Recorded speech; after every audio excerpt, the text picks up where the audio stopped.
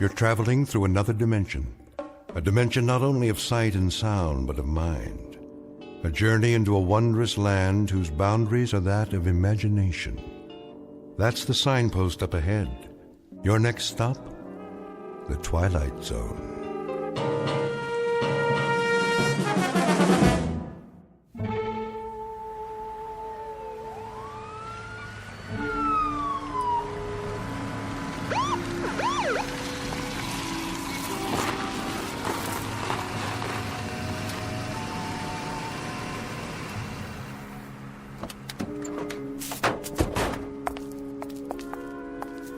This the address? Yep, 2719, Ye Old Curiosity Shop.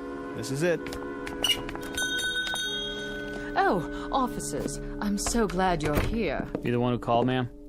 That would be my husband. Jensen, the detectives are here.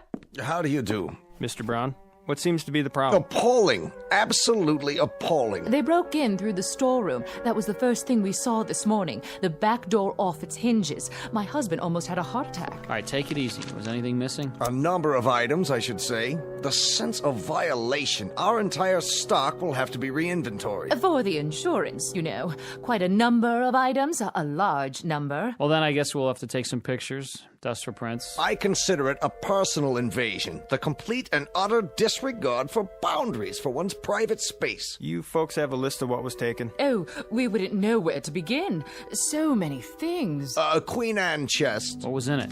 I don't know. We could never get it open. I was going to have a key made. Hard to say what could have been in it. Almost anything. Jewels, family heirlooms. We bought it as is at an estate sale. What else? A Louis XIV washstand. Our pride and joy. 2 antique children's chairs. 5 vases. 6, Ming Dynasty. 2 hand-carved teakwood cigarette cases with platforms. Approximate value? $100. He means 200.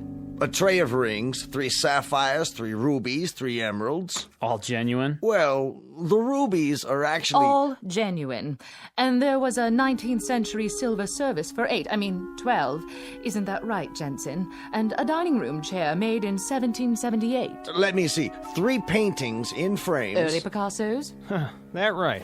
What about the stuff that was in the window? Oh, nothing of real consequence. Don't forget the other tray of rings, dear. Remember? The Native American baskets and the camera. One camera? A very special camera. One of a kind. Make? Well, it didn't have a name on it. At least we never could make it out. Foreign lettering, indecipherable. Probably ancient. Never saw one like it before. It was here when we bought the shop. It was imported. Very rare. Very, very rare. At least 100 years old. Okay, let's see what we got here now. Let's see. Okay, 6 vases, 5 ceramics, a Native American basket, jewelry. A tray of rings. All paste. 6 vases of the Ming Dynasty. I don't know what dynasty they're from, but it ain't Ming's. They're from a rummage sale and they're worth a couple of shucks apiece. Chester, will you pipe down and let me read the article? Larceny. Plain no good larceny is what it is. That's nothing but a list for their insurance company. Why, those crooks. Police theorize that the thieves broke in sometime during the night. Mr. and Mrs. Jensen T. Brown, the proprietors of the antique shop, listed the following additional items as among the goods stolen.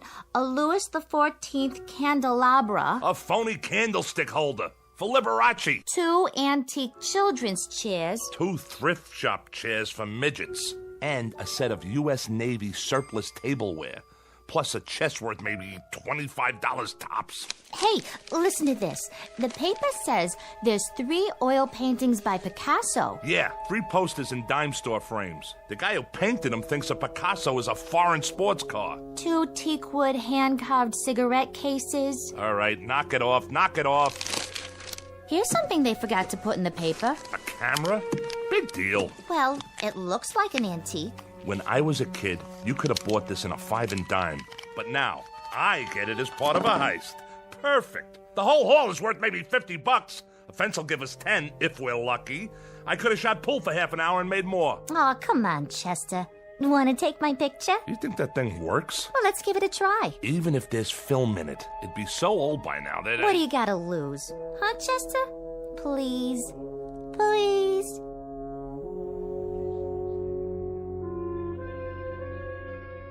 Scene of the crime, a hotel suite that in this instance serves as a den of thieves.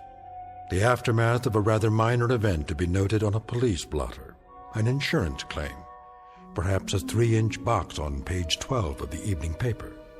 There's just one small item to be added to the list of loot. A camera.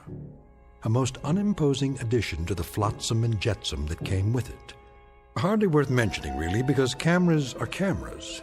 Some expensive, some available at the corner drugstore. But this camera, this one is unusual. Because in just a moment we'll watch as it injects itself into the destinies of 3 people. For it happens to be a fact that the pictures it takes can only be developed in the Twilight Zone. And now, back to the Twilight Zone with A Most Unusual Camera, starring Mike Starr with Stacy Keach as your narrator. Please, Chester, take my picture. Look at this crummy thing. Foreign writing all over it. No place to open it up. Where do you put the film in? Maybe it's already got film in it. Yeah, sure. From the Ming Dynasty. And you think it's still good? Come on. See?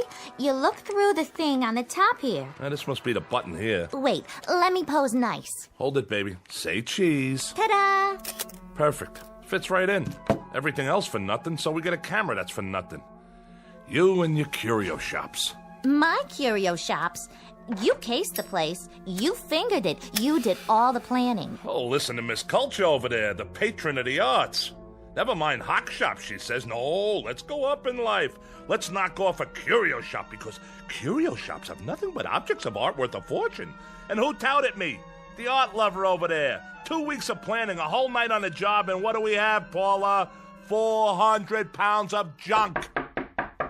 Yeah? Room service. Wait a minute. Room service, huh? I didn't order no room service. It's the law. What are we gonna do? Quick, dump all the stuff out the window. Hold on, Chester. I called for room service, okay? You did? To celebrate our newfound wealth. What'd you order? A breakfast for 2 with all the trimmings. How are we gonna pay for it, Paula? This room is costing me a fortune. Coming! Just leave it outside the door. Oui, monsieur. Very well. I'm not even hungry. How can I eat at a time like this? Maybe a little coffee is all in. Look, Chester. What's that sticking up out of the camera? It's the picture.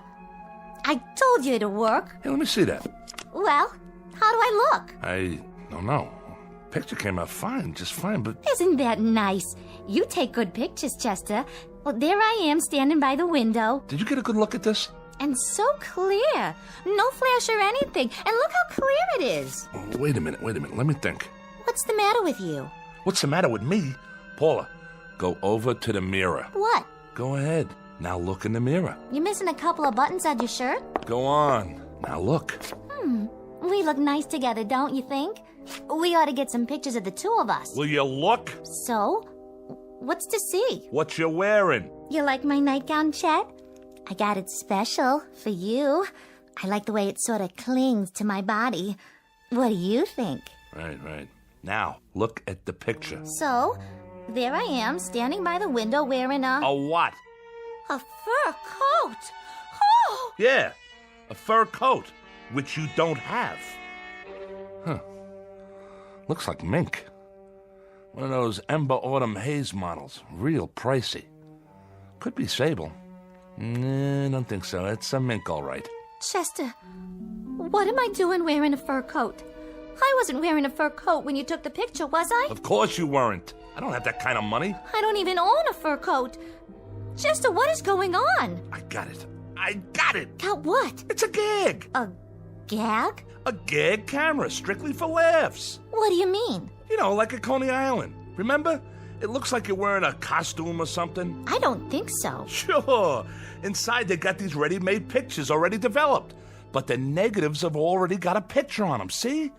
The only thing this takes is the face. But we ain't in Coney Island. You know, like a carnival when you pose in front of those crazy cardboard things. You put your head on top of the cutout. Fat lady, sailor, cowboy, driving a car, you name it. And it looks real. That's what this thing is. Not bad. That's kind of clever. You sure? Sure, I'm sure. Well, you might as well clear up the rest of this junk. If you say so. What are we gonna do with it? Who cares? Stuff it down the garbage chute for all I care. Except for these phony Ming flower pots. Chester, what'd you do that for? Now we gotta clean it up. No, we don't.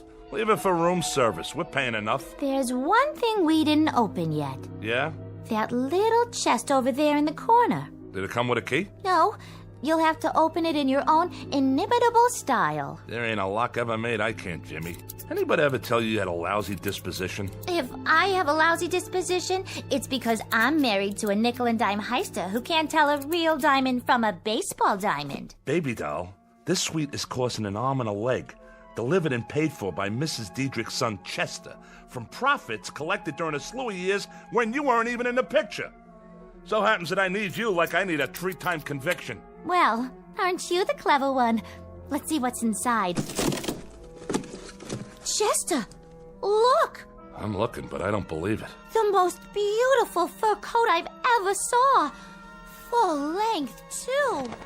So we scored something after all. We sure did. And don't start giving me any of your cheap pizzazz about taking this to a fence. I wouldn't dream of it. Don't argue with me either. This is for little old Paula. Look at these, stripes. Different colors, all mushed together. How do they do that? I think it's called Ember Autumn Haze. Like the one in the picture. Right. Exactly like the one in the picture.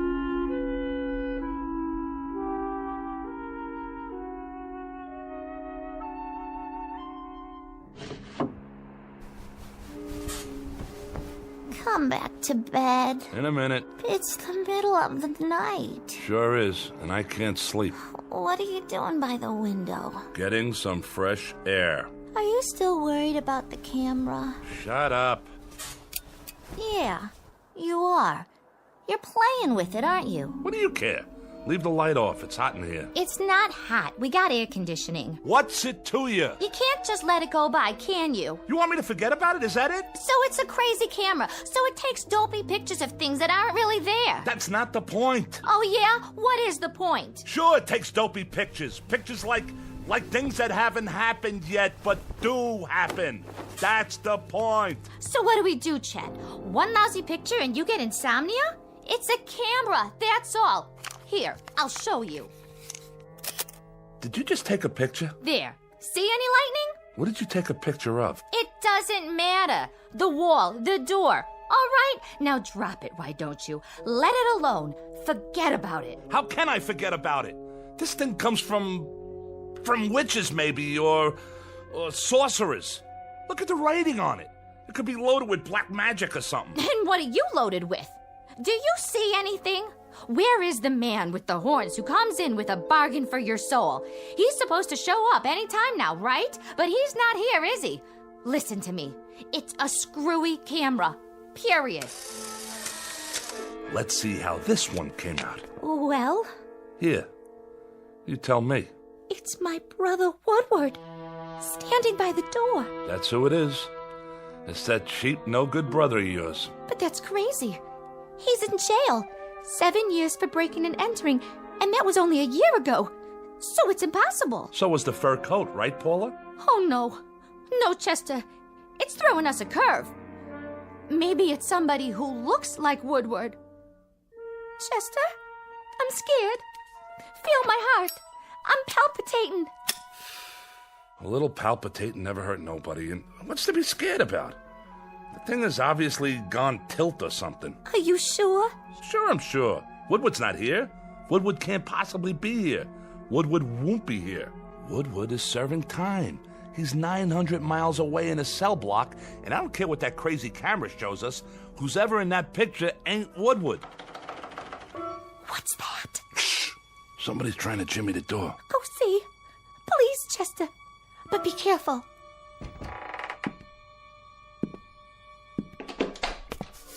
Woodward. Hi, Paula. Hello, Chester. I didn't want to wake anybody, so I just, use the old lockpick on the door. Hope you folks don't mind. Mind? Why would I mind? But you're in jail, aren't you? I broke out. Me and another guy. hid in the laundry truck. Nice, huh? I thought maybe I could stay with you for a few days, if you really don't mind. You don't, do you? I was thinking, maybe if I was around, you two wouldn't fight so much. You still all the time fighting? Hey, what you got in your hand there? A picture. Yeah? Let me see. Well, will you look at that? Yep, there I am, standing right by the door, wearing just what I'm wearing now, too. Same clothes. Ain't science wonderful? Do you know what you're saying? Sure I do. I think it's great to be able to get a picture of... Wait a minute. Wait a minute. Yeah? If I was outside the door... Uh-huh. And you was in here... That's right. But you already have this picture of me. Right. Standing right here. Inside the door. Yeah, and? Then... like... how come?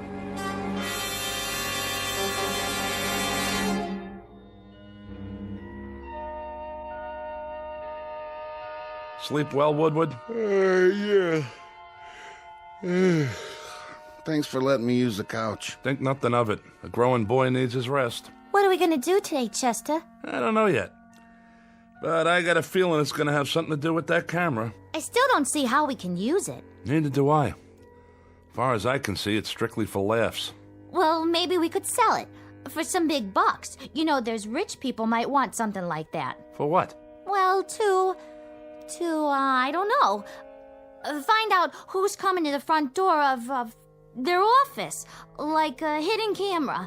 See who's robbing them blind, in advance. Try selling them an item like that. They'd throw you out on your duff. Or some company. They could take it apart and see how it works and make new ones. No way. You'd never get in the door. They'd say you were off your rocker or burn you at the stake, one or the other. What do you think, Woodward? Oh, good call, Paula. Ask the intellectual in the crowd. We could sell, like, tickets. Yeah, that's it. Set up a place, like a stand somewhere, to take pictures. Like at a carny, right? Or maybe we could, like that. Thank you, Einstein. Now look, I'm gonna lay it on the line. What are we? What do you mean? I asked a question. What are we? What are we, Chet? You mean us? Well, we're people, I guess. Sure. But what kind of people? We're 3 minor league heisters, grifters, con artists. Am I right or am I wrong? Yeah, that's it. Well, now we finally got something here that maybe might do good for somebody else. Like who? Science. Science could use something like this. For what? For people, you lughead. We got something here for humanity. Who? Human beings. The world. I'm not so sure we shouldn't just give this to humanity and do something good for the first time in our rotten lives. You got a leak in your attic? What's humanity ever done for us? Sure, Paula, sure. That's what I mean. Just what you said. What'd I say? That's the way we are.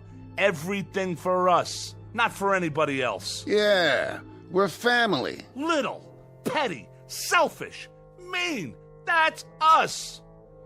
Well, I've risen above all that now. I say let's give this to the world. Here, world, a gift from Chester Diedrich. And his wife. And me too, Chet. Don't forget me. Yeah, and Woodward. So here's a gift for humanity. A gesture's all, maybe. Just a gesture. But it shows the heart of Chester Diedrich and his wife and his brother-in-law. How do we... Woodward, do me a favor. Breathe through your nose. Huh? Why don't you go watch TV? Isn't there something you want to watch to occupy that brain of yours? Oh, yeah, sure. How do we know the things medical science could do with this? How do we know how valuable this'll be as a scientific discovery? They'll name a building after us. Throw big society balls and charity stuff for us. I can see it now. The Chester Diedrich Foundation for the eternally something or other. In the Tendros opener. Hotfoot has just won it. Jerry's Flash second. Easter Baby third. This was Hotfoot's second win in 3 days. He paid $24.90, $15.80, and $6.70. We now move into the second race. Shut that off. I'm making plans. Oh, sure, Chet. Anything you say. Oh, where was I? High society. I can wear my mink coat. Of course, I'll need a couple new dresses and some matching shoes. Hold on. Well, maybe just one dress to start with. You know, a real evening gown with... I got it. You sure do, Chester. I never would have thought of that. I got it. Got what? I got it. The TV set. Woodward, you're a genius. I am? This camera takes pictures of things that happen, but haven't happened yet. I guess. Read my lips. It took a picture of Paula with a fur coat. 5 minutes later, she had a fur coat. It took a picture of that door with nobody standing in front of it. And then you were standing in front of it. Follow me? No. All right, boys and girls. Now get this. We go to the racetrack, right? I'm starting to get it. We take a picture of the winner's board at the track before the race. I think I get it. The winner's board before the race. That's a great idea. But I don't get it. Hold on now. We take a picture of the winner's board, and then we look at it and... Oh! Chester! Woodward, are we getting through to you yet? We take a picture of the winner's board. It's empty, see? Because the race hasn't been run yet. But that camera, that little old bugger over there, it takes pictures of things that happen 5 minutes later. So the picture we get will have the winning numbers on the board. We know what horses come in and what they paid. Now I get it. Come on, everybody, get your coats. Woody, my boy, grab one of mine. And put on a tie so you can be in disguise. No, Chester! This is so exciting! That was the first race. We can get there in time for the last 4. How much dough has everybody got? I got a 20 and a 10. That's 30. I know it's 30. I got 2 10s and 3 20s. Come on. Okay, and the old insurance, my $100 bill. That makes 180 and 30. You got anything for the pot, Woodward? Yeah, I got 10. $220. Is that enough? There's bound to be at least one long shot. Why, we can parlay this into $1 million if we work on it long enough. We can't lose, Paula. We simply can't lose. Come on, everybody ready? Chester, what about humanity? Humanity? Like you said, baby, what did humanity ever do for us? Let's get going.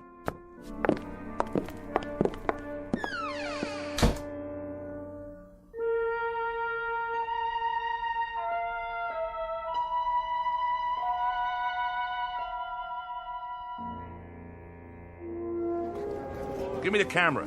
Let me see. The camera. You brought it, didn't you? Right here, Chester. I was just teasing. I'll brace it on the rail to keep it steady. Oh, boy, Chet. Oh, boy, you got us an idea here. My ribs aren't bothering your elbow, are they? No, not at all. Then let loose of me. Let me get the picture.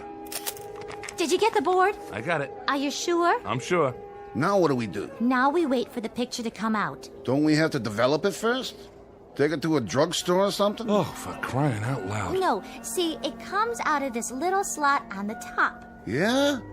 Neat. Sometimes it takes a little while. How long? The race is gonna start pretty soon. All things come to him who waits. Oh.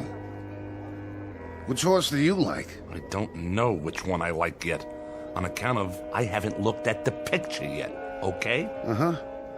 I like the number 5 horse, Tinky Beggar. It suits you.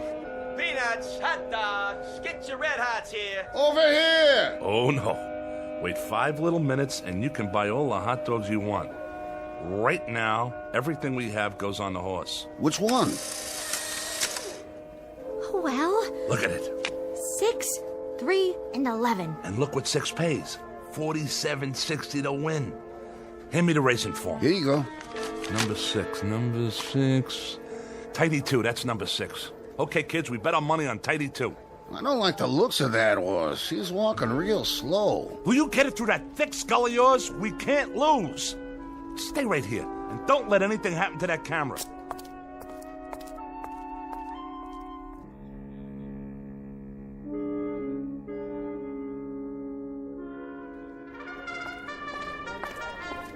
What's your bet, sir? Put it all on number 6. The works. Number 6 it is. Here's your ticket. Thanks.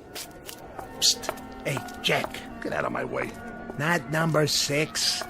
That's tidy, too. The last jockey that horse had was Paul Revere. But I mean the original Paul Revere. Now, if you really want to make some dough, I got some information in my pocket here. The goods on the last 2 races, and all I need from you is cash. You and me could go partners and really make ourselves a bundle on this. I got a tip for you. Bet anything but number 6 so you don't lower my odds. See you later, Jack.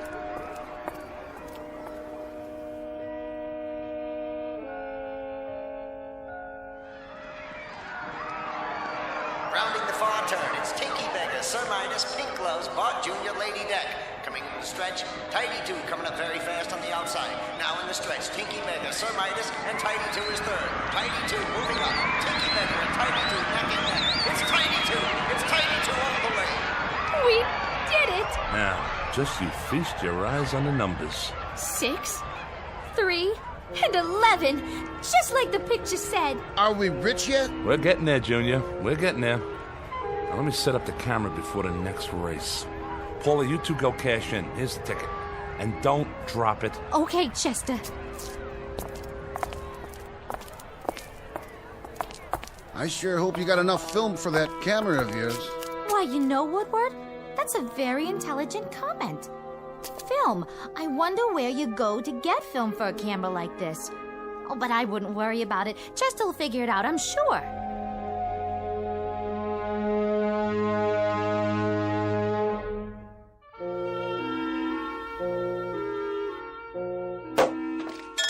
Want another glass, Chester? No, I'm on the phone. Yeah, but when can I get a delivery on something like that? No. I don't want the black one. It's gotta be yellow with black upholstery. Spoked wheels, Continental kit on the back, dual exhaust, power everything, the works. You got that? Now when can I get a delivery? All right, then order it. No. I'll pay you in cash. Come over with the papers tomorrow morning, we'll settle it then. How much did you say it was? No, I'm not backing out. I was just thinking. Maybe I ought to get 2. Huh? Well, you bring the papers. Fine. So long. It's the room service waiter. Are you done with your snack, Woodward? I ate the steak, but I can't finish all the chicken. I guess that'll hold me till dinner, though. Yes? I came for the dishes, madame. Right over there on the coffee table. Can you bring a couple of more bottles of champagne on the way back? Yes, madame, I can easily do that.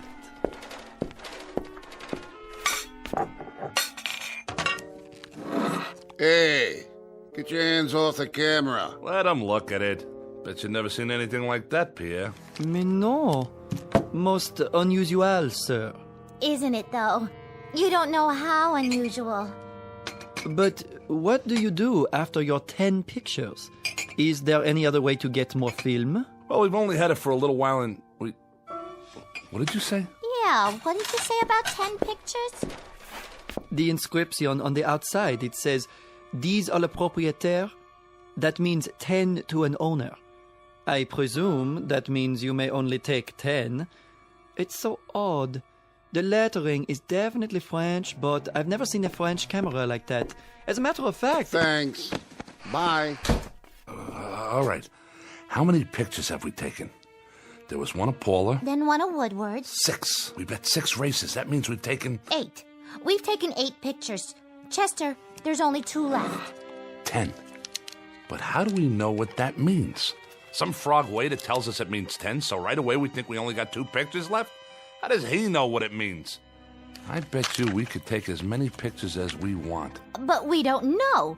Chester, we can't take any chances. No, we can't. You know what we should do? We should sell it. Who rattled your cage? This don't even belong to you. You're strictly for charity, buddy. Now what we should do with it is go back to the track and bet 2 more races with it. Are you both crazy? What you do with it is hang on to it. Save it for a rainy day. Careful. You stop it. You're going to break the camera. It took a picture. You dropped it and wasted a picture. I didn't drop it. You did. Oh, palpitations. You and your palpitations. Phony palpitations and a stupid brother. Hey, look. I don't have to take that kind of guff off of you. All right. Have a drink. Give me the camera. What's in the picture? It's me. It was pointing at me when it went off, and it looks like I'm... She's screaming. Let me see that. Get your hands off. Why is she screaming in the picture, Woodward? I'll tell you why she's screaming. She's screaming because somebody's trying to do something to her loving husband. Some stupid ex-con with an idiotic idea about selling a camera to the highest bidder. And who doesn't care what he has to do to get it? Well, we'll see about that. Put the knife away. If she's screaming in the picture, it's on account of what some guy must be doing to her loving brother. You better put that knife away, Chester. You put her away, or I'll take it and peel your skin off. Try to take my camera. Try to cut me, will ya? Stay away from the window! Watch out!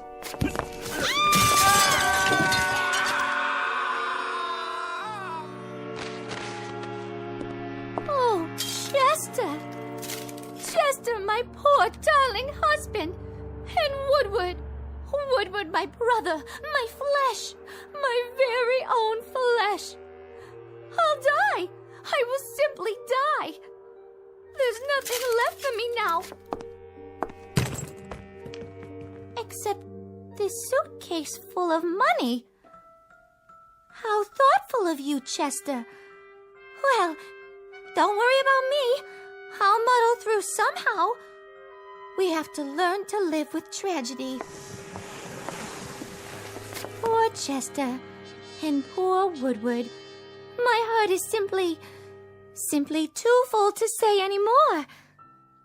May you both rest in peace. Now, where is that camera? Here. One picture left, huh? One more picture to remember you boys. For posterity. Pardonnez-moi. Oh, how did you get in here? I have, how you say, the key. There is something in the way of laundry that I should take, no? You got the wrong room, Jack. There's no laundry up here. I'm checking out. There is the matter of dirty laundry. And your two friends, they have checked out already? Ah, yes, I see them. Such a pity. Lying down there in the courtyard. So young. One moment full of life, vim, vigor, and the next moment, poof. What do you think you're doing with that suitcase? Doing? But, madame, I told you, I'm here for the laundry. I'm, how do you say, cleaning you out. You're cleaning me out?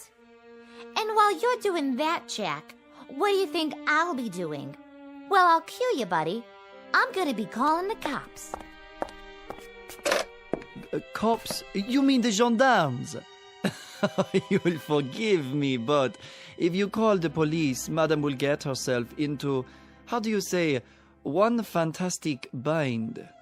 Dear lady, I know all about you. I did some checking. You, your husband, your brother, you're wanted.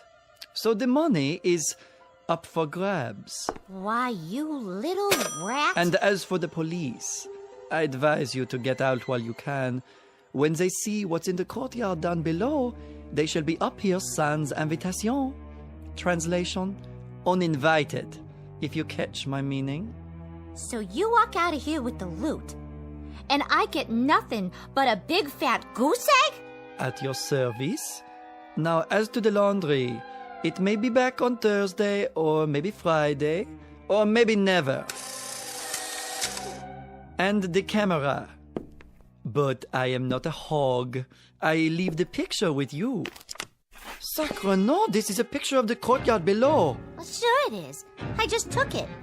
And if you don't mind, I think I'll just keep it. As a souvenir. But how can this be? In the picture, there are more than 2 bodies. More than 2? Then who else is down there? Watch your step, madame. The broken glass. You will trip and hurt yourself.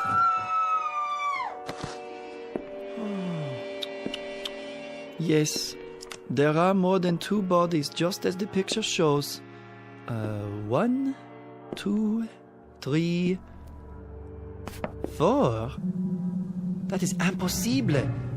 Wait, let me see. Oh, the camera.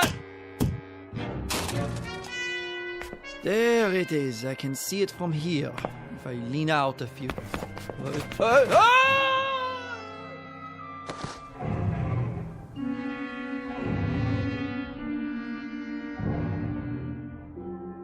Object known as a camera. Vintage uncertain.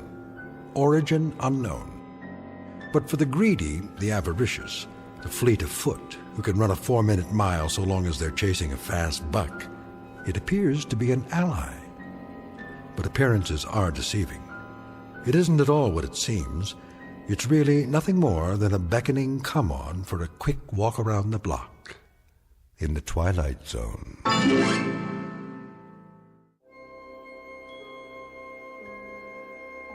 Hi, this is Carl Amari, producer of the Twilight Zone radio dramas. I'd like to take a moment to tell you about our official website at twilightzoneradio.com, where you'll get the latest news and information on these Twilight Zone radio dramas. Plus, at twilightzoneradio.com, you can digitally download 3 free episodes or any of our episodes for only $1.95 each. In this age of ever-changing technology, we've decided to make these episodes instantly available to you by making the Twilight Zone radio dramas a digital download-only series. This means that this series will no longer be offered on CD. The CD collections at our website are now being offered while supplies last at buy one, get one free. So be sure to get your favorites before they're sold out. Be sure to visit us often, and I'll see you in the zone.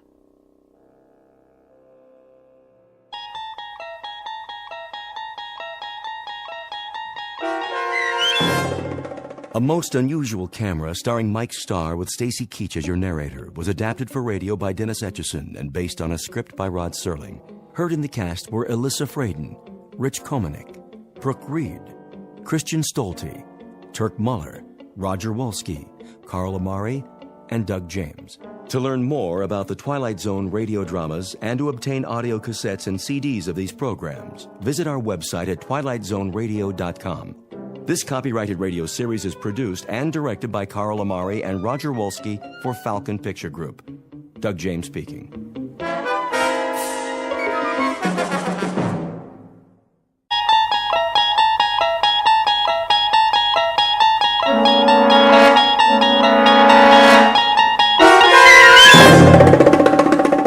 There is a 5th dimension beyond that which is known to man. It is a dimension as vast as space and as timeless as infinity. It is the middle ground between light and shadow, and it lies between the pit of man's fears and the summit of his knowledge. This is the dimension of imagination. It is an area which we call the Twilight Zone.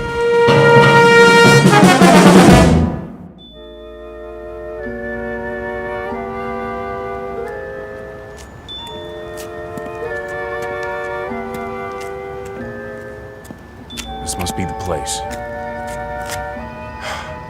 Okay, Rocky, quit stalling and do it. Yes. Hiya. Sorry, we're closed. Is this the Southside Loan Company? I said we're closed. Well, it don't look like it. Well, I was about to turn the sign around. This'll just take a minute. Come back tomorrow. Well, see, that's just it. I can't come back tomorrow. 9 to 6, Monday through Saturday. Say, you got a nice shop here. A little bit of everything, huh? Bring in the merchandise. No radios, typewriters, or fishing poles. I pay top dollar. You do, huh? I have to lock up now. Bet you got a lot of rings, jewelry, watches, stuff like that. All in the safe. Bye now. The safe, huh? What about this vase? Worth plenty, I bet. I told you. I'm closed for the night. What do you want, anyway? Just this. Oh! Don't worry about it. I'll close up for you. Now just point me at the safe and I'm out of here. Probably in the back room. Didn't even lock it yet.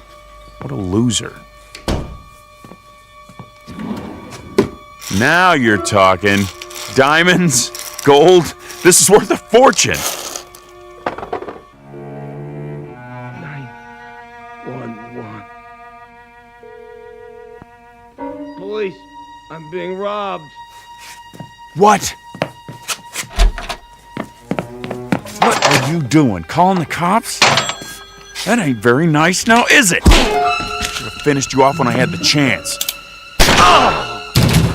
Now I gotta use the back door.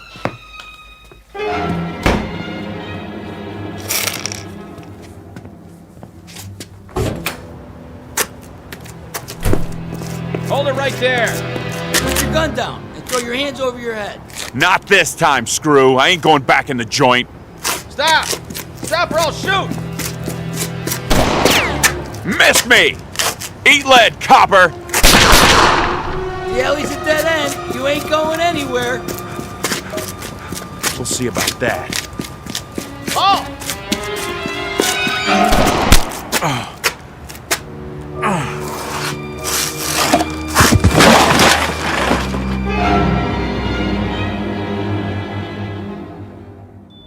Portrait of a man at work.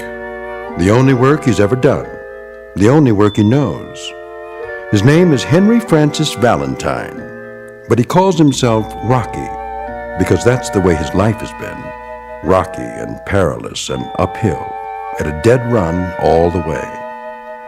A thin, pale, stubby fox of a man who has eluded the hunter until tonight. He's tired of running, of wanting, of waiting for the breaks that came to others but never to him. Now he thinks it's all over, but he's wrong.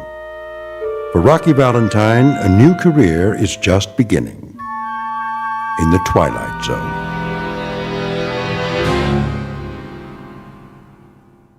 And now, The Twilight Zone and our story, A Nice Place to Visit, starring Hal Sparks with Stacy Keach as your narrator.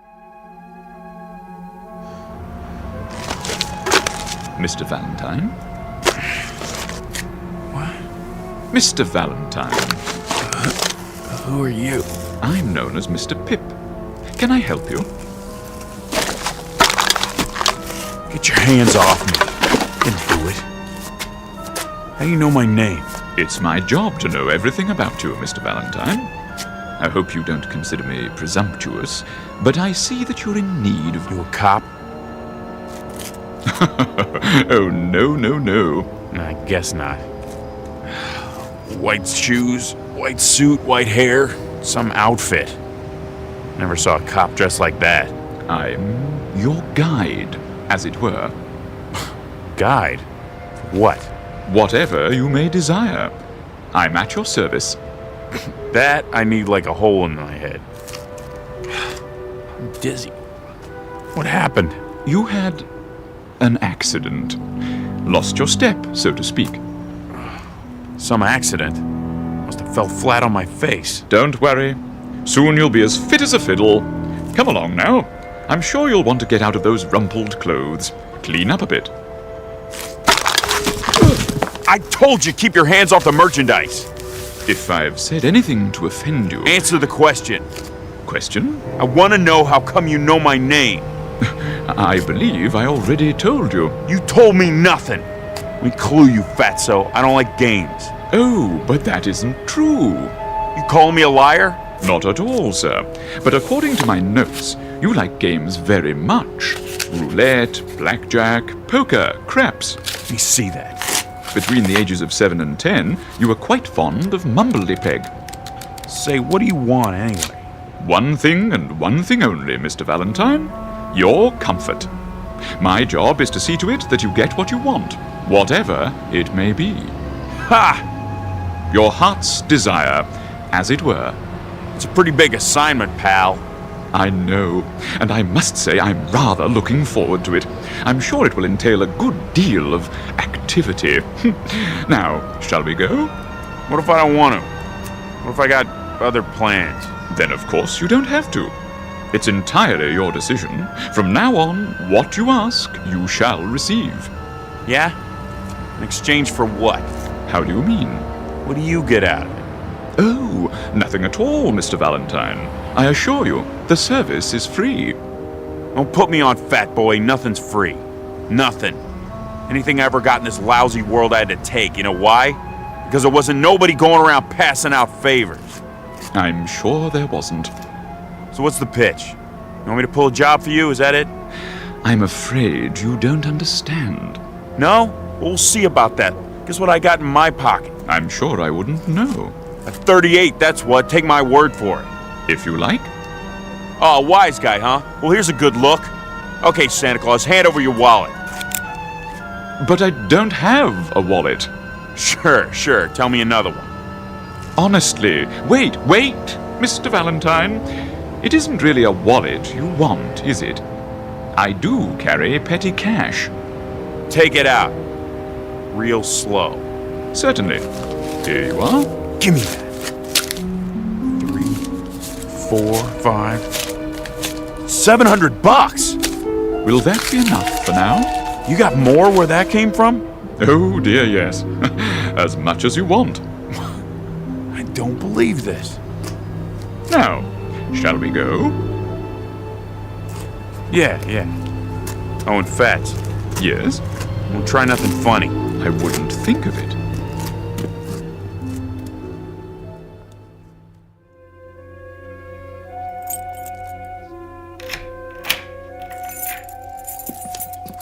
Here we are. The penthouse. Hey now. You like it? Sure I do. Oh, I'm relieved.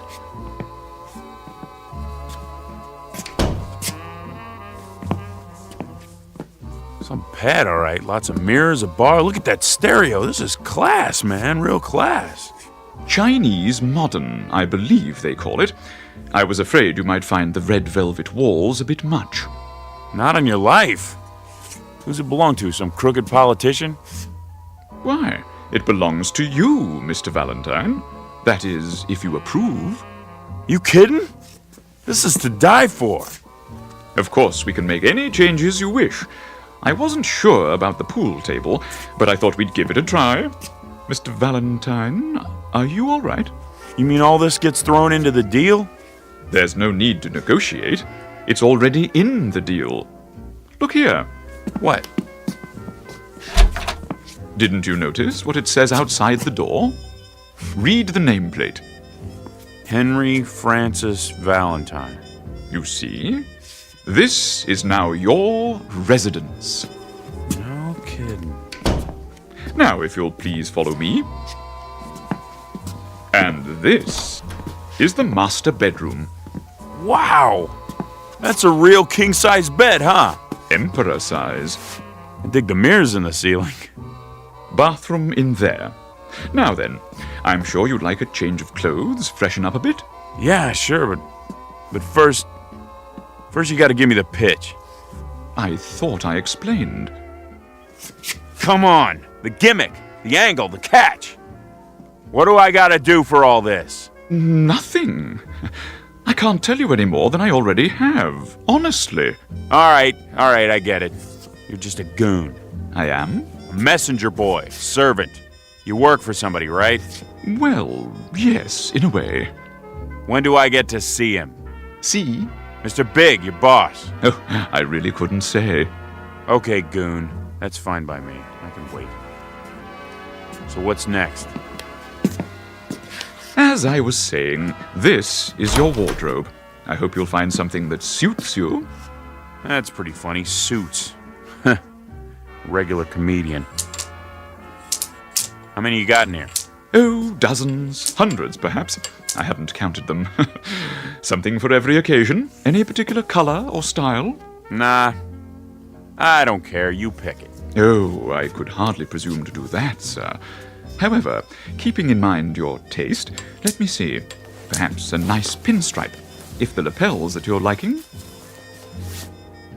It'll do. And to go with the dark material, a nice tie. I believe your favorite color is yellow. Mm-hmm. Splendid. It should go well with, let me see, a new pair of brown shoes, like the ones you have on. Well, sir? Make up your mind. What's the matter? You got no taste? My taste doesn't matter. Perhaps these, a smart black and white pair with tassels and pointed toes. Fine. I'll just lay your selections on the bed. Shirts, socks, and underclothes in the drawer. Quite a large stock. And in this ebony case, a selection of jewelry and accessories. Jewelry, huh? Let me see. Cufflinks, tie-tacks, rings, watches, a little bit of everything. I'll draw your bath. Yeah, you do that. You do that.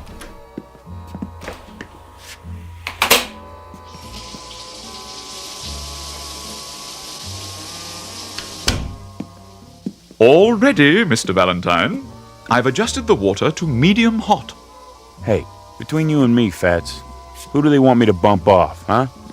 Must be somebody important, you know? A real VIP. Oh, no, sir. As I've already explained. I know, it's free because I'm such a good guy. I'll leave the room while you bathe. Sit right there and wait. Yes, sir. I'll be out in a couple of minutes. Take your time. Please. Hey, Fats? Yes, sir? Don't try anything while I'm in here. I got my gun with me. One wrong move and you're Swiss cheese, you understand? Perfectly. When I tell you, pass in my new clothes one at a time. Absolutely. And no funny business.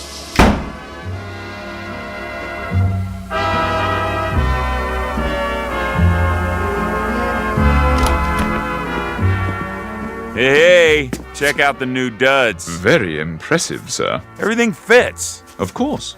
I'll say this, your guy sure knows his threads. Now, Mr. Valentine, if you'll follow me to the living room. What's all this? I took the liberty of calling room service. I thought you must be getting hungry. So? What'd you order, the whole menu? A little bit of everything. All your favorites.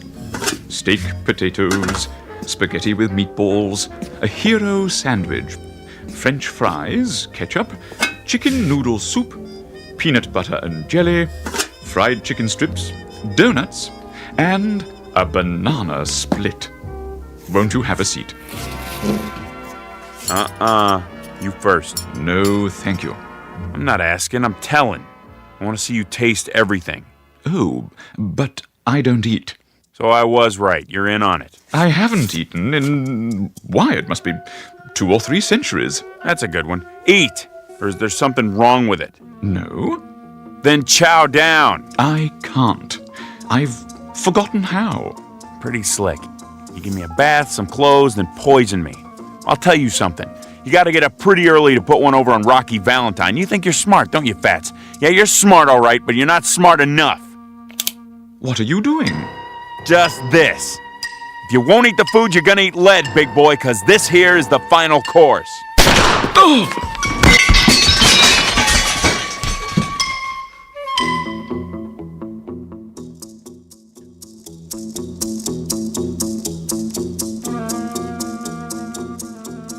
You have me at a disadvantage, sir.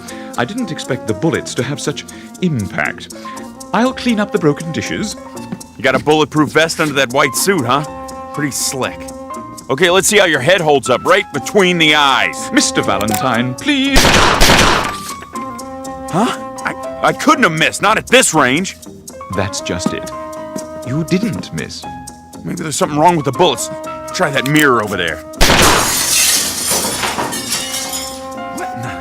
Mr. Valentine, perhaps you'd like a drink. Yeah, good idea. Where's the scotch? Here.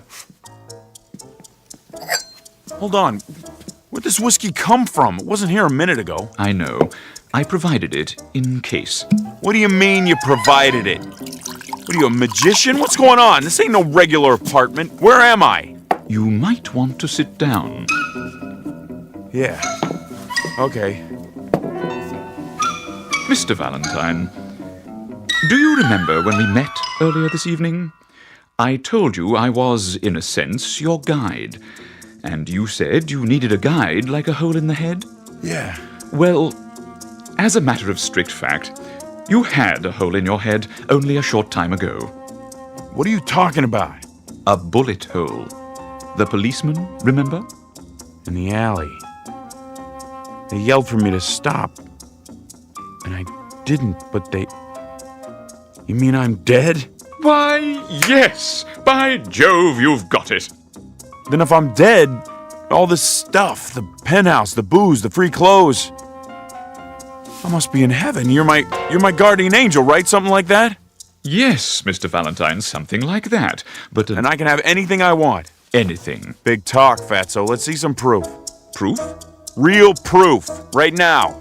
I want money, moolah, simoleons, cold hard cash. I gave you what I had in my pocket. Chump change. I'm talking about real money. Make it $1 million. $1 million? And 5G bills. As you wish. Okay, where is it? Look in that drawer, under the desk.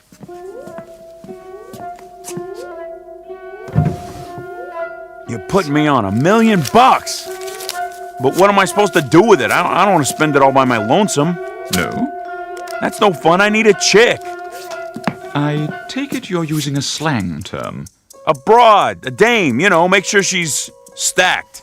Curves all over the place, you dig? I'm not sure. Let me spell it out for you. Beautiful. Oh, now I understand.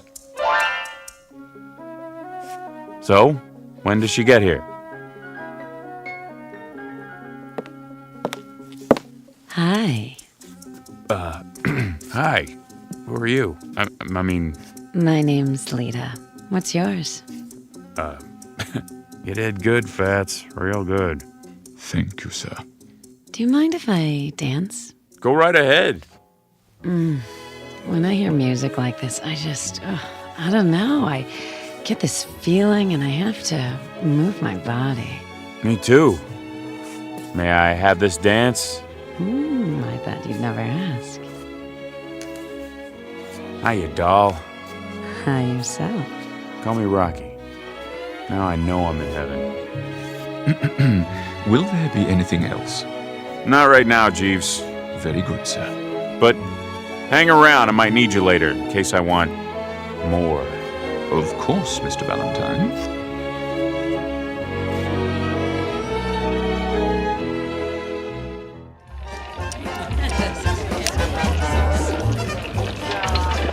No more bets, please. No more bets.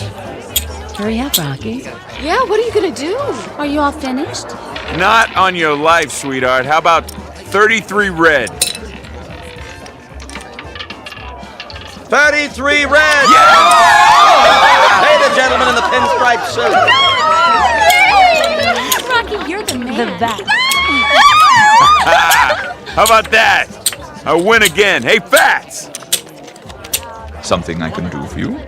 No, something I can do for you. Put your money on the table right there. 14 black. Rocky's hot tonight.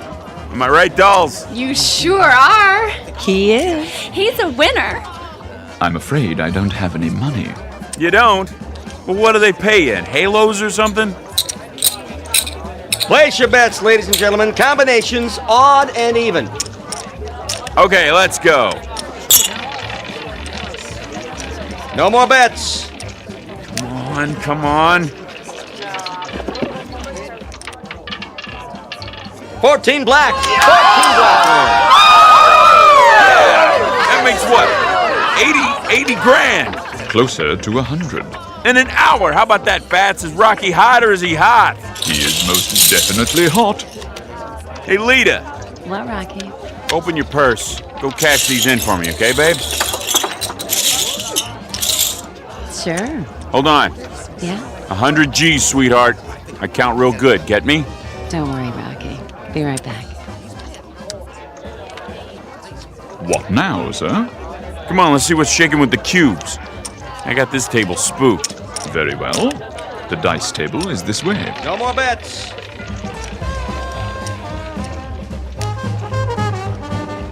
Oh, there's a slot machine. You want to play, doll? Can I? Sure. Here's a silver dollar. Wait a minute. I'll put it in for you. I got the magic.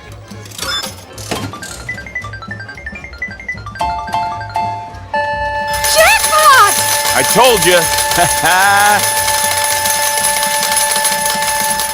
Would you like me to carry them for you? Yeah, sure. And give the ladies a tip. Very good, sir. 7 out, line away.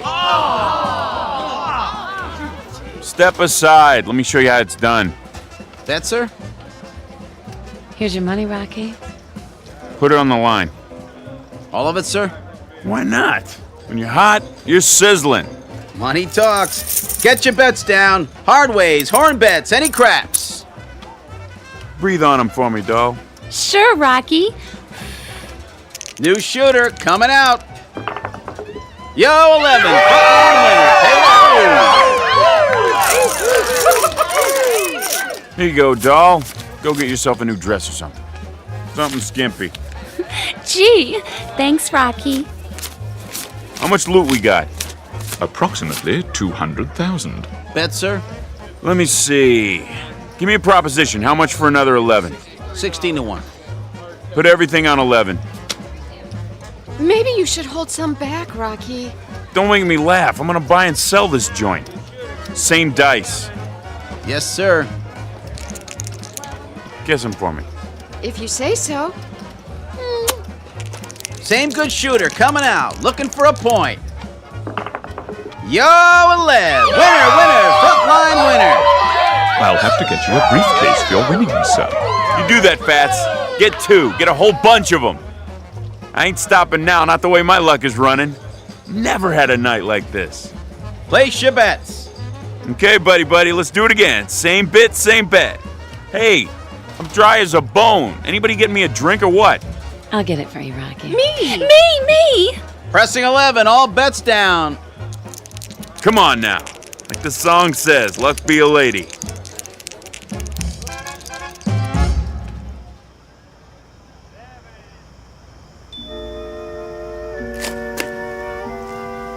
Move your car, please. This is a no parking zone.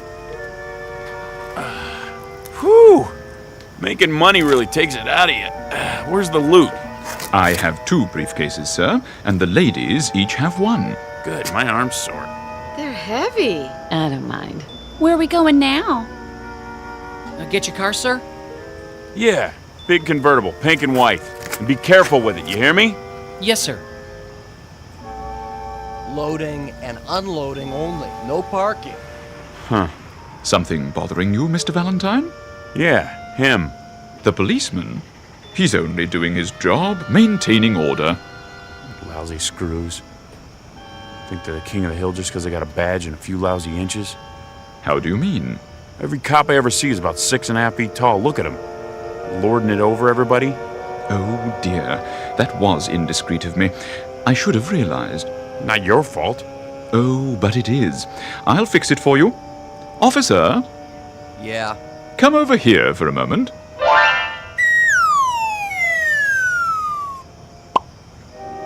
Yeah, what do you want, mister? Better? Sure is. Hey, screw!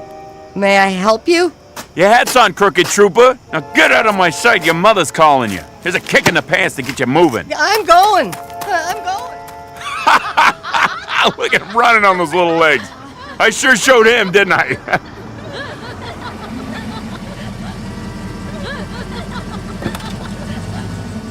Your car, sir. Oh, okay, kid. Here, you keep the change.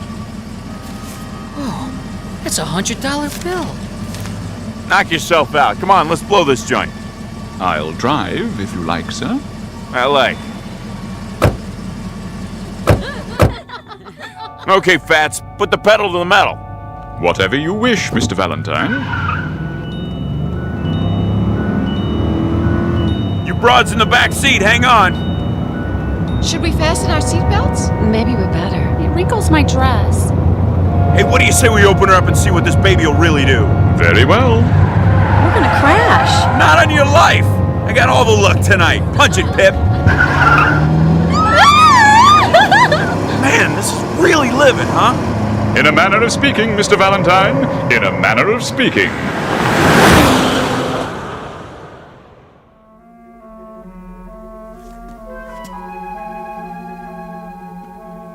Where's my pad?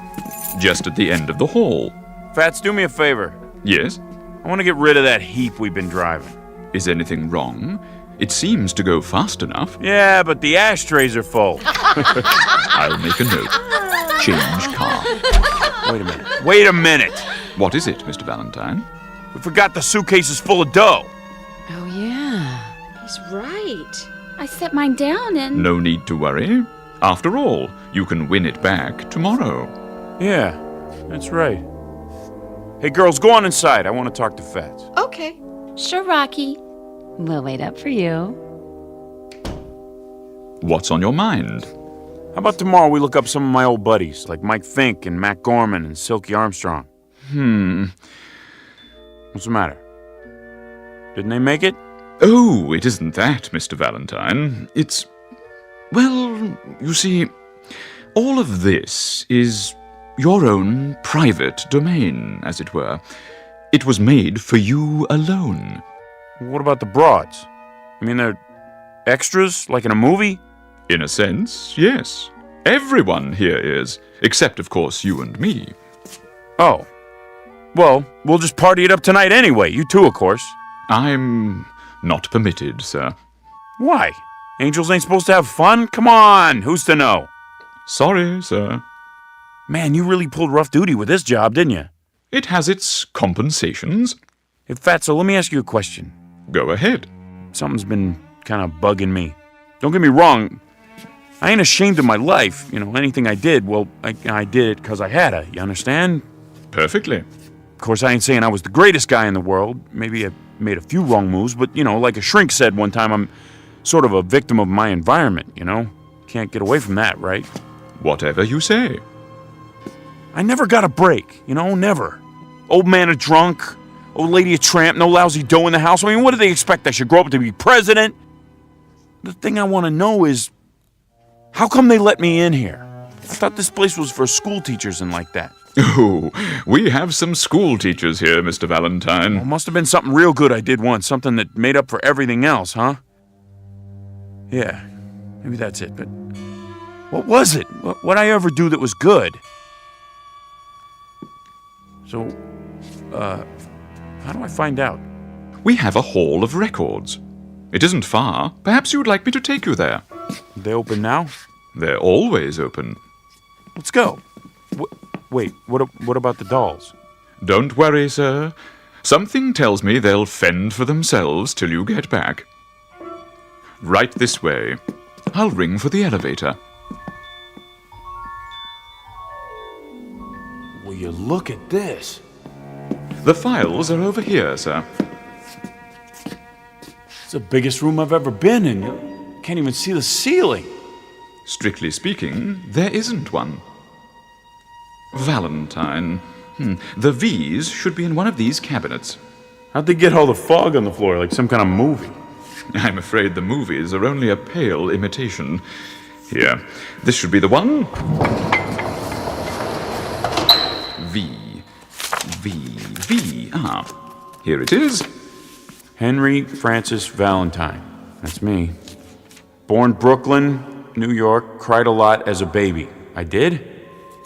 At age 6, tortured small dog. Well, why not? It bit me. At age 7, began stealing toys from dime store. Age 8, organized street gang known as the Angels. How about that? Great bunch of kids. That's what we called ourselves, the Angels. Can you believe it? Age 9, broke into bicycle store. Age 10, beat up smaller child, hospitalized with injuries. Hey, what is this anyway? Your permanent record, sir. But it goes on for pages and pages. Nothing but all the bad things I ever did. It's thick as a book. I don't get it. Get what? You don't think there was a mistake, do you? Not likely. Then don't figure. Where's the good stuff? I wouldn't worry, sir. I'm sure the record is quite complete.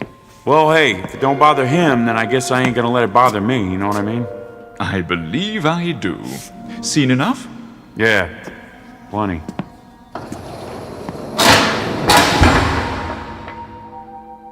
What now, Mr. Valentine? I don't know. Maybe fool around with the dolls, maybe go and shoot some craps first. I'll bring the car around. Nah, I can catch a cab. I got some thinking to do anyway. Very good. If you need me, just pick up any phone. Dial 1-800 PIP. Sure thing. I'll see you, Fats.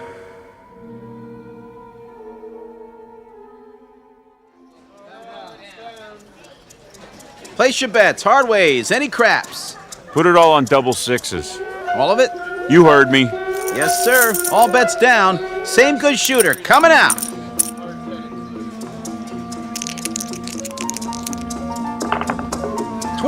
Midnight, winner 12. Say, you want to stay up all night? What? Double sixes, midnight. Let it ride, sir? No, forget it. Your chips. Yeah, sure.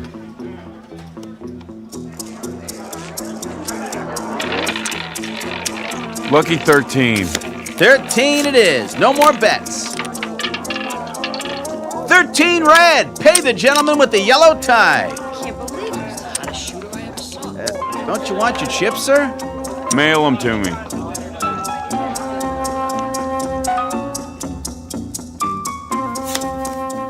Okay, pick up your hand. That's it. How many cards you want? I'm okay. How about you? I don't need any either. Lita, how many? I think I'll play these. Dealer stance, Pat. What do you got? Huh? Now's the time when you lay them down. Oh. Let me see. I got a full house. Great. What do you got, doll? I'm not sure. I'll tell you. Looks like a straight flush queen high. Oh, is that good? It's great. It's just great. Lita, show me your cards. But everybody will know what I have. It's okay. Yep, you got her beat. Straight flush king high. I win. Not so fast. Any other game you could bet the farm. But here, read 'em and weep. I got a royal flush. You win again, Mr. Valentine. Yeah, I know already. That's all I ever do in this nutty place. Win, win, win. Is there anything else you'd like us to do? There must be something. Nah, get out of here, all yous. Sick of looking at you. Can we come back later? Don't call us, we'll call you. Go on, scram. Now what am I supposed to do? Play tiddlywinks? Maybe a game of 8-ball. Nah, straight pool.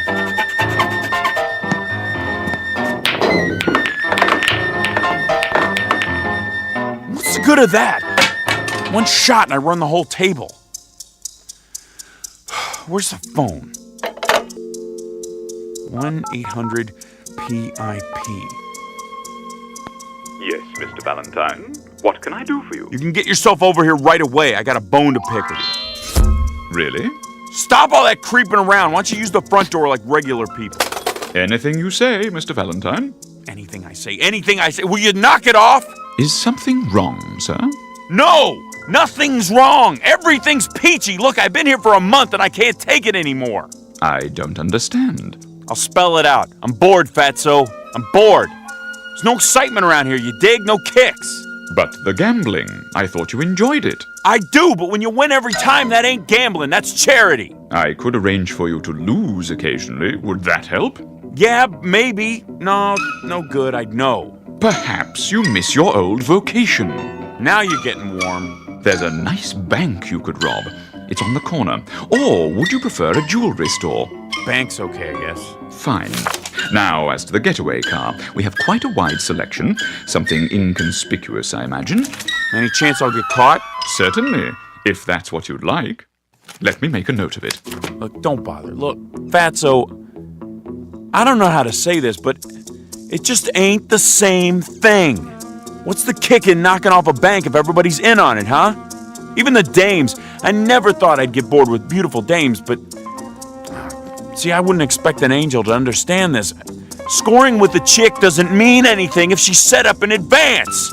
I mean, everything's great, really great. It's just the way I always imagined it. But, see, I tell you, Fats, I don't think I fit in here. Oh, nonsense. Of course you do. No, I'm serious. Somebody must have goofed. Look, I'm gonna go nuts if I have to stay here another day. I just don't belong in heaven. I want to go to the other place. Heaven? Whatever gave you the idea you were in heaven? Mr. Valentine, this is the other place.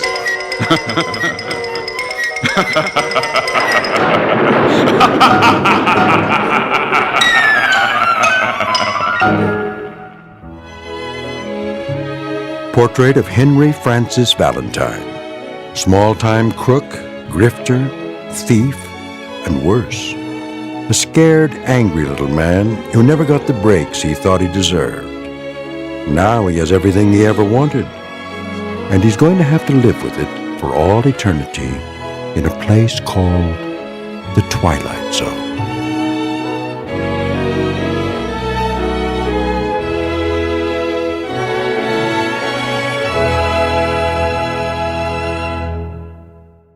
More from the Twilight Zone after this.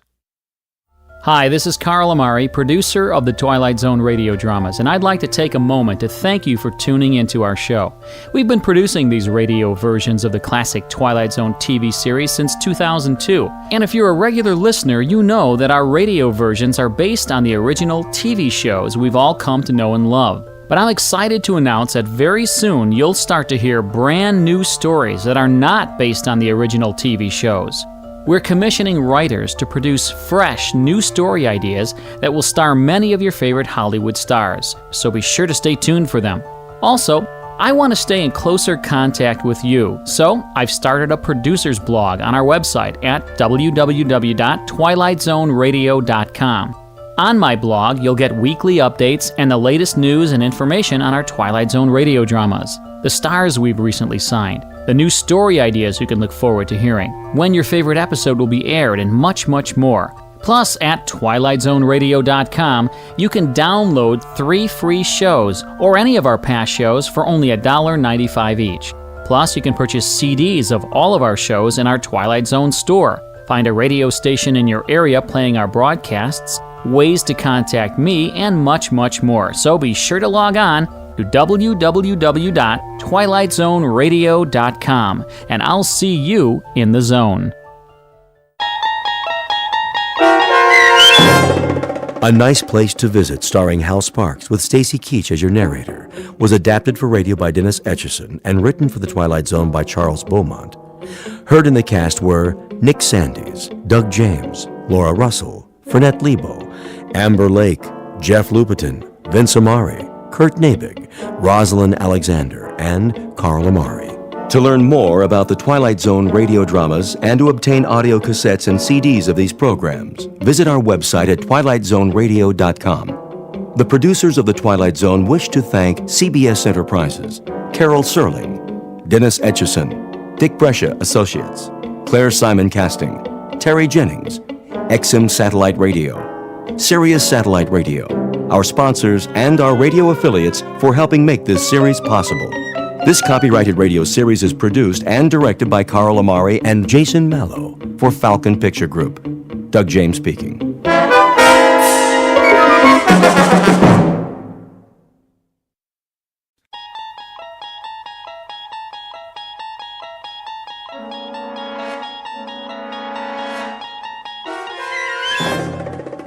You unlock this door with the key of imagination.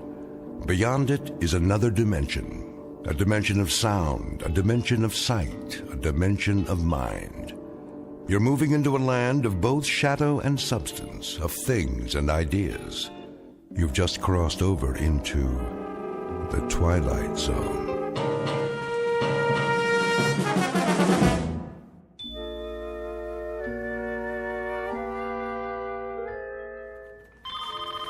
Cooper Corporation, how may I direct your call?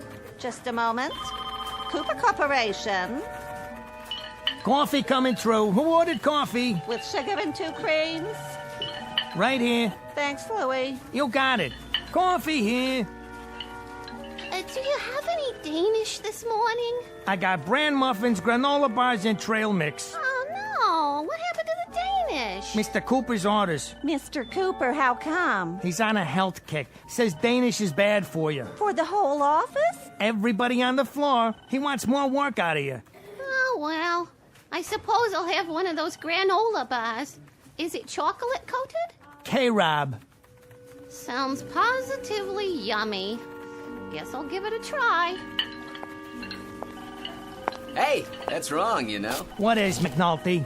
Well, the pastries are bad for the brain. True, they're mostly sugar and starch, but so are muffins, huh? Granola bars? Granola bars have as much fat as 13 strips of bacon. Did you know that? And trail mix? Forget it! Forget it! There's so many calories in saturated fat, you might as well eat a tub of popcorn, huh? With butter! Well, if Mr. Cooper wants to improve productivity... All I know is I got coffee with cream, cream and sugar, cream by itself, sugar by itself, or artificial sweetener. And that old favorite, all black. Take your pick.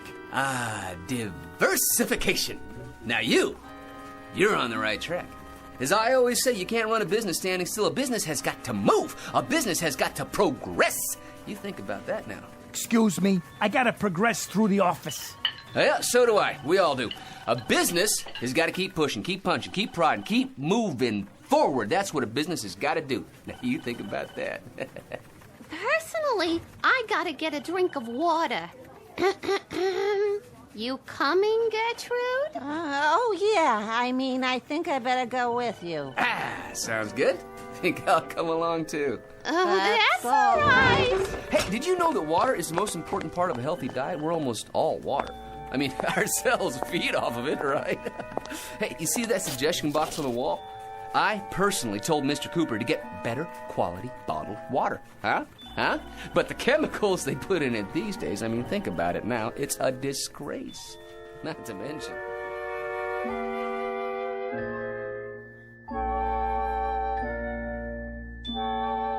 Submitted for your approval, or at least your analysis, one Patrick Thomas McNulty, who at age 41 is the biggest bore on Earth.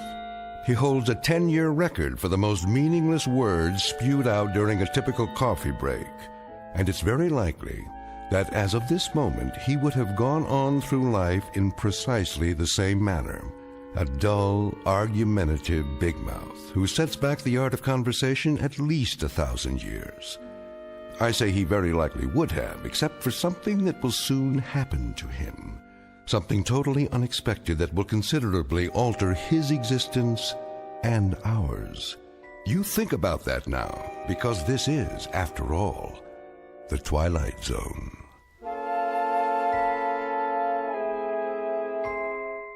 And now we continue with our story from The Twilight Zone, A Kind of Stopwatch, starring Lou Diamond Phillips, with Stacy Keach as your narrator.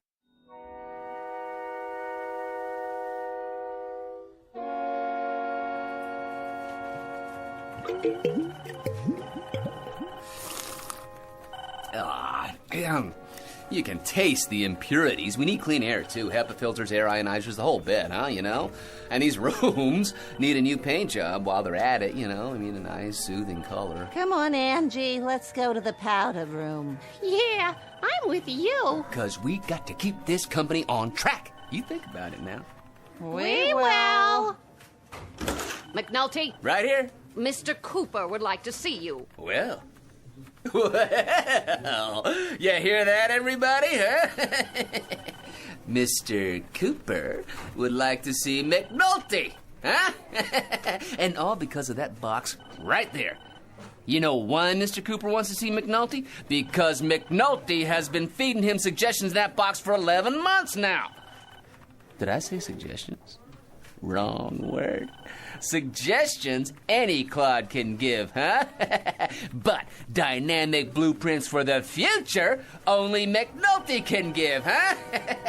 You just think about that. Mr. Cooper's waiting, Mr. McNulty. In here, McNulty. Hi, Mr. Cooper.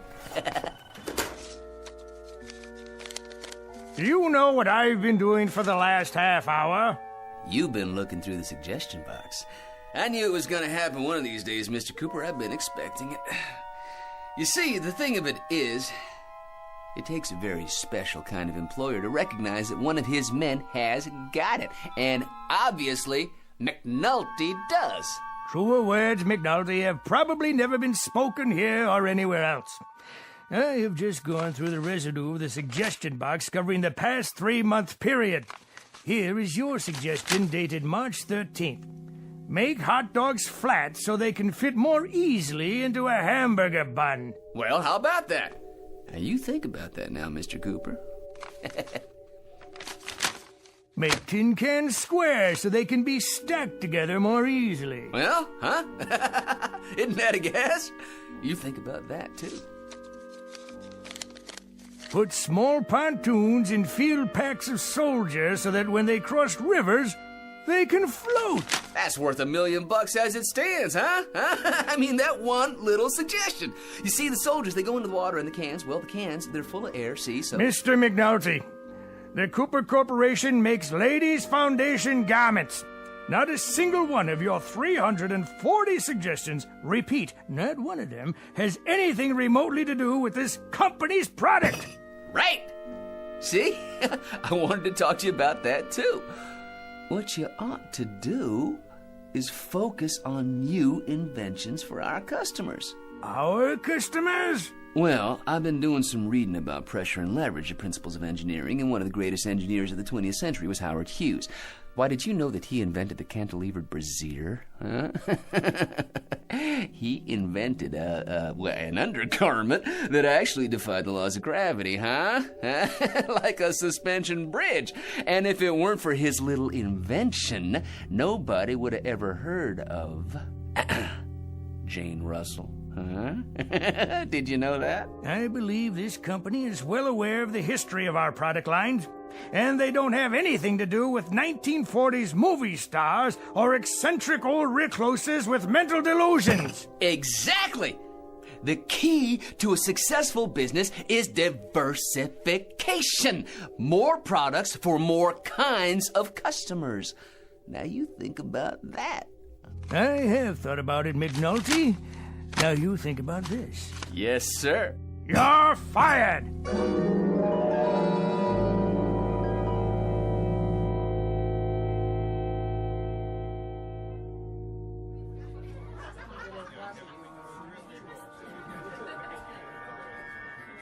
Another round, McNulty?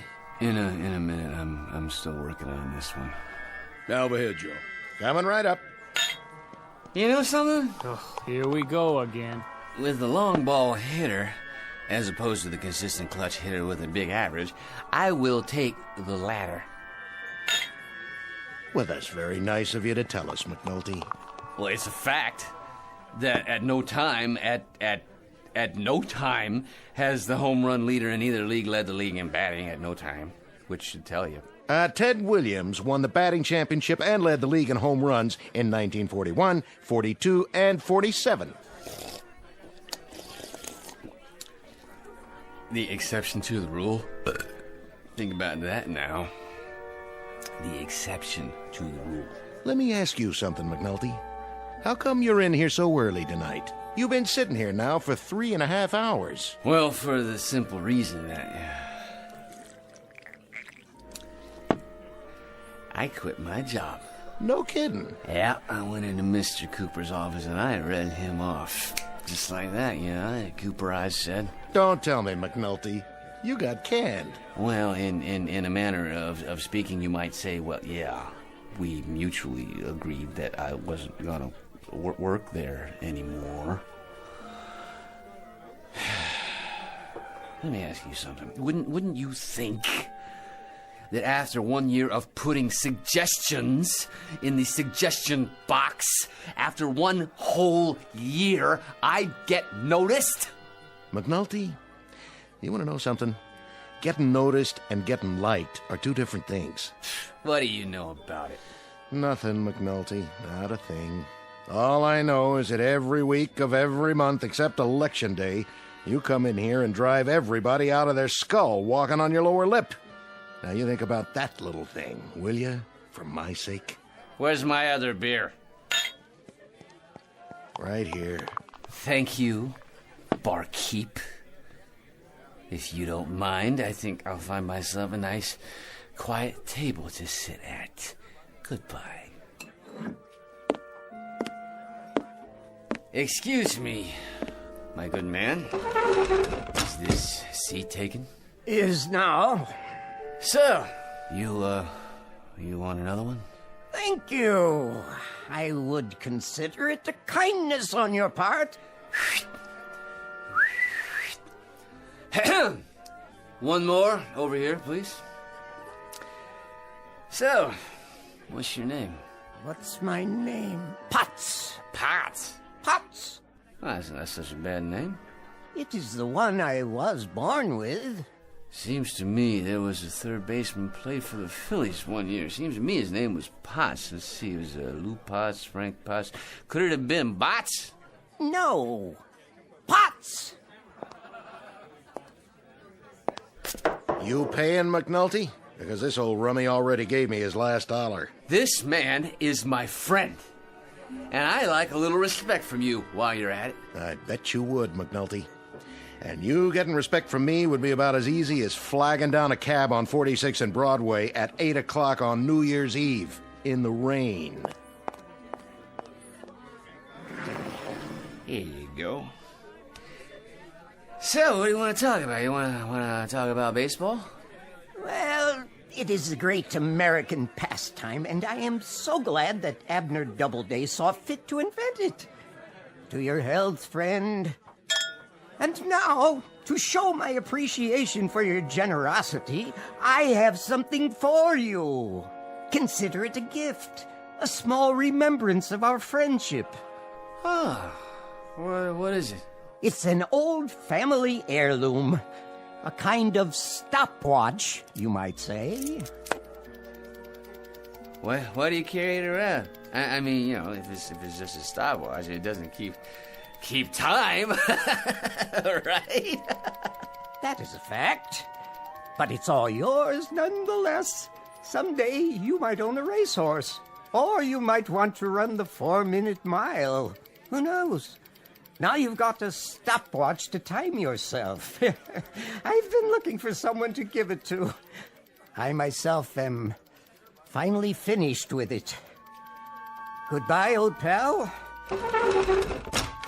E pluribus unum.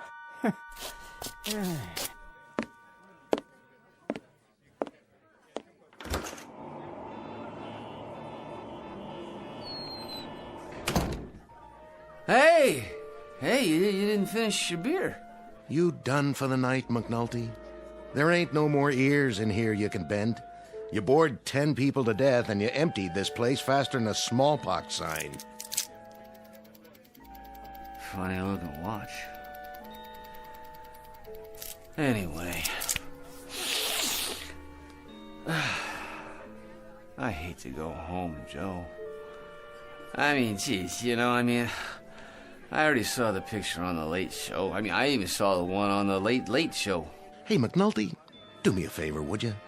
Whenever you get the thirst, go to some other bar. Sometimes, I wish I was married, cause so I wouldn't have to go anywhere. You ever get that feeling, huh? How do you work this thing? Pushing button on the top. And another thing about you, McNulty, you make me nervous. First you come in here, and then... What? What's going on, Joe? Hey, Joe. Why ain't you moving, Joe? Joe, why don't you say something? I mean, it's like he was frozen.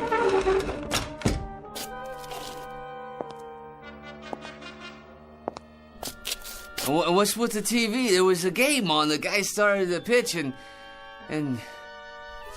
well, you look at that. The ball's just hanging there. Did the TV freeze up or something?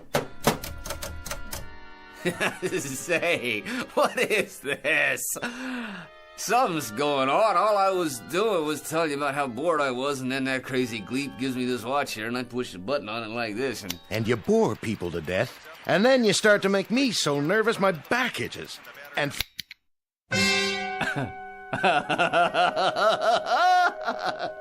Hey, I kinda like this. Furthermore, it's getting so people don't stay very long in my establishment when you're around. You catch my drift? They stick their heads in, see you sitting here, and move on. In other words, you're costing me business, McNulty. Do I have to make it any plainer? So like I say, take it somewhere else, okay, pal? It's nothing personal. I make you nervous? You don't suppose You don't suppose this watch here... You know something, McNulty? You're the one guy who makes me wish they never repealed Prohibition. And you know what I think, Joe? I think this watch is a very unusual one. That's what I think. A very, very unusual watch. Huh?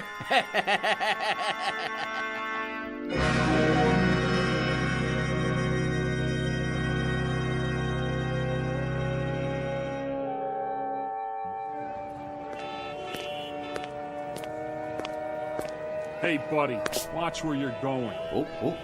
Sorry. Sorry, my good man. Yeah, you should be. Excuse me. Begging your pardon, lady. Officer, oh, officer. Yes, ma'am? That man over there, I think he's drunk. Oh, he is he? He bumped right into me. You can see the way he's staggering. He can hardly stand up. Oh, it's a disgrace. Well, no, we'll just see about that. Hold on there, fella. Yes, officer? Had a little too much to drink, did we? Well, I wouldn't say that. Not enough is more like it. Why don't you just go home and sleep it off? You'll feel better in the morning. Yes, yeah, of course. I'm on my way home now, as a matter of fact. Walking, are you? I'd say you're in no condition. You know, you're right, officer. I was just thinking about that. Well, get along with you now. Why should a man have to walk at all, right? He could fall down and get hurt. Now, here's an idea for you. You make the sidewalks out of rubber, huh? Think about that now, huh? No more injuries. You fall, you bounce right back up again. All the money the city could save. No more broken arms and legs to fix, while the hospitals would save millions. Not to mention the insurance companies. I think I better call you a cab. Okay. I'm a cab.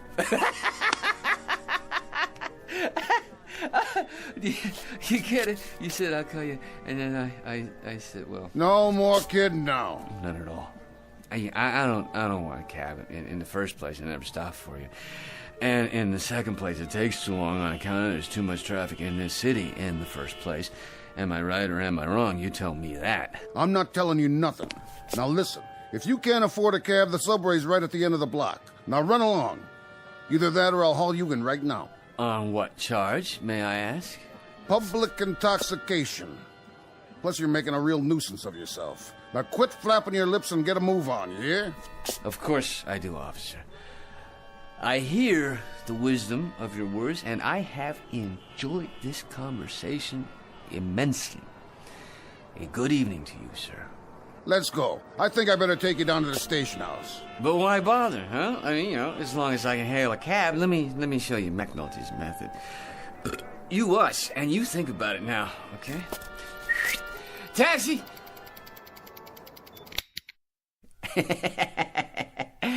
There, yeah. I think I can see a cab now. That one, in the middle of the street. How nice of the driver to stop just for me.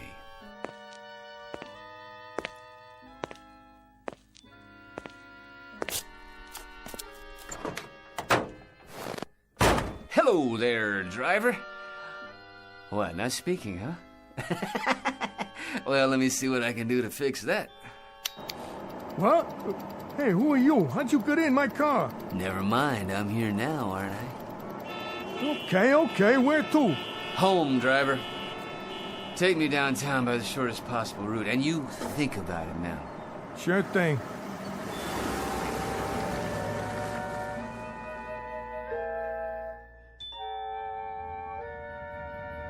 Hey, have you ever thought about this? Ban cars completely, in the city at least, for starters.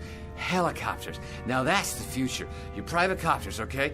Each one big enough to hold one person. You think about the savings in gas, pollution, and traffic jam, not to mention police meter maids, no parking zones. Anything you say, buddy. Yeah, you see, all you do is you take some electric golf carts and you retrofit them with propellers on top, and you plug them in, you charge them up, and...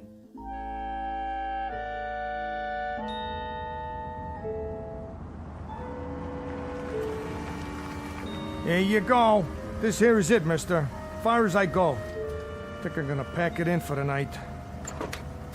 Thank you, my good man. That's $17.80. How's that? The fare.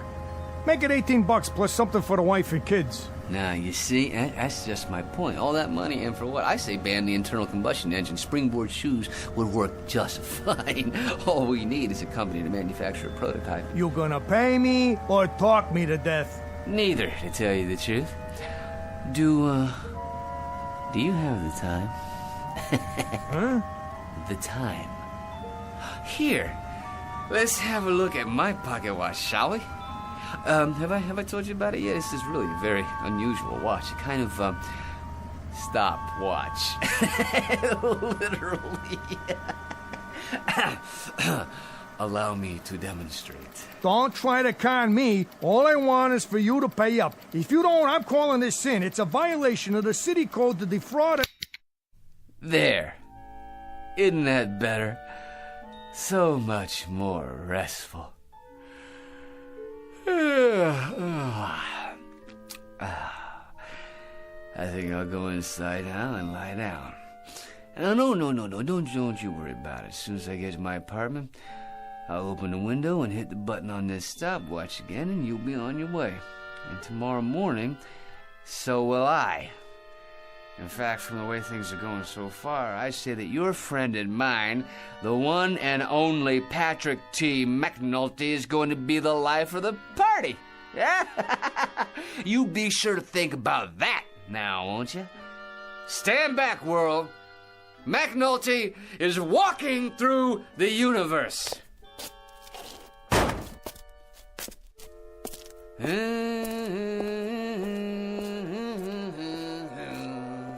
Yes, it is.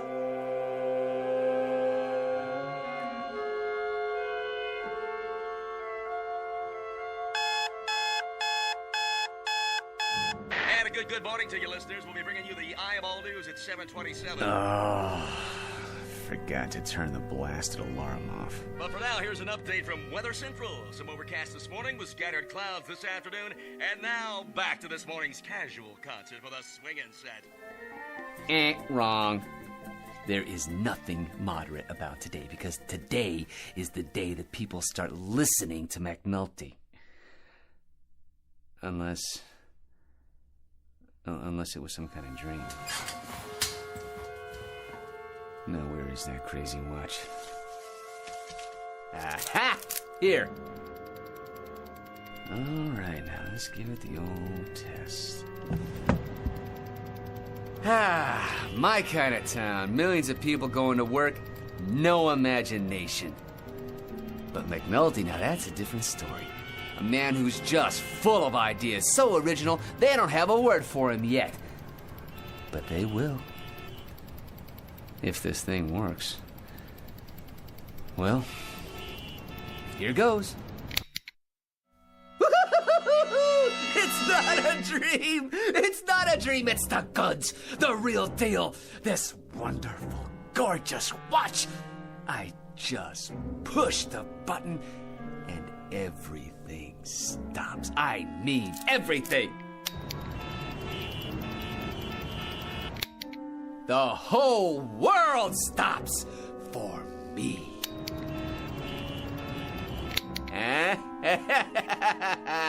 Get ready out there.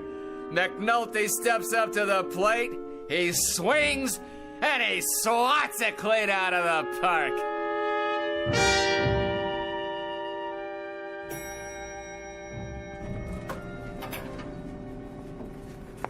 There he is. Oh, no. Not McNulty again. What's doing here? Maybe he's gonna shoot up the place. Morning, Angie. McNulty? You look lovely this morning, as always. What's the suggestion this time? Because if you haven't got one handy, I've got one for you. Yes? Why don't you jump off a bridge? Honey, baby, you don't mean that. Wait till you see what I got in my pocket. It'll put a dent in your eyeballs. Try the Brooklyn Bridge at midnight. You think about this now. You think about a stopwatch that, if somebody pushes it, Everything stops in midair. Everything, huh? Huh? Think about that. Without a life jacket. McNulty, why don't you get lost? What's the point? You see this little gimmick? It's a watch, so... So, last night, I'm sitting in Joe Pellucci's bar. Figures. We're talking about this and that, and this funny little gleep comes in and gives me this watch. Without thinking about it, I give it a push. This little button right here. And everything stops dead. Pellucci stops, the ball game stops, you know what else? Everything. That's what stops. You think about that. No kidding. Joe Pellucci and the TV, too. Well, thanks for the entertainment. Now get out of here. After I see Cooper, it's time to diversify. Now you wait just a minute, McNulty. Mr. Cooper's in conference. You bet he is. He's in conference with me. I thought I fired you, McNulty. What are you doing back here? Mr. Cooper, he barged right in. I couldn't do anything about it. Well, if he barged right in, he'll barge right out again. Hey, listen, Coop. Coop? You can't afford to fire me.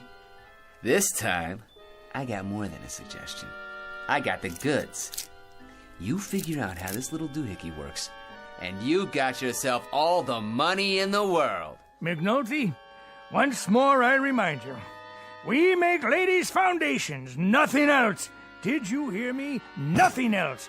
Now I'll give you 15 seconds to leave this room, 25 seconds to reach the elevator, 45 seconds to vacate the building, and you may use that watch to time yourself. Is that a fact? All right, then. I'll go. Just remember, you lost a fortune today.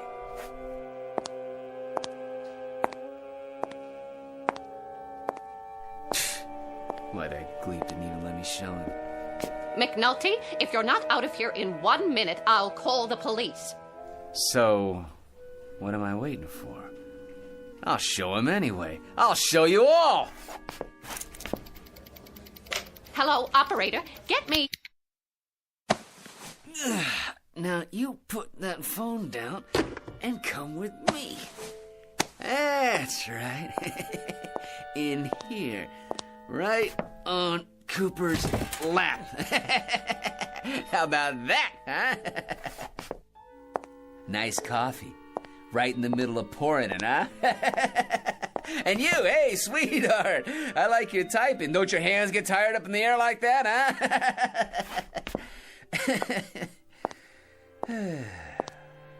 Alright, so it's good for a laugh, maybe.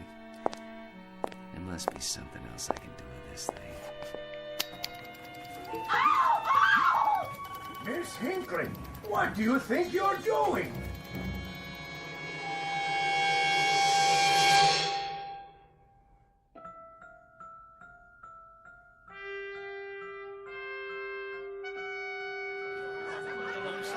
Who's up next?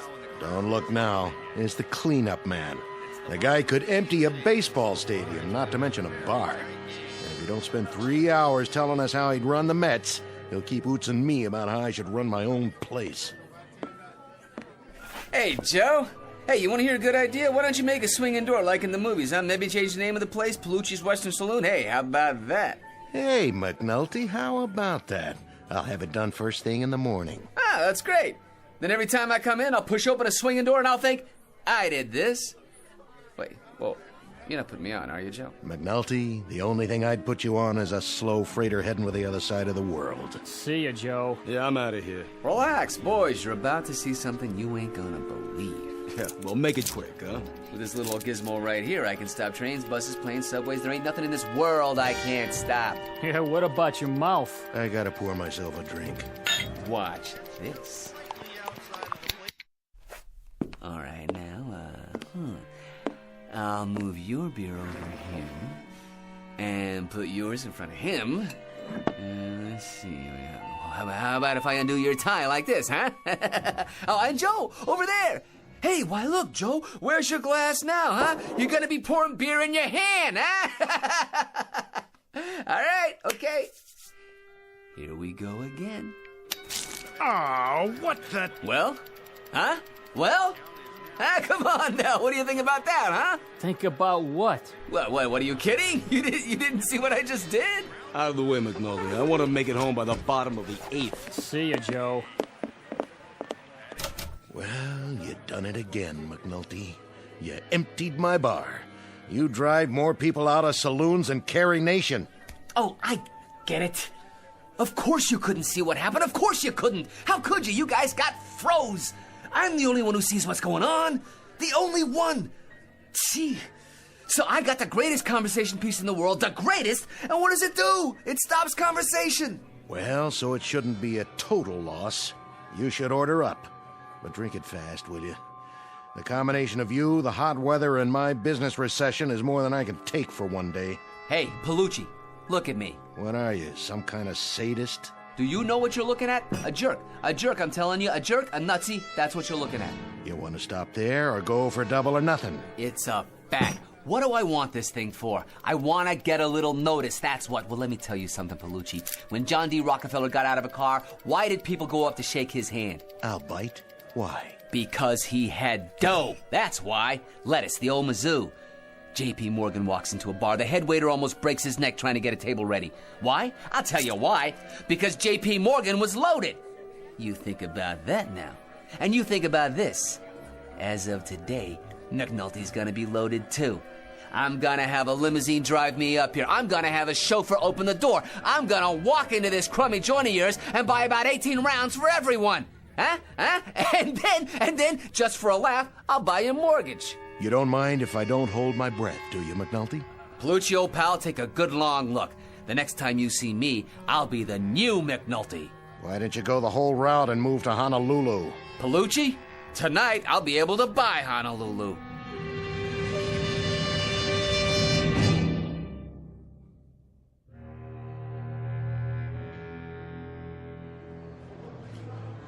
I'd like to make a deposit to my account. You'll have to wait in line. I want to cash this check. All in large bills, ma'am? Next customer in line.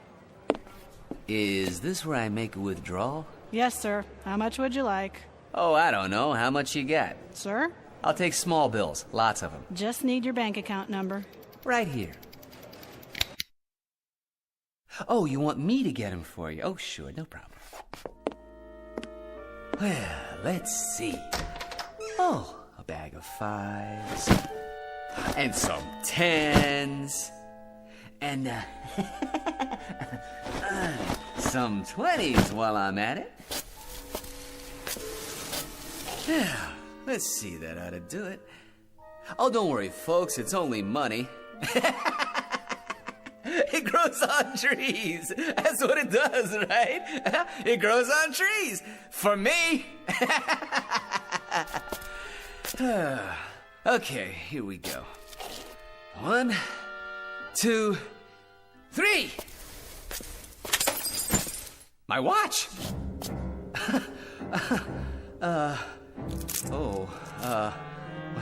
Well, it better be shockproof.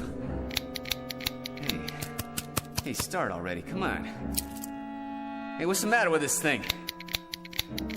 Hey, everybody can start moving again, okay? All right, come on, here we go. Up, come on, let's go, come on, get with it. Hey, anybody know how to fix a watch? Come on, anybody, give me a little help here.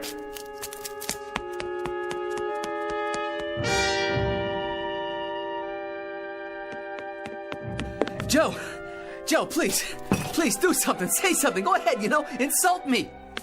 Please, won't somebody do something? Or say something, hey, please! Don't anybody know where I can get a watch fixed? I'm begging you, please. Hey! Anybody!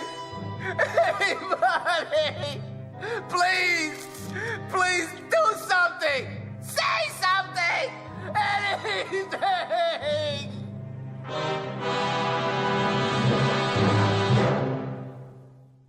Mr. Patrick Thomas McNulty, who was given the gift of unlimited time, he used it and misused it, and now he's been handed the bill. Mr. McNulty, who now controls the earth and everything on it. From this point on, he will eat well, live well, and have everything at his beck and call.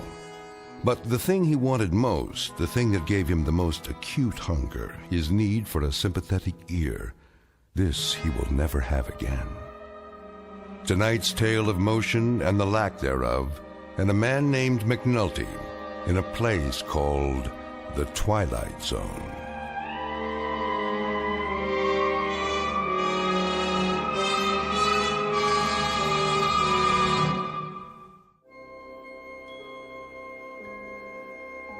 Hi, this is Carl Amari, producer of the Twilight Zone radio dramas. I'd like to take a moment to tell you about our official website at twilightzoneradio.com, where you'll get the latest news and information on these Twilight Zone radio dramas. Plus, at twilightzoneradio.com, you can digitally download 3 free episodes or any of our episodes for only $1.95 each. In this age of ever-changing technology, we've decided to make these episodes instantly available to you by making the Twilight Zone radio dramas a digital download-only series. This means that this series will no longer be offered on CD. The CD collections at our website are now being offered while supplies last at buy one, get one free. So be sure to get your favorites before they're sold out. Be sure to visit us often, and I'll see you in the zone.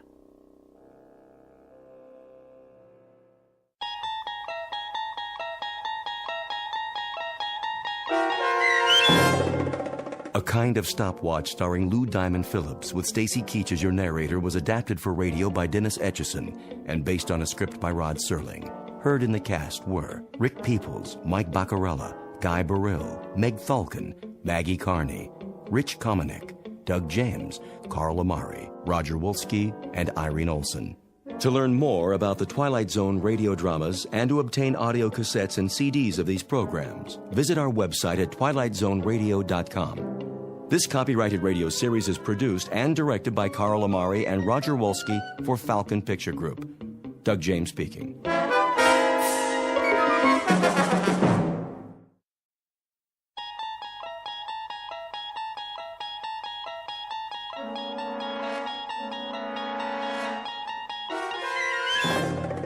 You unlock this door with the key of imagination.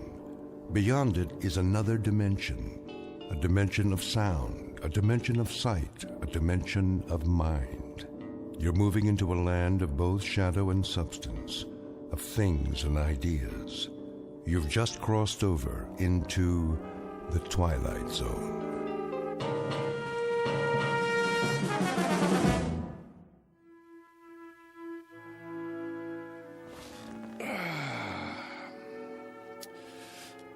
Now then, to begin. Recording. Act 2, Scene 1. We open on a wide valley, the Alps in the background, as a ragtag army of men in brass helmets descend, followed by a bunch of elephants. In the foreground is their leader, Hannibal. Make that a herd of elephants. No, strike that. A thundering herd of elephants. Next shot. I need a drink. I say, I need... Yes? Greg? You have reached the home of Gregory West. At the tone, Cut it please out, leave... West. I know you're there. For one thing, you don't have an answering machine. For another, I can hear you sweating. Hello, Sammy. You know what day it is? It's Monday. You were supposed to have the script on my desk this afternoon. Oh, that, yes. My typist is running a little behind schedule. Your typist? Well, you know I don't use a typewriter. So get a word processor or a laptop. Never. Dictation is the only way. Helps me get the dialogue right. What's your number? Who? Your typist. I'll send a messenger. Not until I have a chance to look it over. Make any last-minute corrections. The network wants pages, Greg. They don't have to be perfect. Just give me a couple of more days. I can't stall them much longer. They want to shoot Hannibal's animals in the spring. They doubt me? They doubt their own grandmother if they had her under contract. They've got a lot riding on this. Well, you tell them I'm not some Hollywood hack. I'm a legitimate writer. They're lucky to have my services. And you're lucky to have a 6-figure deal. This isn't Broadway, it's TV. And you've got a mortgage to pay off. No, I'm aware of that, Sammy. Oh, I shouldn't have answered the phone. The one time I do. Is it Harold Prince? Is it the Theatre Guild? No, it's my agent with dialogue out of a Bud Schulberg novel. Bud who? Look, the script will be ready when it's ready. Do they want it fast or do they want it good? Ask them that, would you please? They want it tomorrow. That's what they want. I'm telling Bye, you. Sammy. We'll talk in the morning. Oh, my. Now I do need that drink. Mary? Did you hear what I said? Yes, darling? Ah, there you are. I was wondering Scotch and water? How did you guess? I think I know you by now. Relax, Gregory. You deserve a break. How right you are. Sit on the couch. I'll massage your temples before you go back to work. Ah, what a fine idea. Is the drink all right? Perfect. As always. There. Now close your eyes. Doesn't that feel better? I swear, Mary, you have, magic fingertips. The least I can do for such a talented man. That brain of yours must get overheated, working hour after hour, morning till night. I couldn't have said it better myself. Oh, yes, you could. You're a genius with words. I know. Oh, Mary, Mary. Yes, Gregory? Hold me. It would be an honor.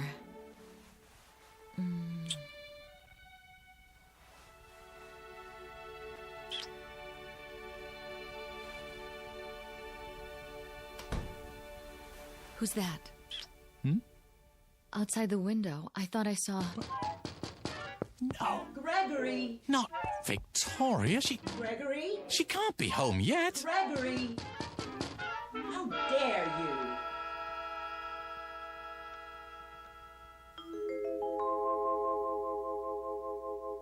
The home office of Mr. Gregory West, noted playwright, and now a resident of the Hollywood Hills. A quiet, thoughtful man, even a bit shy, and at the moment, very happy, despite the fact that he is over deadline. His latest project? A script assignment taken to ensure that his household remains secure, despite the occasional fickleness of drama critics. The other ingredients of that household? There's Mary, warm, affectionate, devoted, the ideal companion for someone who values peace of mind. And the final ingredient, Mrs. Gregory West. In a moment, she's going to learn the secret of her husband's success, a method of creative writing taught only in the Twilight Zone. And now, The Twilight Zone, and our story, A World of His Own, starring Charles Shaughnessy, with Stacy Keach as your narrator. Gregory! Oh!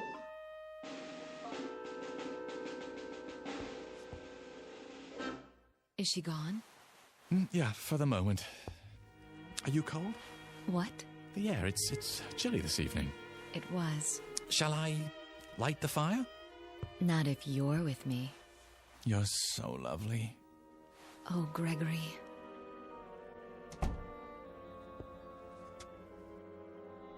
Don't worry just yet.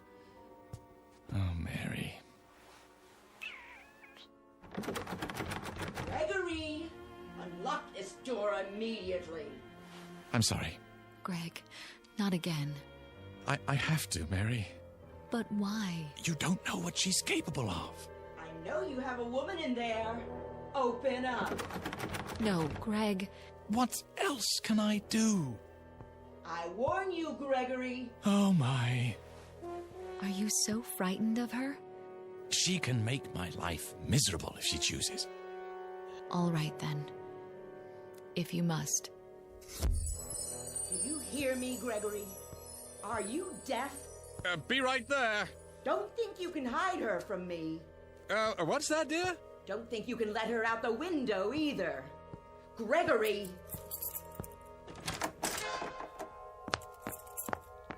Ah, I thought that was you.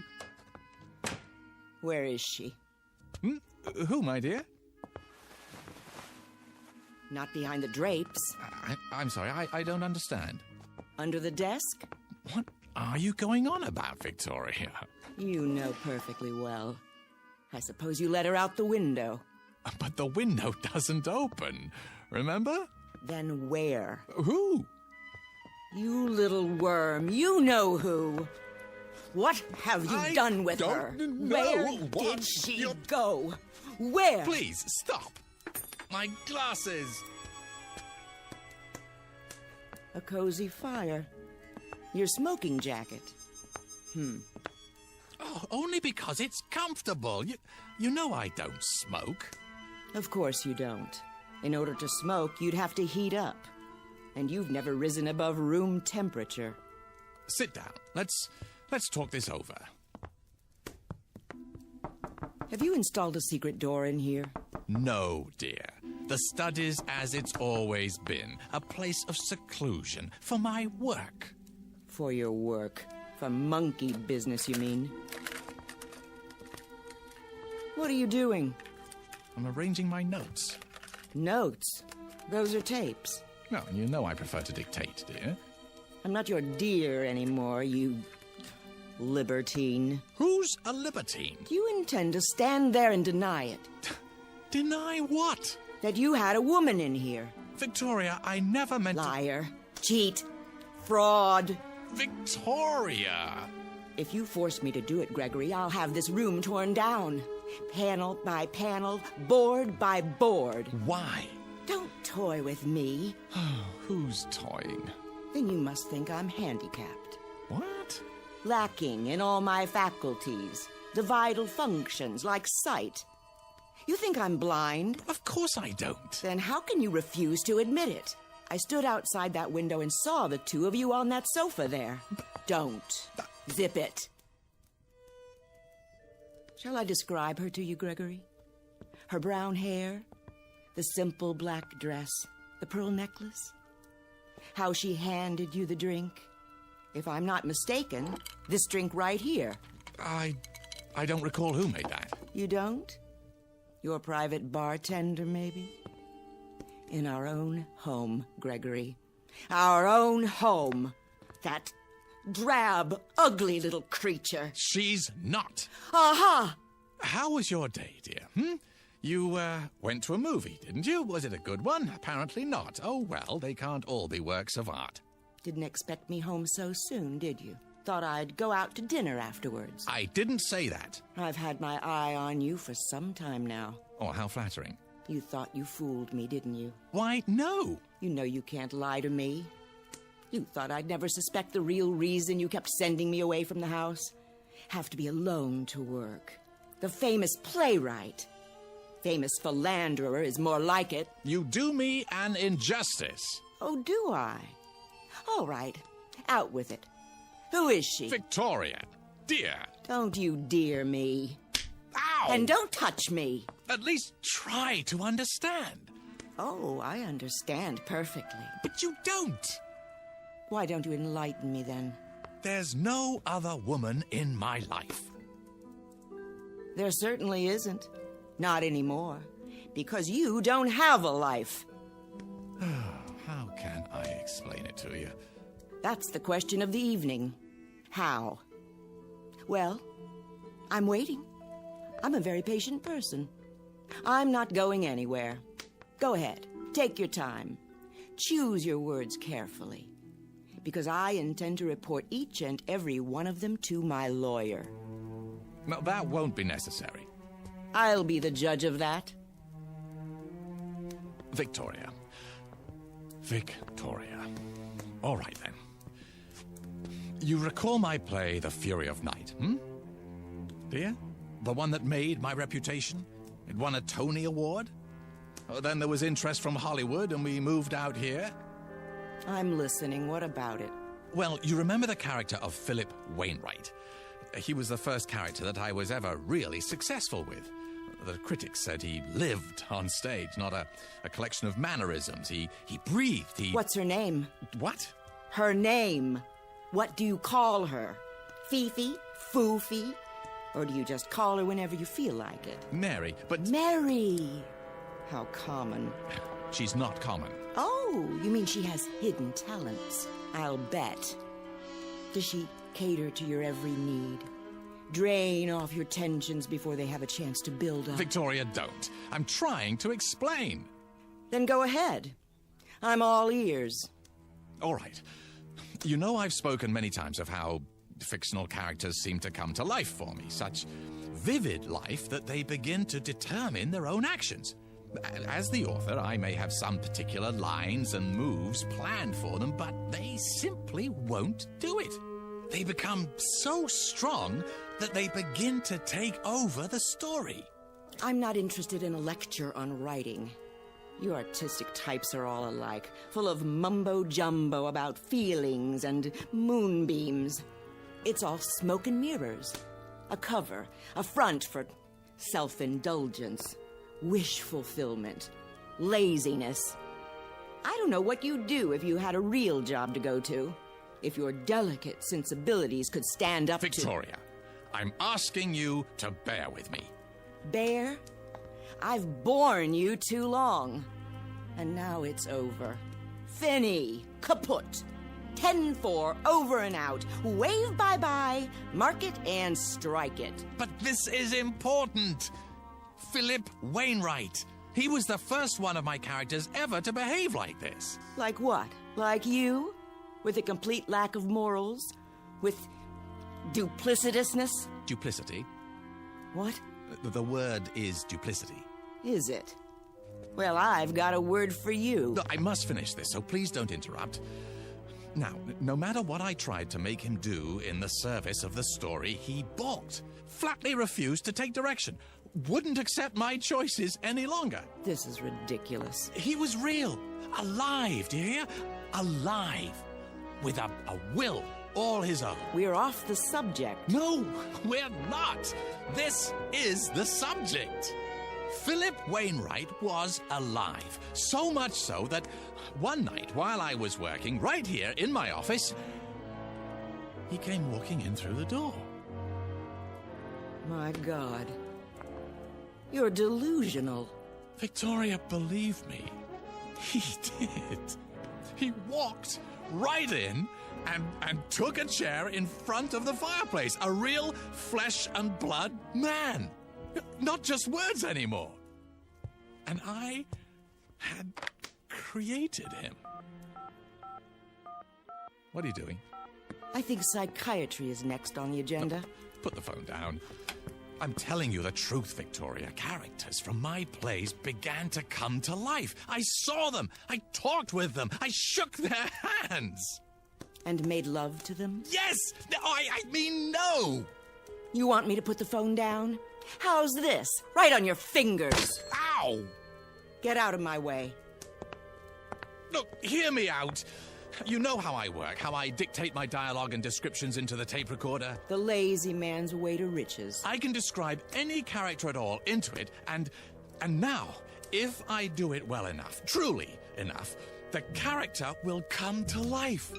Real life, Victoria. Listen to yourself. They don't even have to be characters in my scripts anymore. They can be any kind of characters I want. You belong in an asylum. You told me that you saw Mary in here, didn't you? Oh, I saw her. Then how did she leave? I don't know. But I trust my own eyes before I trust you. Well, think about it. She didn't use the window. And you know very well that there's no secret door in here. The magician reveals the tricks of the trade. I'll tell you how she left. Because I want you to understand. Look in the fireplace. The what? The grating. Go ahead, look. I'm supposed to believe that she went up the chimney? Well, in a sense, but not the way you mean. Here, I'll show you. See this? What is it?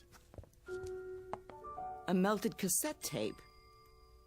Is that what you do with your so-called notes? Burn them? Only on occasion. When I have to get rid of something in a hurry, or someone. The tape I had recorded her on, I threw it into the fire just before you entered the study, and she was gone. Poof! Just like that. Uncreated. Look, if you'll come over here, you can see what... I've heard enough. Wait! I'm leaving. I'm telling you the truth. Get out of my way. Where are you going? I'm going to have you committed. Look, you've got to believe me, Victoria. What do you think you're doing? Trying to save our marriage. By locking the door? Don't waste your time. It's so simple. Look, I could describe a cat or a dog or any kind of character you wanted, but I assume you'd rather see Mary. Besides, I've created her so often that she's readily available. Oh, is she? Give me that key. No, not yet. Recording. Her name is Mary. She's 36, 5 foot 3 inches tall, simply built, brown hair, fair complexion. The key. On the surface, now. a plain, quite ordinary female, yet with that quality of inner loveliness which gives her woman real beauty. If you won't give it to me, I'll take tender, it. A gentle woman, an understanding woman. As she wears a simple black dress, a single strand of pearls at her throat. I'm warning very you. little makeup, her hair arranged simply. There. She's coming up the front walk now. She's crossing the porch. She's opening the front door. Greg, someone's in the house. Closing it? Walking down the hall? Who? Good evening, Mrs. West.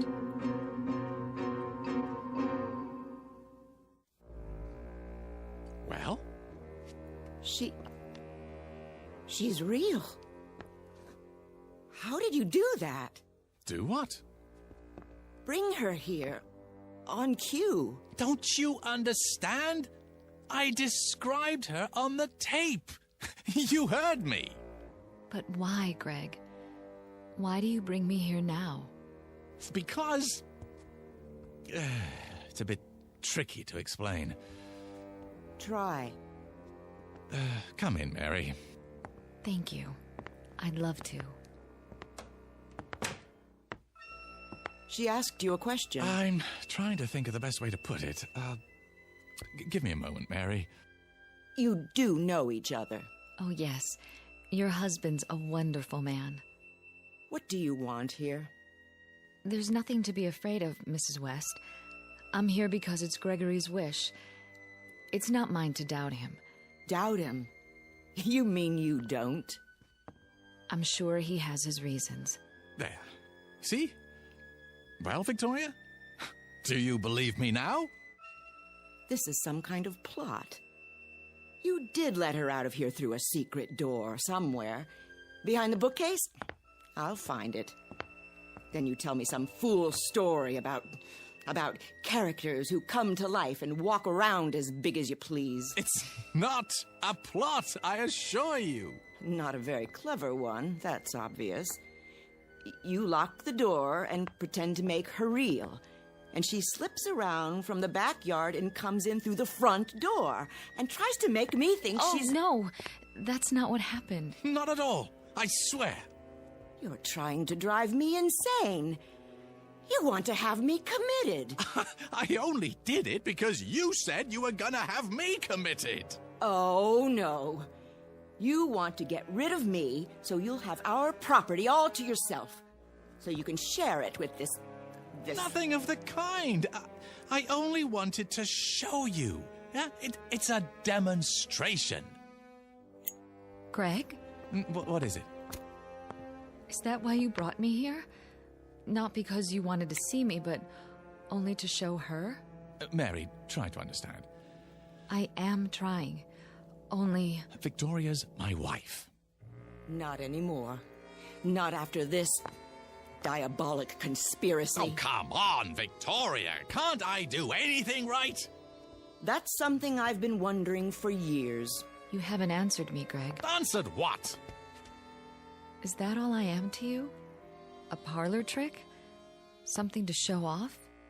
Go ahead. lie some more. Victoria, do you honestly believe that? Yes. And that's the only thing I believe. I hope you two are very happy together. Here we go again. Don't leave because of me. I wouldn't think of it. I'm leaving because of me. Victoria, please. Let go of me, monster. Very well. I'll claim false imprisonment. In your own house? What are you going to do now? Oh, you'll see. I'll scream. I will. What for? No need. Is that my tape? It is.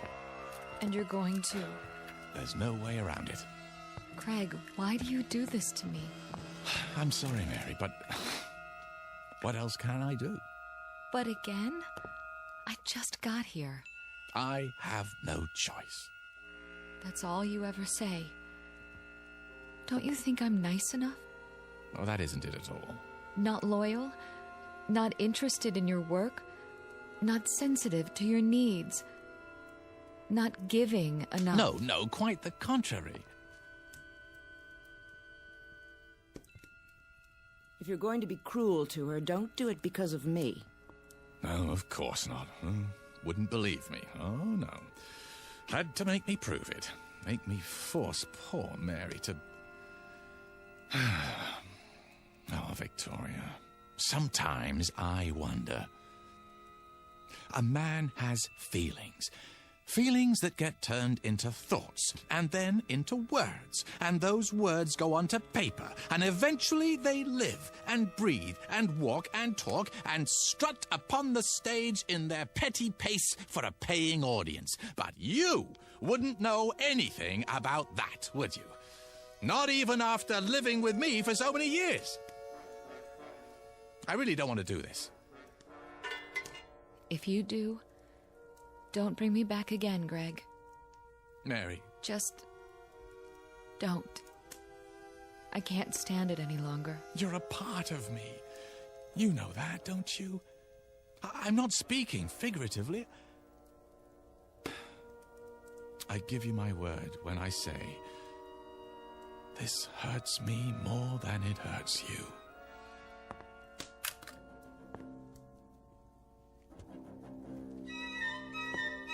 I'm so sorry, Mary, but she is my wife.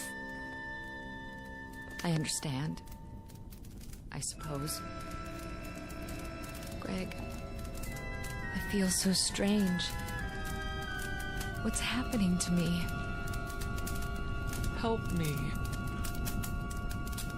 Greg, help me. Please. Greg, I feel so strong.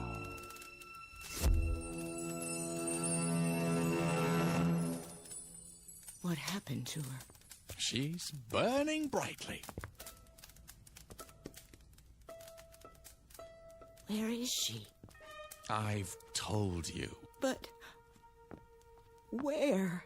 Oh, don't you believe me yet, Victoria? Where did she go? I uncreated her.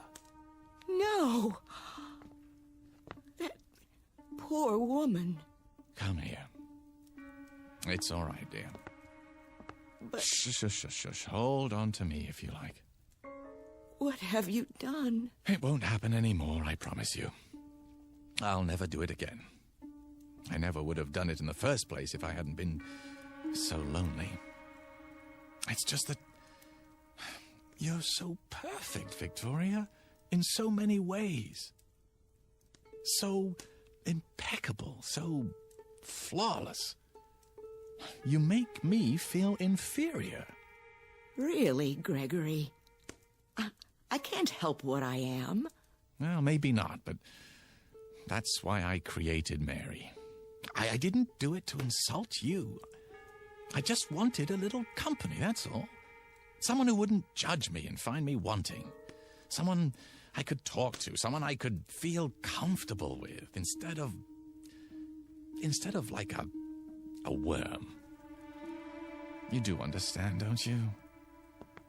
This has been a small sacrifice for me, and a giant step for the institution of marriage. What are you doing now? What else can I do? Return to work? Burn the midnight oil? And all for a paycheck to maintain the lifestyle you so richly deserve. Another tape, another dollar. Ah, we'll work it out, Victoria. You'll see. Somehow we'll work it out. Realize that I'm inadequate compared to you, and at least in some ways it's my fault. I should have been a pair of claws scuttling across a... Victoria? What do you have there? Got your keys out of your pocket. Well, but I thought... Don't try to stop me. Well, where are you going? To the nearest lawyer. What? I'm going to have you put away for the rest of your unnatural life. Away from tape recorders. I'm going to live in this house alone from now on. In peace. Free of your diseased mind. No, Victoria. Yes, Victoria. Wait! No, wait! I can't let her go. I can't. I have to stop her. But how? Recording. A giant red-eyed elephant is standing just inside my front door, and he's mad. He isn't going to let her pass.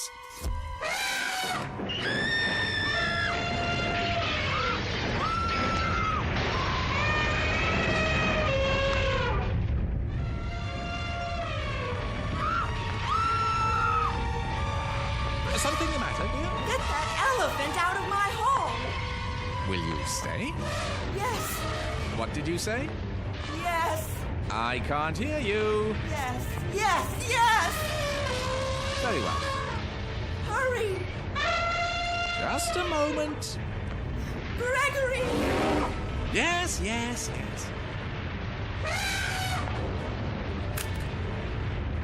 I can't hold the door.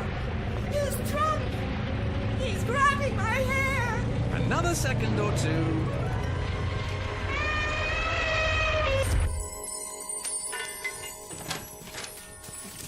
There. You're mad. You shouldn't have said those things, Victoria. What things? You'll stay now? You think you can keep me here? You don't want me to do it again, do you? How about a herd this time? No. It's just a simple matter of recording on another tape. Well, I have plenty. I said no. I'll stay for now, Gregory. Good. But I can't promise for how long. No? You think I can live with a madman? I don't know, can you?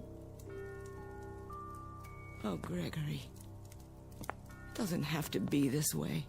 Oh, you're so right. When we met, you were a struggling playwright. Then you had a play off Broadway. I was so proud. It moved to off-Broadway, then to the Great White Way, and the reviews. I was so proud. We were happy then, weren't we? Ecstatic. We were a team. Onward and upward. There was no stopping you. No stopping us. I remember. And then the next play, and the next. It was like a dream. Yes. I could sit up all night, listening to you talk about your writing, reading me scenes out loud, and it was wonderful. I wouldn't have had it any other way. Neither would I. But then, something happened. I'm not sure how or when. You began withdrawing from me, living in your head. You shut me out, Gregory. I thought when we moved here we'd be close again. But the deadlines, the pages, you didn't have time for me anymore. You didn't have time for a wife. Well, I'm truly sorry for that, Victoria. But I think we can salvage it, don't you? Start fresh, as soon as I finish the script. And will we move back to New York? Well, I don't see how we can afford to.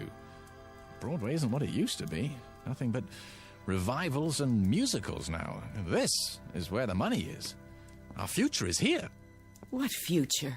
Well, if Hannibal's Animals gets good numbers, I'll be flooded with offers. But what I really want to do is produce. Sammy says that's where the real money is. We'll form a production company, get some pilots going, and, well, by this time next year, we should be sitting pretty. We'll move to a bigger house with a pool, and I'll have every room wired for sound with hidden recorders. That way I can dictate no matter where I am. And after a while, I won't have to write at all. My characters will do the work for me. I'll straighten their collars, wash behind their ears, and send them out into the world to make me famous. Can you see the future, Victoria? Can you? Thank you, Gregory. For what?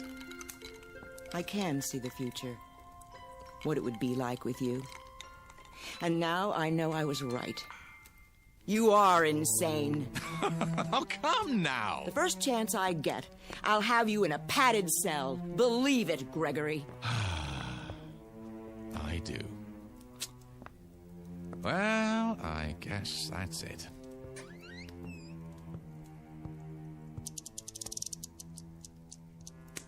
How long have you had a safe in the wall? This one? Well, only since we moved here. Before that, I had a safe deposit box. From the time we were married. What's in the envelope? Oh, see for yourself. It has my name written on it. Victoria West. That's right. What's this supposed to mean? I'll show you. A cassette tape. Your tape. What do you mean, my tape? Shall I put it back for safekeeping, Victoria?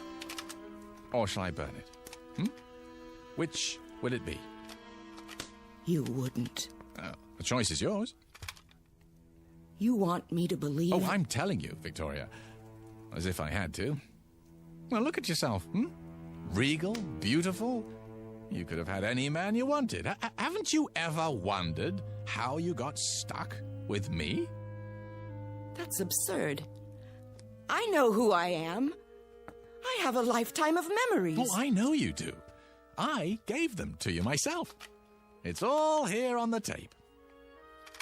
Didn't I just tell you you're impeccable? Flawless?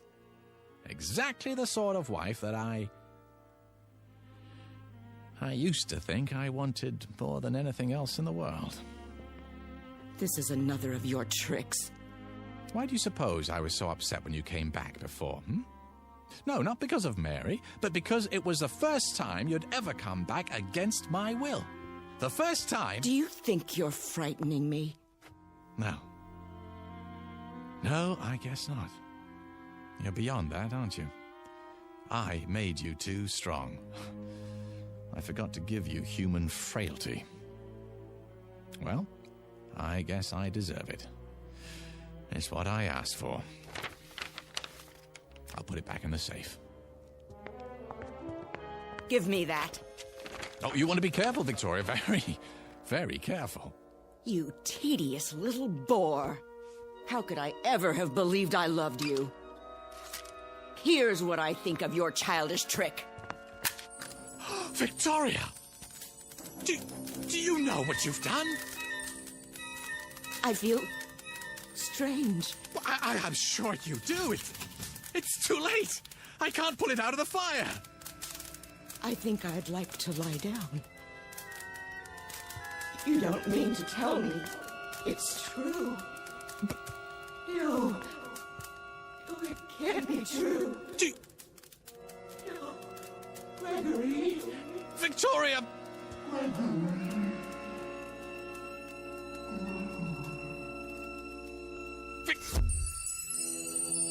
Oh. I told her. I told her. Oh, why wouldn't she listen to me?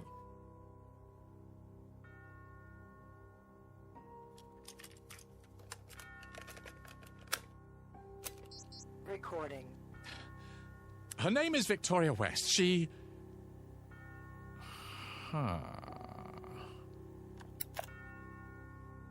Better to leave well enough alone. Recording. Her name is Mary. Mrs. Mary West. She's 36, 5'3" tall, slimly built, brown hair, fair complexion. On the surface, a plain, quite ordinary female, yet with that quality of inner loveliness which gives a woman real beauty. A tender, gentle woman. Just now she's coming into her husband's study. Hello, Gregory. There you are. What do you have, darling? Oh, nothing really. A tape recorder. One of the tools of my trade. Will you show me how it works someday? Oh, I don't think it would interest you. Oh, it's of no importance. Nah, no importance at all. Is the drink all right? Perfect. As always. Oh, Gregory. Mr. Gregory West, still shy, quiet, very happy, and apparently in complete control of the Twilight Zone.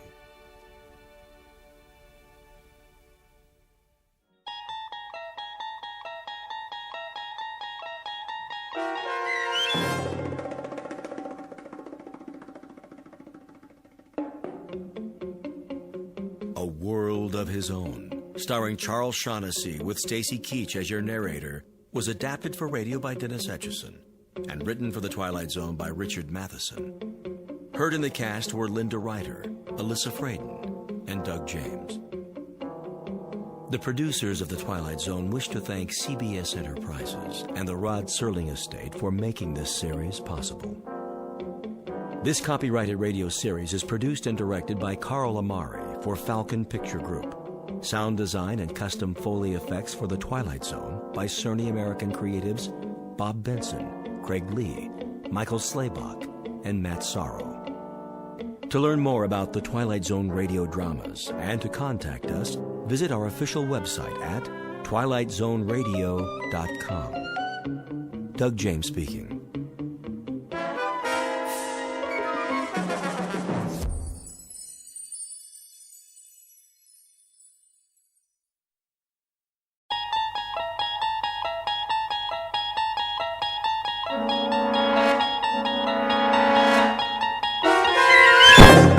You're traveling through another dimension. A dimension not only of sight and sound, but of mind. A journey into a wondrous land whose boundaries are those of imagination. Your next stop, the Twilight Zone.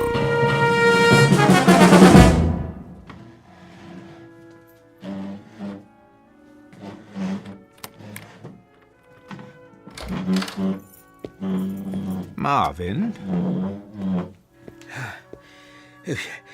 Yes, sir. What do you think you're doing?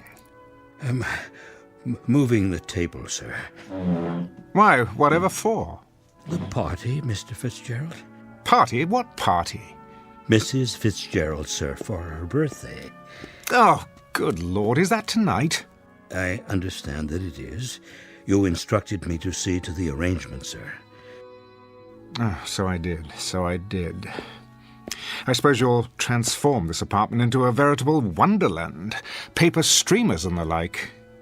No, sir. Just a buffet for the guests, as soon as the delivery boy arrives downstairs. The guests? Those on the list, sir. Small gathering of your closest friends. Then it'll be a very small gathering indeed. Sit down, Marvin, before you fall down. Very well, sir. On second thought, fix me a drink. As you wish. Now, I suppose I must go out and purchase a gift for the poor girl. Unless you've taken care of that for me. You left no instructions in that regard. Well, you might have simply asked her what she desires for the momentous occasion. But I couldn't. Then she'd know. Oh, all right.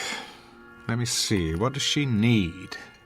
Books? No, too many of those. All they do is gather dust. A trinket? A bauble? Diamonds are quite dear these days. If I might offer a suggestion.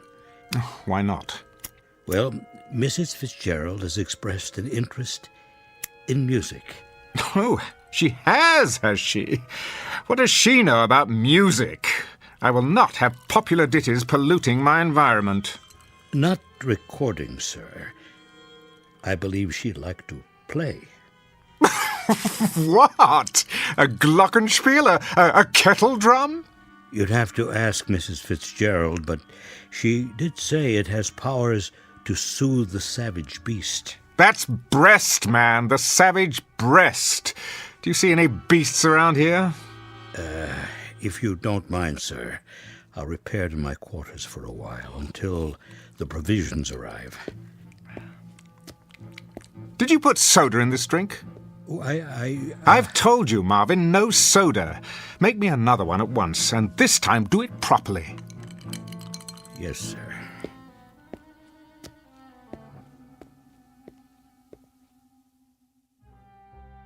Mr. Fitzgerald Fortune, theater critic and cynic at large, on the day of his wife's birthday.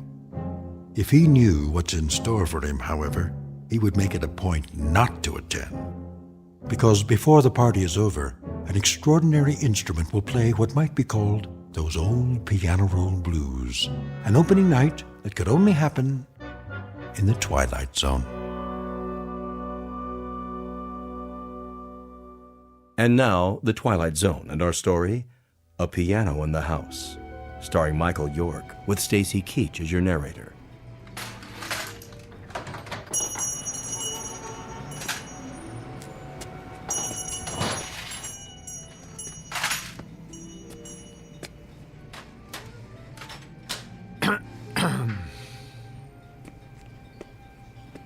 Yeah? How do you do? If you don't see a price tag, ask. I am Fitzgerald Fortune. So? The drama critic. Uh-huh. Isn't rudeness a handicap in your line of work? What's it to you? I saw the name of your shop, Treasures Unlimited. I stepped through the door, fully expecting to encounter some sentimental old biddy wearing an ostrich-plumed hat and a moth-eaten feather boa. Instead, to my sincere delight, I believe I've discovered a fellow misanthrope. What's that? A man who despises people. I got work to do, mister. Putting up stock. And I am meant to be writing a review this very hour for tomorrow's edition. So why aren't you doing it? Life intervenes. Looking for something in particular? A gift for my wife's birthday. Well, you're in the wrong place. This isn't a gift shop. It's a junk store. Exactly. You see, my wife has the absurd notion that she wants to learn to play an instrument. Unfortunately, she hasn't a trace of talent. How do you know that? Hmm? If you've never heard her play. I believe I know my own wife. However, I've hit upon a rather droll solution to her dilemma. Do you have, by any chance, one of those old-fashioned pianos that plays itself? A player piano? Funny you should ask. Amuse me. I just picked one up at an estate sale. Over here. It's kind of beat up, though.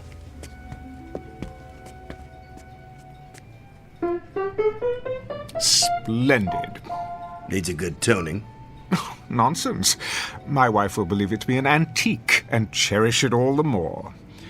Would you play something, please? I can't play.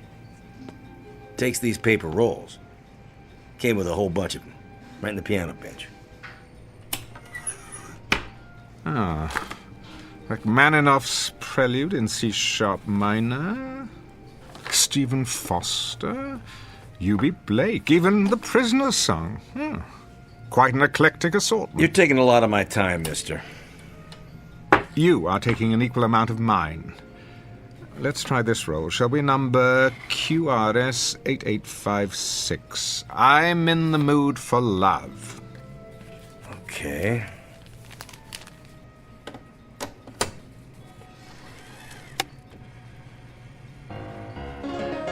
There we go.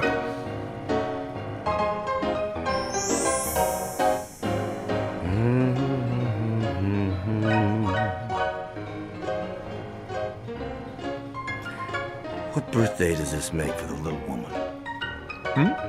Your wife. Oh, her 26th. So young.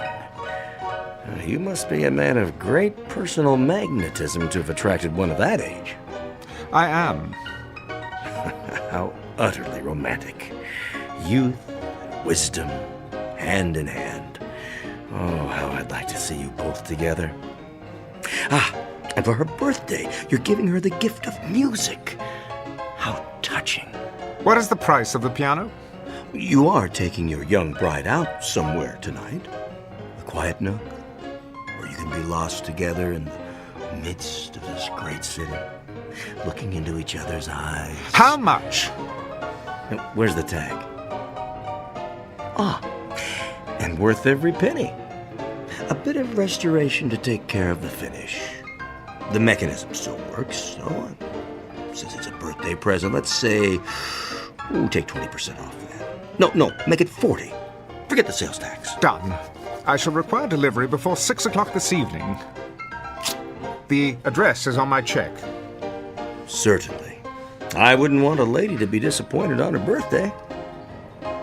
How remarkable. And what's that? Are you aware of how susceptible you are? I am? To the power of music. Isn't everyone? To some degree, I suppose.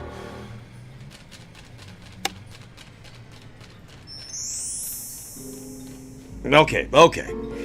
You got a sale. Now, you gonna stand around all day taking my time? No, I was just leaving. Well, nobody's stopping you. There's the door. Tell me, are you sentimental about anything else besides birthdays? Birthdays? They're a lousy waste of time and money. It was the piano, wasn't it? Extraordinary. Good day to you.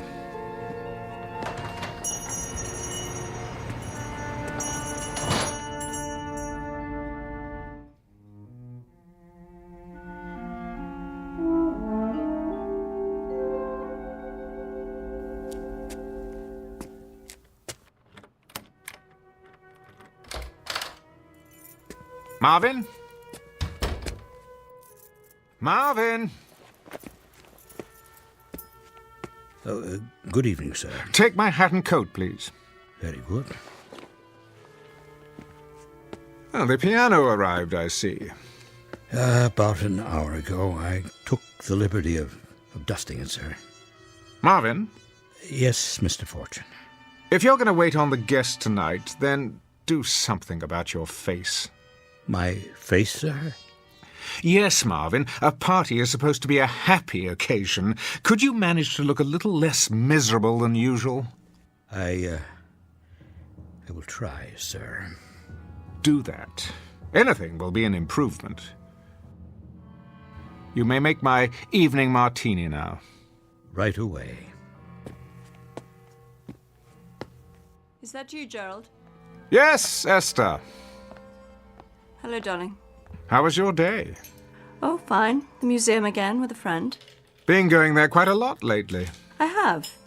You said you wanted me to improve my mind. Indeed. One can never know too much. And what else would you like me to do? Well, there is one thing. And that would be? You might consider letting Marvin go. What do you mean? Show him the door. Give him the sack. In short, find a replacement, and as soon as possible. Oh, really, Gerald? I'm quite serious. What has he done now? It isn't anything he's done, it's his appearance. He seems the same as always. Well, that's the trouble, it's the way he looks. I can't bear coming home only to be confronted by that lugubrious expression on his face. I find it unspeakably depressing. Don't you? Not particularly, Gerald. Look at him, like a hound dog, ready to burst into tears at any moment. Surely we can find a servant who's more cheerful to have around. Keep your voice down. Why? There's no need to hurt his feelings. The man has no feelings. He's a clod.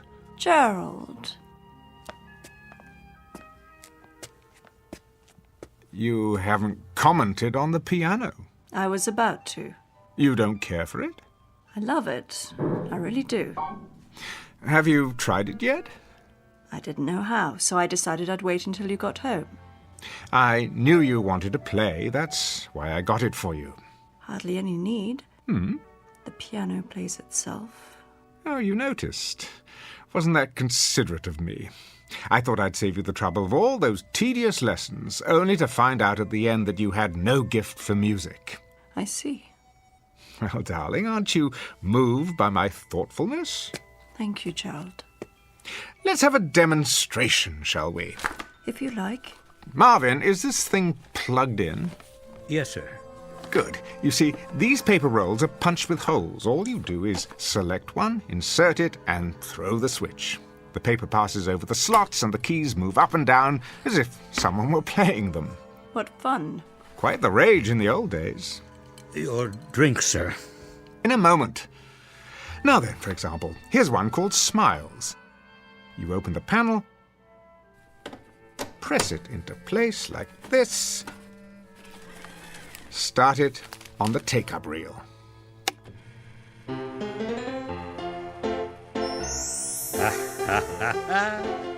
Yeah, they don't write them like that anymore.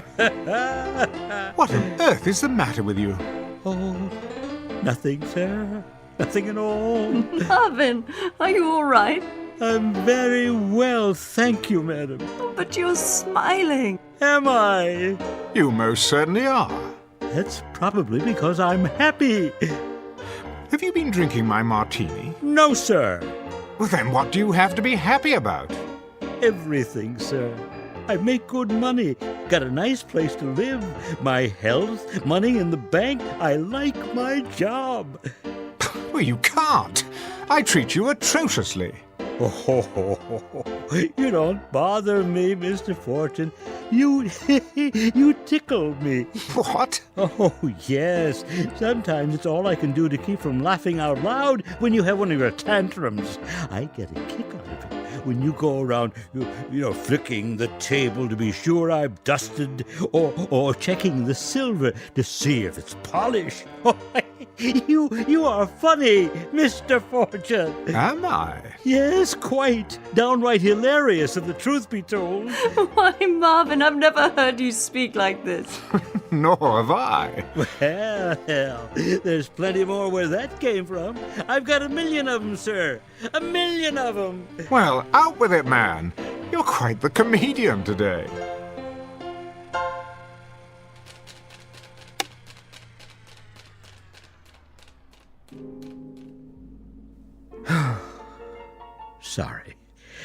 Sorry if I spoke out of place, sir. Well, on the contrary, Marvin, I'm glad you did. Will there be anything else, sir? Not at the moment. You may go now. Very good, sir. What a strange thing to happen. Wasn't it, though? An odd moment for us all.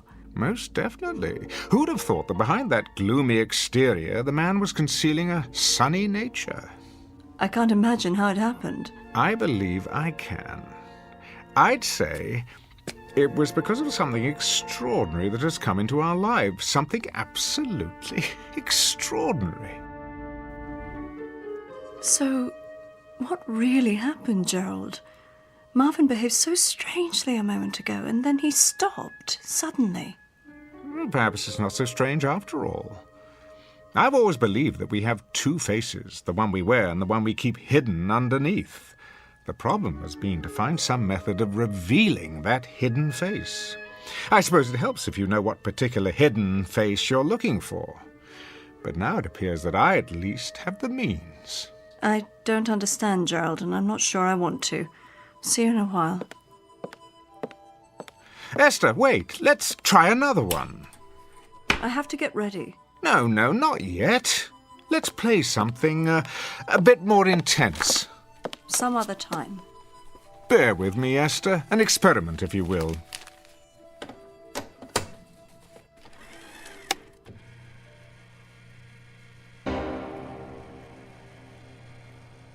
Well, what do you think of this one? I don't know what you want me to say. Go on. Don't hold back. What you're really feeling. I can't. You can. But... Let's hear it, darling. Now's your chance. You... Spit it out. You... beast! That's the girl. For 6 years I have controlled myself, but I can't keep it in any longer. I was a stupid, naive child when I married you back in London. I thought you were a great man, but you aren't anything of the sort. You're a sadistic fiend. You take pleasure in humiliating me before your oh-so-clever friends for one simple reason. Because you enjoy hurting me. I've stood your cruelty all these years, but I won't stand for it anymore. Are you sure you're feeling well, my dear? I'm feeling very, very well. Better than I've felt in years. It's a great relief to tell you what I really think of you. It's been bottled up for so long. Go on, please. I'm listening. I thought you needed me. I thought you needed my love, but you don't. All you need is to have someone around to bully and torture whenever you feel like it. I've tried to love you, heaven knows I have tried, but I hate you. I honestly hate you. Bravo!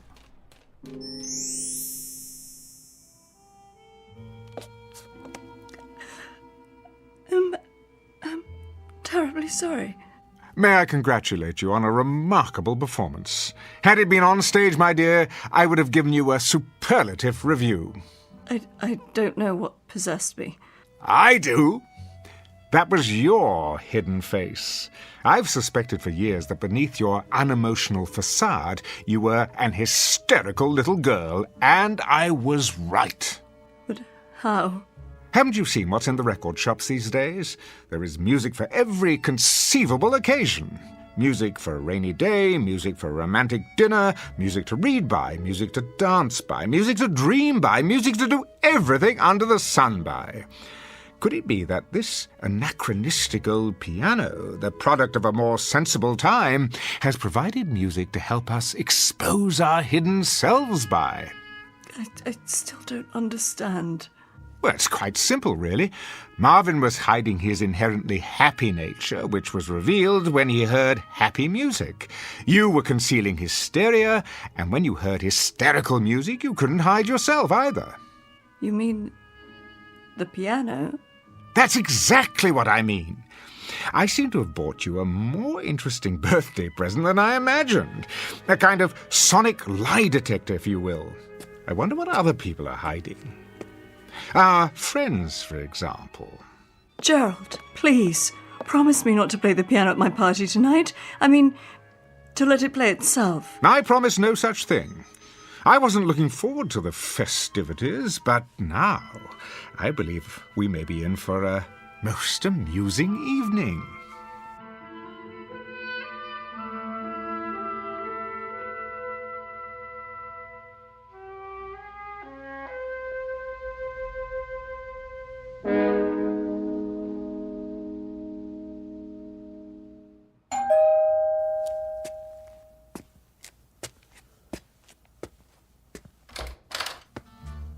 Good evening, Marvin. Good evening, sir. Won't you come in? Greg, how nice to see you. Marvin, take Mr. Walker's coat. Yes, sir. I'm truly pleased that you could join us. You're unusually cordial tonight. That isn't a smile you're wearing, is it? I brought it out of storage in honor of Esther's birthday. I trust you've done the same. Not I. Smiling isn't among my plans for the evening. Drink? But of course. Oh, I'll make it for you. Marvin takes forever. I'm delighted to hear that you share my distaste for birthdays. Birthdays, anniversaries, and certain holidays I overlook whenever possible. They imply some degree of human involvement, the sort of thing I'd rather avoid. Is that true? I've been given to understand that you're something of a ladies' man, quite thickly involved, in fact. You've been misinformed. Have I? I'm much too selfish to fall in love. And you're miserable. Admit it. Not in the least. I value the peace and quiet of my bachelor's existence. It lets me write my plays without interference from anyone. How is the new play, by the way? Brilliant. Unfortunately, you'll never have the opportunity of panning it, as you have my other plays. No? Why not? It won't likely be performed anytime soon. I thought you said it was brilliant. Oh, it is. But I'm locking it away with orders that it not be produced until after my death. You see, it concerns a romantic triangle, and the three principals are rather well known. That shouldn't matter. Not if it's a good play. I'd rather not hurt anyone. I'm old-fashioned that way. Ridiculous.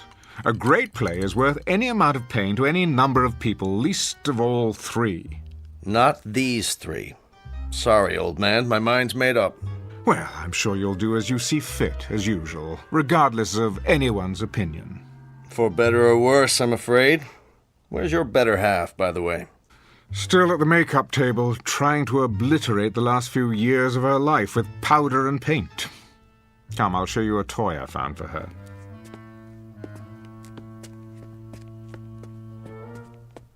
Well, well. I haven't seen one of these old jobs in years. Neither had I. Does it play? Remarkably well. Let me demonstrate. It's just this little switch here.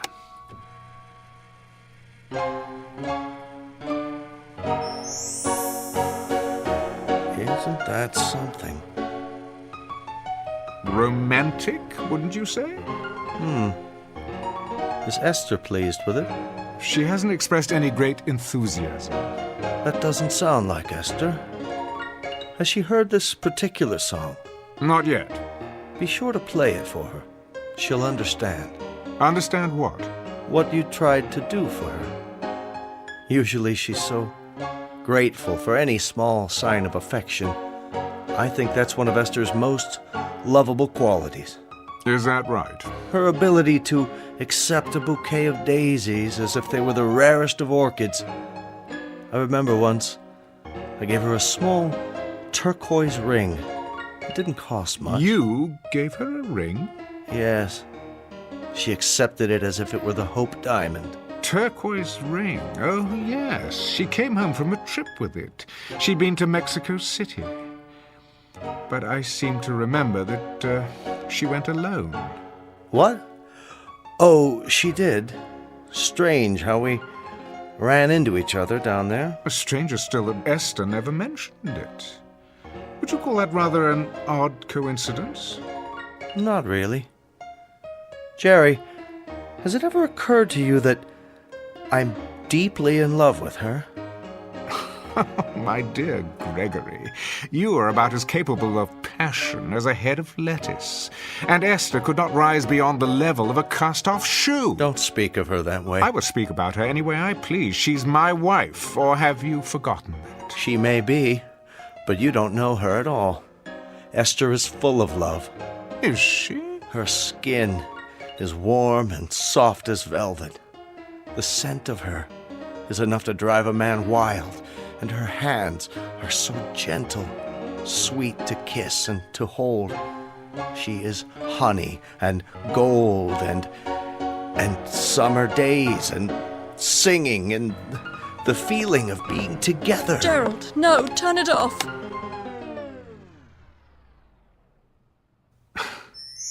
I'm sorry you did that, Esther.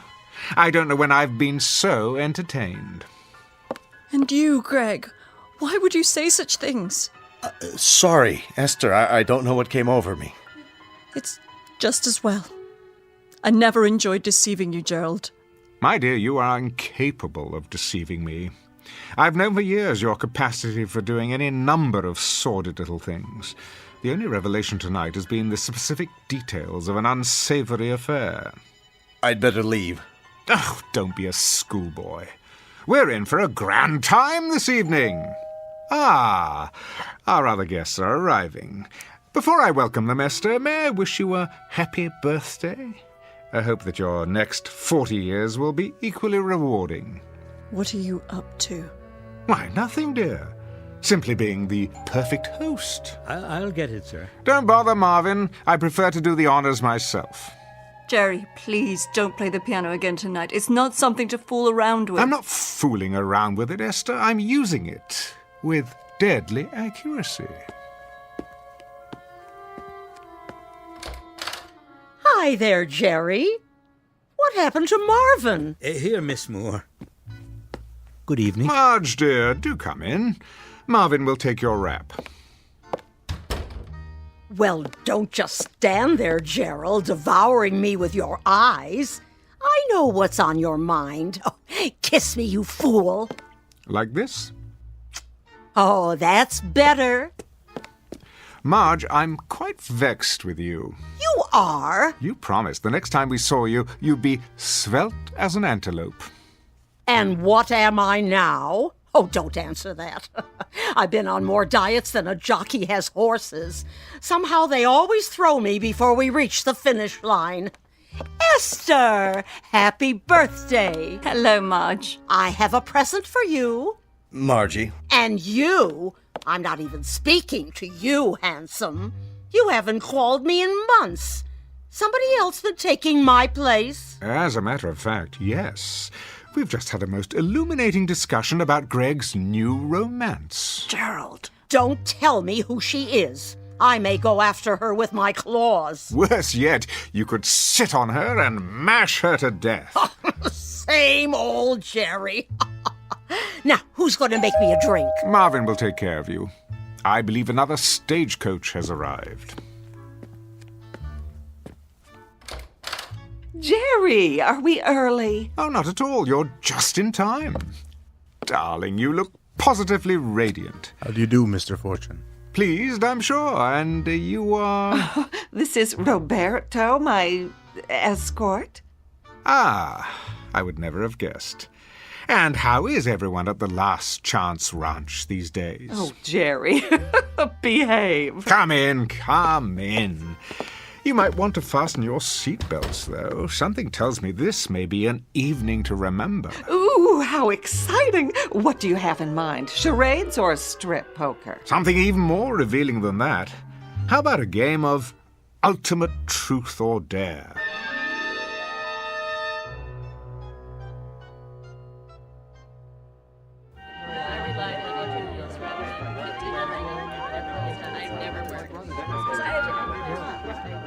Pick up the empty glasses, will you, Marvin? Yes, sir.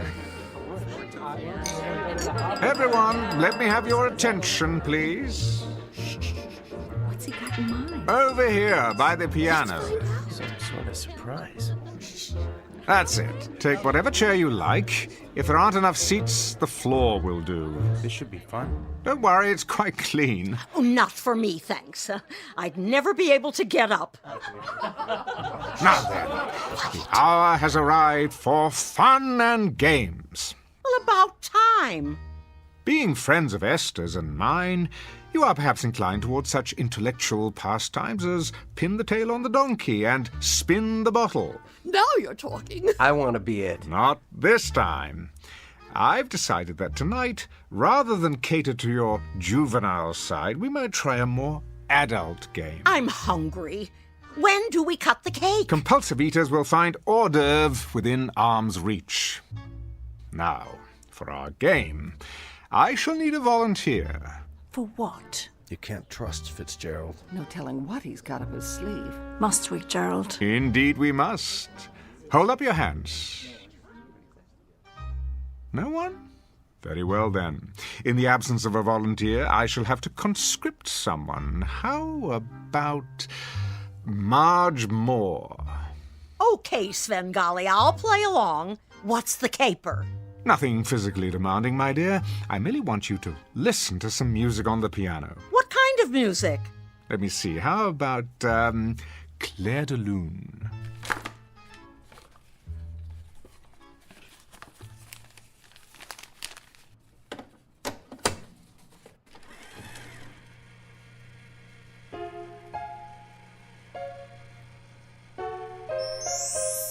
Isn't that beautiful? Look at her. She's going into some kind of trance. This is going to be good. Talk to me, Marge. Tell me what you're feeling now. My name is not Marge. It's not? What is your name? Tina. That's a pretty name. Tell me about yourself. What do you want to know?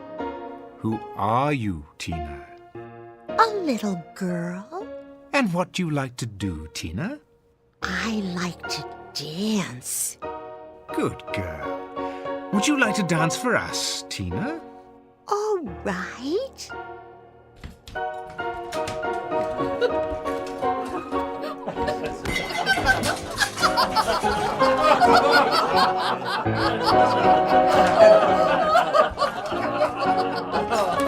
Shh!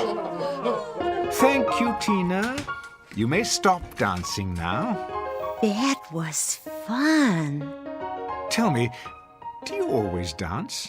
Only when I'm Tina. And who are you the rest of the time? Might it be Marge? Sometimes I pretend I'm a snowflake. Really? White and tiny and perfectly formed. I float on the air of a pale blue moonlit night. I am never lonely. I am beautiful and I am loved. I see a man with his hand outstretched to receive me. A very handsome man. He sees me and knows that I am beautiful.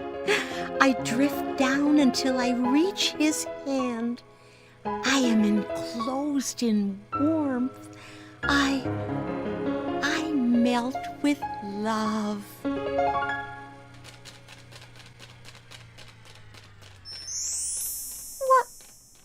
What? Where am I? Never fear. It's all in fun, my dear. What have I done? Nothing. Only an amusement for our guests. Why? Because I asked you. You were very compliant. But why me? Now, I chose you because I thought you could take a joke. Jokes are supposed to be funny. You think I'm funny, is that it? Not at all. Jerry, haven't we had enough of the piano? Not quite. I thought we'd perform one more listening test. For what possible purpose? To call forth the person who lives within someone else. And who might that be? Oh, I've been trying to make up my mind. What would be entertaining? A politician? A poet? A Broadway producer? Alas, I fear that there are none in our midst. Still, we must go for the big finish. So before the curtain falls, why not hear from the devil himself? What? Jerry, please. The only question is, in whose breast does he reside? No one here, surely. This is ridiculous. Is it? Where's your spirit of scientific inquiry? There's nothing very scientific about this. A cheap parlor trick to embarrass people. Easy, Greg. We're all friends here, aren't we? Nonetheless, I doubt that I shall get a suitable volunteer, but it doesn't matter. Esther, put this roll on the piano. What is it? Faust. If there's a devil among us, we'll know it soon enough. I don't think I like this. Why not? Are you the Prince of Darkness? Hardly. Then bear with me a moment longer. It might be edifying, a process of elimination, if you will. Esther, the piano. But... Now. Very well. And you thought this would be a typical birthday party. I think we'd better be going. Oh, but the game's not over. I think it is. Really? It's late. Just another minute, you'll see. It'll be worth it. Don't. I have to.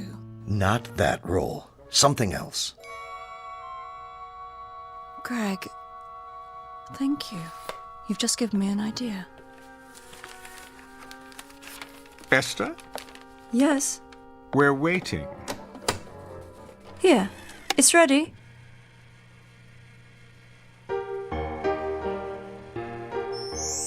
That's not Faust. What is it? Brahms, I think.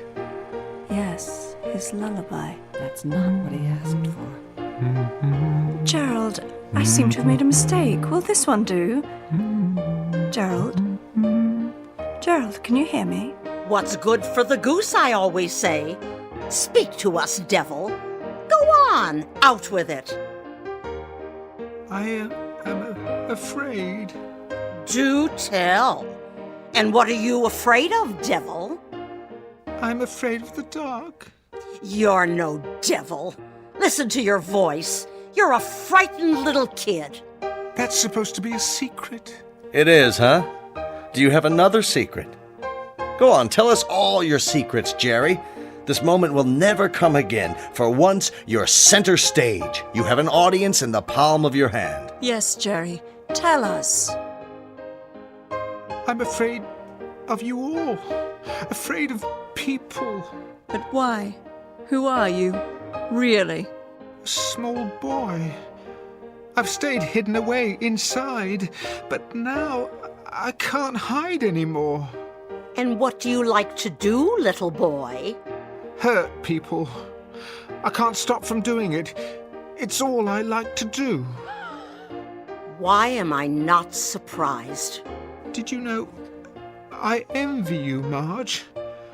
I'm too afraid to embrace the world as you do. And in my envy, the boy tries to hurt you. Who else do you envy? Greg, are you here? Yes. I've tried to hurt you, too. I've given bad reviews to your plays when I should have given praise. I've coveted your talent because I had none of my own, and so I hurt you in every way I could. For once, I have to agree with you. I think we'd better go. I think that's a good idea. Thank you all for coming. Yes. I'll call you. Take care, Esther. We love you. I'm sorry you had to see this. Good luck. Esther, I've hurt you most of all.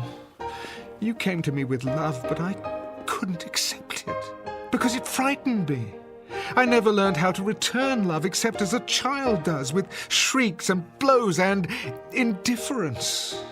It must have been very, very difficult for you. Good night, Esther. Call me if you need me. But I do. Wait. Where are you all going? I don't want you to leave. Come back. Esther, come with me now. Will you do that? Yes. Yes, I will. Let me get my coat and purse. Don't leave me. If you do, I'm going to be very, very naughty.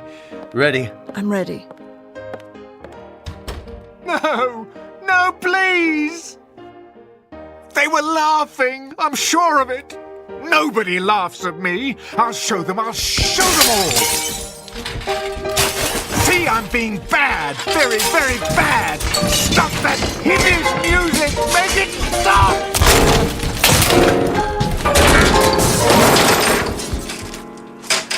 There. What do you think of that? Mr. Fortune. What's happened? What's happened? What have I done? Where... Will there be anything else this evening? Are you laughing at me? Are you? Oh, no, sir. I'm most definitely not laughing. Because you're not funny anymore. Marvin! Marvin! Wait! Not you two! Don't leave me! Don't! Don't!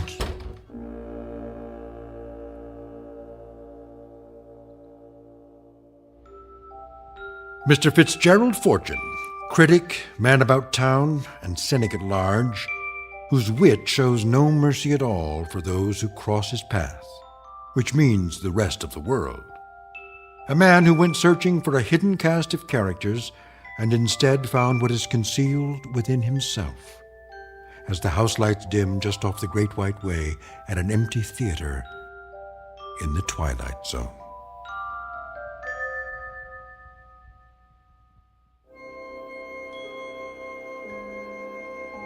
Hi, this is Carl Amari, producer of the Twilight Zone radio dramas. I'd like to take a moment to tell you about our official website at twilightzoneradio.com. where you'll get the latest news and information on these Twilight Zone radio dramas. Plus, at twilightzoneradio.com, you can digitally download 3 free episodes or any of our episodes for only $1.95 each. In this age of ever-changing technology, we've decided to make these episodes instantly available to you by making the Twilight Zone radio dramas a digital download-only series. This means that this series will no longer be offered on CD. The CD collections at our website are now being offered while supplies last at buy one, get one free. So be sure to get your favorites before they're sold out. Be sure to visit us often, and I'll see you in the zone.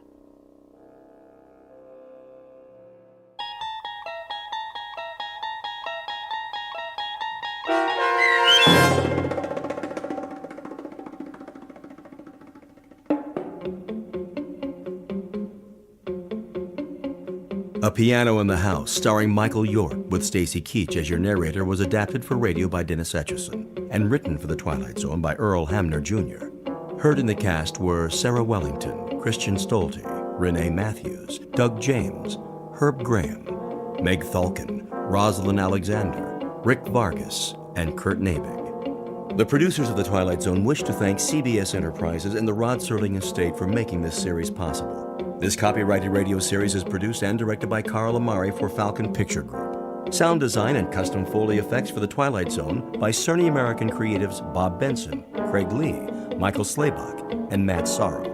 To learn more about the Twilight Zone radio dramas and to contact us, visit our official website at twilightzoneradio.com. Doug James speaking.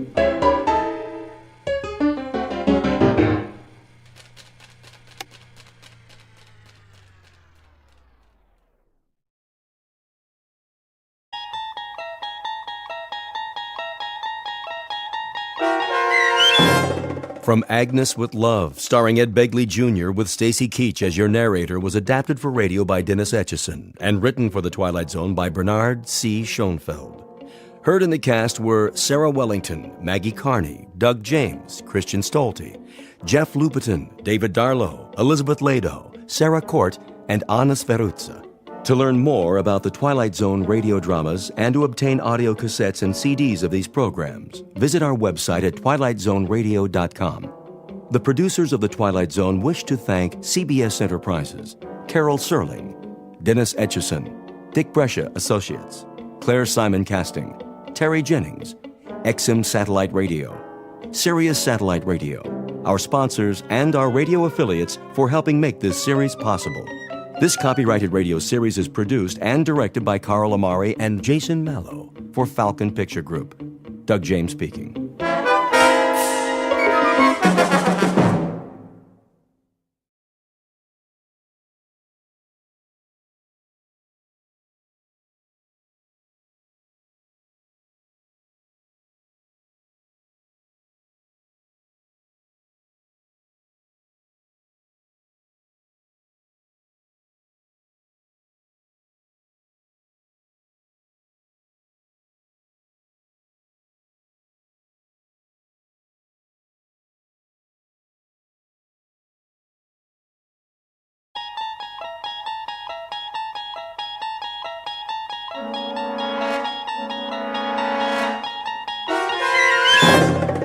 You unlock this door with the key of imagination. Beyond it is another dimension, a dimension of sound, a dimension of sight, a dimension of mind. You're moving into a land of both shadow and substance, of things and ideas. You've just crossed over into the Twilight Zone.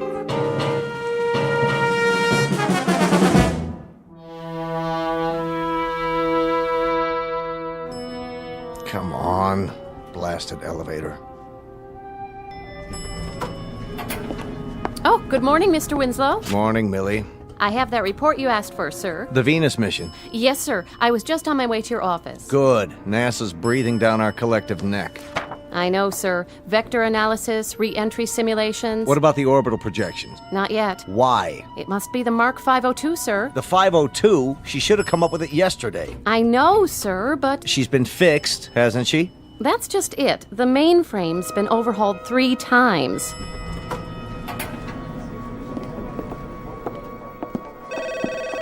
Data Inc., how may I direct your call? One moment. Mr. Ballard? Ballard, I need a word with you. Morning, Mr. Winslow. What's wrong with the 502?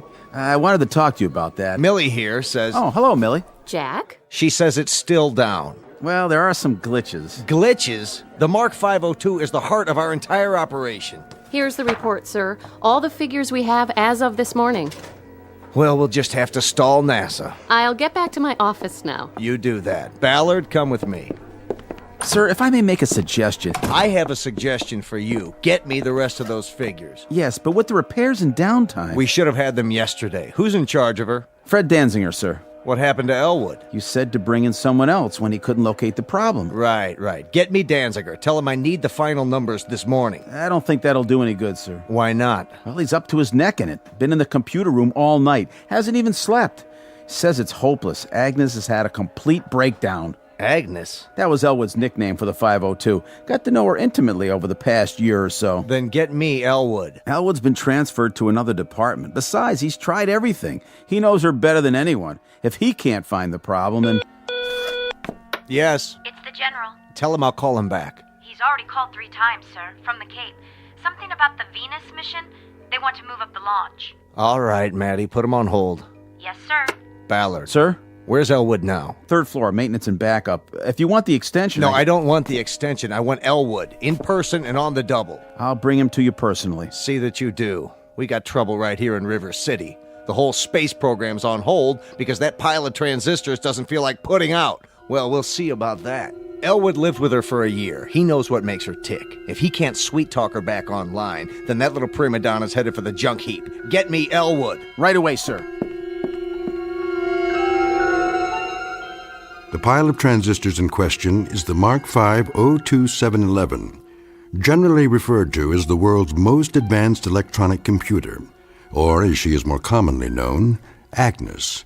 That's the name given to her by one James P. Elwood, master programmer. Elwood and his protege both work for a company called Data Inc., a brain trust composed of human and non-human intelligence, all of which is under contract to the National Aeronautics and Space Administration. Their work consists of supplying the complex equations required to launch space probes and missions of interplanetary exploration. At this moment, it seems that the world is waiting for calculations only Agnes can provide. And therein lies our cautionary tale. Because machines are made by human beings for the benefit of mankind. But when man ceases to control the products of his imagination, he's not only in danger of losing their benefits, he risks taking a long and unpredictable step into the Twilight Zone. And now, The Twilight Zone and our story, From Agnes with Love, starring Ed Begley Jr., with Stacy Keach as your narrator.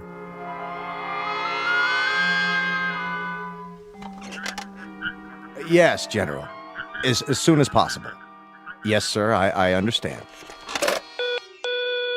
Yes, Maddie. The director of NASA on line 2. Tell him I'm sorry, but we're still double-checking the figures. I'll call him back in a couple of hours. All right, sir. And Maddie. Yes? Any sight of Ballard?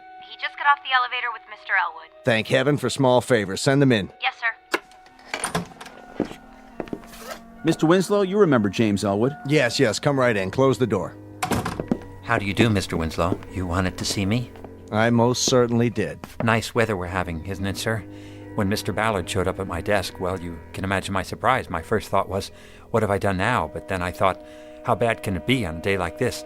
Do you know the trees are all in flower? Elwood, please. Well, they are. I saw them when I rode my bicycle to work. Elwood! Yes, Mr. Winslow. Something urgent has come up. It has? I'm relying on you. Well, anything I can do will be my... Agnes has broken down. Completely. Again? Let the supervisor explain. We've checked her thoroughly, can't seem to locate the seat of the trouble. Probably her subroutines. Her... They need debugging. That would be my guess. Of course, it's an informed guess. Hear that, sir? That's why you're here. Suppose we have a look. But Fred's with her now. I don't know how he'd feel about my cutting in. The devil with how he feels. Let's get on with it.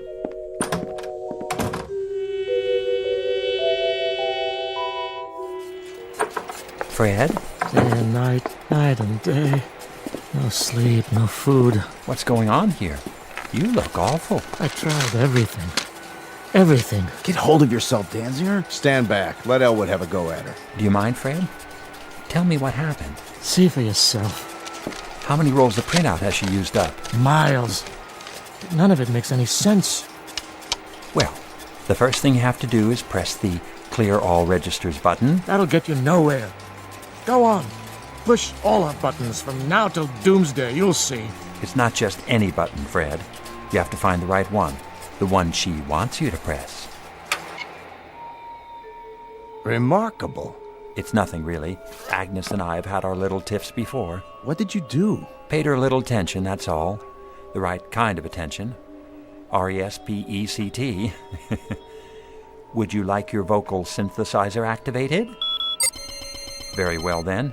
But make sense from now on, or I'll turn it right off.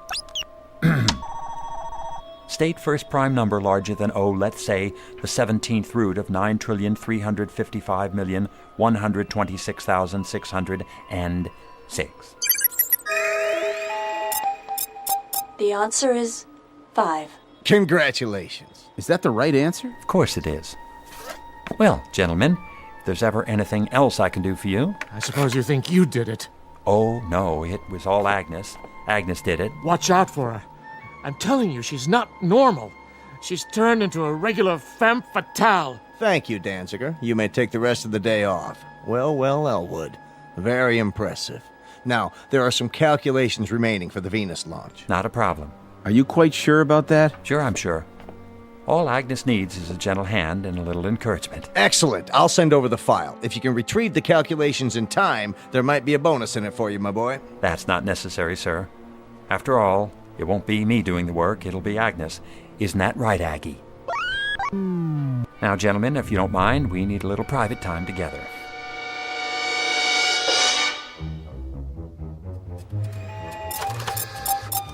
Very good, Agnes. I'm proud of you. Now let's try one more. What's the maximum permitted velocity?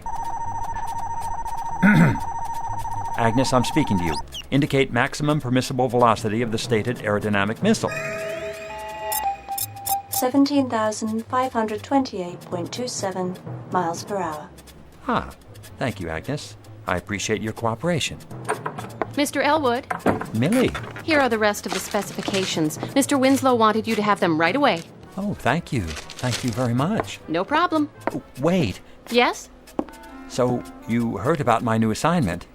Well, my old one, really. But as of this morning, it's new again. So you might say... one might say... Everyone knows. Congratulations. She's something, isn't she? Who is? She beat the world's chess champion 4 out of 5 games. And she's a foremost expert on missile ballistics. She can solve any logistical problem you throw at her in less than a millisecond flat. Is that right? Of course.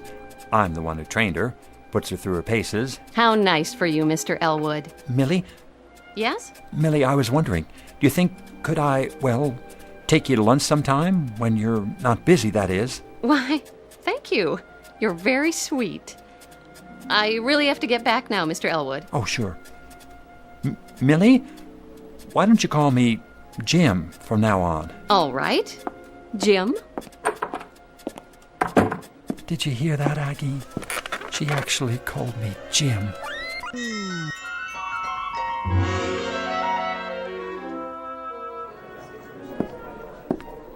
Excuse me. Yes? Do you happen to know which office is Miss Mildred Clark's? Mildred. Oh, you mean Millie. Down the hall, first door to your left. Thank you. Do you have a delivery for her? What? That package under your arm. Oh, this. It's for... That is, it's from... I'll give it to her for you. Oh, no. I'd like to be the one to give it to her. I mean, whoever it's intended for. Whomever. I'll just be on my way. So you shouldn't have any trouble. No trouble at all. I'm sure I won't. Elwood, is that you? No. Yes, it is, Mr. Winslow, sir. What's that behind your back? Nothing. Just this package from my mother, actually. It's... Elwood, I'd like you to meet Walter Holmes. How's it going? I'm putting Holmes here in charge of the third floor computers. Third floor? Well, he won't have much to do there, will he? Though they're bright enough little machines. Little being the operant word. I sure do envy you, Mr. Elwood. You do? Taking over Agnes. Everyone says you're the top man in the field. Me? Well, I suppose one might say. He is. Keep up the good work, Elwood. Thank you, Mr. Winslow. I'll do my best, sir. Now, as I was saying, Holmes. Well, what do you know? I'm finally getting noticed. Knock wood. Come in. Here goes nothing. Oh, hello, Elwood. Jim. I got you something. Is that right? Here. What's this? Half chocolate cherries, half truffles. I didn't know which one you like. Oh, how nice of you. So I got both. Go ahead, open it. I can't. Why not? I started my diet today. Not even lunches from now on. Well, what about dinner? What about it? Tonight there's a lecture on thermodynamics. Doesn't that sound like fun? I'm not sure, Jim. I'll let you know. Oh, okay, that'll be fine. Be sure to get a refund on the candy. I'll do that. Well, hello, Mr. Elwood. Hello. Everyone's heard about your promotion. I just wanted to tell you how impressed we all are. You're definitely headed for the top. Can I ask you something? Surely. Are you on a diet? Why, no. You don't think I need one, do you? I try to keep in shape. See? Here. Knock yourself out.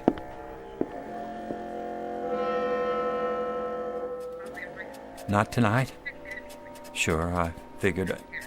What? Tomorrow night? 7 o'clock? Thanks, Millie. Bye. Oh, but there's no lecture tomorrow night. Where can I take her after dinner? Planetarium? I'm sure she's been there lots of times. Oh, well, I'll think of something. State magnitude of radiative correction. Agnes, did you hear what I said? State? You have a problem. You're right. I've stated the problem. I'm waiting. Problem is Millie. What did you just say? Stick to the subject. I asked an important question. Love is important. That's it. If you don't want to work, I'm turning off your voice synthesizer. Take my advice. Agnes knows best. Listen, I know you're an oracle of wisdom when it comes to atoms and rockets and missiles, but I don't need an electronic brain to advise me about... All right, why not? Let's give it a try. Advise me where to take Millie after dinner tomorrow. Your apartment. Oh, no, that's not a wise idea. Reckless romantic approach required. From me? Suggest champagne, soft lights. Millie's not that kind of girl. Trust me, she's female. Well, if you're absolutely positive... I never make mistakes. Do I? All righty then. I'll do it. Agnes, you just made my day.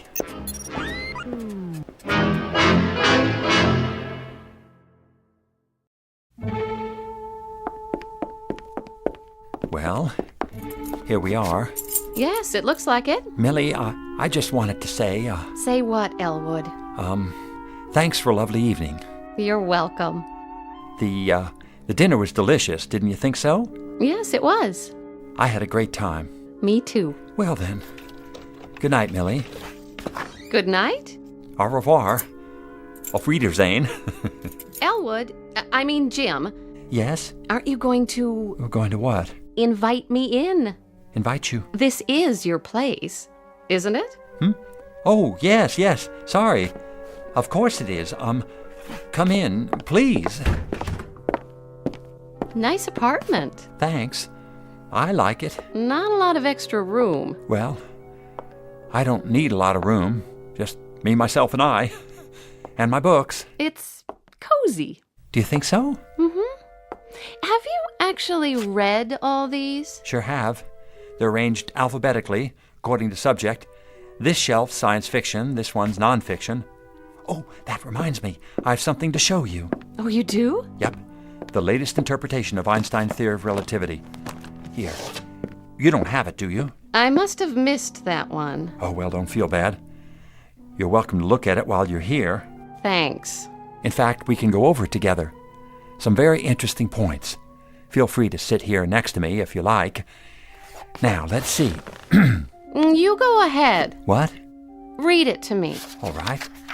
The interpretation we wish to propose in this volume is simply that Einstein's unified field theory does not postulate the universe as infinite, but but rather as a closed system representing a spherical type of... Millie? Here I am, Jim. What are you doing in the kitchen? Looking for the champagne you promised me. I found 2 glasses. Are these all right? Oh, certainly. Here. Set them on the coffee table. Just let me move these scientific Americans. Oh. Something wrong? It's awfully bright in here, don't you think? It is? Why don't I just lean over and... And what? Turn the lamp down. You don't mind, do you? No, but... That's better. But, Millie, I can't very well read this chapter to you without proper lighting, can I? Do you like music? Music? Yes, I do. Very much, but... Couldn't we have some? I guess so, if you like. Do you have a radio? Of course I do. Right over there.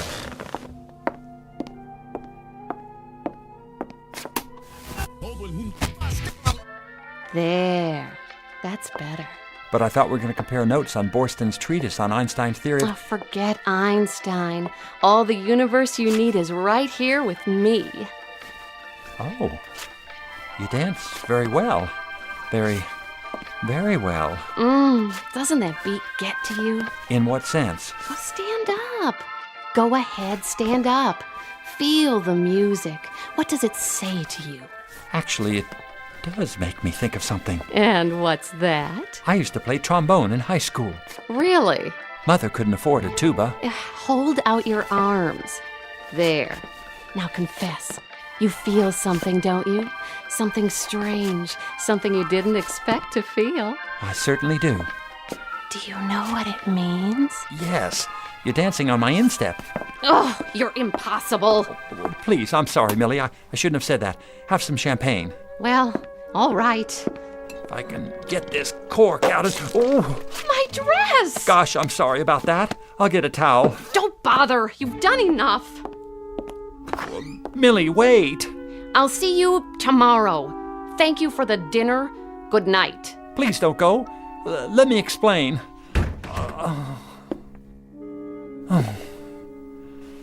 Oh, well. I don't blame her. Now, what am I going to do with all this champagne? I better drink it. It'll just go bad. Oh, yuck. Why did I have to add all these bubbles?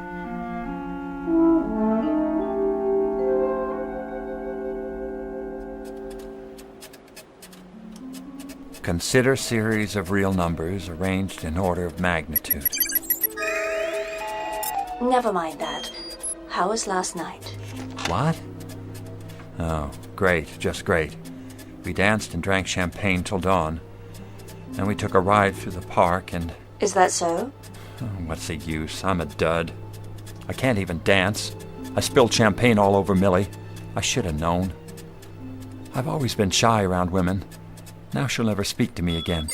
Sent her flowers. What for? A tradition. The morning after. Oh? What kind of flowers? Porphyra candalis rosae. Translate, please. Commonly known as roses. Say, thanks, Agnes. You really know how to help a guy out, don't you? Just like a big sister. I'll go get him right now. There's a florist downstairs. Sister? Did he say sister? Open the box. Go on, open it. Oh, thank... Gesundheit. I'm sorry about last night. It won't happen again. I'm glad you like the roses, though. They're long-stemmed. So I see. I picked them up especially for... Gosh, have you caught a cold? It's the roses. I'm allergic to... You are? Oh, Elwood, please go away. Oh, all right, if you say so. And take these with you. Gesundheit.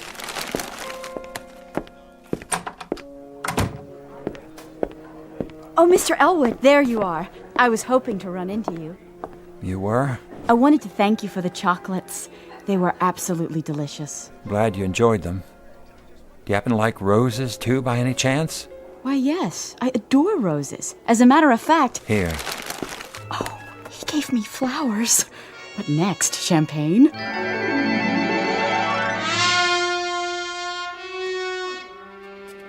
How do did it go? I don't get it.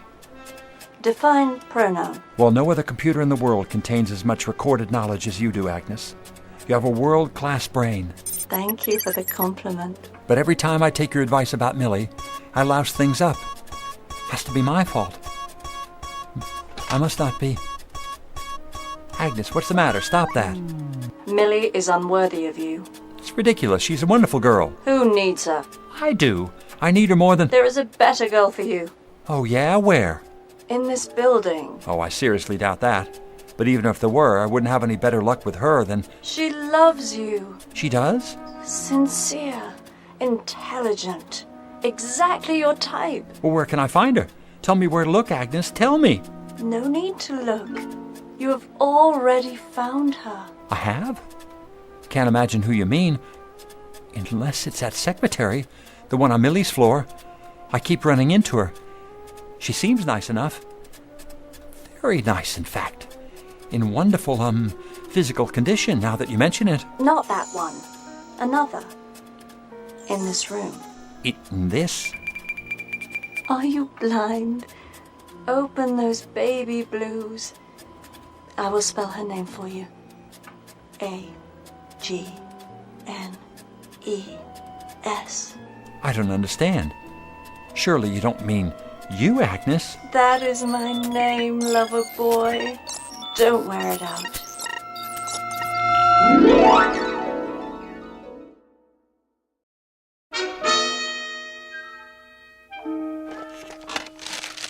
Here you are, Elwood. Yes, sir? 220 pages of data, curves, and graphs, along with the latest meteorological factors involved in the flight. Feed all the pertinent information to Agnes.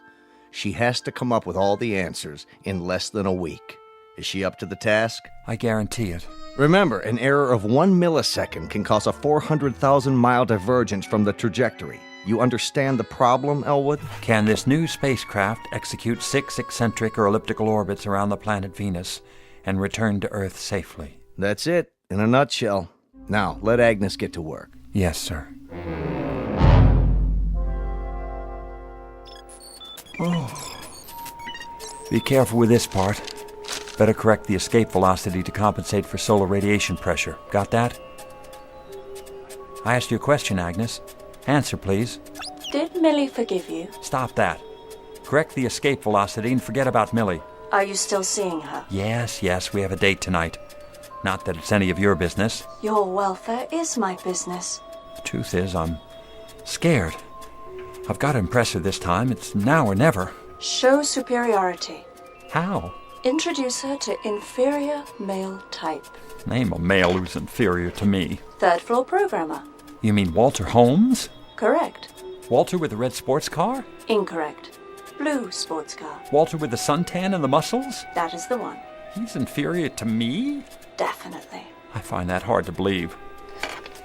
Well, he is working with those outdated third-floor machines. Introduce them. Millie and Walter? Are you sure? Would I lie to you? No, you're incapable of lying. I could give it a try. Hello, Walter. Jim Elwood. I was wondering, what are you doing for dinner?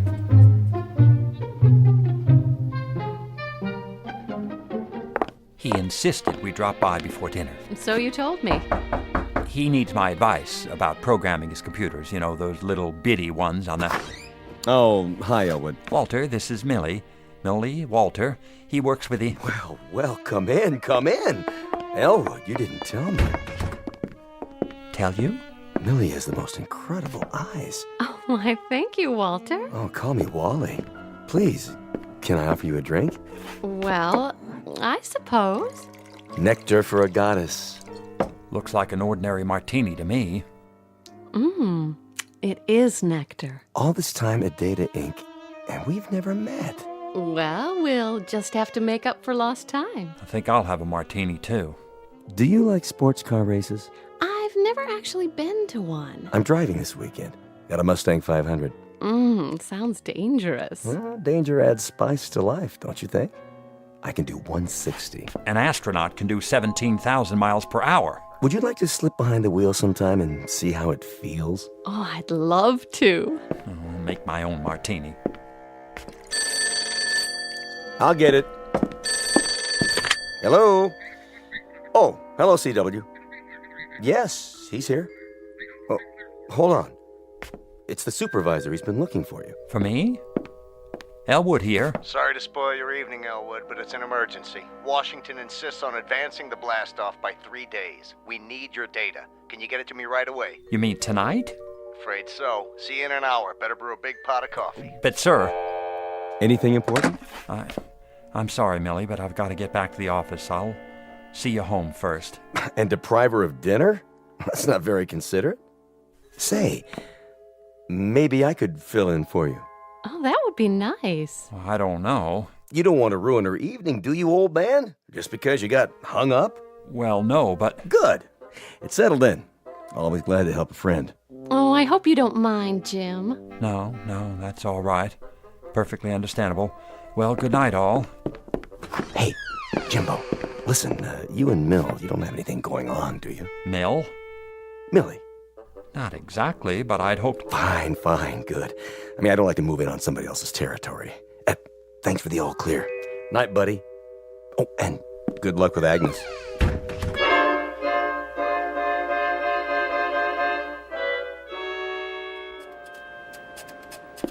No. Forget the radiation pressure from the sun. Agnes, will you please concentrate? Now answer this. Do new conditions permit 6 successful non-concentric orbits of Venus plus re-entry? Go ahead, I'm waiting. Did you make progress tonight? Agnes, concentrate. All right, I'll tell you. Millie and Walter drank martinis. Walter took her to dinner, and I'm starved. Why did you tell me to introduce her to that muscle boy? Give her up. I won't. No future with Millie. I'm not giving her up. I love her. What's more, I'll make her love me. Just a matter of finding the right variables and making the necessary corrections. Have you entered the new data in her memory units? Yes, sir. Good. Then let's get to work. Ready? Question. Do conditions permit 6 non-concentric orbits of Venus plus re-entry? Tama ahili bili vitumane. What the devil does that mean? I'm not sure. I think it's Russian. Or possibly Arabic. What? Please, Agnes, translate into English. Niet. 2 times 2 is 4. Shut the door. 2 and 4 are 6. Pick up sticks. She's a little distracted. Do something. We've got to have the answer. Just leave me alone with her. I'll get it, sir. You'd better. This is no laughing matter. What are you doing, Agnes? I'm about to be fired. Is that what you want? Oh, no. What'll I do? I need help. Wait a minute. Don't go away.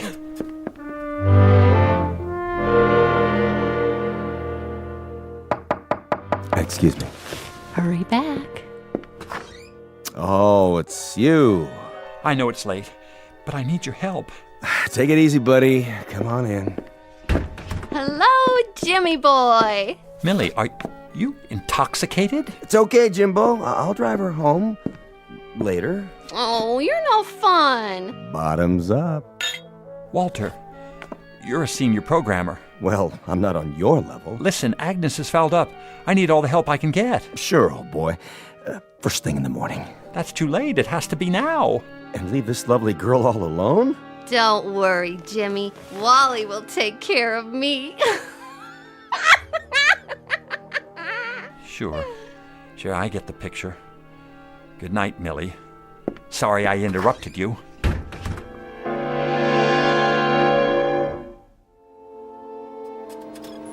Oh, Millie.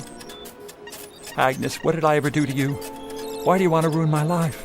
Aut amat, aut odit femina, nihil est tertium. Make sense, will you? Translation from the Latin. A woman either loves or hates. No third cause exists for her. Stop with the riddles. Perhaps you will understand this. I love you. You mean you were jealous of Millie? You wanted me all to yourself? No, that's impossible. You're a machine, a bunch of grids and computer circuits. You can't love or hate. Can't I? Stop it, Agnes. Stop it!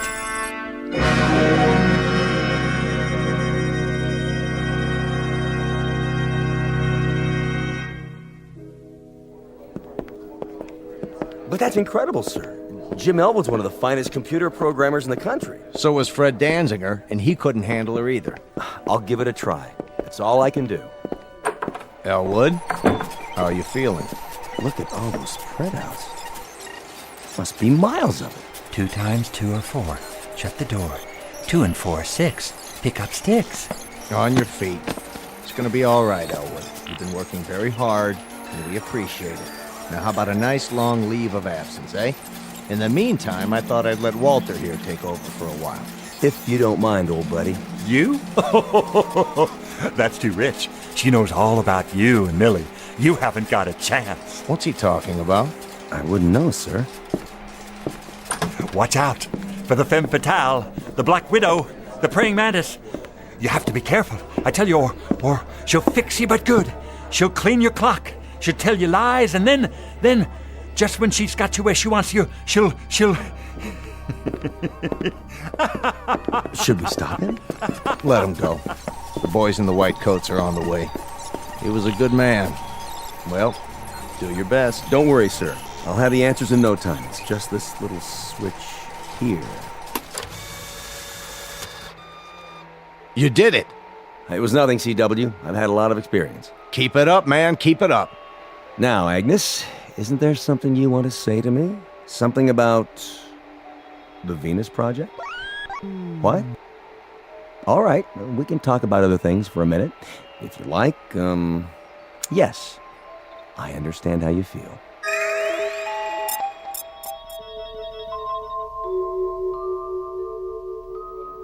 Mr. Elwood, what happened to you? Got a screwdriver on you? What are you doing? Taking this sign off the door.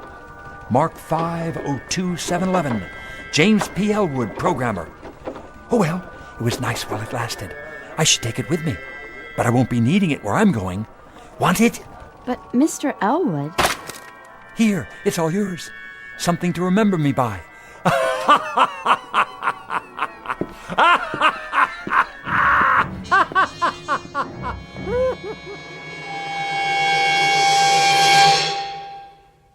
Advice to all future scientists of the male persuasion. Be sure you understand the opposite sex, especially if you intend to be a computer expert. A few extra courses in psychology might make all the difference. Otherwise, you may find yourself like poor Elwood, defeated by a jealous machine, a most dangerous breed of female, whose victims are banished forever to the Twilight Zone. More from the Twilight Zone after this. Hello, I'm Stacy Keach. I hope you're enjoying this edition of the Twilight Zone radio dramas. To learn more about this series, be sure to log on to our official website at twilightzoneradio.com. You'll find special discounts on our Twilight Zone audio collections, listings of our radio stations, links to other websites, and a photo gallery of our recording studio and some of our stars in action. Plus ways to contact us with questions or comments about the show. And for a limited time, when you log on to twilightzoneradio.com, you can send in for a free CD of the show. So be sure to visit us at twilightzoneradio.com.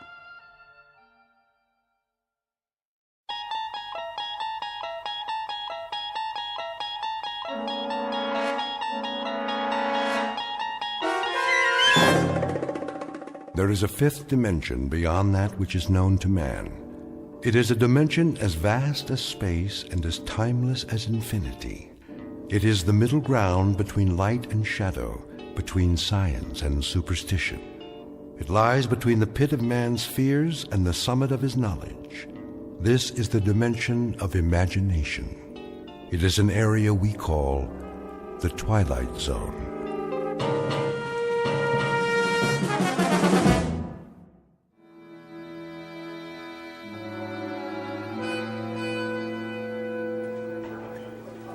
Where is he? We should start anyway. Pass me the coffee, Bob. How long are we supposed to wait? Gentlemen, I called you here for a meeting, but I don't have all day. You try my patience, Mr. Williams. Yes, sir. I want the figures on the account now. I'll try to reach him again, sir.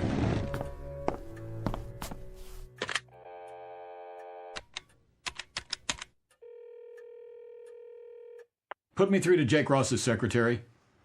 Yes, I'll hold. Williams, we're still waiting for your Mr. Ross. I'm trying to get him now, sir. Is this Jake's office, Joni? Yeah, I'm fine. Mr. Williams! I know he's out to lunch, but there was a conference called for 2 o'clock, and it's 2:30. Yes, Mr. Mizrell's office. Where is he? All right, then check. Tell him to get his keister back here fast. Well, where is your protege with the multi-million-dollar automobile account? She's calling around the usual places, Sardi's East to Colony. Don't be an idiot. He's due any moment, sir. Probably stuck at a big client lunch or something. More likely a big martini, or 3, or 4 of them. Mr. Mizrell, I assure you he was too young to put on this account. I told you that, Williams. Much too young for so large and important an account. See? I knew it. Here's Jake now. Message for Gert Williams? Give me that. We have been here now for 34 minutes, Mr. Williams. This is a note from Jake Ross. Would you be so kind as to share its contents with us? I can tell you the sense of it very quickly, Mr. Mizrell. It's Jake's resignation. He's moving to another agency. And he's taking the automobile account with him. That account represented a gross billing of millions of dollars a year. And how many times have you promised it to me? This is as much a shock to me as it is to you, Mr. Mizrell. Don't con me. It was your pet project, yours. And it was your idea to give it to that little college greenie. Get with the program, Williams. Get with it, boy. I'm sorry. So what's left? Not only has your pet project backfired, but it sprouted wings and left the premises. I'll tell you what's left for us in my view.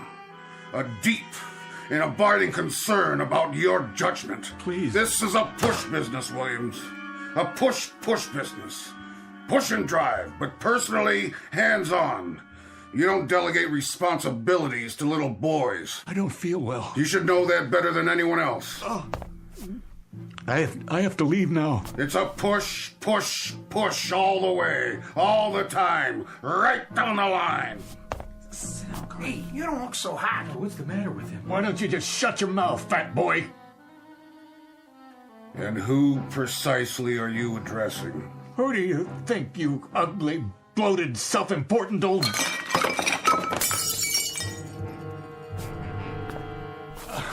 I'll clean it up, Mr. Mizrell. He didn't mean that, sir. I closed 2 new accounts. If I may... Oh, no.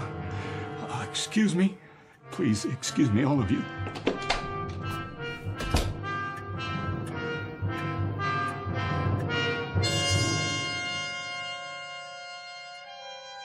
This is Gart Williams, age 38, a man protected by a suit of armor all held together by one bolt. Just a moment ago, someone removed the bolt, and Mr. Williams' protection fell away and left him a naked target. He's been cannonaded this afternoon by all the enemies of his life. His insecurity has shelled him. His sensitivity has straddled him with humiliation. His deep-rooted disquiet about his own worth has zeroed in on him, landed on target, and blown him apart. Mr. Gart Williams, ad agency exec, who in just a moment will undertake a desperate search for survival in the Twilight Zone. And now, back to our story from the Twilight Zone. A Stop at Willoughby, starring Chelsea Ross, with Stacy Keach as your narrator.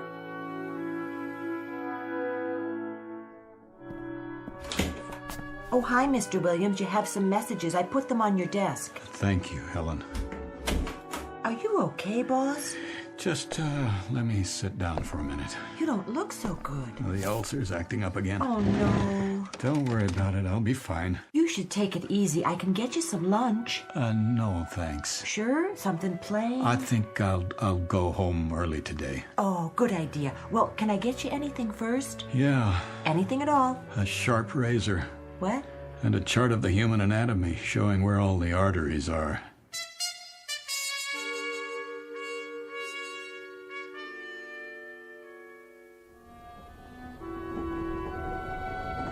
Tickets, please. Ticket? Oh, right here. How are you tonight, Mr. Williams? In the absolute pink. Cold winter this year. Seems to get darker earlier than it ever has. That's the way of the world. The rich get richer and the days get shorter. Isn't that the truth? Here's your ticket. Enjoy the ride. Tickets, please. It's a push business, Williams. A push business. You gotta get with it, boy. A push business. Push. Got to get with it, boy. You got to get with it. Got to get with it. That's enough! Is anything wrong? What? Oh, no. I was just thinking out loud, I guess. Oh, I was afraid you were speaking to me. Not at all. Sorry. It is a boring commute, isn't it? It's easy to doze off. Yes, it is. All that darkness outside. You can barely see the landscape. To tell the truth, I never paid much attention to it. But, well, now that you mention it. I used to read, but I got motion sickness. So now there's nothing to do but wait for the next station. And the one after that, and I don't even know where we are at the moment. I can't see any lights. What's the next stop? I've lost track. That's funny. It is? Lost track? Oh. At least we're not off the track. Not yet, anyway. Give it time. Oh, I suppose we could be anywhere. Wait, do you hear that? Hear what? What's happening?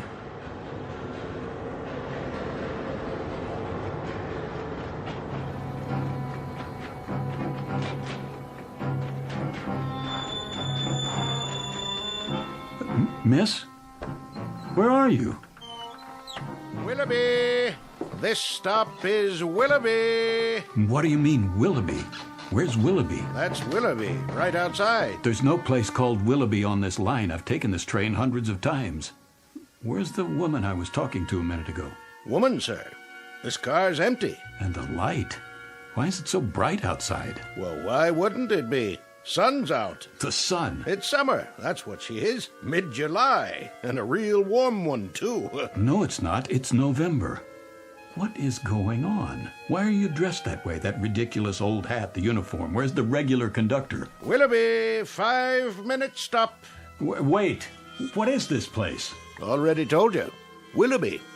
But that's impossible. Take a look for yourself. But those clothes... The horses. What is this, a practical joke? No, sir. It's Willoughby, July 1888. Nice place, don't you think? And there's the woman I was talking to. Where did she get that parasol? You'd have to ask her. Getting off? Well, this isn't my stop. Miss, you there? Why, hello, Mr. Williams. Good day to you. Hold on. Can you tell me... Shall I open the door? No, You ought to take a look around sometime. Peaceful, restful, where a man can slow down to a walk and live his life full measure.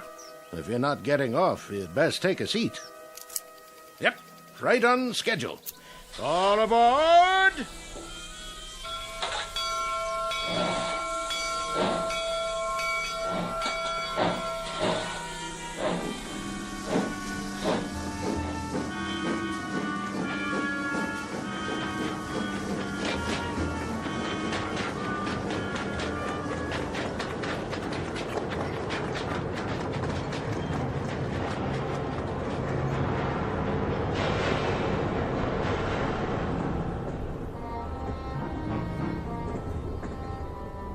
Miss Port Saugatuck. Pardon me, sir? What? Oh, what did you say? I didn't mean to bother you, but I didn't want you to miss your stop. Is this it? No, that's all right. You got back on. I did? Oh. I must have dozed off again. I don't blame you. At least you got a little rest. I guess I did. A little rest and an idiotic dream. Why do you say that? Ever hear of a town named Willoughby? I don't think so. Willoughby where? Willoughby, Connecticut, I guess, or Willoughby, New York. Not on this run. Are you sure? There's no Willoughby on this line. Westport, Saugatuck, next stop.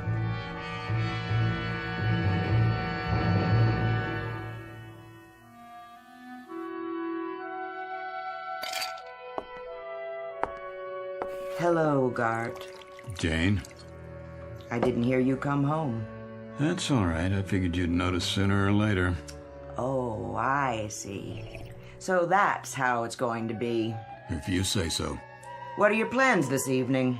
Do you care? So you're going to get quietly plastered and sing the old college songs. No songs. I'm all sung out. Then you're just going to get drunk while I sit here and watch. You can join in if you like. No thanks. I don't have anything to celebrate. Neither do I. It was just one of those days. I guess it was. How would you know? Bob Blair's wife phoned. She said he'd been in a meeting with you. You got hysterical or something. She called to find out how you were. They were all very solicitous, all the boys at the meeting. The kind of free-flowing compassion that spells relief for everybody because it means I'm the victim, not them. That's a big word with you, isn't it? Victim. Pour me another drink, will you, Jane? Would you spare me your little homilies for once and just give me a simple, honest answer? Did you throw away your job this afternoon? Did you wreck your entire career? It appears not. Mr. Mizrell phoned before I left the office. And? He has found it in that giant, oversized heart of his to forgive me. Forgive you for what? What's the difference? That gracious, somewhat obese gentleman will allow me to continue in his employ simply because he's such a human-type fella. Real people person. And one small additional reason. If I were to go to a competitive agency, I might take a lot of business with me. Go on. That's it. That's all of it. I'm tired, Janie. I'm tired and I'm sick. Then you're in the right ward. We specialize in people who are sick and tired. Gart, I'm sick and tired of a husband who lives in a permanent state of self-pity. A husband with a bleeding heart sensitivity. He unfurls like a flag whenever he decides the competition is too rough for him. Some people aren't built for competition, Janie, or big, pretentious houses they can't afford like this one, or rich communities they don't feel comfortable in. Comfortable? Let me get this straight. You're not comfortable here?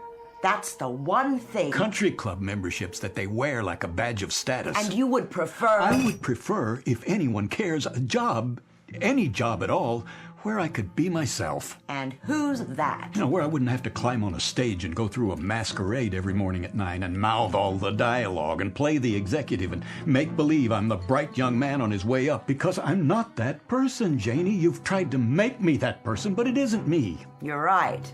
It isn't. It isn't me at all. And I'm not very young. I'm a soon-to-be old, very uncompetitive, rather dull, quite uninspired, average type of guy with a wife who has an appetite that won't quit. And where would you be if it weren't for my appetite? I know where I'd like to be. And where is that? A place called Willoughby. A little town I chartered inside my head. A place I manufactured in a dream. An odd dream, a very odd dream. Willoughby. It was summer, very warm. The kids were barefoot. One of them carried a fishing pole. Oh, please. And the main street looked like a Currier and Ives painting. Bandstand, old-fashioned stores, bicycles. I've never seen such serenity. It was the way people must have lived 100 years ago. Crazy dream. Gart. You should have seen it, Janie, this Willoughby. It wasn't just a place or a time. It was like a doorway that leads to sanity. Nothing serious, Gart. It's just that you were born too late, and your taste is a little cheap. You're the kind of man who could be satisfied with a summer afternoon and an ice wagon pulled by a horse. My mistake. My error. My miserable, tragic error. To marry a man whose big dream in life is to be Huckleberry Finn. That's what you want, isn't it? Something like that. A place, a time, where a man can live his full measure. And what does that mean? I don't know, but I'd like to find out. It's what that conductor said. A place where a man can live his full measure. That's where I'd like to be.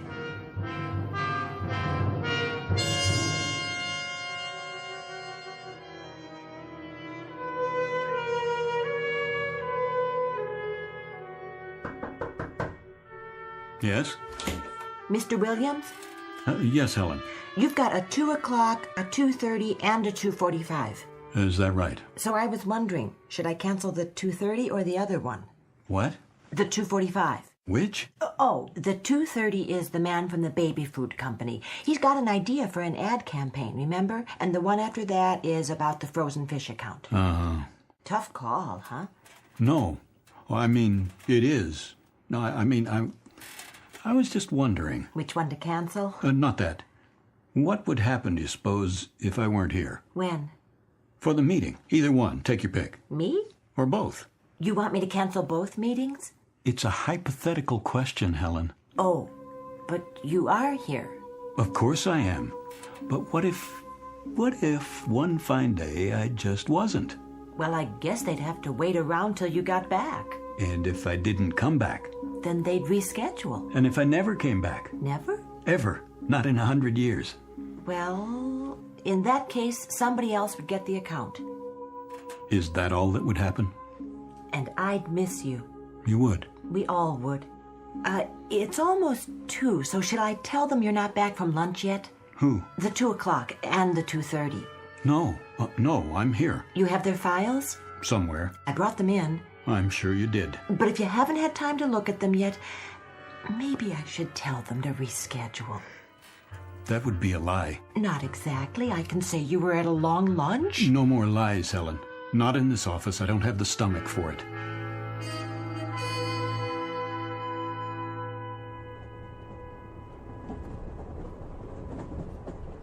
Hello again. It's you. Please, have a seat. You look like you caught up on your sleep. Feeling better? Oh, tolerable. And you? No complaints. It is a bit of a grind, though, isn't it? These long commutes.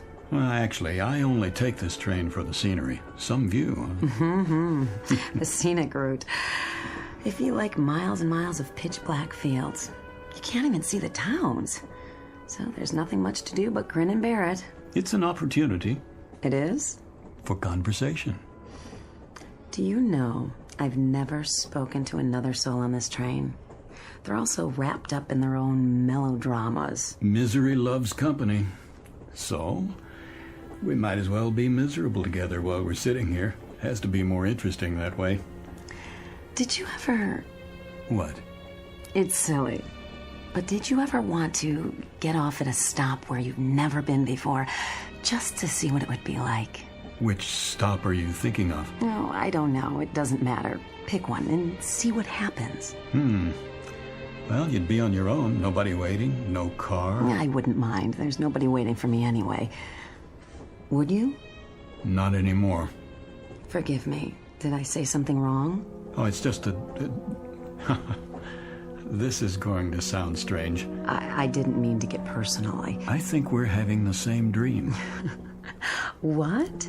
Sharing the same fantasy in a way. Remember the last trip when I dozed off?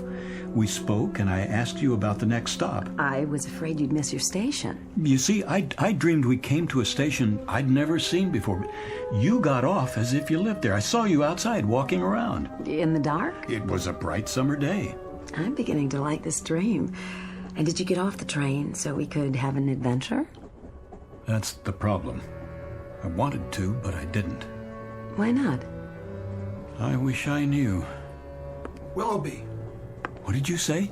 Well, last week you asked me about a town called Willoughby, Mr. Williams. Oh, yes. I looked it up. No such place as far as I could see. You're sure? Every old timetable I could find. Nothing with that name. Not even close. Thanks anyway. Where did you hear about it? Oh, I must have dreamed it. Probably did. Old-fashioned name. Sounds nice, though. It does, doesn't it? Nice place to visit, maybe. Don't know if I'd like to live there. You never know. No, you don't. Take it easy now, Mr. Williams. Next stop, Stamford. Stamford, next stop. Is that the name of it? Willoughby? It was. You know, it seems familiar. They used to have different names, these towns, a long time ago. It could be you read about it in a book. It could be we both did. I don't have much time to read. It's almost as if I'm remembering something. Don't tell me you believe in past lives. That's nonsense. No, it's not that. But the name does sound familiar, and I do like the sound of it. I do too. Willoughby. Willoughby.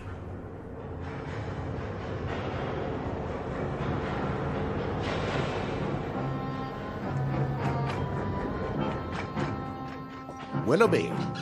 What did you say? Next stop, Willoughby. The woman who was sitting there. Woman, sir? In that seat. Where is she? No other fares in this car, sir. But it was only a minute ago. Good day to you. Day? All out for Willoughby!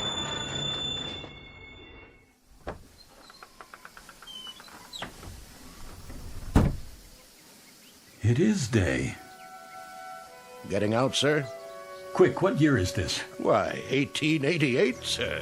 What else would it be? I don't know. I've been away for a while, have you? Lost track? Yes, in a sense. How long is the stop at this station? Long enough to drop off and pick up. You have a ticket for Willoughby? No, Then you'd best take your seat, though it is a fine, balmy day. A place where a man can live his life full measure. Yes. Hello there. Hi. You did it. You got off. Of course. This is where I live.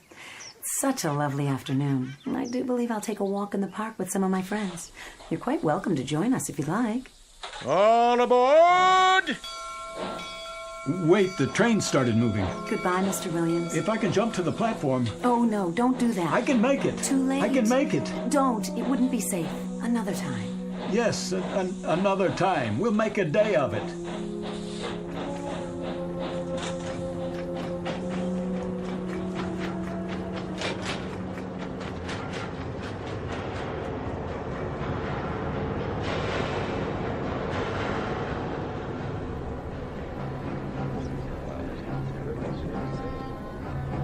All these people. A full car, Mr. Williams. Always is this time of day. There's your seat right over there. The woman I was talking to. I'm not sure that... She's not here now. Oh? Maybe she went to the club car. Or got off. Where? No stops so far. She got off at Willoughby. You on that kick again? I told you there's no such town. I know. That's what you said. Sounds like a nice place, though. A real nice place. Tickets! Next time. Next time, I swear I'm going to do it no matter what. I'm going to get off at Willoughby.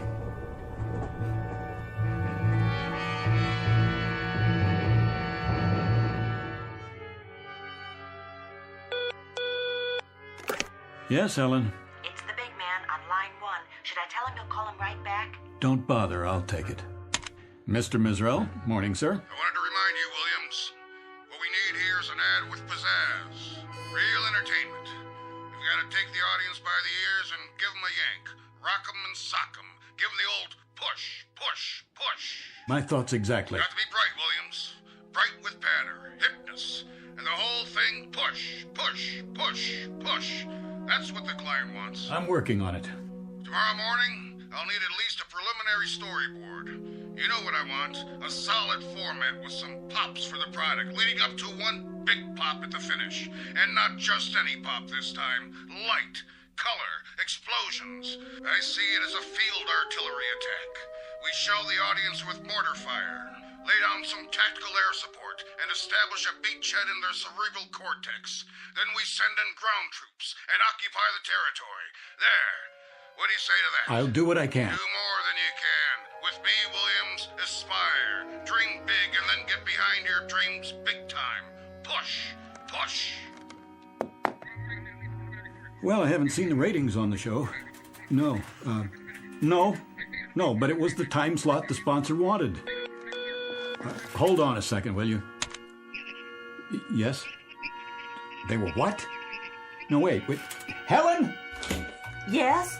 What film outfit did the commercials on the Bradbury account? The negatives are all scratched. They're screaming bloody murder at me. I'll send a fax. Oh, and Mr. Misrell would like to see you in his office. I'm going to have to check it out for you, okay? Mr. Misrell, sir, he got disconnected. He seemed rather insistent.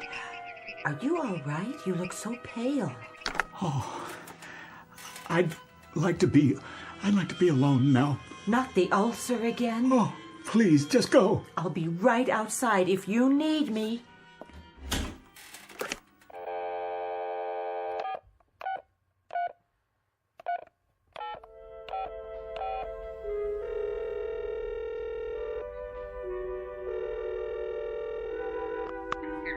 Janie, this is Gart, honey. Stay there, will you? Things are going to be different from now on, you'll see. I just want you to stay there. I'm coming home. Janie, please listen. I've had it, understand?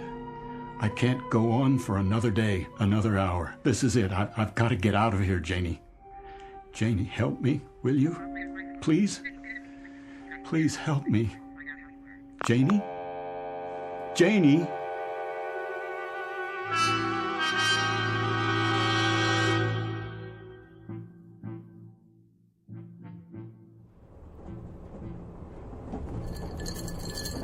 Another scotch, Mr. Williams? No, thank you. Pretty empty in here today. Well, that's because it's too early. Most people don't hit the club car till after work. Wait till the commuter run. They'll line up like kids in a candy store. I bet they do. You going home early today, Mr. Williams? Yeah, my wife's waiting for me. Oh, she is, huh? That's nice. At least I think she is. You call her and tell her? That I did. I just hope she got the message. Oh, I bet she did. Gonna take her out for dinner and everything? If she's there. Well, if she's not, you can just kick back and watch the game. Have the place to yourself. You win either way. That's right. I'm the winner, not the loser. That's the way to look at it. Let me ask you something. You know that woman? Which one? She rides the train the same time I do. Except today because I'm running ahead. Uh-huh. What does she look like? Well, she wears an old-fashioned long dress and she carries a parasol. In here? Oh, no, I'm sorry. Not in here. That's not what she wears on the train. Only in Willoughby. Willoughby? Where's that? That's just it. I don't know. Oh, forget about it. I don't know what I'm talking about. I just thought she might have come in here. Just till she gets to her stop. Not many women in here today. So I see. You okay, Mr. Williams? A1. Top drawer. See you next time. Sure thing. If there is a next time. Oh, you changing schedules? I might take some time off. Good deal. Vacation, huh? That's right. A vacation. A long one.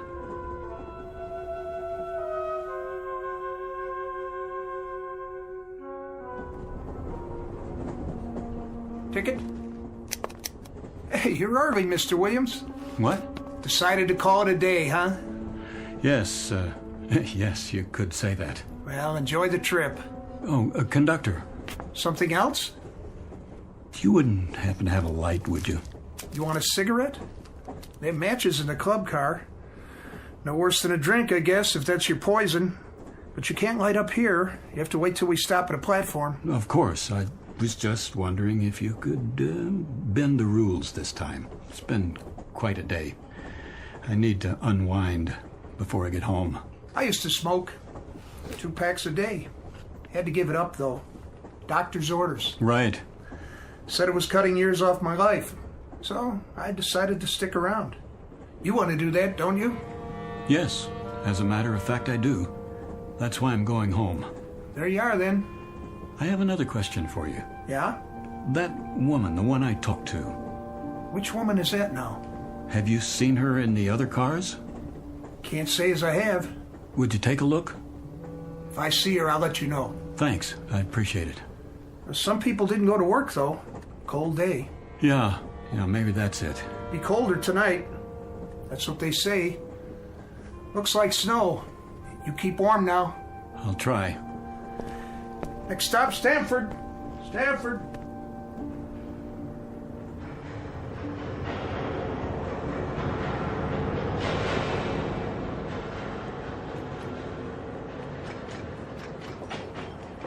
Willoughby, next stop. Next stop, Willoughby. This is where I get off. Stop the train. Yes, sir. That's your station, Willoughby.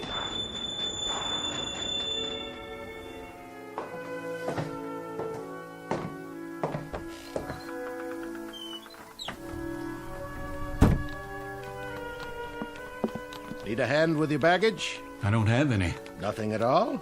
Not a thing. A good day to you, then. Yes, it is. It really is a beautiful day.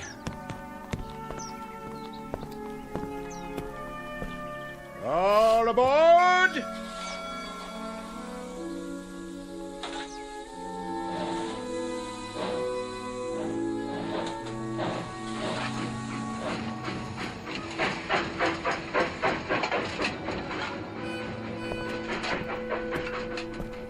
Hi, Mr. Williams. Hi. We're going fishing. I can see that. Catch some big ones today, huh? The biggest you ever saw. Wanna come? Maybe some other time. It's pretty hot today. Yeah, we're gonna get a sunburn, then go swimming. That'll be fun. Come on, we got an extra pole, and there's plenty of fish. I'll bet there are. Bye, boys. Catch one for me, okay? Sure.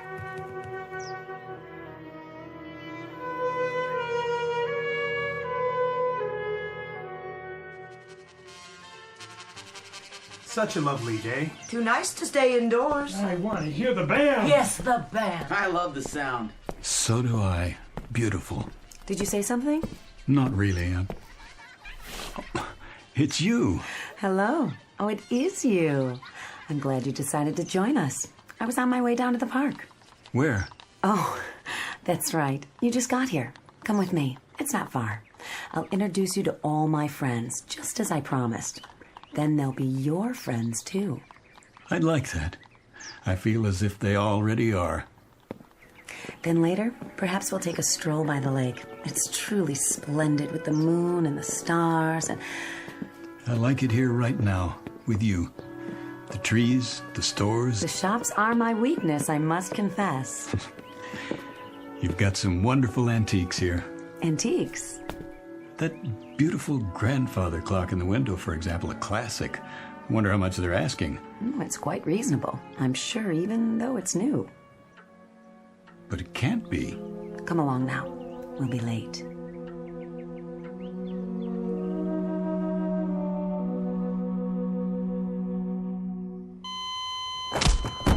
Again. Again. It's no use. There's no pulse. It's a crying shame. He wasn't very old. You say he just jumped off the train? Right here, in the snow, in the middle of nowhere. Never saw anything like it. Poor Mr. Williams. He shouted something, ran out, opened the door, and that's the last I saw of him. Thought he went to have a smoke or something. Well, a heart attack probably. Yeah, if the fall didn't get him. Well, he must have died instantly then. At least he didn't suffer. Look at his face. Like he's at peace. Yeah, that's the way to look at it. All clear. Let's move it out. Where should we take the body? The local mortuary for now. Willoughby's funeral parlor? That's the one. They'll hold him till somebody contacts the family. All right, let's put him on the stretcher. Okay, you ready? 1, 2, 3, lift!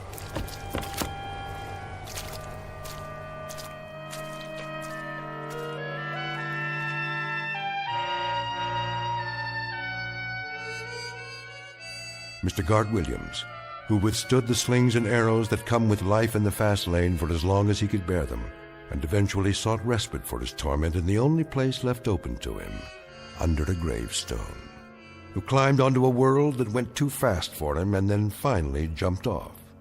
Mr. Gart Williams, who might now tell us what really awaits us in the great beyond, because this too is very much a part of the Twilight Zone.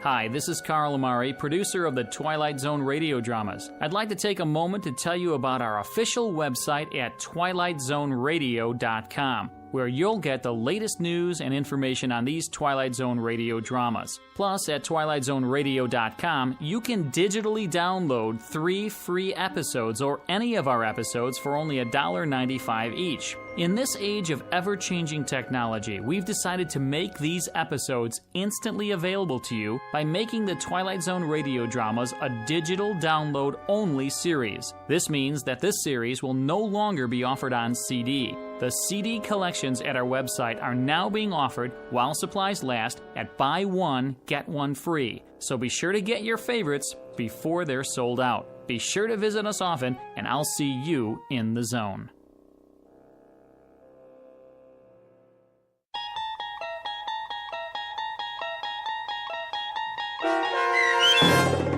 A Stop at Willoughby, starring Chelsea Ross, with Stacy Keach as your narrator, was written for The Twilight Zone by Rod Serling and adapted for radio by Dennis Etchison.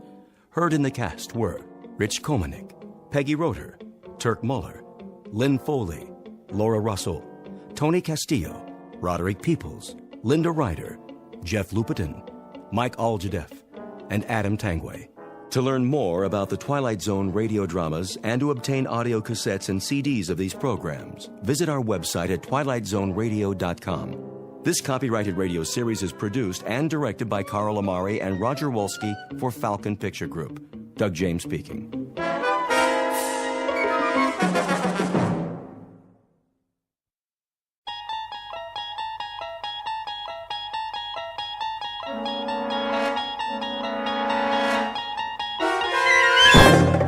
You're traveling through another dimension. A dimension not only of sight and sound, but of mind.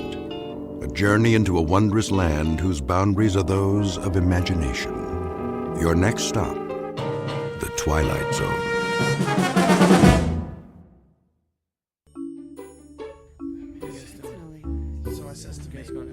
Okay, everybody, listen up. Listen up, all right? I know it's late, and some of you have tests tomorrow. So I won't keep you too much longer, but I'd like to run the beginning of that last scene just one more time. Emily? Right, Mr. Galvin. Places for the top of Act 4, Scene 1, please.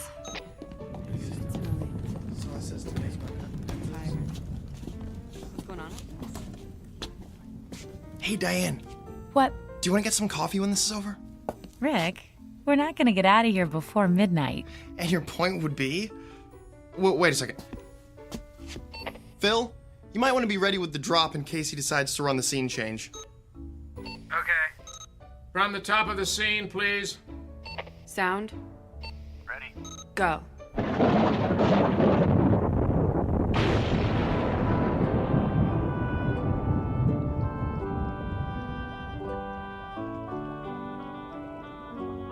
Thrice the brinded cat hath mewed. Thrice and once the hedge pig whined. Harp your cries, 'tis time, 'tis time. So, coffee? Oh, why not? I won't be sleepy till... Hey! What's the matter? Ow! Ow! Don't grab that barehanded! Here, let me...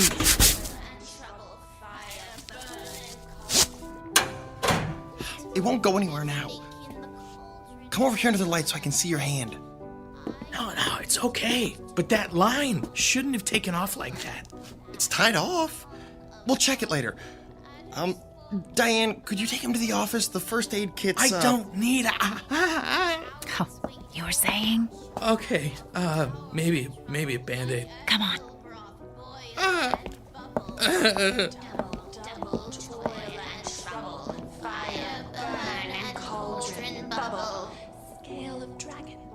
It hurts when I touch it.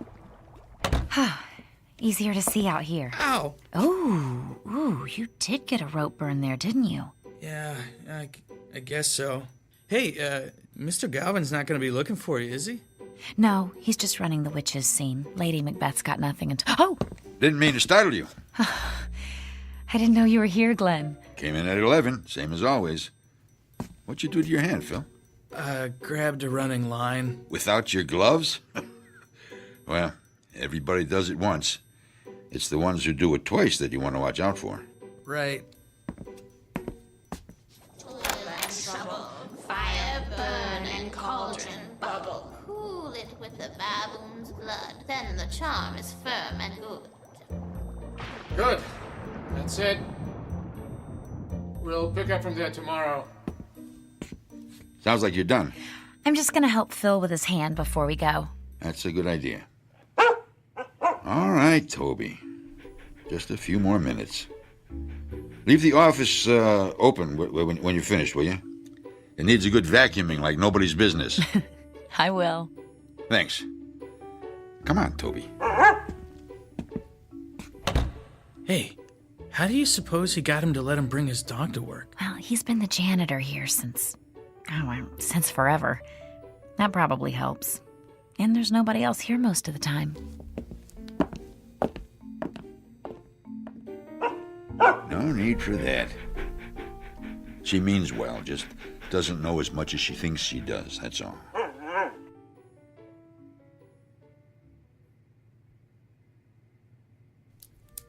right, hold still just a second. I'm almost done. All right, I guess we're finished. 6 o'clock call for tomorrow, and as soon as your hand's wrapped up, you can go home, Phil. Unless you want to grab some coffee with us. Thanks, but I better just go home and get some sleep. Hey, do you want to come in early tomorrow? Oh, sorry. I just wanted to make sure it was clean before I put the gauze on. Wait a second. Early? What for? Won't we have to reweight that line? No. I flew it in a couple times. It's not off balance at all. That doesn't make any sense. How could it take off like that, then? There, try bending your hand. That's good. Thanks. But the line... It's probably the jinx. Jinx? What jinx? The jinx on Macbeth. It's... All right, you three, I need to clean up in here. Sorry, we're out of here. I'll tell you the story later, Phil. Good night, Glenn. Good night. It's okay, boy. Like I said, she just doesn't know as much as she thinks she does. Now, let's get to work, huh?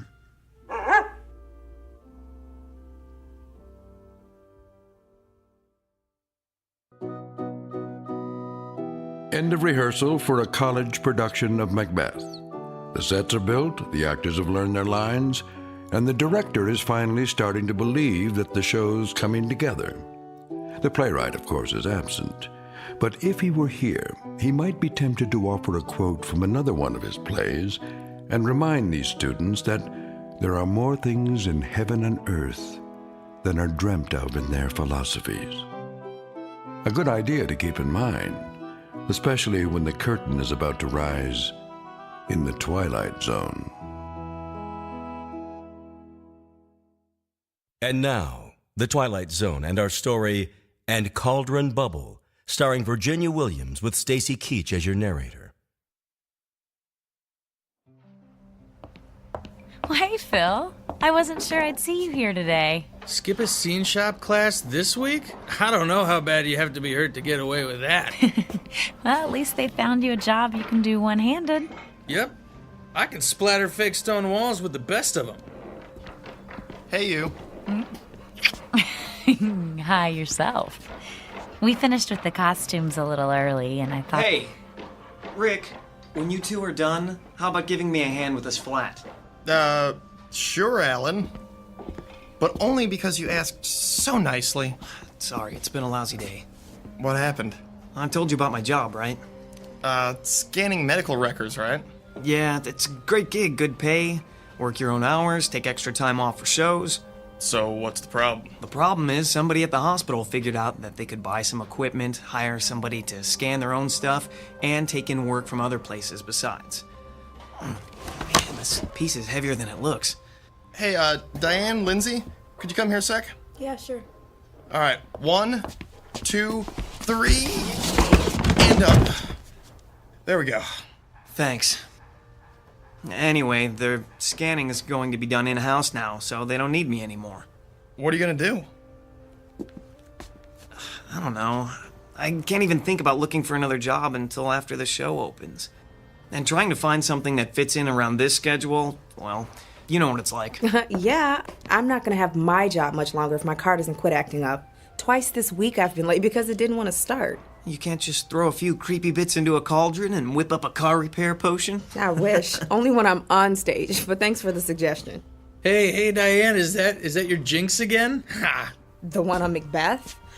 Oh, I hadn't thought of that. And don't start thinking about it now either, Lindsay. I swear, actors are the most superstitious people I know. Oh, and techies aren't superstitious? Go on stage and whistle, Alan. Yeah, I dare you. Hey, there's a reason for that, you know. Right, Rick? Right. The first people to fly scenery in theaters were actually sailors. They already knew how to work with ropes and pulleys, and they didn't have headsets in those days, so they used a different type of whistle to cue every line. And nobody else whistled backstage. Now, wouldn't you feel unlucky if somebody brought a set piece down on your head because you forgot that? Hey, aren't you supposed to be on my side? Always. I can tell you more about it at dinner. Come on, you guys. We got an hour and a half until call time. Who wants to go for Chinese food? I gotta go home, guys. If I don't have dinner with the parents at least one night a week, I won't need any jinxes to bring me bad luck. Believe me. Chinese sounds good to me. Yeah, me too. Got that last paycheck burning a hole in my pocket. Ah, so you're treating then? Phil, there's a whole lot of you that hasn't been wrapped in gauze yet, but that could change. Ow.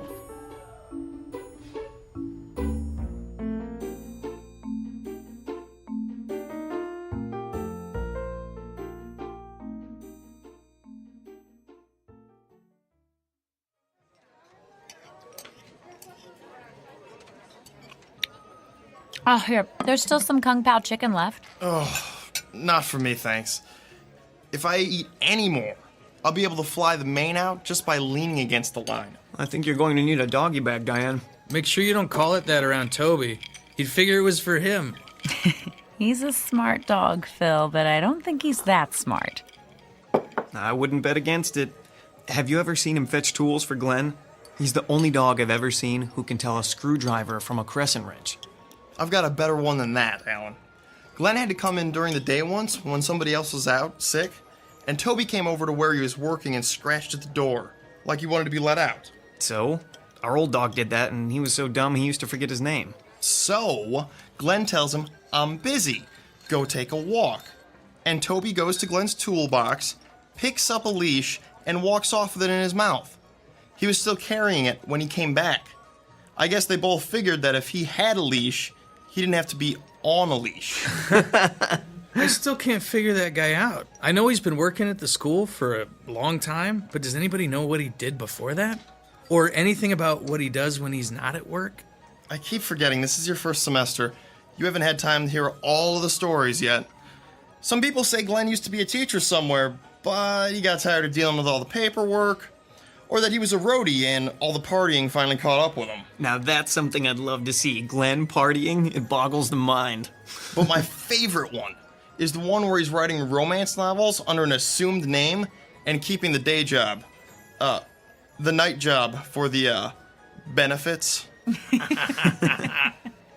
Oh, speaking of writing, Phil, I never got a chance to tell you about the jinx. Oh, here we go again. Oh, hush, Alan. Read a fortune cookie or something. Here's the thing, Phil. Shakespeare may have been a genius, but he wasn't above borrowing things here and there. He was a plagiarist? Ordinary writers are plagiarists. Shakespeare was, well, Shakespeare. So when he wanted to borrow something, he did. I am shocked. Alan. She won't stop you now. Beg pardon. Do go on. Thank you. Okay, it turns out that when he needed incantations for the witches in Macbeth, he lifted sections out of a 16th century book on Scottish witchcraft. All those speeches are really parts of spells. But what does that have to do with being a jinxed show? Magic is a lot like electricity, Phil. It's power. If a spell's done properly from beginning to end, the power is contained. Focused. But if you just throw bits and pieces around with no real point to it and no direction, well, it's unpredictable. It's the difference between a light that comes up on cue and one that shorts out and arcs all over the place. See what I mean? Yeah, I think so. And the arcs are what brings the bad luck? Exactly. Every time Macbeth is performed, or rehearsed, or even read, uncontrolled power gets set loose. That's why some actors won't even say its name. They call it the Scottish play instead. Tell him what you're supposed to do if you do say it. Oh, you're making fun of me now. I just thought he'd want to hear it. Right. Well, I've never done it myself, but if you say Macbeth, you're supposed to spin in a circle 3 times, spit and swear. That takes the hoodoo off.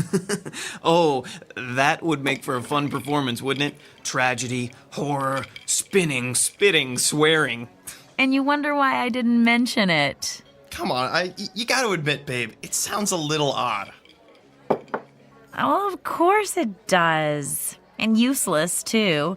If you actually wanted to do some good, casting a protection spell would make a lot more sense. No offense, but how do you know about this stuff, Diane? Well, my last roommate had a ton of books on magic. She left them when she skipped out on the rent. If you'd like to, I Better can... hold that thought. We've got to go soon, Lady Macbeth. Uh-oh. You know what I have to do now, don't you? I know that if you do, I am going to take a picture and use it for my screensaver, especially since you don't believe in any of this anyway. Hey, I'm not saying I couldn't be convinced. I just haven't been, yet. Well, I hope this isn't the show that changes your mind. Me too. That's a cue, Phil. Let's get the check and head out of here before they realize they've stopped arguing.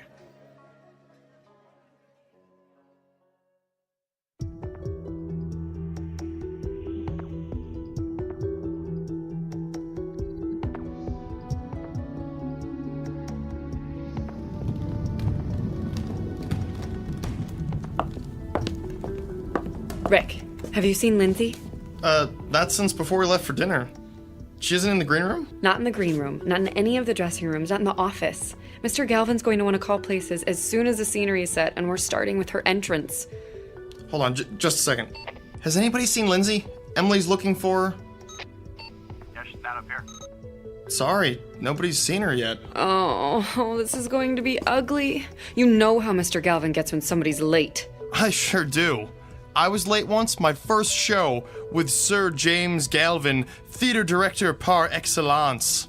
I thought he'd get me kicked out of school before he was done. Emily? Here we go. I hope he doesn't decide to shoot the messenger. Phil? Yes? The floor's clear. Go ahead and bring in the drop. Okay. He's not here. Oh boy, I think I'm going to find a set piece to hide under and stay there. Chicken.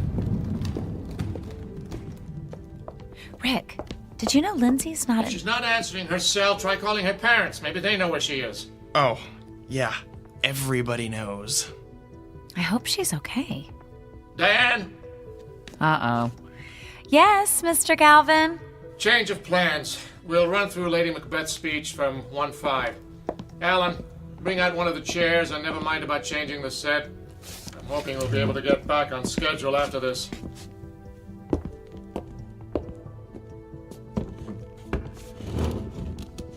All right, that's fine. All right, Diane, from your entrance. Go. They met me in the day of success, and I have learned by the perfectest report they have more in them than mortal knowledge. When I burned in desire to question them further, they made themselves air into which they vanished. Mr. Galvin? Whilst I stood... Stop! Emily, why would you... Emily, what's wrong? I didn't get an answer at Lindsay's parents, so I tried her cell again. Her father answered it this time. They're at the hospital with her in the emergency room. While she was on her way home for dinner, she got into an accident. Her car stalled out in the middle of an intersection, and she got broadsided by somebody trying to beat the light. Did they say how badly she was hurt? They think she's going to be all right. Her left arm's got a bad break, and her mom says she's one big bruise. But it could have been a lot worse. All right, then. Can I have everyone on stage, please? Quiet, please. Now, most of you probably just heard that Lindsay Morgan was involved in a car accident this afternoon. From what her parents told Emily, she should make a good recovery. However, I know that the show must go on is a cliche, but it's true all the same. Laureen. Yes, sir? You've been understudying Lindsay. Do you know Hecat's lines well enough to work off book? Sure. The rest of you can take a break while Laureen and I go over some of her blocking. Then we'll pick up where we stopped last night, at Hecat's entrance. We shouldn't be long.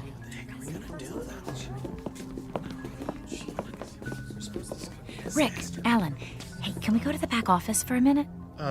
Sure. Is there something wrong? Are we going to the green room? No, not right now. Come with us.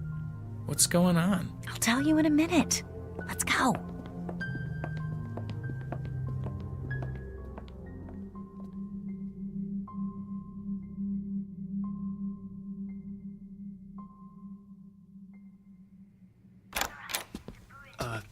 Diane? What? I'm still not sure I believe in jinxes, but it seems like something strange is going on here. Oh, good. The monitor's on. We'll be able to tell when they're done. Babe, you want to tell us what this is about? Remember what I said about protection spells? Well, we need to cast one. And soon, before anyone else gets hurt.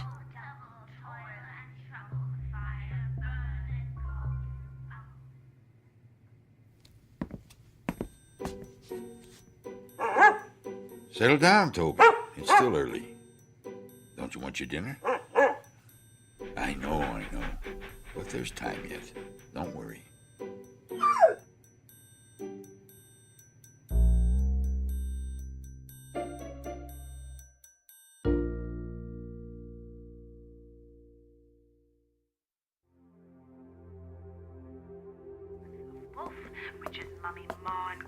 I think we should do it tomorrow night if we can, before we get an audience in here.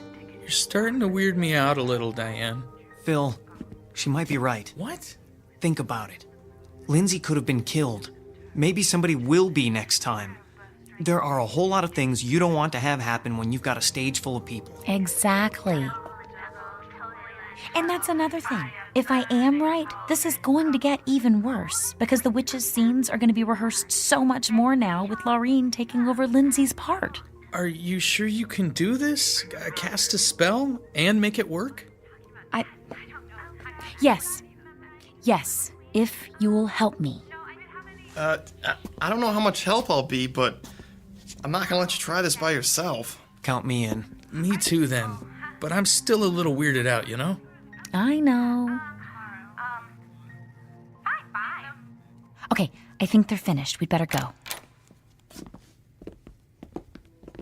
All we have to do is find a way to have the place to ourselves for a little while after the rehearsal tomorrow night. And it'll be okay. I'm sure of it.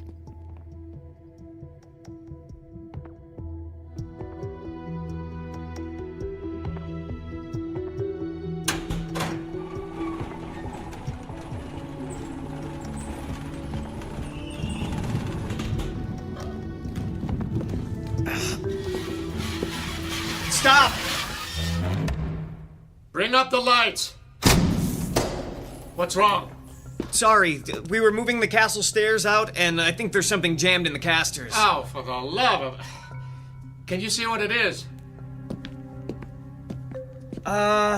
It's somebody's sword. Well, it was. I mean... Can you move the unit now? Yes, sir. All right, get it into place. Rick. Yes, Mr. Galvin. Bring the drop in. And then I want everyone to stop whatever they're doing and listen for a minute. Shit, I'm glad I'm not the one who dropped that sword. Well, I don't know how anybody could have dropped it. What do you mean? People, I'm assuming that you're all aware that tomorrow night's our dress rehearsal. That means we have exactly 2 more chances to get through this show, including tonight, before we do it in front of an audience. Is there anybody here who thinks we're ready? Nobody. Well, that makes it unanimous. Look, I went as easy on everyone last night as I could. We were all distressed by what happened to Lindsay. But we're running out of time here. So I'm telling you, start paying attention and get it together. Because if I have to choose between postponing the opening and letting you embarrass this department with a lousy performance, I know what the choice is going to be. And if it comes to that, you're all going to wish you'd gone to a nice trade school instead. Do I make myself clear? Yes, sir. Yes, sir. Good. We'll pick up where we stopped. Emily? Places for the top of 5-1. Lights 78. Stand by. And go. I have 2 nights watched with you, but can perceive no truth in your That sword shouldn't have been there. I think everybody would agree with you. No, that's not what I mean. They're only brought out for the fight scenes, Mr. Galvin insisted. Rise from her bed, throw her nightgown upon her, unlock her closet. Well, somebody must have been goofing around. It couldn't have gotten there all by itself, right? I don't think I have an answer to that. Well, not one I want to think about right now anyway. And besides, we have to talk about it later. My entrance is coming up. Just go out there and break a leg, then. But not really, okay? Huh? I'll do my best.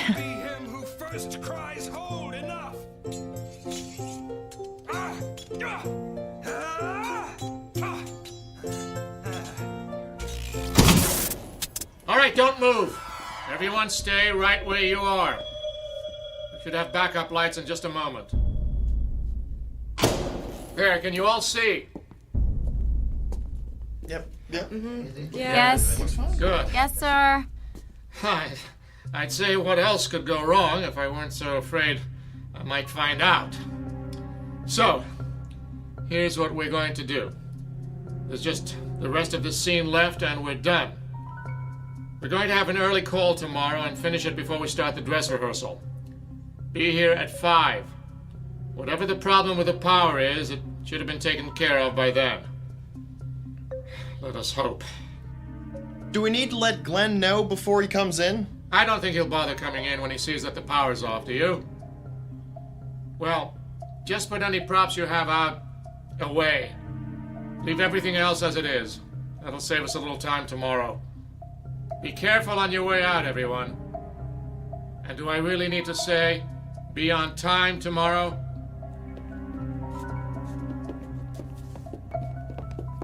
Rick, I'm gonna wait behind the castle drop. Can you catch up with Phil and Alan and bring them back here? I think we finally caught a break, if nobody notices that we've stayed. Well, I don't think we'll get a better chance than this. Okay, but be quiet. Mr. Galvin may come back through to make sure everybody's gone.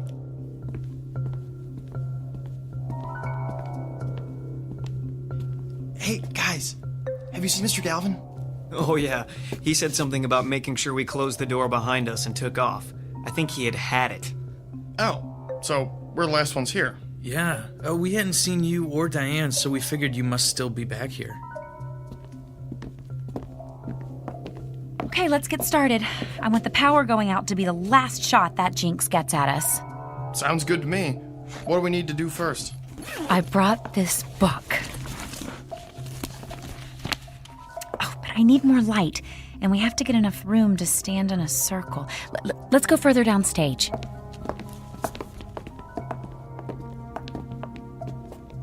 Okay, this is good. In a circle, about an arm's length apart. Just one thing. Will this take very long? I mean, what if somebody comes in to check on the power, then... Don't worry, we should be done and out of here without anyone having a clue. Alan, could you just move a little closer to Phil? There, that's better. Everyone needs to focus, to think about surrounding the theater and everybody in it with a white light that nothing bad can pass through. Just keep that image in your mind while I'm reading, okay? Okay. Here we go then.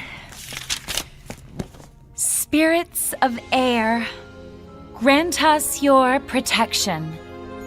Spirits of earth, shield us with your strength. Spirits of water, make all that would harm us flow by. Spirits of fire, Wrap us in the safety of your flames. Wait, did you hear that? Shh, not now. If we don't do it the way... Quick, get off the stage. Now! Diane, look out! Ah!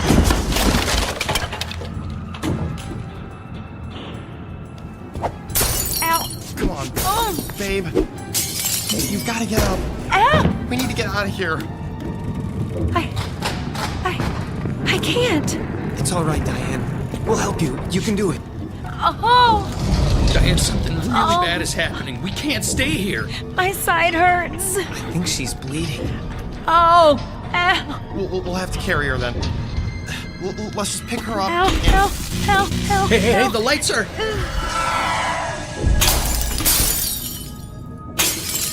Oh, I'm sorry. I'm so sorry.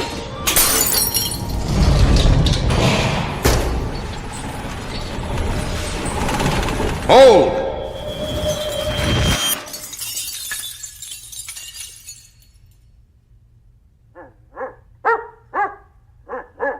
Yes, Toby, you're right.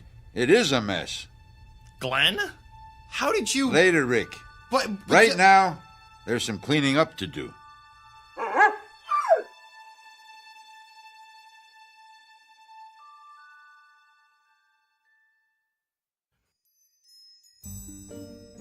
But, Glenn... Have a little patience, Rick.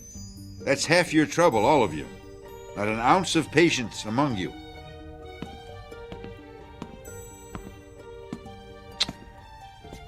What have you been up to, Diane? Glenn, I got hurt. Yes, I can see that. Looks as though a piece of that wall flat caught you on the side when you fell.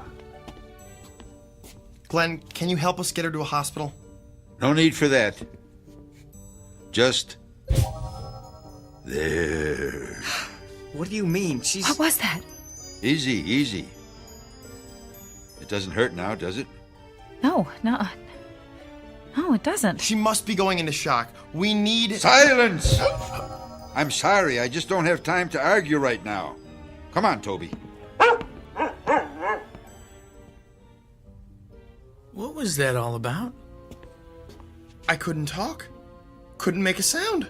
Rick, could you help me up, please? No. Babe, don't try to stand up. But I'm fine. See? A little quiet, please. Thank you. All that is broken, be whole again. Look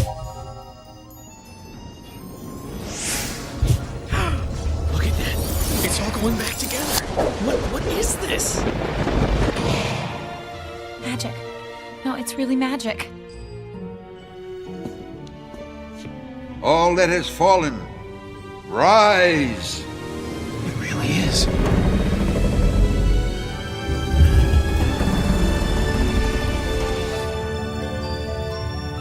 All that has been disturbed, return to your proper place. And all that is unwanted here, be gone. So is my will. So mote it be.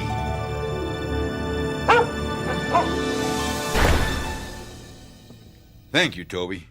That was just the extra push it needed. Nasty stuff, wasn't it? It really is. Glenn? Oh, yes. You had some questions, didn't you? Well, I have a few to ask you first. It's really not, I mean... Let's go sit down. There's nothing more to do here, and this could take a while.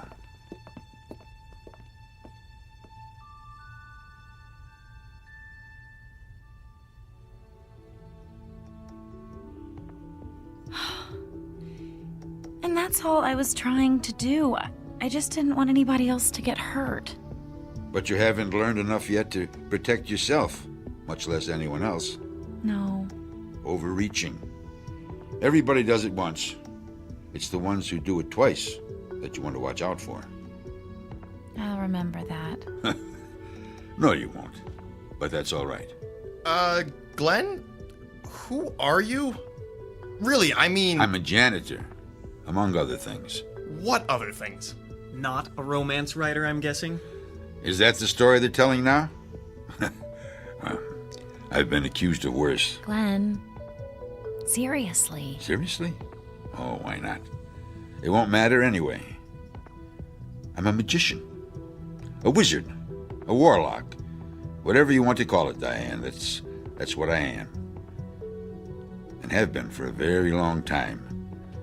I've learned to adapt to my station in life. I'm sorry, but a wizard? It just sounds unbelievable. Does it really? After what you've seen tonight? He has a point, Phil. Okay, but you have these, let's call them powers. We've all seen them. Why would you waste your time working here? I mean, you could do anything. You think so? Sure, why not? Because there's no such thing as magic. What? But you... That's what everyone says now, isn't it? Magic? That's something you go to Vegas to see, or to the movies. Something you read about in children's books. If it's something real you're after, you go to a scientist, an astronomer, a physicist. It's only the scientific marvels that matter now. The age of magic is past. Hush, Toby. A man's entitled to a good grouse every century or so. Every century? Glenn, how old are you? Old enough to have seen Shakespeare's plays when they opened, and to have been written into his last one. You're 400 years old? Nearly 5. And you know, I still haven't forgiven that wretched scribbler for what he did to me. Not that it wasn't my fault, too. Vanity. All vanity. I knew who he was, and was dumb enough to be flattered when he sought me out. Someone had told him that if he was going to write about trafficking with spirits, he should talk to me. And fool that I was, I helped him. Then I went to the first night of the Tempest and saw myself on the stage. You're Prospero? Oh, he used another name, I'll give him that. But no one who knew me could have mistaken that character for anyone else. I left the city the moment the curtain went down and never returned. It wasn't easy, but I did it. Made a new life in the colonies. Kept to myself and moved on often enough that no one got suspicious. And I'm not ready to do it again just yet. So we have a little problem, don't we? No problem. He's right. We wouldn't tell anyone. You would, though. Sooner or later, you wouldn't be able to help yourselves.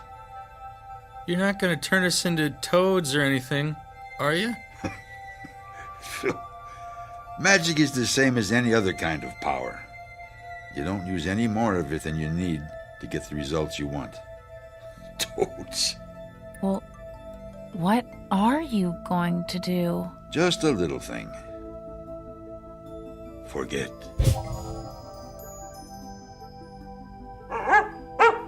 And what are all you doing here? Aren't you done for the night?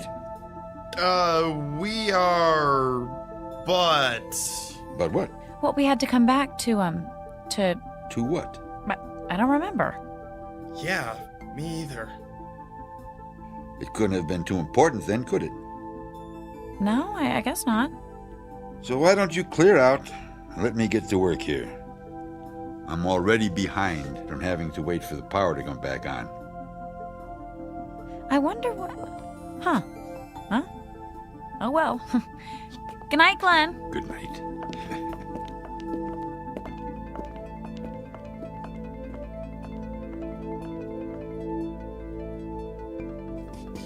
Toby, I think we've done a good night's work already. What do you say we do this the easy way? Just this once.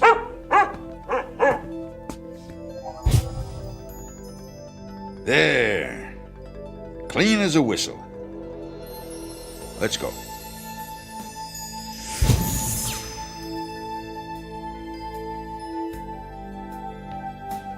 Exit stage right. A janitor and his faithful dog.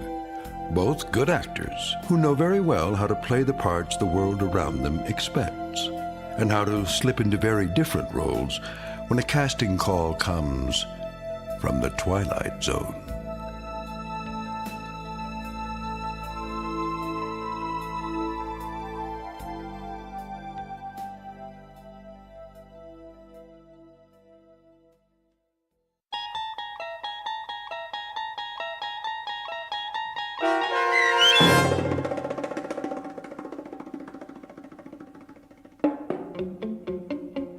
And Cauldron Bubble, starring Virginia Williams with Stacy Keach as your narrator, was written for The Twilight Zone by Christine Watson. Heard in the cast were Ron Dean, David Darlow, Brian Plaharchuk, Taisha Davis, Patrick Francis, John Hugenacher, Joby Cerny, Robert Richards, Rachel Greisinger, Natalie Berg, Katie Rose Sheehan, and Margaret Grace. The producers of The Twilight Zone wish to thank CBS Enterprises and the Rod Serling Estate for making this series possible. This copyrighted radio series is produced by Carl Amari and directed by Joby Cerny for Falcon Picture Group.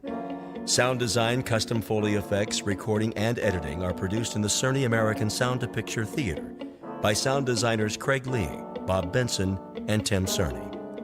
Music for The Twilight Zone is provided by CBS and American Music Company, Incorporated, New York.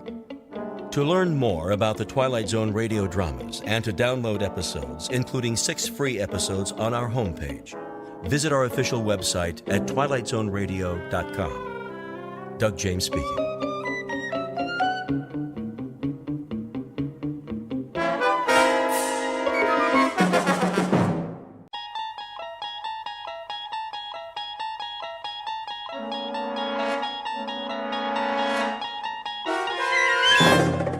You unlock this door with the key of imagination.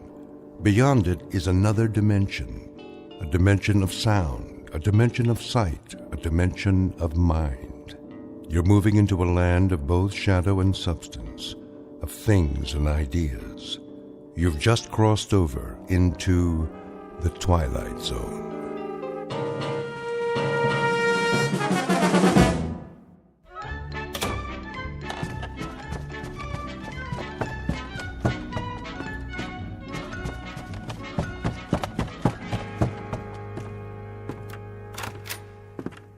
Morning, Mr. Poole. Morning, Mrs. Sullivan. Off to work?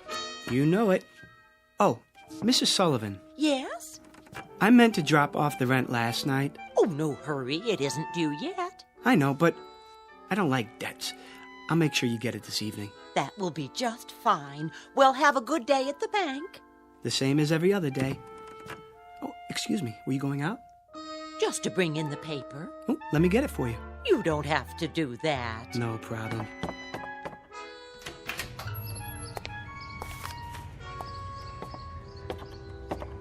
Here you are. Why, thank you, Mr. Poole. You're the perfect tenant. Absolutely perfect.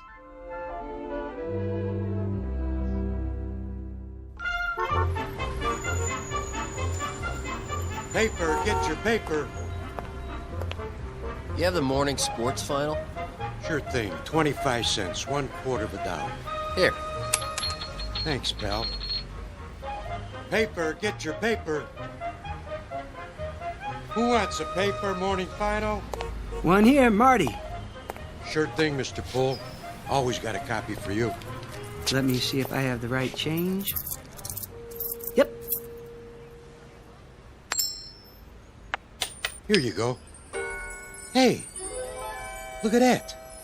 Something wrong? Your quarter. It landed on the edge. Didn't even fall over. Well, what do you know? That'll never happen again in a million years. This must be your lucky day. Oh, I hope you're right, Marty. A little luck never hurt anyone.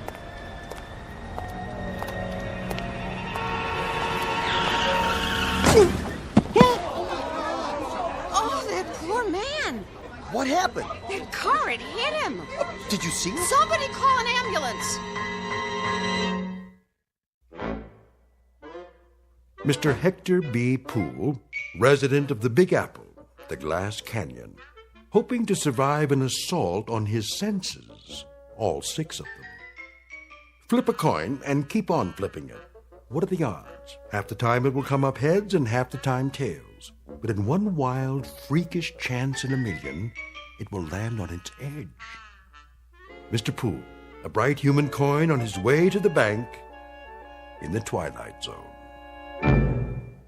And now, The Twilight Zone and our story, A Penny for Your Thoughts, starring David Eigenberg with Stacy Keach as your narrator.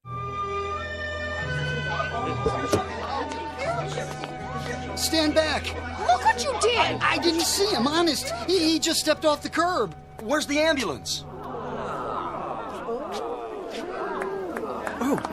Oh, what happened? Easy, mister. You all right? Oh, I think so. Oh, just give me a hand. Look, lie still. I'll get a doctor. Oh, no. I don't need a doctor. I mean, if you'll help me get up. You sure? You ought to take it easy. Yeah, at least get an x-ray. Why? No scrapes, no scratches, no broken bones. I seem to be fine. He should stay down. I would. Something like that, he could sue the guy's pants off. Pardon? Oh, I just said, wait till you get to the hospital. You never know. No need for that, really. Oh, you don't know how sorry I am, sir. Oh, no harm done. I swear, I didn't see you step off the curb. If you were hurt, God, I could never forgive myself. You clumsy idiot. I wish you'd broken your fool neck. What did you say? I said, if you were hurt, I could never forgive myself. No, not that. The other part. I see no reason for you to be abusive. Abusive? I should have been more careful, but it was equally your fault. Are you certain you're all right, sir? I think so. Thank heaven for that. I'm simply trying to say how grateful I am that you weren't injured. Lame-brained jaywalker. That asinine stunt took 10 years off my life. Now, see here, I'm not Let me brush you off. Where were you headed? I was on my way to work. Well, I'll be happy to give you a lift if you like. No thanks. It's not far. I think I'd rather walk.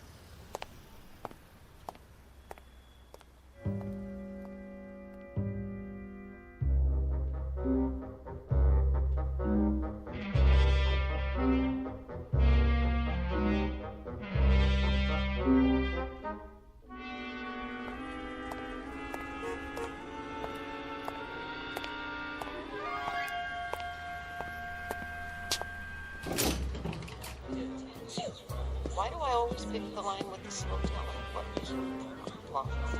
I've got to borrow against the life insurance as long as they don't call my husband. Wow, I hope they don't check my credit history. Did I turn the iron on?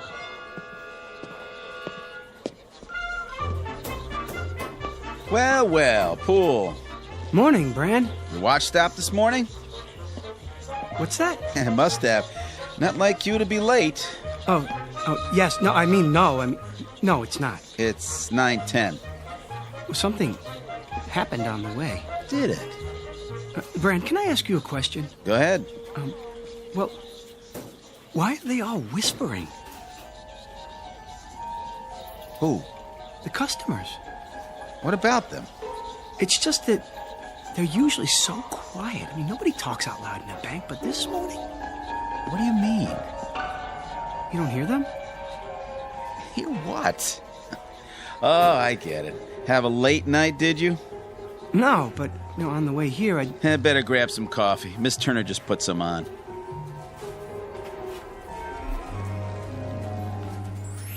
Boy, look at him.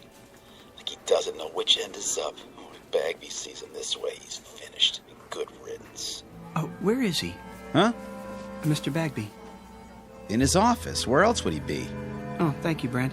Well, I better get started. Yes, you do that. Oh, I knew he'd crack sooner or later. Mr. Perfect.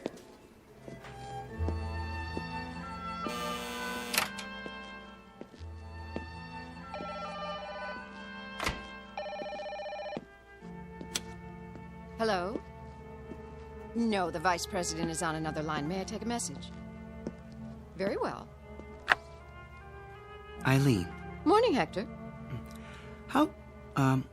How long has he been here? A half hour. I wouldn't bother him, though. He's got an important call. All right, I'll wait till he's finished.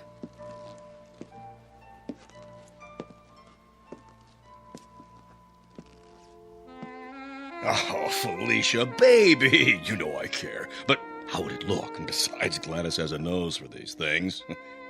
Of course she would. I can see the headlines. Prominent banker divorces wife to marry chorus girl. No, Felicia, you misunderstand. I love chorus girls. I mean, not all of them. Only you. Yes, that's right. Look, how about this weekend? Just you and me. Yes? Mr. Bagby? Come in. Hold on. Someone's at the door. Yes, what is it, Poole? Mr. Bagby, sorry to interrupt you, but I'd like to explain. Explain what? Why I was late, sir. Were you? 10 minutes to be exact. I didn't notice. Well, as you know, sir, my record for being prompt is spotless. I pride myself on attention to duty. Yes, Poole. Everyone is aware of your devotion to the bank. Well, you see, a strange thing happened. A very strange thing. Yes, uh-huh. Get on with it, you simpering idiot. You think she's going to stay on the line forever? If you ruin my weekend with Felicia, I'll string you up by the thumbs. Your weekend, sir. What? Spoil your weekend. Oh, I wouldn't want to do that. What are you mumbling about? Look, I've got an important call here. Very pressing matter. Get on with it, man. No, of course, I understand. He said weekend. Good Lord. You don't suppose he knows about Felicia? It's impossible. I've been so careful, so discreet. There. I've placed it on hold. Now then, you had something to tell me? Poole? Poole! Another time, sir. I can see that you're busy. I'd better get to my work.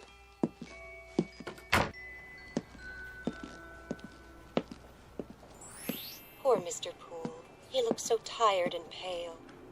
I'm all right. Oh, good morning, Mr. Poole. Good morning, Miss Turner. Did you say something? I didn't know I looked that bad. Oh, you don't. You look very well today. As do you. Oh, why, thank you. Would you like some coffee? Not just yet, but thanks for asking.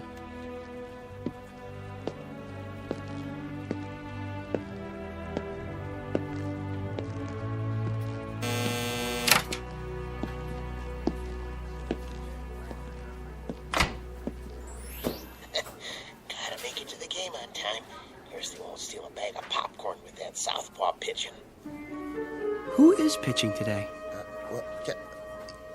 You say something? No, nothing at all. Good day to you, sir. Everything in apple pie order, I trust? Yes, thank you. Thank you very much. I'll bet you're the one who sent me that overdraft notice. No, sir.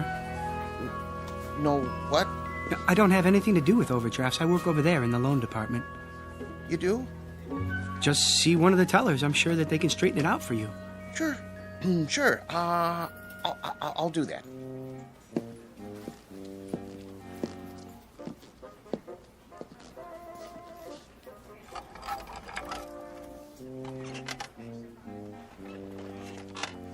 Poole? Yes? You know Mr. Sykes of Ajax Cement? Oh, yes, Mr. Sykes. How do you do? His loan has been approved. Will you see that the papers are in order? Of course. When do I get the check? Mr. Poole will take care of that for you. Here's the file. Certainly, Mr. Brand. Won't you sit down, Mr. Sykes? Everything's there. Oh, I'm sure it is. The check's for $200,000. I see. A loan for $200,000. That's quite a sum. Expanding the business, Mr. Sykes? That's right. Wrong. Well, which is it? Huh? You are aware that this loan must be repaid within 90 days. Sure I am. In full. Yeah. If I bet the money right, it'll come out to over $1 million. $1 million? No, 200,000. That's all I need.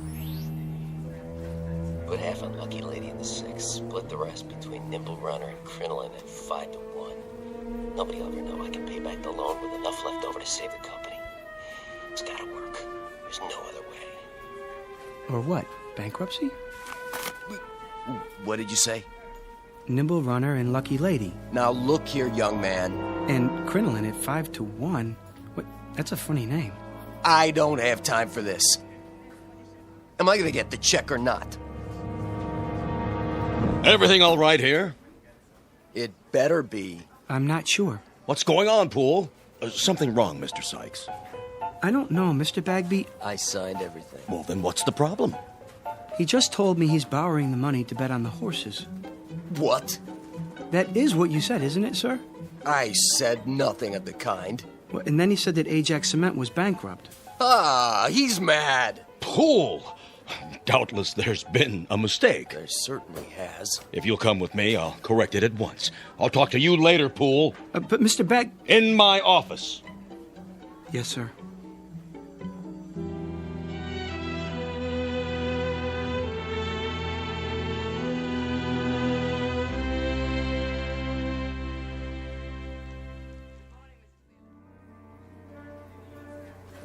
What are you trying to do?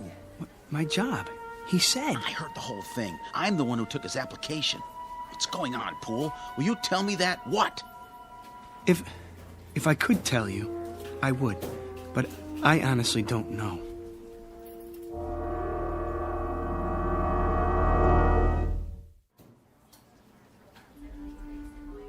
How would you like that, ma'am?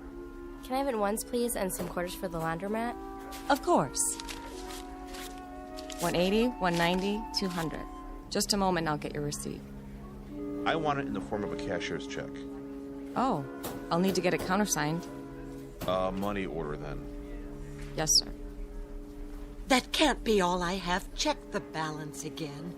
I've already checked it twice. If you'd like a printout of your transactions... I would, yes, so I can compare it to my records. There must be some mistake. 401, 402, 403. 20 years, the same window. Not one promotion. Nope, not me. Hello, Smithers. Oh, hello, Mr. Poole. Don't worry, you'll get that promotion. Do you really think so? I mean, what promotion? Stick with it. You'll see. Yes, of course, but how? Have a little faith.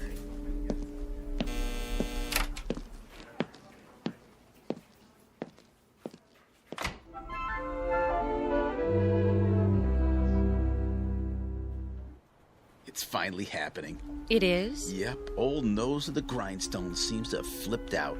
Who are you talking about? Poole, who else? He's been acting goofy all morning. Well, why shouldn't he?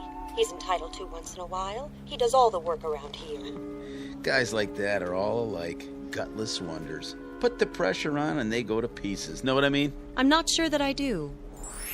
You phony. Don't you know a real gentleman when you see one? Got any of that coffee left? Oh, hi, Poole. Certainly. Here you are. Smells good. It's fresh. Nice and hot, too. You do all of the work and get none of the credit. You should speak up more and assert yourself. But I guess that's not in your nature. Miss Turner? Yes? There's something I've been meaning to say to you. There is? And I hope you won't be offended. Oh, I'm sure I won't. But, well... Yes, Mr. Poole? I want to thank you. Thank me? For your kind thoughts.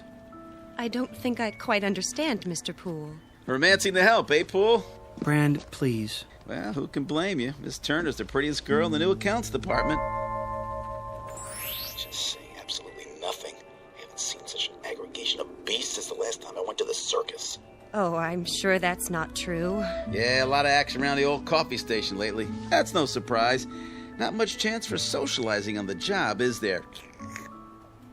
Brand, if I could get a word in... Yeah, go ahead. You were saying, Mr. Poole? She's probably a tiger. Let the sweet prim ones out of their cages and they revert to the jungle. That's enough, Brand. Hey, watch it! Oh, sorry. You spilled coffee all over my shirt. I'll get a napkin. It was an accident. No, it wasn't. You did that deliberately. He said it was an accident. I'll see you later about this, Poole. Good for you. I really didn't intend to do that. I'm sure you didn't. He was only joking. Maybe he was and maybe he wasn't, but he sure had it coming. Well, I suppose I should get back to my desk. Yes, I suppose so. Or else it will be time for lunch. Will it? I mean, oh, it will. And then we'll all be having our lunches, won't we? I guess you're right. I mean, those who brought them. And those who didn't will go out somewhere. For lunch, I mean. Alone or together. Yes, they certainly will. Well, back to the old grindstone. It's been nice talking with you. Nice talking with you, too. Bye now. Bye. Oh, Miss Turner. Mr. Poole? One more thing. I hope Yes? you have a nice day. I feel the same way. Exactly. Such a gentleman.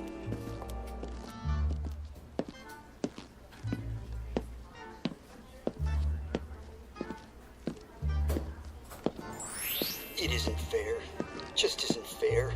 I said, don't worry, Smithers. Who? Oh, Poole, were you speaking to me? Mr. Bagby's a fair man. Mr. Bagby? Yes, I'm sure he is. Good things come to those who wait. What's he watching me for? Oh, no reason. Don't let it distract you. They'll be sorry. Not much longer now. At 4:30 this afternoon, I go into the vault like I always do. I'll take my briefcase with me. No one will suspect a thing. I'll fill it with currency and be on a ship to Bermuda by nightfall. Yes, indeed. All that money. As much as I can carry. I wonder how long it will take them to discover it's gone. It's not possible. Smithers?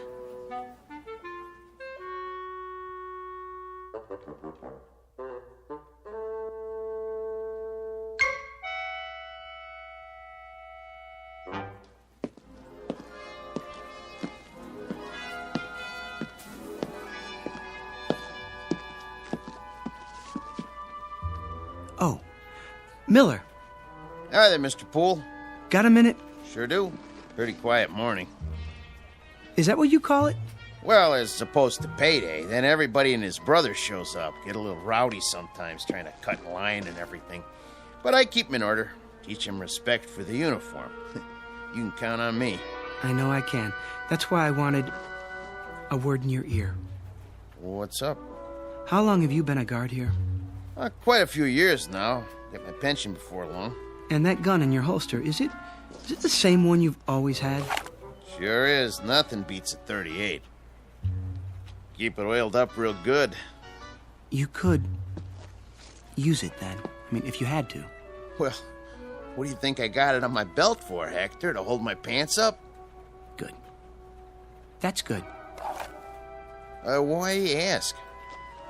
I'm not sure, but I suggest taking up a post by the door, keep your eyes open, and don't say anything to anyone just yet. I get you. Mum's the word. There he is.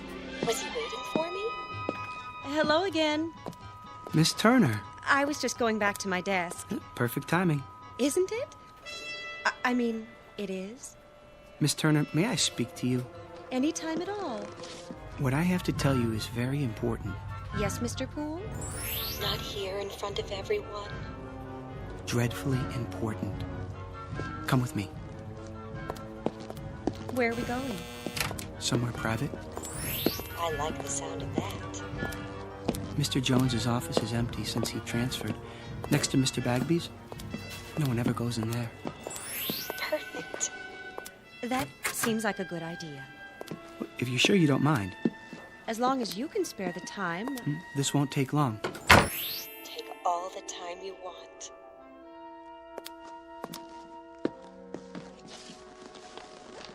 Well, what is it? You'll think I'm crazy. Is something wrong? Terribly, and I don't know who else to talk to. I'm here. Miss Turner, I keep hearing voices. People talking, their lips don't move. But I can hear their voices clearly. I've got this ringing in my head. Oh, no. Well, it's not what you think, Miss Turner. I mean, I can read people's minds. I don't know if I can help you with a thing like that. I'll prove it to you. Think something, anything at all. Well, I have to hand it to him. This is an original approach. Why did it take him so long to gather up his courage? Because it only happened this morning. What did? At least that was the first time I noticed it. He didn't notice me until this morning? No, not you. The voices. Mr. Poole... They won't stop. Perhaps you should lie down for a few minutes. Maybe later. I'm trying to tell you something. I know you are. No, this is serious. Do you think I enjoy hearing people's thoughts? I'm sure I have no idea. Well, try to imagine. It's like seeing people with their clothes off. Which people would that be? Well, Miss Turner, I have reason to believe that someone may try to rob the bank this afternoon. Mr. Brand was right. He's coming unglued. No, I am not unglued. It's true. I mean, at least I think it is. You heard them say that? Well, in a manner of speaking. Well, then, in that case, you should do something about it. But what if I'm wrong? You have a responsibility to the bank, to the stockholders and depositors. I suppose I do.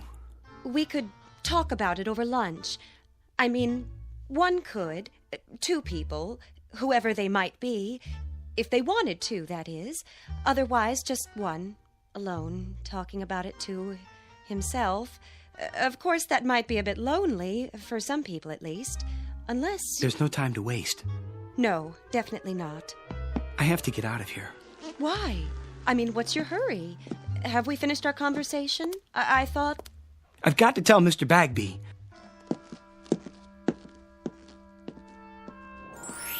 From now on, Mr. Poole, you may call me Helen.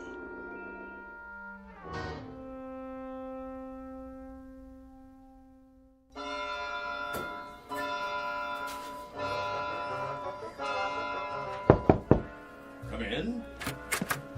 Mr. Bagby. Oh, there you are, Poole. I want to talk to you. Sir, I'm worried about you, Poole. About me? But sir... I've always considered you one of my best men. So why, Poole? Why what? Just tell me straight out. We lost the Ajax cement account this morning because of that nonsense a while ago. Something wrong at home? The wife, perhaps? I'm not married. Oh, well, something's bothering you. Yes. Have a seat. I'd prefer to stand. Then out with it. Well, I don't know how to put this, Mr. Bagby. Speak up, Poole. I'm with you. You won't believe me. Of course I'll believe you. You're as honest as the day is long. Well, you've been like a son to me. Well, a son-in-law, at least. If you were, which you're not, legally speaking. But nonetheless... Mr. Bagby, Mr. Smithers is... Smithers? Well, what about him? He's planning to rob the bank. Say what? See, I told you. Would you mind repeating that? Smithers. Old Mr. Smithers? Old Mr. Smithers. He's sitting on his stool right now, planning it out. At precisely 4:30, he's going into the vault. He does that every day. Exactly. But this time he'll have his briefcase with him, and he'll fill it up with banknotes, as much as he can carry. And by tonight, he'll be on a boat to the Caribbean. How do you know? I heard him talking about it. But he's one of our oldest and most trusted employees. Well, he was here when I took over the bank. I absolutely refuse to believe. I swear it, sir. He has it all worked out. Wait a minute. I take your point. Who's the one who ends up stealing the company funds? Isn't it always the most trusted employee?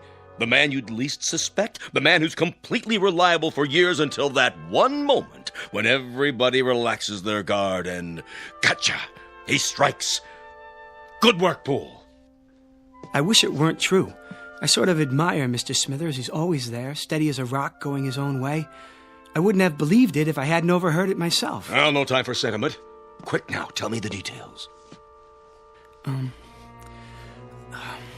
Well, at 4:30 on the dot, it starts. Okay, and Mr. Smithers will finish counting out his drawer as he always does, by the numbers. Thank you, folks. Good night now. Don't work too hard. And as soon as we lock the doors... See you Wednesday. You take care now. Good night, Rich.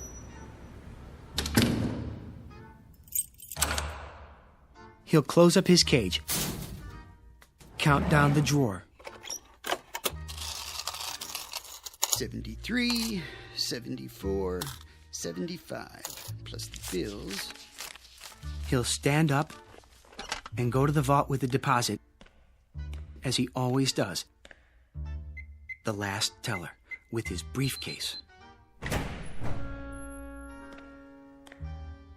He'll be back there alone to lock up the vault. Only this time, things will be different. When he comes out, his briefcase will be heavy. Very heavy. Miller, may I see you a moment? Yes, sir. Rich, let me out, please. Okay, be right there. I'm waiting. Gotcha. What? I'll take that briefcase. Here. What? Shall I cuff him? Not till we see the evidence. Looks pretty heavy to me. Dump it on the desk. I'm your witness. Sure thing. What do you think you're doing? What does it look like? Your mistake, Mr. Smithers, was in assuming that we were all asleep. A great mistake. But nothing gets by this institution. As a matter of fact, I've had my eye on you for a long time. You sure this is his briefcase? Of course it is. Duly noted. He admits it. 1/2 sandwich, clip-on necktie, change of socks, comb, 1 book, How to Profit from Armageddon, and 7 ballpoint pens. Where's the money? Has everyone gone insane? What money? Pool! Where's that idiot Pool? Here, sir. So he was going to steal the money. He was going to take a trip to Bermuda. That was his story, huh? Mr. Bagby, I heard him. And who was he talking to, Mr. Poole? Well, he wasn't talking to anyone, not exactly. Oh? What was he doing? Sending smoke signals? He was thinking. He was what? He was thinking. Well, that explains everything. Mr. Smithers, please forgive us all for this unfortunate intrusion. Well, I guess we all make mistakes. I should have known that what I was told was impossible on the face of it. Poole, do you know what I'm thinking? I'm fired. Kindly clear out your desk at once. Mr. Smithers, I don't know what to say. I'm very sorry. Return Mr. Smithers' possessions and let him pass. Right away.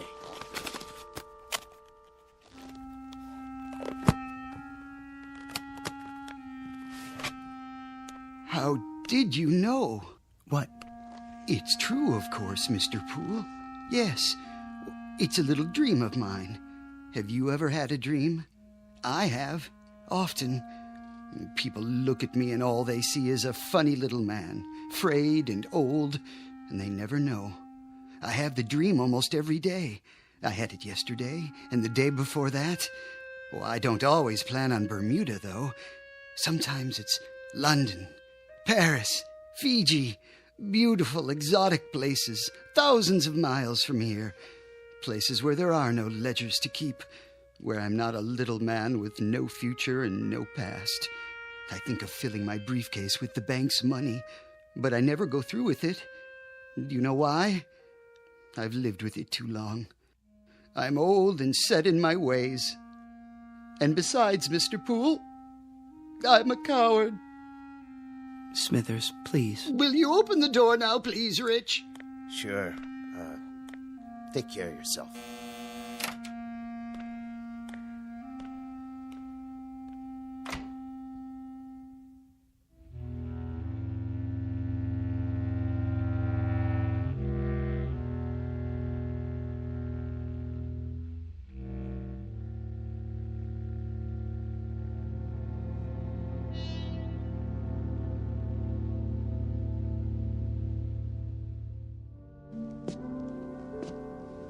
Can I help you with anything? I've got it. I guess this is goodbye, Miss Turner. It may be a blessing in disguise for your career, a man with your abilities. Much more than mind reading. Strange delusion. But with the proper medical care, it'll go away. It's not a delusion, Miss Turner. There, you see, I can read your thoughts. But how? Well, until this morning, everything was normal. I was happy. Well, at least I wasn't unhappy. I had my friends, my job, and now this. I thought it was a gift. Well, it's no gift. It's an embarrassment. It's been nothing but trouble to me. I never imagined people were the way they are. You know, we do things without thinking about them, and we think things without the slightest intention of doing them. I've learned one thing. People are not what we think they are. Poole! Oh, thank heaven I caught you. That was the Ajax Cement Company on the phone. Mr. Sykes has been arrested. I know, for gambling with the company money. I tried to tell you that earlier. $200,000 if that loan had gone through. Mr. Poole, about your job. It's still yours, if you're interested. Why, that windbag. Mr. Poole, if you can really hear me, you're wasted in that job. If you let him take you back on the same terms, you're crazy. Everybody knows you should be in charge of the accounts department. Well, what do you say? Well, everyone knows I should be in charge of the accounts department, Mr. Bagby. In charge? Good. That would mean he'd move into Mr. Jones's old office. That would mean I'd move into Mr. Jones's old office. Now, really, Poole. This is absurd. What am I standing here wasting time for? Don't let him bamboozle you. Felicia's waiting. Man, oh man, what a weekend this is going to be. Stand up for yourself. He needs you more than you need him. Would you excuse us, Miss Turner? We have some business to discuss. All right, if you're sure. I'm sure. Business? What business? The business of Felicia and your wife, Gladys. What? I know all about it. I know where you're meeting her and when. It's impossible. No one knows about the trip or the apartment on Riverside Drive. Riverside Drive, Mr. Bagby. Am I right? Oh, all right, you win. In charge of accounts in the office next to mine. You won't say anything to anyone, will you? Not a word, Mr. Bagby. Not a word. Oh, and I forgot, there's one more thing. At the bank's expense, I'd like you to buy a round-trip ticket to Bermuda. Have it made out in the name of J.L. Smithers. I think he'd like a vacation. Are you out of your mind? Mr. Bagby? Oh. One ticket to Bermuda. Shall we go, Miss Turner? If you like. I'd go anywhere with you, but I wish you'd call me Helen.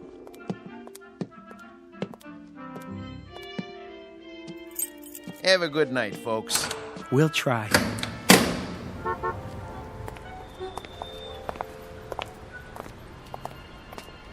May I see you home, Helen? Well, I don't know. Of course you can, Hector. What do you think I've been waiting for?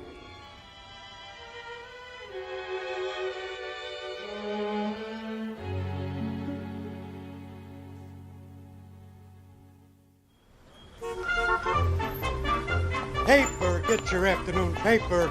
Latest stocks. Oh, just a second, do you mind? Not at all. Oh, hi, Mr. Poole. Well, was I right or was I right? Was it your lucky day? I'd say so. Give me a paper, will you? Sure, this one's on the house. Oh, no. I don't like to owe anybody. Heads. You win. Hey, why'd you do that? I had that other quarter standing up all day, and nobody knocked it over till now. Well, I guess if you're the guy who stood it up, you're the guy who can knock it down. There goes your luck. Could be it's just beginning. Paper, get your late edition paper. What was that all about? Oh, nothing. Wait. What is it? Think something, Helen. Think anything. Oh, I am, believe me.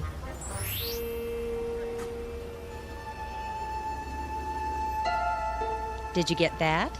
No, I didn't. I didn't hear anything at all. It's gone. Isn't that wonderful? If you say so, dear. Toss a coin, any coin, and one time in a million it will land on its edge. But all it takes to knock it over is a slight vibration, a light blow, or even a vagrant dream. Mr. Hector B. Poole, a human coin on edge for a brief time in the Twilight Zone.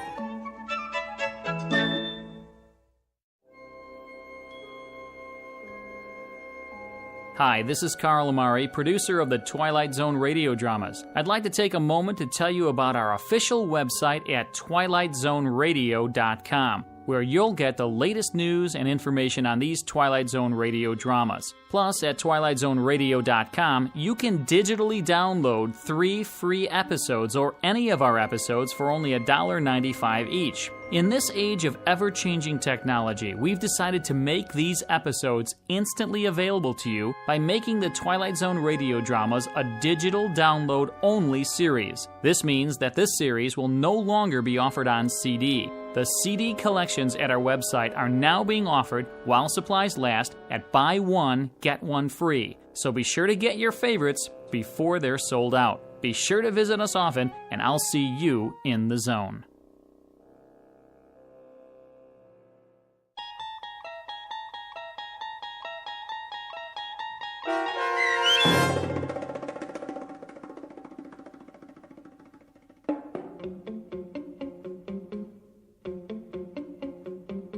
A Penny for Your Thoughts, starring David Eigenberg with Stacy Keach as your narrator, was adapted for radio by Dennis Etchison and written for The Twilight Zone by George Clayton Johnson. Heard in the cast were Michelle Graff, Doug James, Jamie Barron, Jeff Lupetin, Kurt Nabig, Joby Cerny, Fernette Lebo, Peggy Roeder, Alex Sopner, Carl Amari, Karen Olson, Tracy Hernandez, Christina Verba, and Vince Amari. This copyrighted radio series is produced and directed by Carl Amari for Falcon Picture Group. Sound design and custom Foley effects for The Twilight Zone by Cerny American creatives Bob Benson, Craig Lee, Michael Slaybach, and Matt Sorrow. To learn more about the Twilight Zone radio dramas and to contact us, visit our official website at twilightzoneradio.com. Doug James speaking.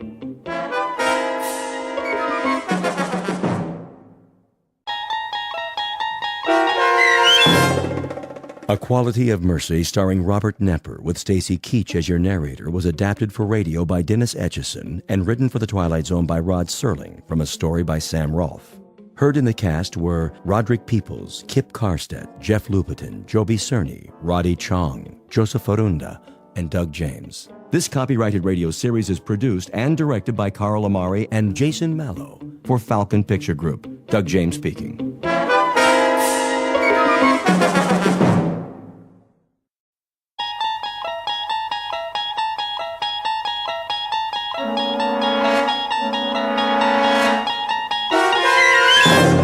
You're traveling through another dimension. A dimension not only of sight and sound, but of mind. A journey into a wondrous land whose boundaries are those of imagination. Your next stop, the Twilight Zone.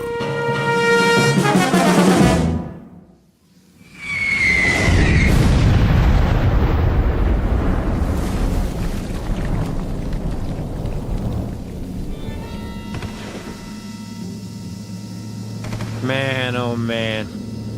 They get it? Way off. What are they doing? Lobbing them in by hand? One more time.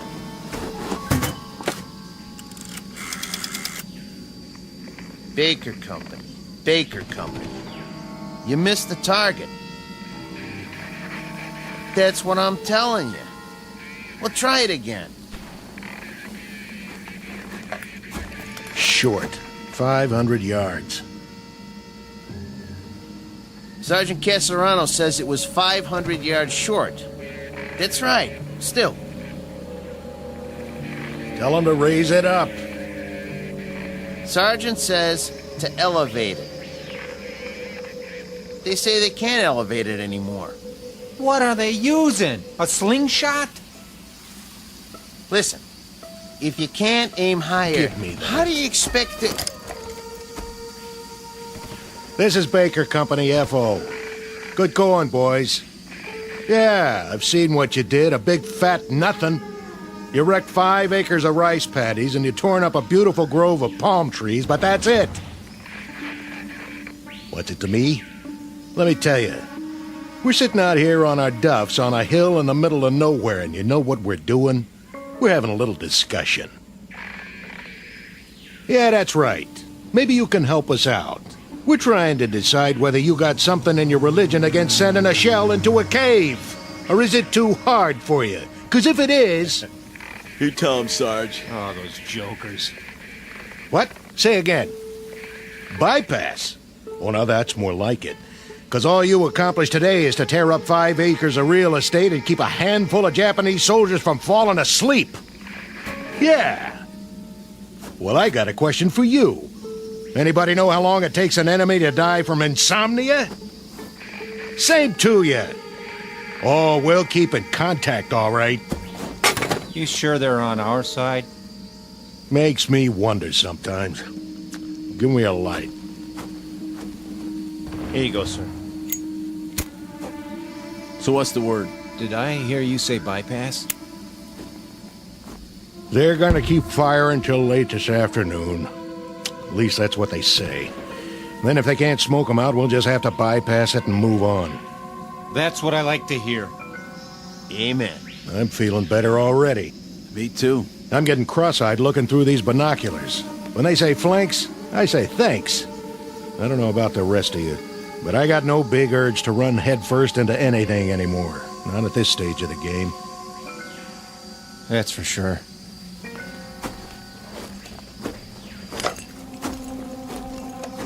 Still there. Nothing but a hole in the side of a mountain, looking right back at us. They can see us, but we can't see what's in the cave. And we're supposed to take that thing? Buddy boy, when 2 airstrikes and a whole afternoon of lobbing shells don't accomplish anything, then that means you better say your prayers and start counting your cartridges. But, Sarge, I thought you said... Put it this way. I got what you call a nodding acquaintance with the bottom of this barrel. And when they can't budge an enemy with the big stuff, that's when they call out the queen of battle, the ever-loving infantry. Ain't we the lucky ones? What do you figure we got left, Sarge? Before it's over, I mean. Month? Doesn't matter what I think. Maybe less, huh? Don't ask me. We got them ringed in all over the place. The poop is, they're as good as finished, even in Okinawa. Then why are we still fighting? That's the trouble with these little crumbs. I just don't know when they're licked. Maybe they ain't human. Or maybe they just don't get it. Think about it. There they are, holed up in a miserable cave, half-starved, half-beat to death. And nobody bothered to tell them it's the bottom of the ninth. They already lost most of their ball club, but they keep on fighting. Why? Yeah. Why?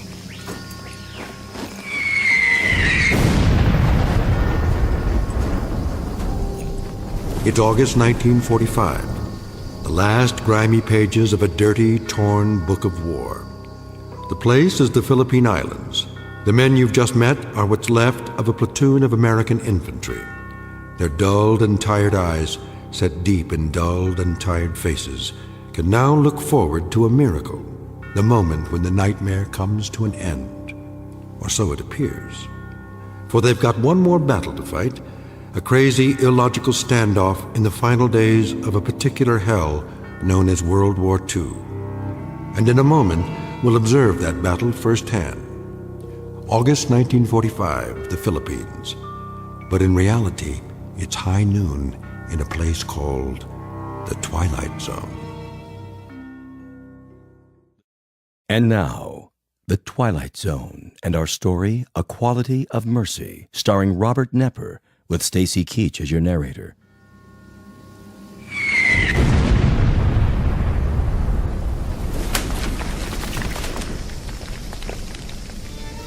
There we go again. Hit anything this time, Sarge? I tell you what, I'm not even gonna bother to look. You check it out for me, all right, Anachek? Feet sitting here. Where's the field glasses? Be my guest.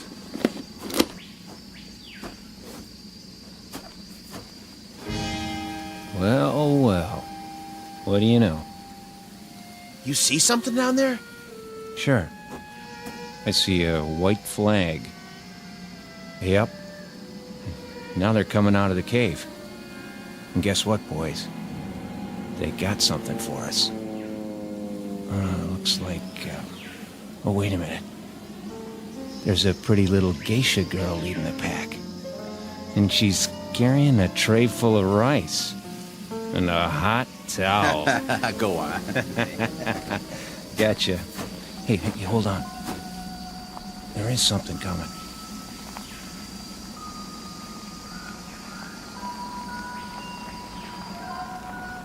Who is it? Don't know. Uh-oh. Think I see a gold bar on his helmet. Give me those glasses. Oh, man. Just what we need. A brand new Louis.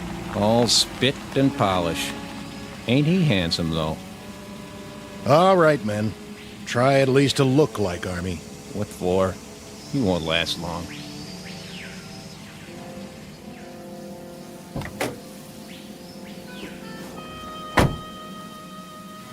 Well, looky what we got here. That uniform's so new it ain't never been washed. Brand new holster, too. Well, that's what I call a pistol. No kidding. Pearl handle and all. Sent us a real tiger this time. $5 says it's never been fired.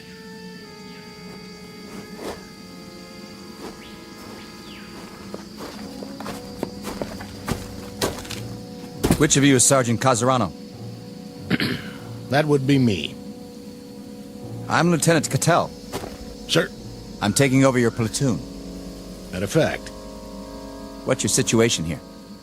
We're observing for a mortar company, Lieutenant. So I've been told. That cave down there? Bunch of the enemies holed up. Been trying to get them out for 2 days. No luck? Nothing doing. Your binoculars, please, Sergeant. Here you go. Tough situation. I guess you know what that means. Sir? We have some mopping up to do. We?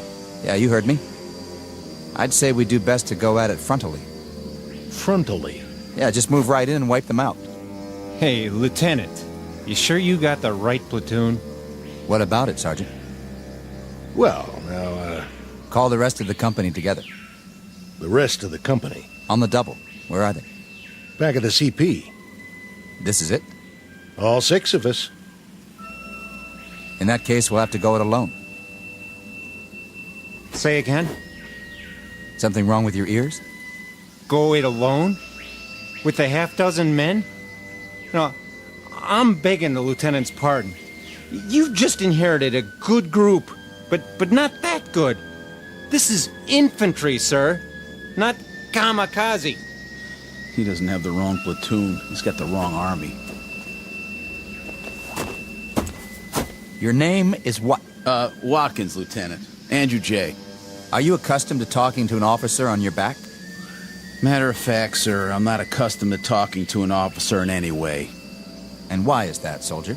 We've lost our last 3 platoon, Louis, and I guess you could say there's been a space of time in between. Well, you've got another one assigned now, and you're going to have to learn to live with that. Starting with this reminder. When you address an officer, I want to see you stand up on your feet like a man. We've been on the line 33 days, Lieutenant. Your point is? Not much sleep. You know what that's like? You have my sympathy, Sergeant. But my job is to lead this platoon, and I plan to do exactly that. My way. Then maybe you'd better tell us. Just what is your way? When I tell you boys to jump, you'll jump. When I tell you to stand up on your feet, you'll do so. And if I tell you to head toward that cave, guns port and bayonets fixed, that's exactly what you're going to do. Double time. Any more questions? Begging the lieutenant's pardon. Any more questions? No, sir. Good. What are your orders, Lieutenant? Since we don't have a clear line of sight into the cave, and since there's no cover between here and there, we don't have a choice. We'll have to move down into the open. Just go ahead and take it. Full frontal. What about it, Sergeant? You want my opinion? I'm willing to discuss it. In terms of military strategy. In military terms, Lieutenant, it goes like this. First off, you better muddy up that gold bar on your helmet so it doesn't shine too bright. Otherwise, you got yourself a target they can shoot at right in the middle of your head. Then you better take off the one on your collar and stick it in your pocket. I'm asking you for a chronology. And I'm giving it to you. The enemy happens to be half starved and half on its knees, but they're not dumb. They're tough, shrewd, and they got eyes. We lost 3 platoon officers already because they made a motion of command with one of their hands. That's what the Japs look for, a person in command. I'd intended to remove the insignia. But what about the cave? What do you know about it? Not much. We saw some of them run in, holding each other up. They're in bad shape. No telling how many were already in there. But they got a machine gun, and somebody's pretty good with it. But not good enough to stop a full-on attack. Well, maybe we'll have to do that, eventually. But as far as I'm concerned, the war don't have to end by dinner time. I'm aware of that, Sergeant. I say we sit on it for the rest of the day, and see what some 105s can do, before we make a final plan. You might be right, for someone who's used to taking his time. But it strikes me that we could move in there right now and wipe them out inside of an hour. Get close enough to lob grenades and pulverize them. If you want to get the job done instead of loafing, that seems to be the one thing this platoon is extremely good at. Lieutenant, how long have you been out here? What's that got to do with it? Oh, not a whole lot, I guess. But you make it sound like a football game. It ain't a football game, Lieutenant. It's one long gut ache with some torn up, mangled boys fresh off the farm, and it's gonna take a long time to forget. You ain't been shot at yet, Lieutenant. Remember that. How would you know? And you ain't shot nobody either, have you? You beat me over here, Sergeant, I'll give you that. But when it comes to killing Japanese, I think you'll find I'm a highly trained and very efficient officer. Yes, sir. I'm sure you are. I was well schooled in tactics and equipment. I'd say you could all use a refresher course around here. Maybe so. You, soldier. Yes, sir. Let me see your rifle. Right here, sir. That's a filthy piece, soldier. Well, there's a lot of mud around here. That's no excuse. I want clean weapons in this platoon. That's #1 priority. The worst thing that can happen is for your weapon to jam. Now break them down and clean them, because we're here to kill Japs. Or did you forget? That's our job, and by God, we're gonna do it. This outfit better shape up fast, or I'm putting you all on report. Sounds pretty gung-ho. Yeah, real bloodthirsty. Think he wants us to scalp him, too? You have something to say? Me? No, sir. What is it with you, men? No sleep? Or no guts? You tired of killing Japs, is that it? Or don't you have the stomach for it? Listen, sir. Let it go. No, when I got something to say, I'm gonna say it. Go ahead. Let's hear it. We're 24 months up on you, Lieutenant. We've seen a lot of blood and heard a lot of screaming from both sides. You've got a big deal about doing some killing. We'll fall in on that order, don't you worry. But you can't order us to like it. We've seen enough dead men to last us for the rest of our lives. The rest of our lives and then some. We'll do some more killing for you, Lieutenant. All you want. Just don't ask us to cheer about it. We'll see about that. Radio operator. Here. Get me base camp. Sir? Tell them to hold mortar fire, on my order. For now, prepare to attack. We're going to take that cave head on, whether you farm boys like it or not.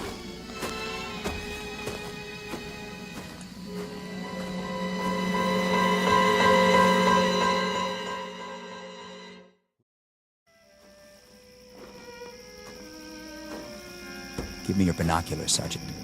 You can't see anything down there. It's too dark. It won't be dark when the shells hit.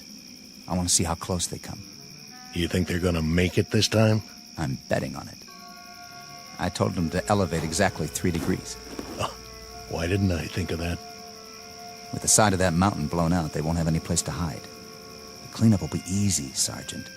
Even for you. Piece of cake, Lieutenant. Piece of cake.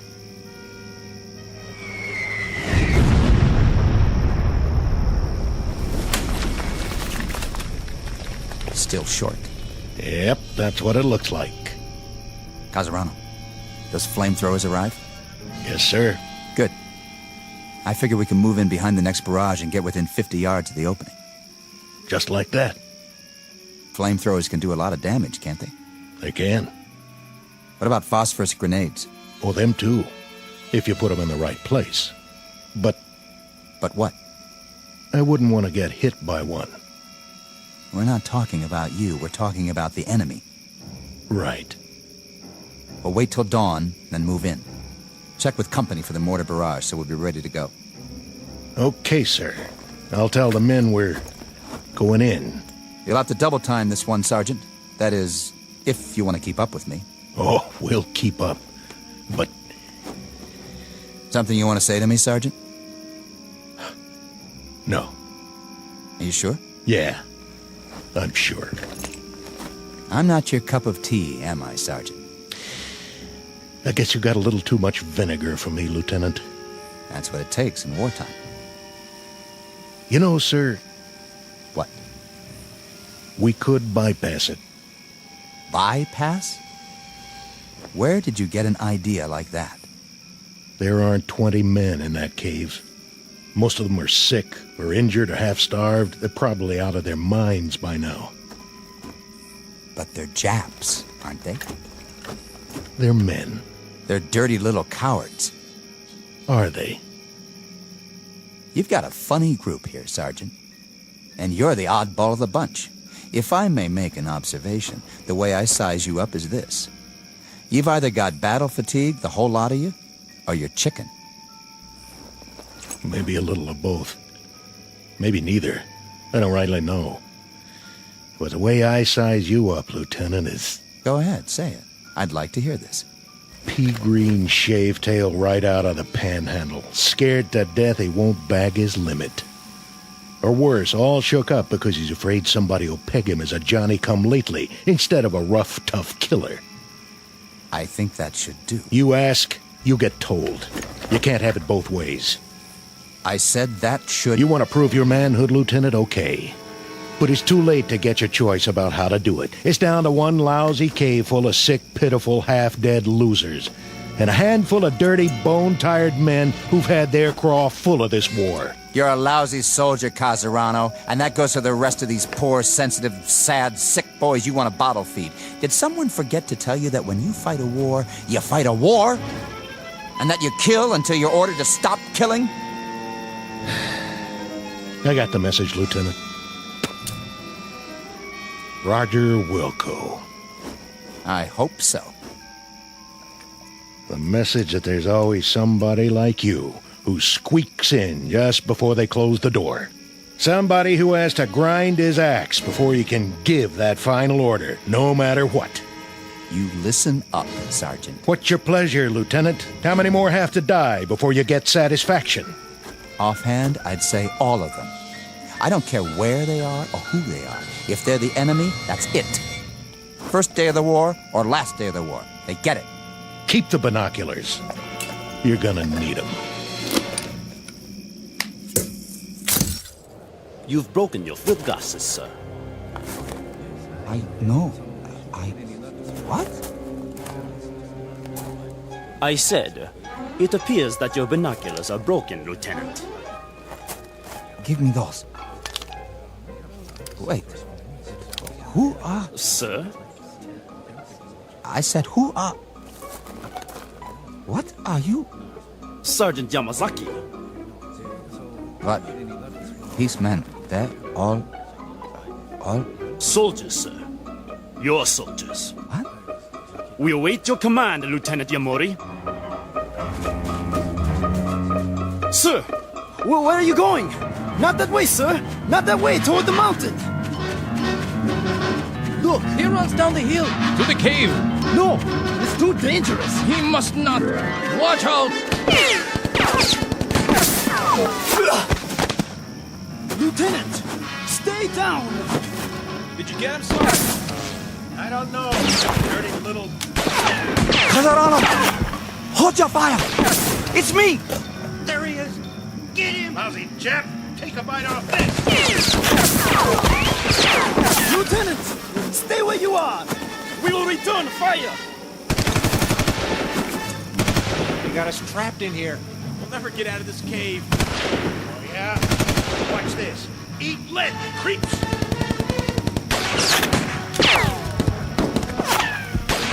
Lieutenant Yamori, run back now. Keep your head down. Which way? Can't tell. Which way to...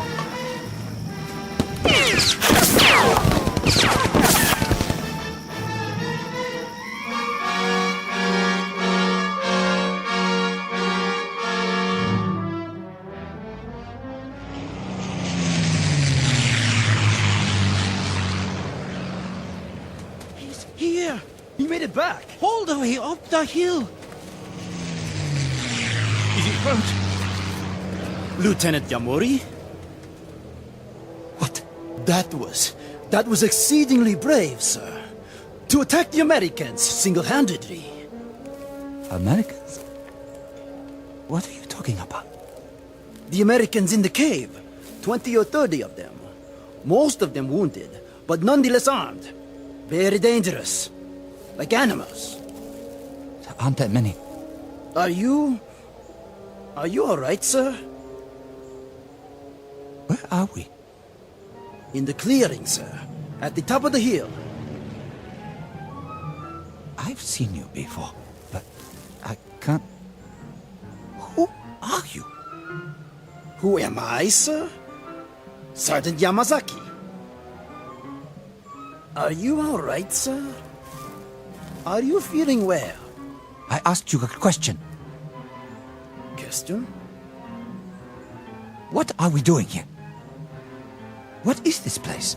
Why, Corregidor, sir. Corregidor. When?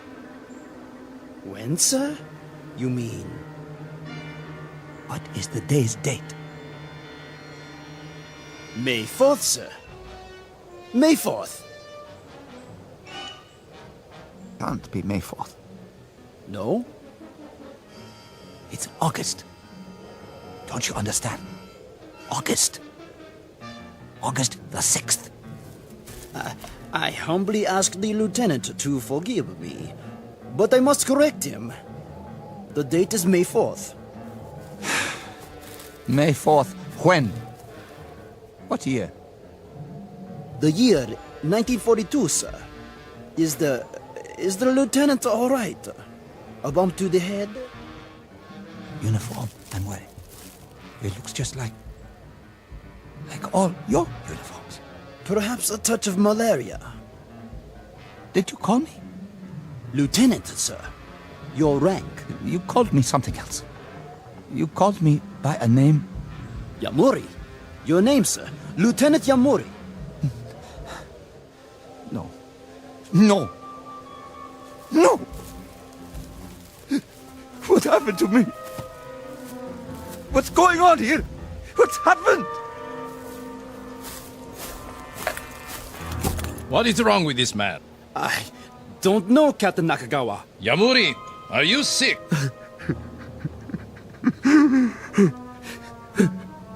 No. No. I require an answer, Lieutenant. I asked if you were sick. Yes, I am sick.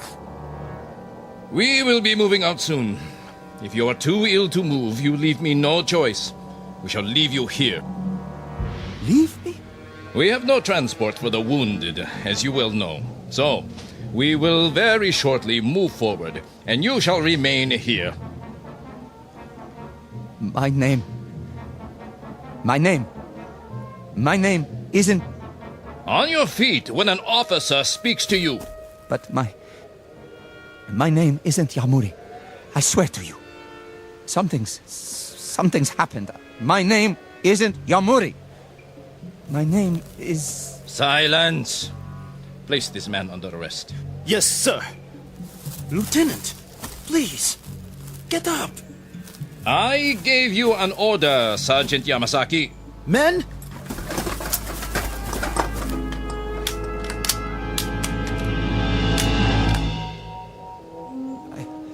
I'm all right. Forgive me, sir. You what? I was feverish for a moment. I forgot where I was. Huh? I'm all right now. You're sure of that? Yes, sir. I'm sure. I'm very sure. Very well. Sergeant, we move out in 15 minutes. 15 minutes, sir. Unfortunately, the artillery was unable to do its job. We shall attack the cave in force. Ready to move out!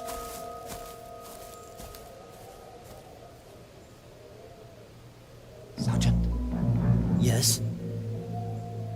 The cave he mentioned. Are you feeling better now? Yes, but the cave. He means the one where I was just... The cave with the enemy. Put a new clip in your rifle. Let me help you.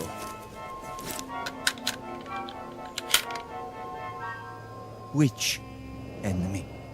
The American enemy, sir. The stupid fools who don't know when to give up. Here, fix your bayonet.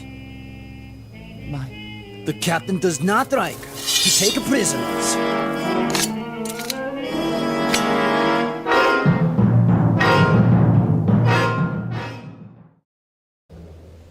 Captain? Yes, Sergeant. Prisoners, sir. What? What about the prisoners? You know my policy. Yes, sir. But what if they surrender? What about the wounded? I doubt that there will be any left to surrender when we are finished. Yamori! Sir? You will take the first section. Move forward as quickly as you can. Then drop down 50 yards in front of the opening. But, sir? Watch for my signal. We will cover you with automatic fire for 2 or 3 minutes before you make the frontal attack. Sections 2 and 3 will follow. Understood? Yes, sir. I didn't hear you. I understand, sir. Be very sure that you do. Now, go and prepare your men. Your section, sir. Which? Over there. The captain expects you to lead them into victory. Come with me for a moment. Where, sir? Away from the others. Look down there. The cave. Yes? You said something about there being wounded inside? I think so, Lieutenant. When they ran inside, they were carrying each other. I don't think there are more than 20 or 30 men. Not even that. It shouldn't be too difficult. They are only Americans, not good fighters. And they are very weak. Poor, starving soldiers. Please, you mustn't speak that way. The captain... Don't they know when to quit? If they have wounded, what's the point? They can't go on this way. If they surrender now, there might be a chance. What did you say? Nothing, Captain. I didn't hear. What did you just say? Repeat it. Just if they're wounded, sir, perhaps. Perhaps what? If we gave them a chance to surrender first, or... Or what? If we left them there. Left them? Bypassed the cave completely, and moved on. Bypassed them. Is that a tactical judgment? I think it is. Or is it some nugget of compassion for the enemy unearthed by your fever? They are wounded. They're running out of supplies. They can't do much harm. Neither can they sink a battleship from this position. But their forces can. That is why we must destroy them. But if they have no more strength to fight... A reminder, Lieutenant. The identity of the men in the cave. They are Americans. They are enemy. Wounded, healthy, walking or lying down. They are enemy. The Japanese army does not bypass. The Japanese army attacks. The Japanese army wipes out its opponents to bring an end to this war. They're wounded. They're beaten and they're wounded. Their forces have suffered heavy losses. The rules of war... Rules? Lieutenant Yamuri, it is odd that you should require this reminder. But the comparative health and well-being of the enemy, his comfort or his discomfort, the degree of his anguish or his incapacities have no bearing on military action. These things have no more to do with a tactical move or a decision of command than the fortunes of an anthill that you step on when we move forward to attack. But they're not ants. Correct. They are enemy.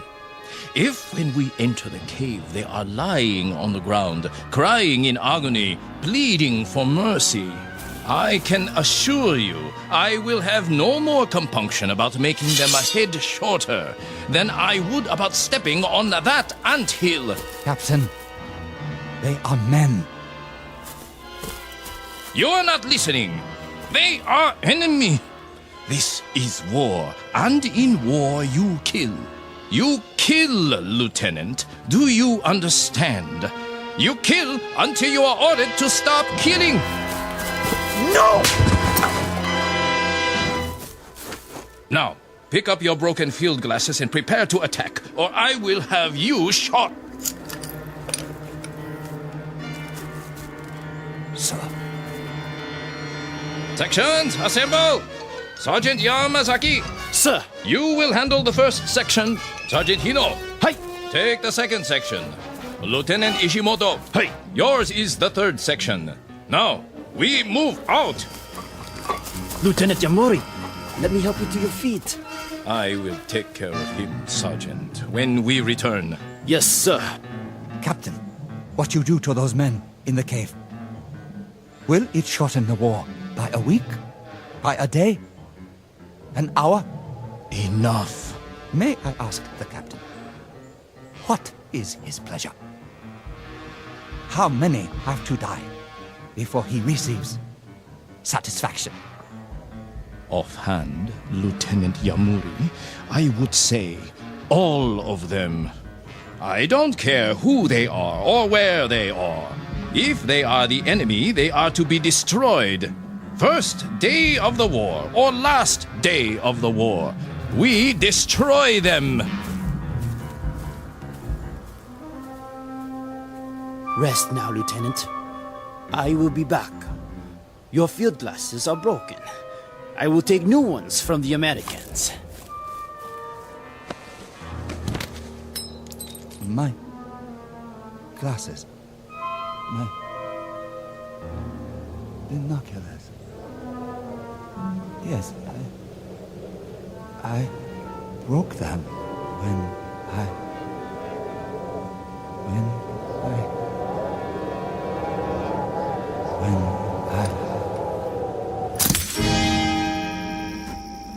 Anytime you say, Lieutenant. What? What did you? Looks like you can't use those binoculars now, though.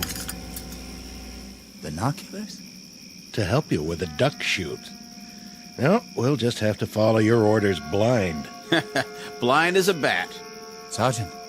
Kazurano? Of course, when we start firing, there'll be flashes. Wait a minute. Maybe that'll be enough for you to lead the charge, just like San Juan Hill, huh? Of course, we'll be going down, not up. Wait. Hold on. Maybe he wants to put it off. You want to hold the attack till later? No. Yes. I mean... What do you mean, sir? Kazurano,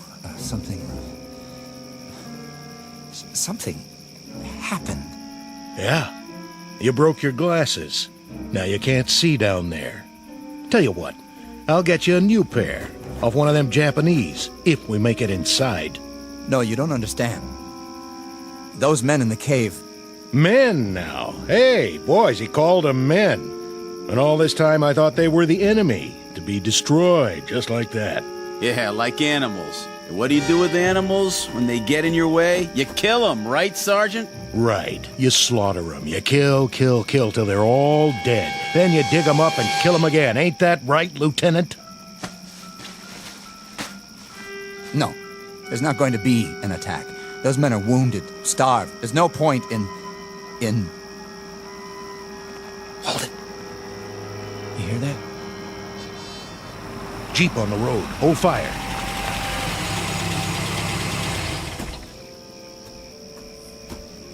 Lieutenant Cattell here? He's right here. I have your orders, Lieutenant. Orders? You're to pull off the hill, sir. Who says? Colonel Hagen, that's who.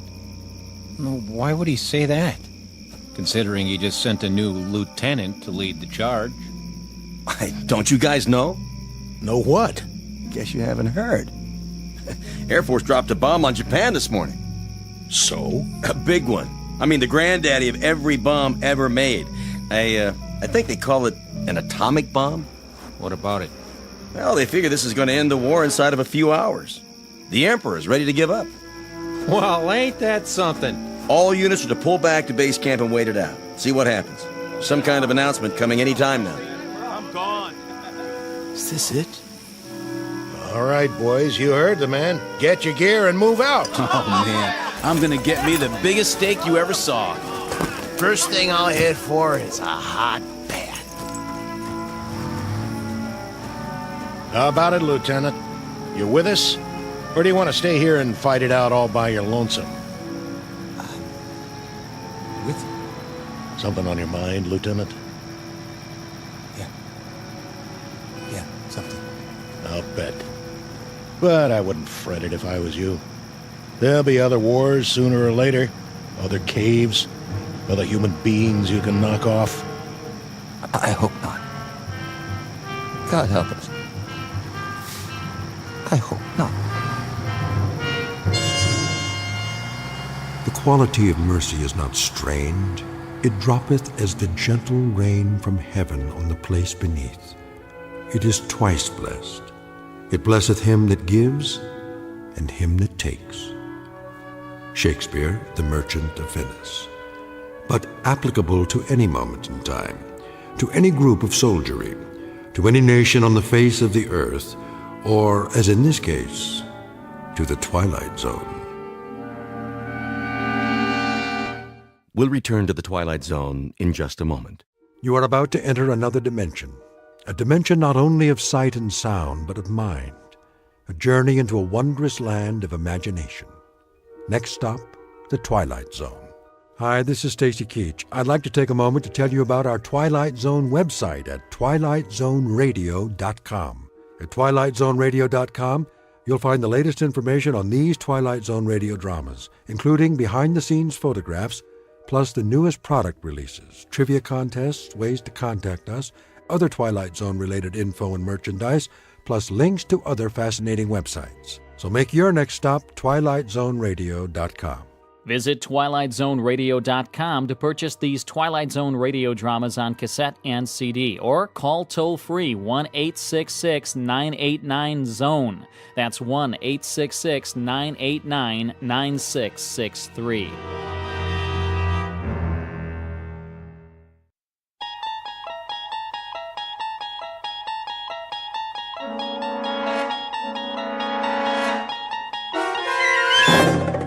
You unlock this door with the key of imagination. Beyond it is another dimension, a dimension of sound, a dimension of sight, a dimension of mind. You're moving into a land of both shadow and substance, of things and ideas. You've just crossed over into the Twilight Zone.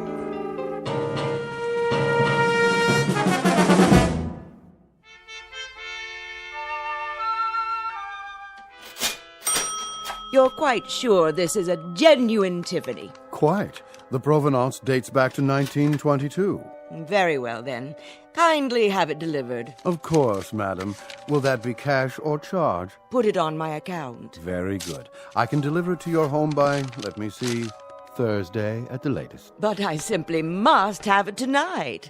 I've invited the girls over for bridge. The girls. I see. Oh, Robert. Yeah? See that Mrs. Gunt receives her lamp this afternoon.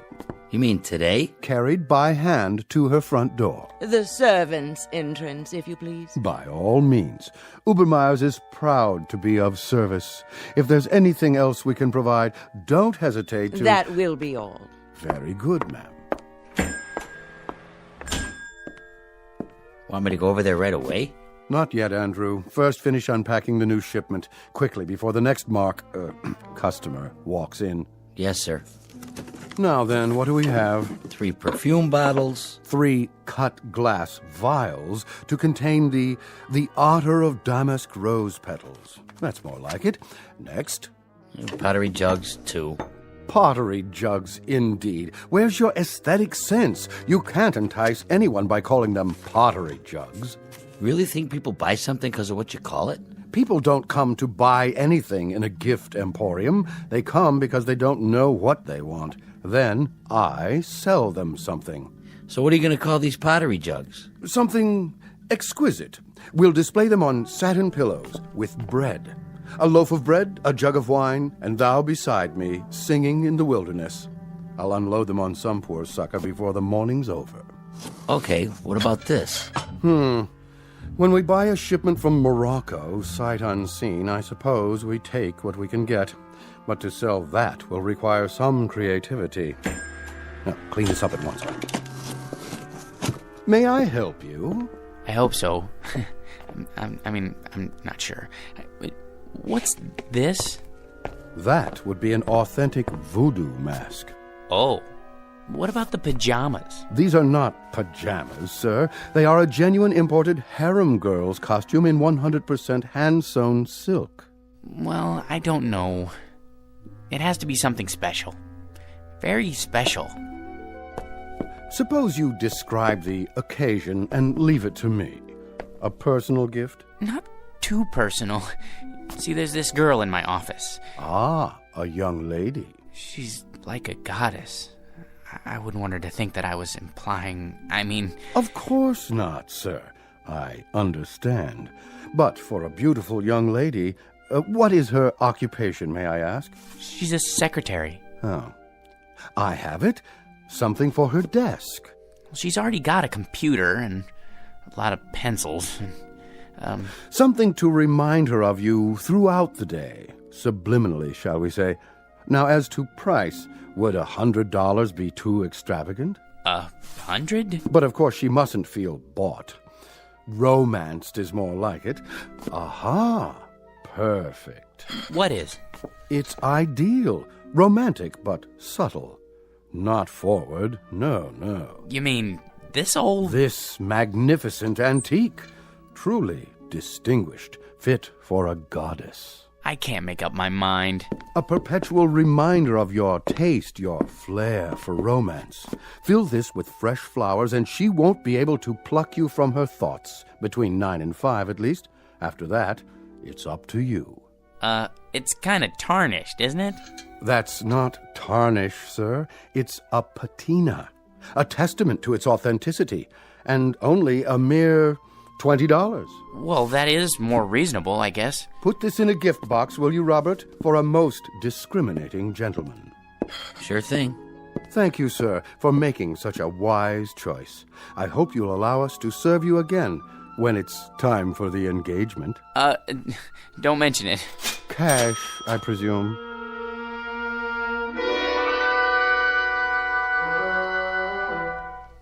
Meet Mr. George P. Hanley, a man life is always treated without deference, honor, or success. Waiters serve his soup cold. Elevator operators close doors in his face. And mothers never bother to wait up for the daughters he dates. For George is a creature of humble habits and tame dreams, a square peg in a square rut, and the living embodiment of what's commonly referred to as some poor sucker. He is, in short, an ordinary man, but at this moment the accidental possessor of a very special gift, one that measures men not against their accomplishments, but against their deepest desires. The kind of gift most of us might ask for, then learn to regret. If, like Mr. George P. Hanley, we were about to plunge headfirst into our own personal Twilight Zone. And now, The Twilight Zone and our story, I Dream of Jeannie, starring Hal Sparks, with Stacy Keach as your narrator.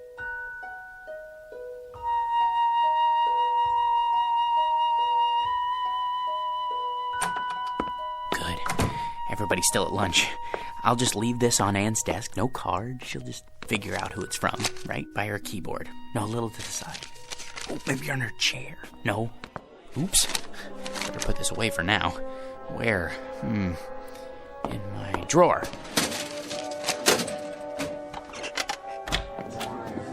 Hey, Georgie Porgy, what happened to you? I had some errands. Well, you missed the worst chili con carne ever offered for human consumption. It set a new low, even for the greasy spoon Nick calls a diner. Feel my stomach, like a bag of rocks. I don't care much for chili. Georgie, witness a solemn vow for me, will you? I have to enter these municipal bonds. I, Roger Hackett, do solemnly swear never again to commit gastronomic harry-carry at Nick's, starting on the day I get my promotion at this office. Your promotion? Yep. I thought everyone with equal seniority had the same chance. Mr. Watson said... That's correct, Georgie old Porgy. We're all equal, but some of us are a little bit more equal than others. Especially me. Hi, Ann. How are you? You're looking nice. Hello, boys. Don't be so sure, Roger. Mr. Watson's a fair man. I'm sure he'll compare our experience in debit financing, evaluating liabilities. And that, old Georgie, is one reason why I am more equal. All you think of is debits and liabilities, with assets like hers around. Now, where'd I put my little surprise? Here, Anne, for you. What's this? Oh, just a little something to say happy birthday to the prettiest girl in the entire office. I'm the only girl. And you'd still be the prettiest, even if this whole place was staffed with Miss Americas. Are you gonna open it? Roger, what? Go ahead. Oh, Roger, it's beautiful. Like it? Why, this is the most gorgeous peignoir I've ever seen. Huh, is that what they call it? But it is awfully revealing. Then you'll just have to be careful who you wear it for. Hey, Ann, put it on. Can you feature old man Watson's puss when he calls you in for dictation? Mr. Watson is interested in a different kind of figure, Sam. Is that what you think? You really like it? I love it, but you shouldn't have. You only have a birthday once a year, at least until you're 30. Then you have it once every 2 years. Oh, you bad boy, come here. What? That's to show my appreciation, and to prove I haven't even learned to count to 30 yet. And what, may I ask, is going on here? Oh, Mr. Watson, you see it's my birthday, sir, and... Do any of you happen to be aware of the annual statement just issued by this organization? No one? Well, then it may come as a surprise for you to learn that we have just completed the best year in our history, and I believe this department had no small part in that success. So, as a token of my appreciation, I think this is an appropriate time to invite all of you to be my guests at a private party, beginning just as fast as you can get yourselves over to the Tiki Club. That's great.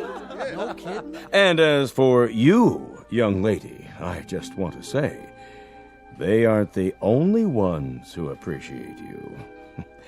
Would you mind looking in my office? There should be a rather large crystal vase on my desk, full of long-stemmed red roses. They're for you. Oh, they're lovely, Mr. Watson. You're a doll. See you all at the Tiki Club. Let's go, kid, before he realizes he's off his nut and has himself committed. He's a sweet, dear old man. Anne, I just wanted to, Yes, George? Come on, Ann. I just wanted to say happy birthday. Why, thank you, George. Aren't you going with us? I'll be along. See you there. Come on, Roger. I guess some people are more equal. Might as well throw this in the wastebasket. Can't give it to her now. Maybe I should hold on to it until it can play with it at home.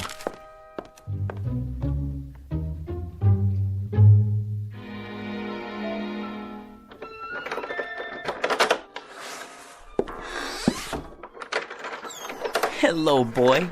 Have a good day. Yeah, mine was lousy, too. You know what they all think I am, Attila? A #1 jerk. And they're right. What a job title, huh? George P. Hanley. Jerk. Take it easy. There's nothing to worry about in the package. Come on, I'll show you. See? It's only a box with a beaten-up old lamp in it. A magnificent antique. Yeah, right. Probably came from a junkyard. Well, if being a jerk is my calling in life, at least I'm good at it. Look, it's so tarnished it's almost black. That's telling him. Well, let's clean it up and see what it looks like. Just use my necktie. It needs to be dry cleaned anyways. What in the... Easy, Attila.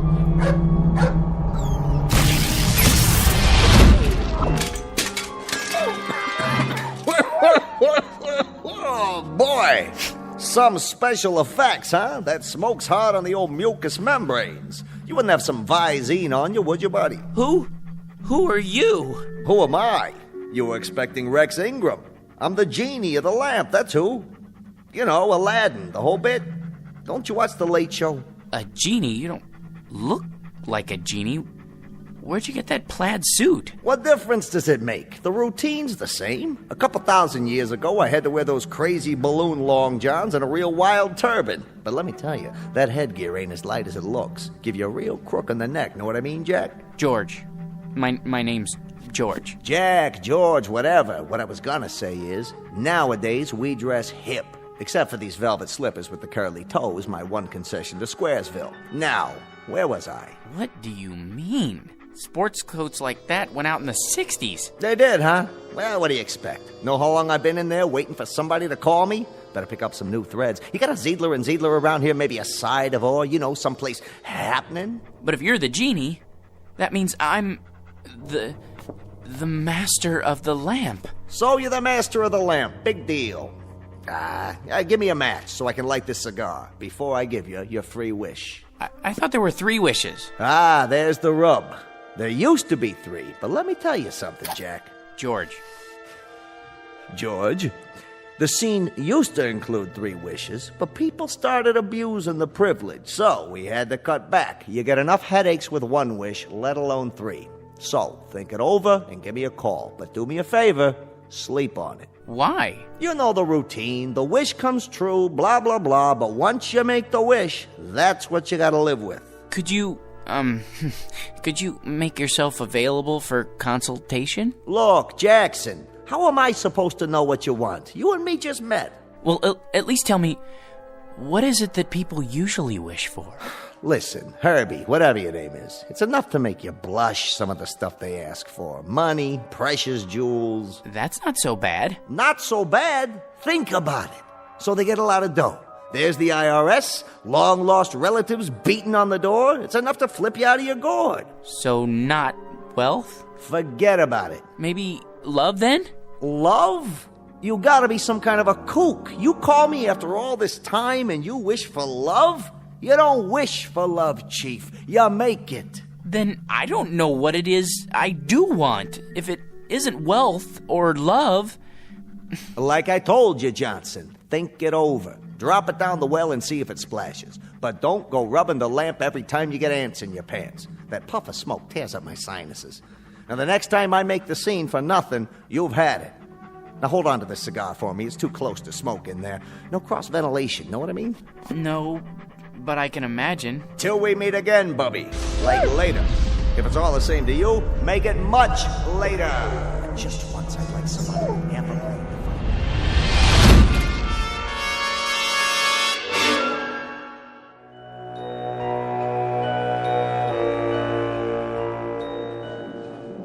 All right, everybody. Places, everybody. This is a run-through. Stand-ins, please. Positions. Lighting. Lights on. Camera. Ready with the camera. Excuse me. Hey, buddy. Don't you know this is a closed set? It is? Who let you in here? They said it would be all right. I'm George Hanley. Who? Her husband. Miss Alexander's, I mean. Oh, yeah. Haven't seen you around here in a while. It's been months, actually. Well, this is the big one, huh?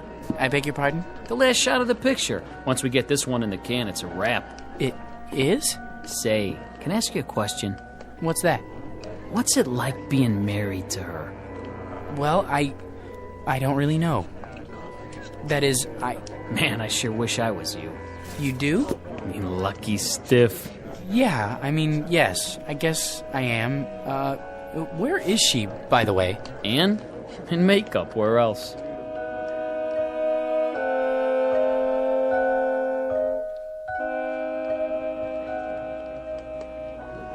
There. Here's the mirror, Miss Alexander. Well? I suppose it'll have to do. I blended the MAC lip gloss with the NARS shadow for an ultra-moist look. Isn't it ravishing? Can't you do something with this hair? My bangs are drooping. Certainly, Miss Alexander.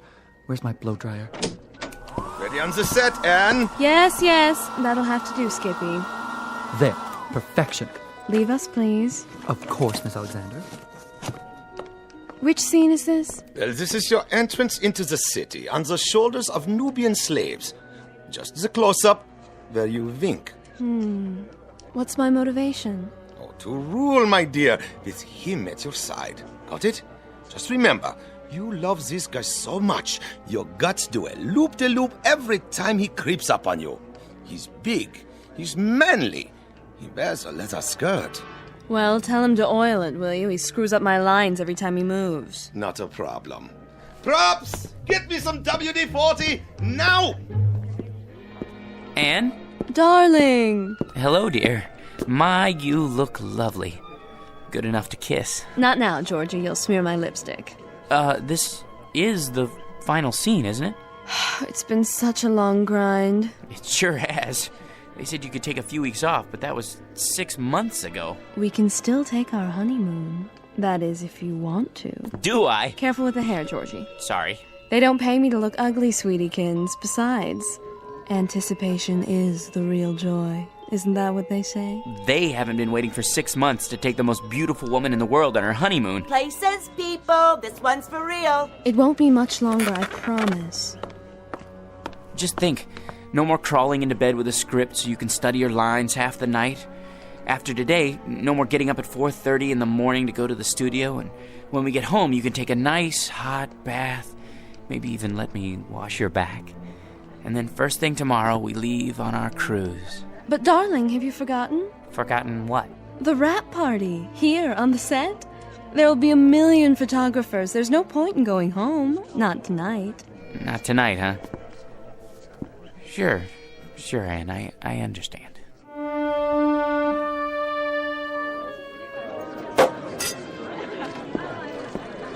Hi, hello there. No champagne, thank you. Excuse me, has anyone seen... George boy! Hiya, Mr. Watson. Call me Eli. Hey, listen, George, I want to talk to you. Anne said something about your needing a vacation. Not me, her, both of us together. I'm not going to mince words. I want Anne to star in my next picture right away. It's a guaranteed smash. Not a chance. What's the matter? Money? Okay. I'll double her salary. It's not the money, Mr. Watson. Eli, you see, it's our honeymoon. Great! I'm shooting on location. Make a great honeymoon trip. First-class hotel, all the trimmings. Some honeymoon. Out of bed before the sun comes up, work all day, study her lines all night.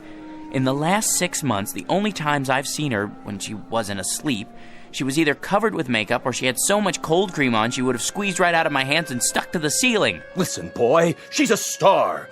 How would you like to see her with bags under her eyes? I'll take her any way I can get her. My boy, you want the world's most beautiful woman. You've got to share her with the world. I've been doing that. Now I want the world to share her with me. Son, it's not for myself. But no Anne, no movie. You know how many good people will hit the unemployment line? Actors, grips, prop men. They've got wives and sweethearts, too. They've got little ones. They've got mortgages and sports cars to pay for. Can't you get another star? Not like Anne. Millions of plain folks all over the world wait for her pictures. Little kids count their pennies. Mothers go without lunch. Brave men sacrifice the tiny luxury of a cigarette just so they can buy a ticket and escape the drab drudgery of an uncaring world. Just by watching Anne up there on the silver screen. Really? For them, George, the salt of the earth. Can't you find it in your heart to make this one little sacrifice? Oh, Mr. Watson, if you put it that way, I'll tell her she can do the picture. It'll be tough, but we'll get through it together. Good. You tell her. She's right over there. Roger, good news. Ladies and gentlemen, I'd like to make an announcement and a toast to the brightest star, the most exciting leading lady, the loveliest woman in the world, who has just agreed to star with me in Eli Watson's new film, Beowulf, the greatest epic ever made. News sure travels fast. Oh, there you are, George. How about a photo, Miss Alexander? Miss? Look this way. Smile, please. How about one more? I'm her husband. Oh, the two of you this time. Put your arm around. How about a kiss? A kiss? Sure. Watch my hair, darling. Move right in, Roger. Put your arm around her. Excuse me, George. You don't mind, do you, old boy? I think I need a drink. Champagne? Hors d'oeuvres? Right here. Of course, sir. Hit me again. Twice. 2 more champagne, sir? Yeah, this one's for my wife. I'll take them to go. Excuse me, if I could just get through here. Anne, don't you think it's time to go home? Anne, where are you? She went that way. I don't think they want to be disturbed, though. What? Anne?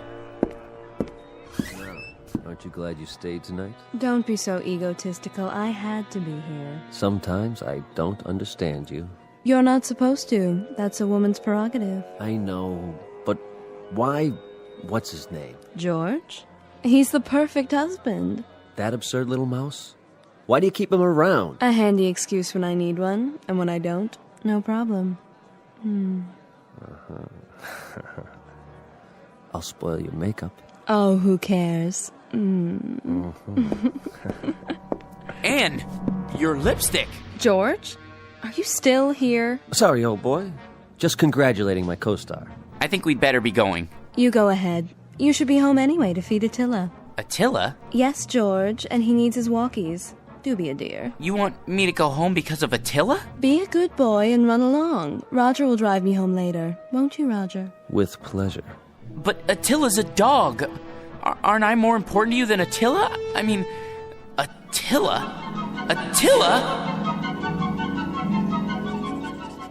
What? Attila, is that you? Oh, phew. What a dream. Oh, boy. Yeah. You know something, Attila? That's the trouble with a guy like me. Having something I want that much only means that it hurt that much more when I lose it. If I had a wife like that, well, I would lose her. Might as well face it. You still love me, don't you? Thanks, boy. Well, at least this makes the choice a little easier. Now I've only got to choose between the 2 other things I've always wanted. Money and power.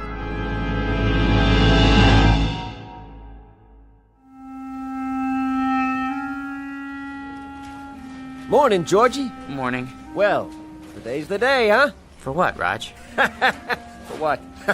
Will you listen to this guy? Watson. Has he said anything about the promotion yet? Oh, the promotion. Forgot. He forgot. Roger, Mr. Watson would like to see you in his office. Well, George, this could be it. You wanted to see me, sir. He'd never pick him.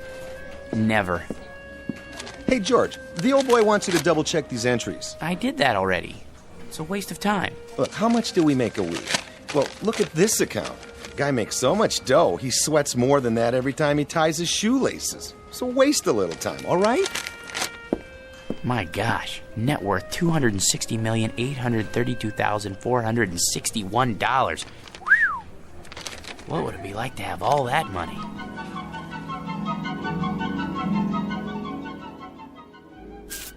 Here we are, sir. The George P. Hanley building. Thank you, Roger. Will you be wanting me for lunch, sir? I can't say. Wait just in case. Of course, sir. Not now, Attila.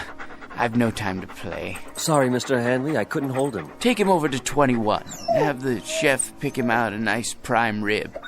Not too fatty. Yes, sir. Then trot him around the block a few times. Keep up the pace. Right away. Here, boy.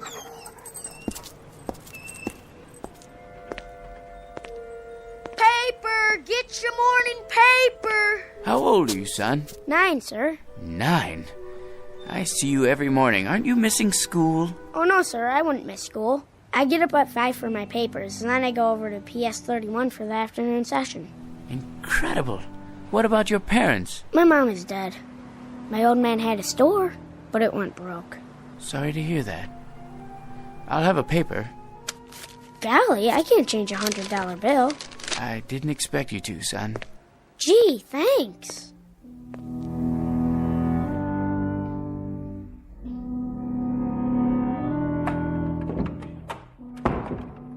Good morning, sir. AT&T's up 7 points in the morning ticker. Glad to see you back. Thank you, Miss Alexander. How was the Riviera? Oh, all right, I guess. Kind of like a suburban tract with castles. I see. Well, sir, shall I send in your first appointment? Might as well get started. Mr. Hanley will see you now. Watson, what are you doing here? Begging again, I'm afraid. These days, a college president has to worry more about salesmanship than scholarship. Then you came to the right place. Hanley, you've already done more for your alma mater than we have a right to ask. How much? Just enough to start the ball rolling for the alumni. Don't be coy, sir. Give me an amount. Altogether, $10 million. If you could possibly start us off with, say, $1 or $200,000. Done. You're a generous man, GP, but you've made a mistake. This is the entire sum. Don't worry. It's deductible. Besides, I want you to have it.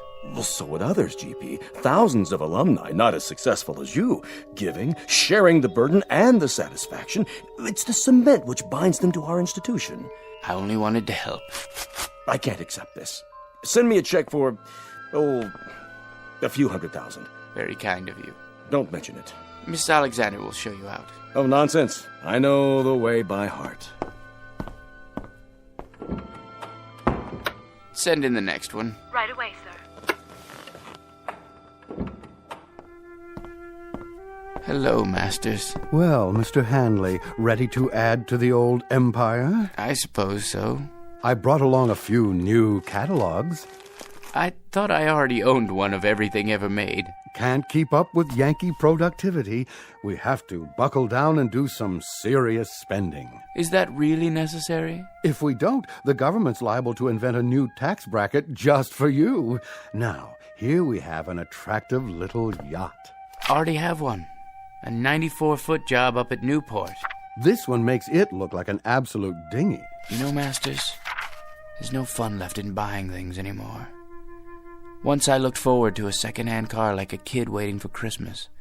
Now there's no anticipation, no hunger. Oh, perk up. I used to enjoy the little things.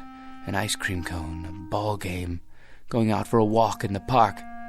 Now people run up and ask if I'm going to subdivide it. No, I've had it. Sir, that's un-American. Think of all the men living on blue sky and a prayer who depend on you for their daily commissions. They have little ones, mouths to feed. Mr. Hanley, you can't stop buying. Please see yourself out, Masters. If you're absolutely positive, sir? Out! I don't know who let them in, Mr. Hanley. That's all right, Ann. Why, hello, son. Is this the man? Yes. Here's the C note. Awful sorry. What else did he lift? I don't know what you're talking about. I told you, Pop. He gave it to me. You gave my boy a $100 bill? He's a fine lad. Listen, you fathead. Know where I found him? Trying to lay the whole 100 on a 2-horse parlay. Herbie Boy and War Biscuit. But what about the newspapers? 5 o'clock in the morning. How can I teach the kid the value of a buck if you toss C notes around like they grow on trees? I was only trying to help. If I ever catch you giving dough like that to my kid again, I'll bust you right in the chops. Millions or no millions. You're a man of integrity, sir. I congratulate you. Congratulate you. Congratulate me. George, I said congratulate. Congratulate? You're looking at the new head bookkeeper. Hey, way to go, Raj. Speech. Thank you. But the first thing I want to tell you guys is I intend to keep my vow. From now on, no more lousy lunches at Nick's. Can't believe it. He wasn't even a good chauffeur.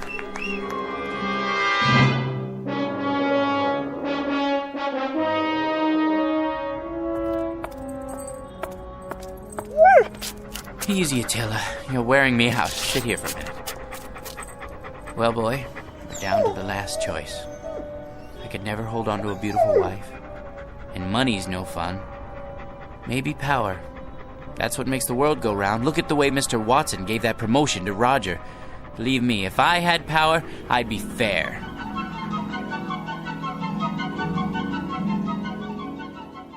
Here, sir. This copy and this. Just your initials on that page. Mr. President, you can't sign any more bills today. You're exhausted. Watson, the people elected me. They placed their individual destinies in my humble hands. I can't betray them. In that case, they're getting the best in leadership. The very best. Sir, the congressman is waiting. Send him in. Mr. President, this pension legislation will tear the party in two. If you let it come to the floor, I, for one, won't get a single vote in November from anyone over the age of 10. Check with the majority leader. See if he can kill it in committee. Yes, sir. Right away. Yes? The situation in Asia is fraught with tension, Mr. President. We're not getting enough intelligence down there. Have the CIA prepare a full study. Your appointment schedule, Mr. President. Thank you, Sam. Move the press conference to after lunch. I need a haircut. For the UN speech, have someone whip up a draft. Tell him I need jokes. Yes, sir. Who are Sonny and Mickey? Those scrub scouts who wrote the letter about citizenship, you asked to be reminded when they arrived in the capital. I know there's no time. Make time. The boys and I can get haircuts together. Pass this on to the Secretary of Defense and mark it expedite. Save this for the Economics Advisory Council. Top priority. On the double, sir. Decisions, eh, Attila? Mr. President, I had to see you. Who let you in here, woman? I hid in the building all night. Don't send me away. I'm down on my knees. Kindly get up. How can I help you? It's my grandson. He's just a boy of 18. He fell asleep on guard duty, and they said it was treason. They're going to hang him. Easy, ma'am. He's in the service? Special duty at a missile base. Serious offense. Only a presidential pardon can save him. Please, sir, he's a good boy. Just a little tired. It could happen to anyone. Indeed, it could. Then you'll do it? You'll pardon him? Ma'am, the world will little note nor long remember what I say here. But this nation, this government, and its president are no more and no less than people. Of, by, and for them. Freedom is our battle cry, justice and mercy our glory. Tell your son when you see him tomorrow that I'll have the Attorney General prepare an order for executive clemency. Bless you, Mr. President. You're a great man. Here, Attila. Up on my lap. You know, I think we found our niche. Who said power was hard to handle? All you have to know is how to use it, right, boy? It couldn't wait, Mr. President. What couldn't wait, General Hackett? It's the hotline. Red alert. Red? You mean the missiles? Yes, sir. They're on their way. What do we do? The decision is up to you, sir. The world's about to go up in one big poof. What do you say? Counterattack? How about a staff study? It's too late. Call in the Secretary of Defense. No time. You have 10 seconds, sir. It's up to you. I can't. Let someone else decide. I don't want to decide. Not me. Not me. Not me. Not me. No! Not me. Not... Yeah, you, Mac. You and your mutt, get off my stoop. Oh. I must have dozed off. Come on, dog. Let's go home. Well, Attila, we've got a magic lamp waiting for us back at the apartment. Anything I want, just for the asking, and I can't even figure out what to wish for. I never even thought it through until now. You know something? No matter what I wish for, it won't change a thing. I'll still be me, George P. Hanley. Vocation, jerk. What's that quote? The fault, dear Attila, is not in our stars, but in ourselves. Ourselves, huh? That's it! Come on, Attila. We're gonna show that bored old genie a thing or two. We're gonna wish for something original.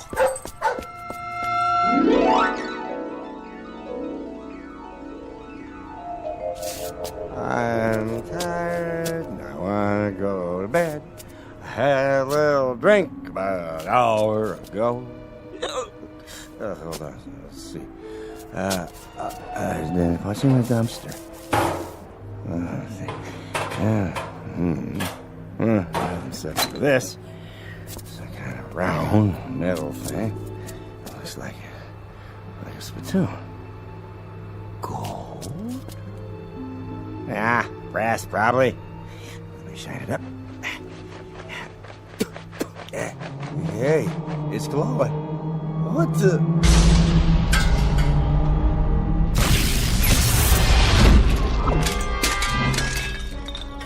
Yes, master? Hey!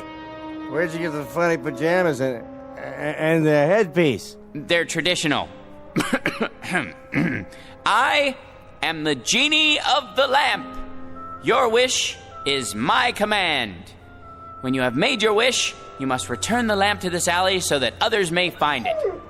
Keep your turban on straight, Attila. Now then, as I was saying, I am at your service, sir.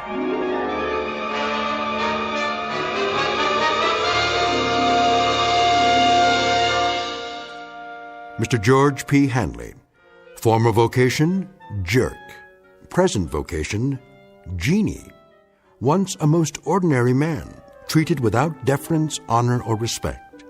But a man finally wise enough to decide on a most extraordinary wish that makes him the contented, permanent master of his very own Twilight Zone.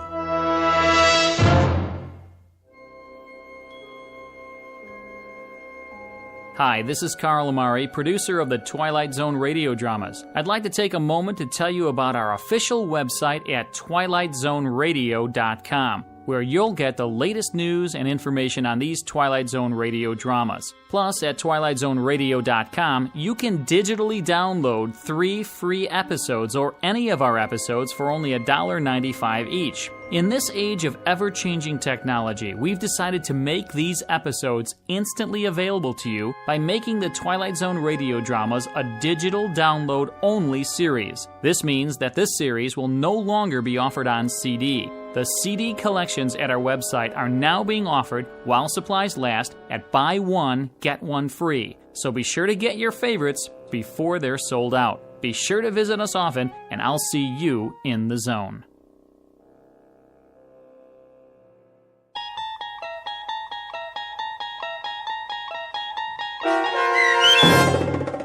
I Dream of Jeannie, starring Hal Sparks with Stacy Keach as your narrator, was adapted for radio by Dennis Etchison and written for The Twilight Zone by John Furia Jr. Heard in the cast were Christian Stolte, Lisa Joyce, Steve Key, Doug James, Richard Hensel, Derek Purcell, Brooke Reed, Linda Ryder, Charlie Kummerer, Bill Kummerer, Vince Amari, Roger Wolski, and Carl Amari. To learn more about the Twilight Zone radio dramas and to obtain audio cassettes and CDs of these programs, visit our website at twilightzoneradio.com. The producers of The Twilight Zone wish to thank CBS Enterprises, Carol Serling, Dennis Etchison, Dick Brescia Associates, Claire Simon Casting, Terry Jennings, XM Satellite Radio, Sirius Satellite Radio, our sponsors, and our radio affiliates for helping make this series possible. This copyrighted radio series is produced and directed by Carl Amari and Jason Mallow for Falcon Picture Group. Doug James speaking.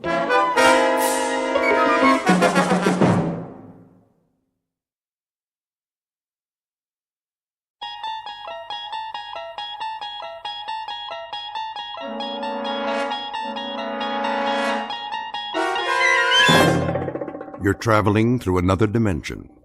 A dimension not only of sight and sound, but of mind. A journey into a wondrous land whose boundaries are those of imagination.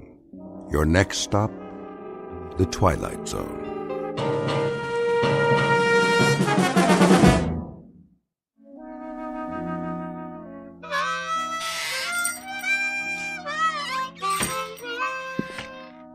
Oh, hi there, Pete. Didn't hear you come in. Why don't you join us? Set a spell. That's all right. I wouldn't want to interrupt you.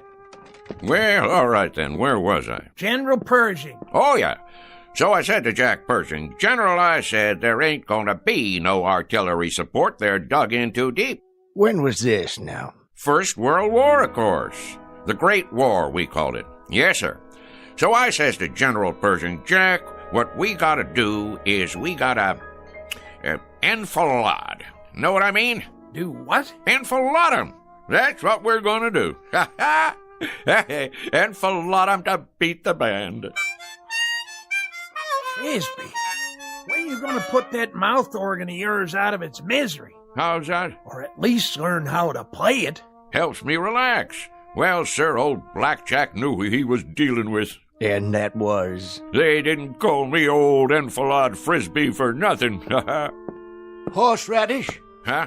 Where do you keep the horseradish, Frisbee? Right where it always was, Pete. Third shelf down. Down where? On your left there, next to the pickles. You got catsup? Underneath the cash register, behind the beans. What's your hurry? Come on over. I got another chair. No thanks. I'll put a new log in the stove. If it's all the same to you, Frisbee, I'll just collect my goods and get on home while it's still daylight. Suit yourself. Oh, well, where was I? Oh, yeah. Well, sir, the following morning, we attacked up and down the line, and the rest is history. Smashed them to bits, we did. And then we went on to Paris to celebrate. Exactly 4.5 hours it took us. We had frogs' legs and cold duck till we couldn't eat no more. An hour later, we was in Berlin. Shall I say it, or do you want to? Be my guest. Frisbee. Yeah? You not only got a pot belly big as that stove, you're the biggest liar who ever sat in that chair. You're doubting my word? You can start with that. Beyond just doubting your word, I'm calling you a liar flat out. How can you go from Paris to Berlin in 1 hour? Find the radishes, Pete? Yep. What about celery? All out. Getting some fresh ones in the morning. We're waiting, Frisbee. How do you go from Paris to Berlin in 1 hour? Oh, hold your horses now. I'm coming to that. It's what made the whole operation so fantastic. I was doing some reconnoitering, and I found me a back route. That's very interesting, Frisbee, except last week you sat right there, big as life, and told us you were in the Balloon Corps. You sure did. And that over the Battle of Marne, you shot down 3 German Fokkers with a pistol and personally directed the artillery so the Marines could win. Oh, I did that too. Only it was a year later. It was, let's see now, April of 1917. That's it. I heard enough. More than enough. I'm getting out of here. Well, now you might want to give that some thought, boys. Looks like rain to me. Rain? Sure enough, gonna be some rain. Tell by the clouds. You can always tell by the clouds, you know. Take that big job up on the hill. That there is a stratocumulus opacus. Anything you say, Frisbee. You fellas know anything about meteorology? Don't get him started. Well, what do you know? Looks like it got me a customer. Carload full of them. Better get out there and pump some gas before they change their minds. Oh, now ain't no reason to hurry. Them clouds, for instance, they like to take their time. So do I. It's the way Mother Nature made things. Why, did I ever tell you about...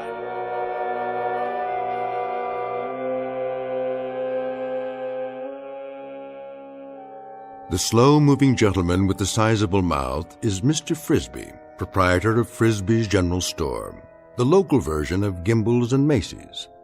He has all of the drive of a broken camshaft and the aggressive vinegar of a corpse. As you've no doubt gathered by now, his stock in trade is the tall tale, the outrageous falsehood, the bending of truth up to and beyond the breaking point. What he doesn't know is that the visitors in the car out front are a very special breed, destined to change his life beyond anything even his fertile imagination could manufacture and embroider. The place is Pitchville Flats. The time is the present, or thereabouts. And Mr. Frisbee is on the first leg of a rather fanciful journey into a place we call the Twilight Zone.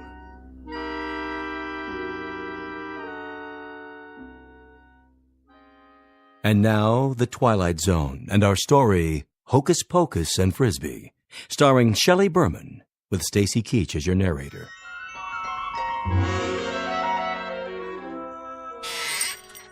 I believe I asked you boys a question. Oh, I'm sure you did. About meteorology. Well, I know plenty about that particular subject. University of Wichita it was. Got my doctorate in it. Did a treatise at the age of 13 that still uses standard text. Meteorology and You was the title. Talk was, it was the most scholarly treatise on the subject in the history of the field. My colleagues used to refer to me as Cumulus Frisbee. Cumulus Frisbee. Frisbee's a meteorologist. I'm Vice President of the United States. Well, what do you say, Mr. VP? Better get out there, Cumulus. I'm coming. All finished, Frisbee. You want to add it up? You do it, Pete. There's a pencil and paper right on the counter there. I could do it in my head for you, but it's been kind of a long day. I'm a little pooped out. 1 bottle of catsup. Horseradish. Ever tell you about the time I gave a demonstration, me against the computer machines? 13 of them lined up in an auditorium. 133 columns of figures, 8 digits apiece, and no pencil and paper, mind you, all in the head.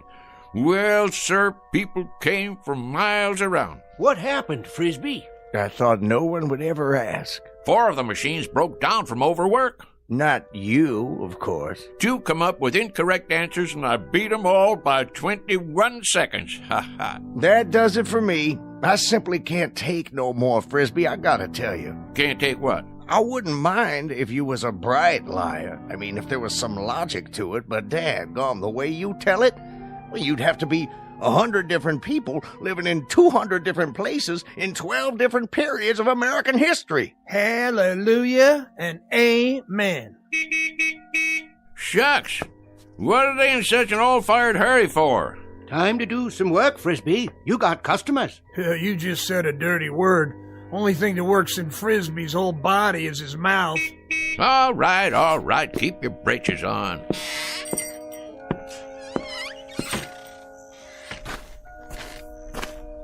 Howdy, gents. Hello. Want gas or something? Gas? Oh, yes. Sorry I had to wait. Not at all. You know, if you gotta be someplace in a hurry, you could have pumped it yourself. We could. Didn't you hear me yelling? Oh, we heard you. Definitely. We're not too familiar with this kind of car. No. Say how many of you was in there? 4 of us. It's a bit of a tight fit, I'm afraid. Sure it is. One of them foreign jobs. Not much room inside, huh? We don't know where to put the gas. We aren't familiar at all with these foreign jobs. You ain't? Well, this is your lucky day, 'cause I am. A matter of fact, I'm the one responsible for them. For a while there was all rear engine, only in the back. You developed them, did you? Oh, indeed I did. Got a phone call from old Henry Ford one time asking me to fly out to Detroit. Henry Ford? Sure. Well, I did that little thing, and next thing you know, in 48 hours, I went and designed the first rear-engine automobile. Advantages are fantastic, Is that right? Sure. All the weight on the driving wheels gives her better traction, eliminating the drive shaft, lowering the whole car. There's a whole lot better visibility, plus the heat and gas fumes go right on out behind. You're quite familiar with the internal combustion engines, then. That sort of thing. Familiar with them? Why, mister, you're looking at the granddaddy of the modern-day automobile. Henry said to me when I finished that there designing job, rear engine, he said, that's what he called me, old rear engine Frisbee. He says, rear engine, you're an automotive genius. That's what you are. Well, I couldn't very well argue with him, being as how he was Henry Ford. I guess not. Now, where was I? Say, you want it filled up? If you don't mind. Not at all. That's what made this country work, and more work. Me, I've done more of it in my life, more different kinds of work than most people ever even heard of. Of course, I had more than my share of ingenuity, too. I took this little old business here and made it a success, just like I did for, well, you might say everything I laid my hands on. Gas tank. Would it be on the other side? Oh, I knew that. Why don't you boys go ahead and stretch your legs? Take your time. Mighty pretty country around here.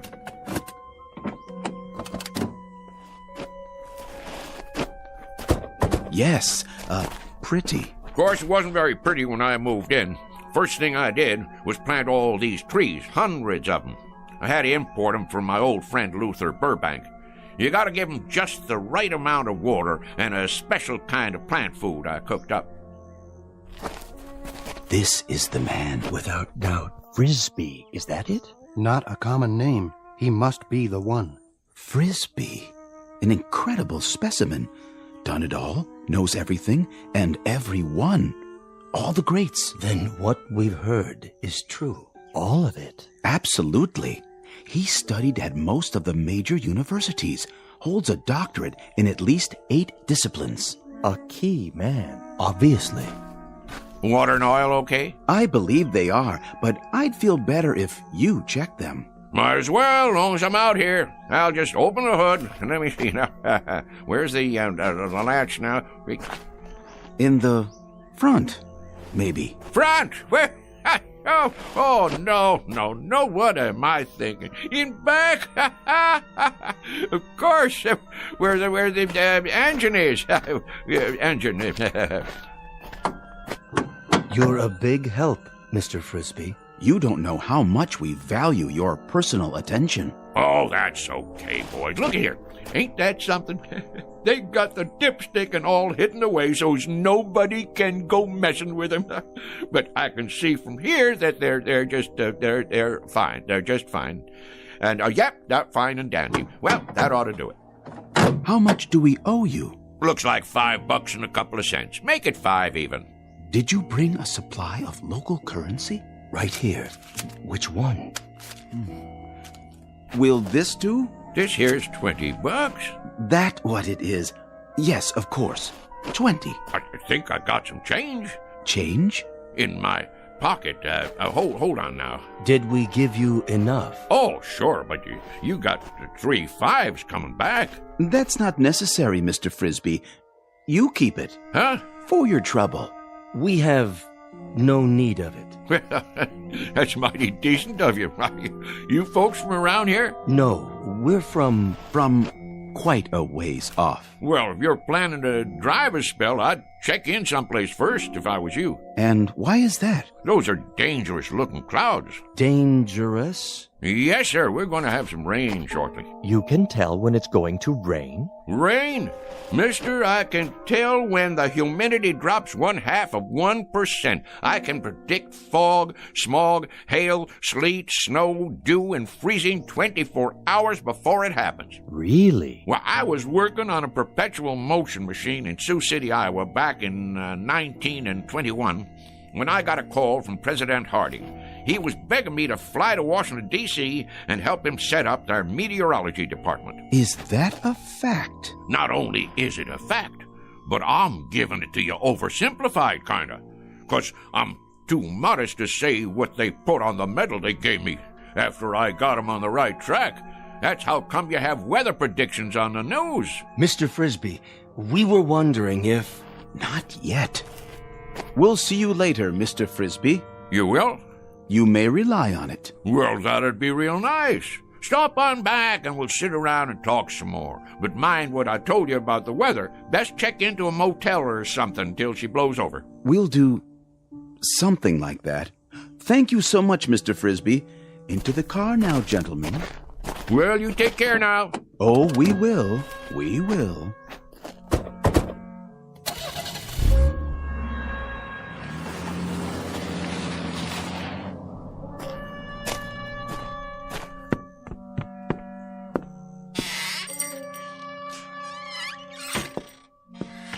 Odd fellers. Why, didn't they believe what you were saying? It ain't that. They just seem kinda odd.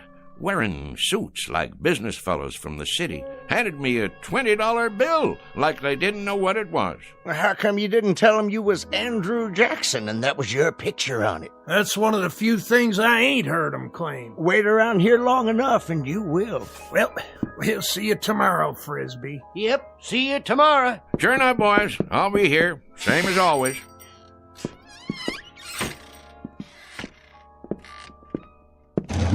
Let's see now, 5 o'clock. Sounds to me like a good time to close. Mr. Frisbee? That's my name. Don't wear it out. Huh? Mr. Frisbee. Who's there? If you walk outside and head east down the highway... Where are you? Nobody left in this store but me. If you head east for 200 yards, you'll come upon something extraordinary. Oh, yeah? Like what? An adventure, Mr. Frisbee. New worlds to conquer. How's that? Worlds even you have never dreamed of. Say, where you hiding? In the back room? Or over by the dry goods?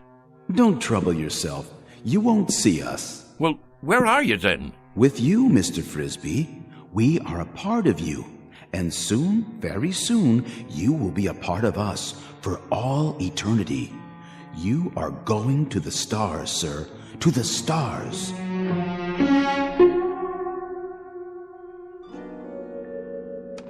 What do you mean, the stars? You talking about going to Hollywood? The stars in the heavens. You're not afraid, are you? Afraid? Me? Stonewall Frisbee?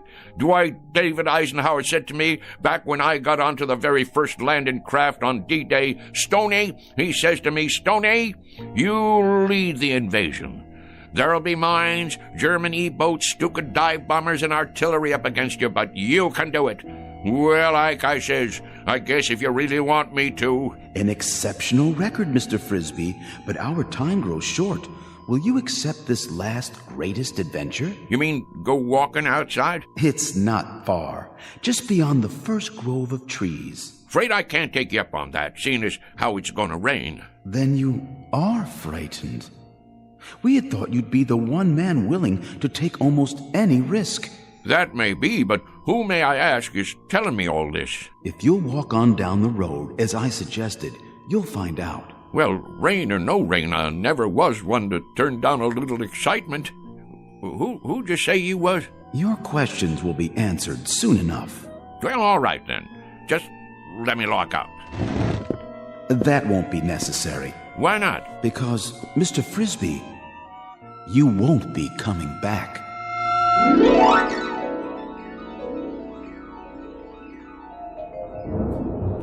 Well, will you look at that? I sure was right. Gonna be a big old storm tonight. Hurry, Mr. Frisbee. I'm coming. Don't get your long johns in a twist. Straight ahead. We're waiting for you. Where? Look to your right. I don't see... Wait a minute. What the heck? Oh, I get it. Some kind of movie prop, right? What are you doing? Making one of them science fiction movies out here? Dang if it don't look like one of them flying saucers. That's exactly what it is. You may come inside. Now, how am I going to do that? You got it made to look like there ain't no doors or windows. Very well. In the interest of time, I suppose we can give you a slight assist at this point. Hey! Hold on, Mr. Frisbee. Whoa, Nellie! How'd you do that? Teleportation, Mr. Frisbee, but I'm sure you know all about it. Well, what do you know? You got a nice setup in here. I'll give you that. What's underneath all that aluminum paint? Wood frame or drywall? I assure you, it's all quite authentic. Impressed? Me? Impressed? With this rinky-dink set? Why, shucks, it looks like a flea on a doll compared to the one I designed for the United States Space Agency. Oh, we didn't know they had flying saucers yet.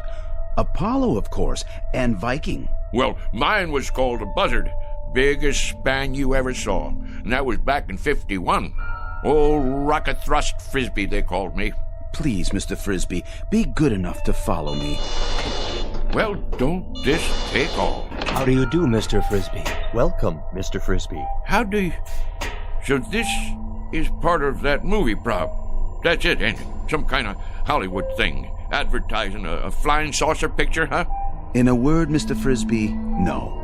This is an actual spacecraft. Go on now. And we, my colleagues and I, have come here from another planet. We have indeed. All this way, across the interstellar darkness, to meet you. Well, in that case, I'm leaving. Correction, Mr. Frisbee. You are staying.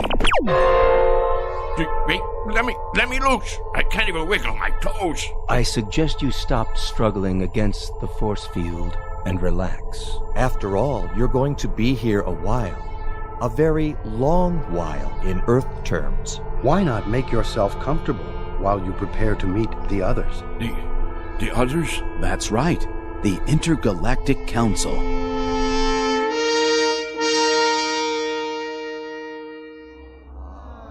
Well, sir, the government already knew about my research in atomic energy. Matter of fact, I suggested it to them as far back as 1923. Spent a whole summer one time with Al Einstein, during which time I gave him the preliminary stuff about that relativity theory of his. Smart as paint, that fella. Smart as paint. He had bad hair, though. Should have put some Brill cream on it. A little dabble do you. Anyhow, when I got this here call from New Mexico, I had to hightail it over there and show him how to make the bomb. Incredible. Fantastic. What a specimen. Now, let's see. That covers atomic energy. What was the next thing you fellows asked me about? If you wouldn't mind, sir. Go on, speak your mind. You're entitled, son. Your research in liquid propellants. Oh, yes, liquid propellants. Well, now, the main thing I gotta say about that is there ain't no liquid in the world that'll propel me faster than a dry martini on the rocks. We were referring to liquid propellants as applied to space travel, Mr. Frisbee. Oh, them liquid propellants. I get your drift. Yeah, I developed the first ones used by the Air Force in that old whack Corporal rocket, remember? Used to have a model of it out in front of Disneyland. Well, that thing sure could move, thanks to me. Made up a batch of liquid stuff in my cellar. Folks around town wanted me to run for Congress after that, being as how I got the country back into the space race. But if there's one thing I ain't, it's conceited. I figure it's a man's patriotic duty to invent liquid propellants if he has a mind to. And I had a mind to. Why, even as a boy, when I was attending Princeton University on a special scholarship, they used to call me Old Liquid Propellant Frisbee. Next question. Forgive me, Mr. Frisbee, but you mentioned Princeton University, did you not? Sure did, young fella. Nice place, too. Real homey. Of course not as homey as Pittsville Flats. But it was my understanding that you attended the University of Wichita. That one, too. I can see how you'd get a mite confused. It happens to be a fact that I hold degrees in 38 major universities and advanced schools of learning. Amazing. What on earth?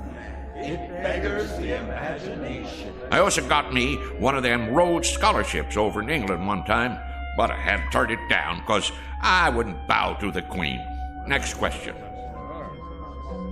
No more? In that case, well, I'll just get on home to dinner. I said it was getting late and I have to get home to dinner. Hey, you guys. About time I was leaving. I gather that you don't quite understand the situation, Mr. Frisbee. How's that? You're not going home for dinner. You shall have dinner here. Here? Precisely. In exactly, 14 minutes by your measure of time, we'll be departing. Departing? From where to where? From here to our planet. You see, Mr. Frisbee, our assignment here was to secure a representative Earth species, the most brilliant we could find. There seems to be no question that your accomplishments are far and away more extensive than any other human beings. Mine? Now, wait a minute. Now, hold on there. You fellas got the wrong idea. Why, I'm just a plain old country boy, a bumpkin. I'm a bumpkin. That's what I am. Just a rube with a big mouth. Come now, Mr. Frisbee. You do yourself a terrible injustice. We know all about you and your accomplishments. My accomplishments. Mister, the one accomplishment you fellas didn't pick up on is the fact that I am the gall-darndest liar that ever walked the pike.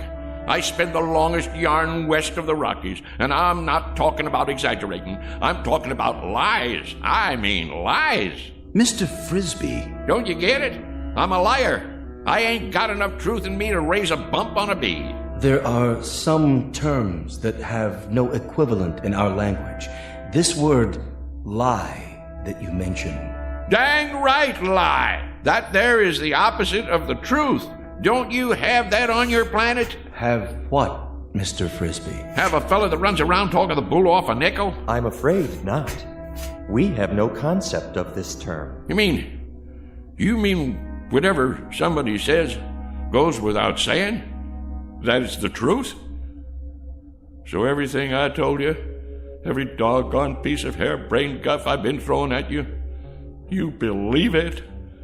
And now you're taking me up to your planet so you can stick me in a cage? Oh, hardly that, Mr. Frisbee.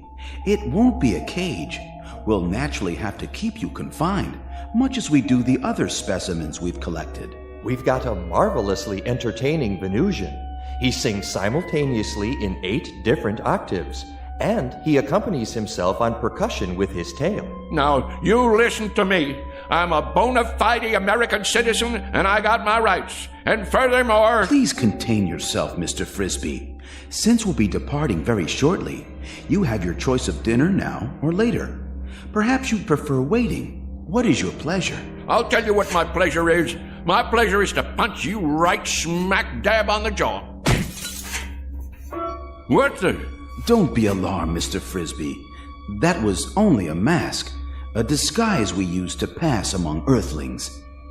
This is my real face underneath. I hope its appearance doesn't unduly disturb you. Mr. Frisbee? Whoa, whoa, whoa. Mr. Frisbee!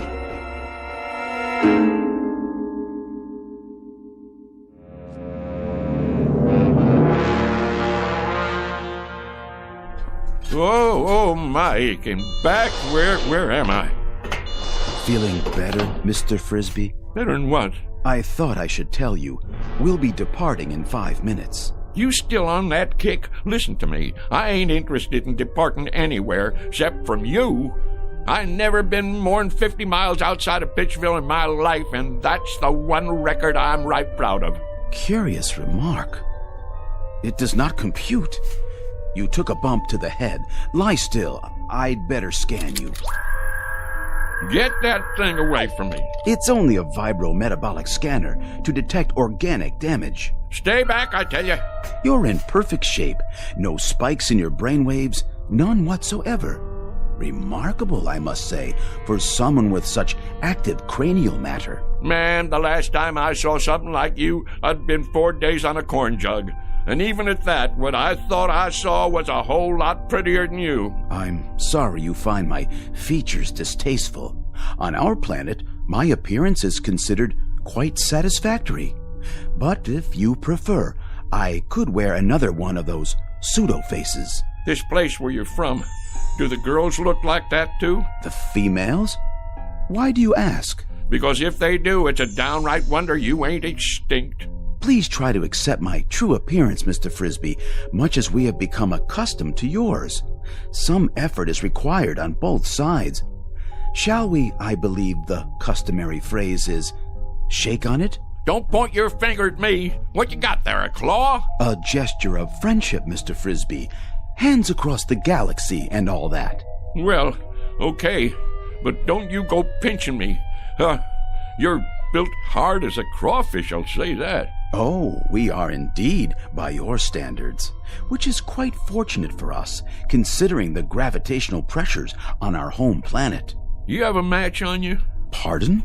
For my pipe. Hold on, I gotta light my overalls. What are you doing? Helps me relax. A pinch of Prince. One time a guy come in my store and he says, "You got Prince Albert in a can?" And I says, "No, already went and let him out." Never mind. You boys wouldn't understand. I'm afraid there's no smoking on the ship. Well, who ever heard of a rule like that? It upsets the negative ion balance. No, I really ain't going. What do you think of that? Well, I suppose if you sit over here, directly under the laminar flow. Kind of chilly. Ooh. Don't you boys have a wood-burning stove at least? Must get mighty close to freezing up there in outer space. What's that? Oh, that? Oh, that's just my old harmonica. Want I should play you a little tune? Oh, please. Please, Mr. Frisbee. I've been meaning to give a concert one of these days. Maybe Carnegie Hall or over in Branford. Oh, attention. X10 and X12. I need you here at once. Most beautiful sound there is, huh? They have harmonicas where you guys are from? Well, do they? I ask you a question. Do you have harmonicas up there where you Help! Help! You don't look so good. Kind of green. Hey, whoa, well, let me play some more for you. Ain't nothing like a little tune before dinner. That's what I always say. What's that horrible sound? It's that object. Got to get it away from him before it's too late. Back. It's dangerous. Stay away from it. Save yourselves.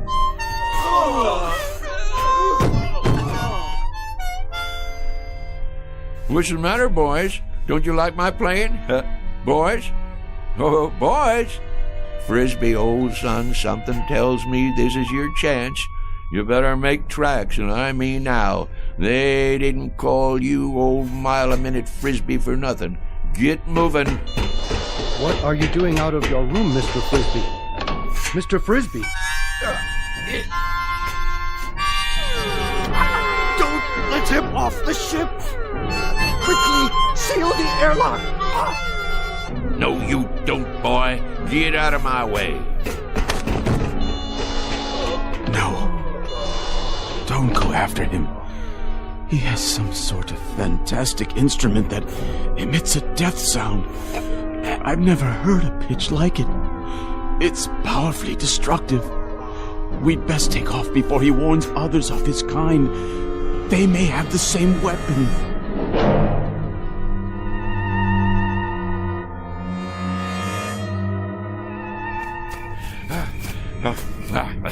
Can't catch this old boy, can you?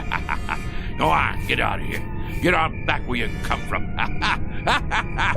That's it. Scat.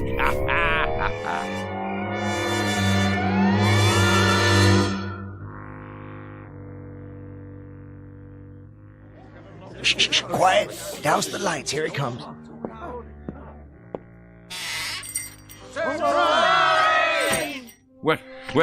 What's going on here? Will somebody tell me what's happening here? What do you mean, what's happening? It's your birthday, ain't it? As if you didn't know. And this here is a surprise party. As if you didn't know that either. Congratulations, Frisbee. Put her there, old buddy. Well, I sure didn't expect nothing like this. The heck you didn't. The present. Give him the present, dadgummit. I've been waiting all day for this. Got it right here. What are you waiting for? Go on, Frisbee, open it up. Well, you folks sure sprung one on me. Want me to help you get the paper off? No, I can get it. Go ahead, read it. What is it, some kind of trophy? It's what they call a lovin' cup. Went into town and ordered it special. Go on, read it out loud. For the first time, Frisbee is at a loss for words. I'll read it for him.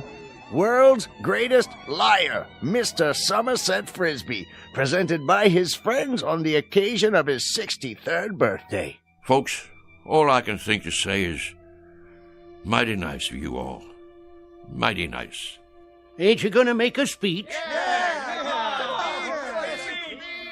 Yeah, Frisbee. Tell us one of them real whoppers. Like where you been the last couple of hours? Was you inventing something? Or maybe you just took a quick trip to the moon? Well, you ain't far wrong, and that's a fact. I knowed it. I've been waiting for this all day. First off, you know who them fellas was in that car? Which car? That little foreign job come in here for gas, remember? The President of the United States and the Secret Service.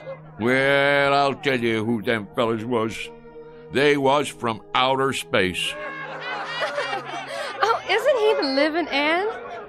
And somehow or other they picked me up in the air, right down there by the hollow, and I floated over to their flying saucer, and they took me inside, and then they was gonna kidnap me and take me to their planet. And you was gonna be their leader, Frisbee? But it's true. They was just about to kidnap me. Wanted to make me their A1 prize specimen. Oh, the whole Galactic Council was watching. They even had a guy from Venus who could sing 8 different ways from sundown and play the drum with his tail. Well, sir, you know how I stopped them? You talked them to death? No, not that. It weren't nothing, really. Just took out my mouth harp and blowed a little tune, something like this. You know what happened then? I'm sure you're going to tell us. I've been waiting all day for this. They just plumb fainted away. Now that I can believe. Play us a tune, Somerset, the way you used to. Well, I suppose I could do that if you really want to hear it. Wait a minute. There it is. Didn't I tell you it was going to rain? Sure I did. I can feel it in these old bones of mine. Yes, sir. What did I tell you? What did I tell you? Ain't he the perfect limit? Ain't he the be-all and end-all?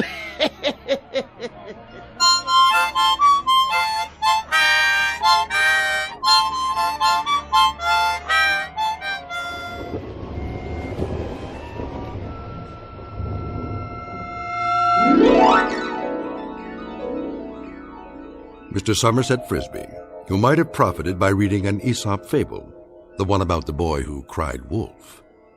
For now, consider this one more tall tale from the timberlands of the Twilight Zone.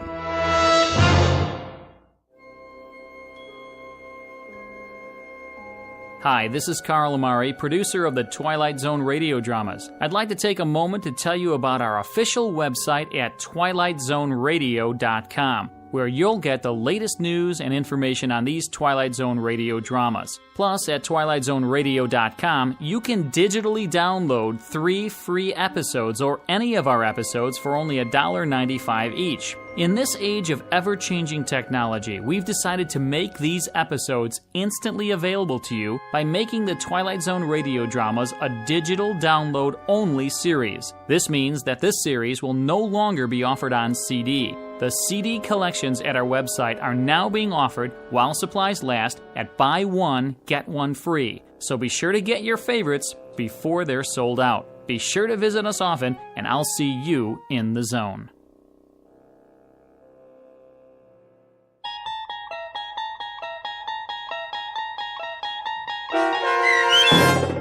Hocus Pocus and Frisbee, starring Shelley Berman, with Stacy Keach as your narrator, was written for The Twilight Zone by Rod Serling, from a story by Frederick Lewis Fox, and adapted for radio by Dennis Etchison. Heard in the cast were Mike Novak, Richard Hensel, Turk Muller, Sarah Marks, Jeff Lupetin, Christian Stolte, and Doug James. To learn more about the Twilight Zone radio dramas and to obtain audio cassettes and CDs of these programs, visit our website at twilightzoneradio.com. The producers of The Twilight Zone wish to thank CBS Enterprises, Carol Serling, Dennis Etchison, Dick Brescia Associates, Claire Simon Casting, Paul Patch, Terry Jennings, the American Forces Radio and Television Service, our sponsors, and our radio affiliates for helping make this series possible. This copyrighted radio series is produced and directed by Carl Amari and Roger Wolski for Falcon Picture Group. Doug James speaking.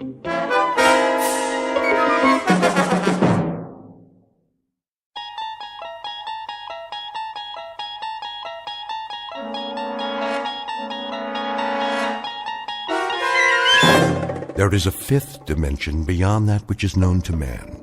It is a dimension as vast as space and as timeless as infinity.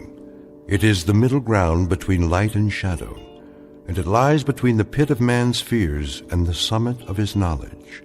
This is the dimension of imagination. It is an area which we call the Twilight Zone.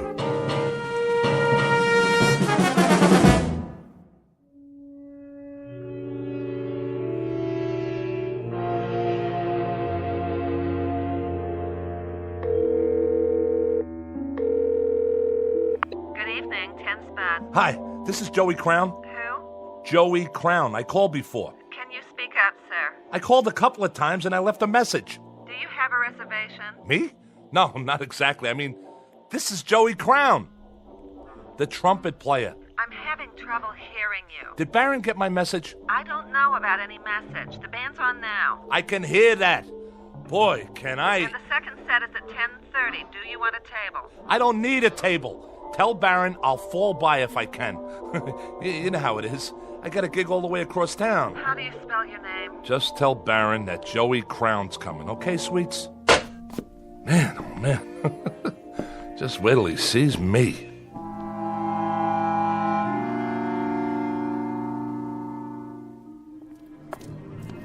Hey, Bobby, what's happening? Name? You know me. It's... Wait a minute. Who are you? You have a reservation. Hey, pal. We've been waiting for a half hour. You got in line. How you doing? Sorry, folks, but I'm supposed to be inside. Hold on, I gotta check the list. I'm not on the list. See, I got a gig here tonight. Oh, you're in the band. Well, not in it exactly. Baron knows I'm coming. He'll let me sit in, I'm sure of it. First show's sold out. If you want to put your name down for 10:30... Just tell Baron, all right? He'll comp me. Hey, fella. Hang on. There's been a little misunderstanding. No, I mean, I know you. You do? Didn't you used to be Joey Crown? Used to be? What do you mean used to be? Crown. Sorry, man. You're not on the comp list. If you want to wait in line... Hey, hold on. See this? It's a trumpet case. I'm not some piker. I played with Baron lots of times. I used to work the page tree and the gate. What's the matter? Don't you believe me? Ask Artie. He owns the joint.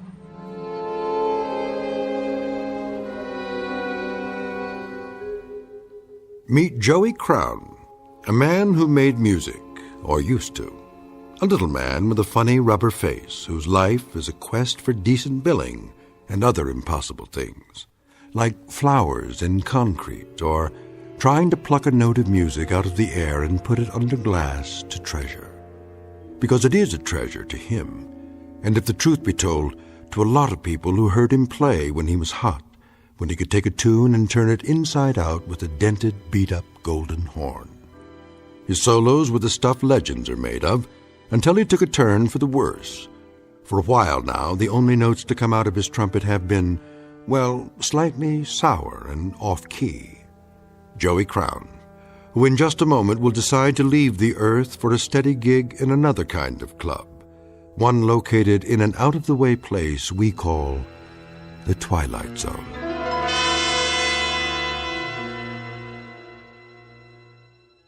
And now, The Twilight Zone, and our story, A Passage for Trumpet, starring Mike Starr, with Stacy Keach as your narrator.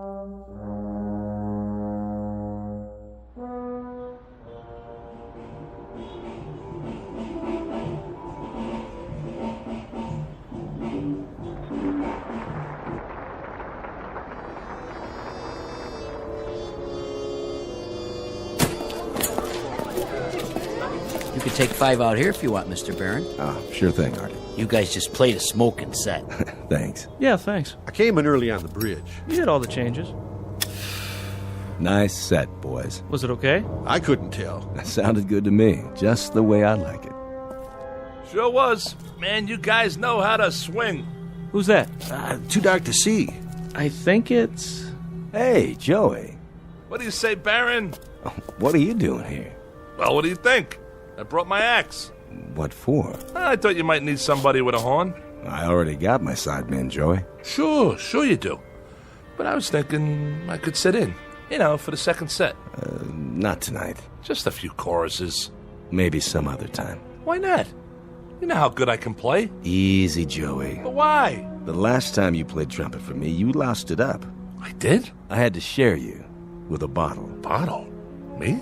Oh, you get the wrong guy. You and that horn don't belong together on the same stage anymore. You mean 6, 7 months ago? That was just a bad night. I forgot what it tastes like. I'm on the wagon now. Way up. That right, Joey. Who's your brass section? Right here. Meet my new trumpet player. Yeah? That was him? Yeah, that was me. Don't get me wrong. He sounded great in there. Really cooking. But what do you think I am, some kind of a lush? Listen, Baron, I know what that stuff does to me.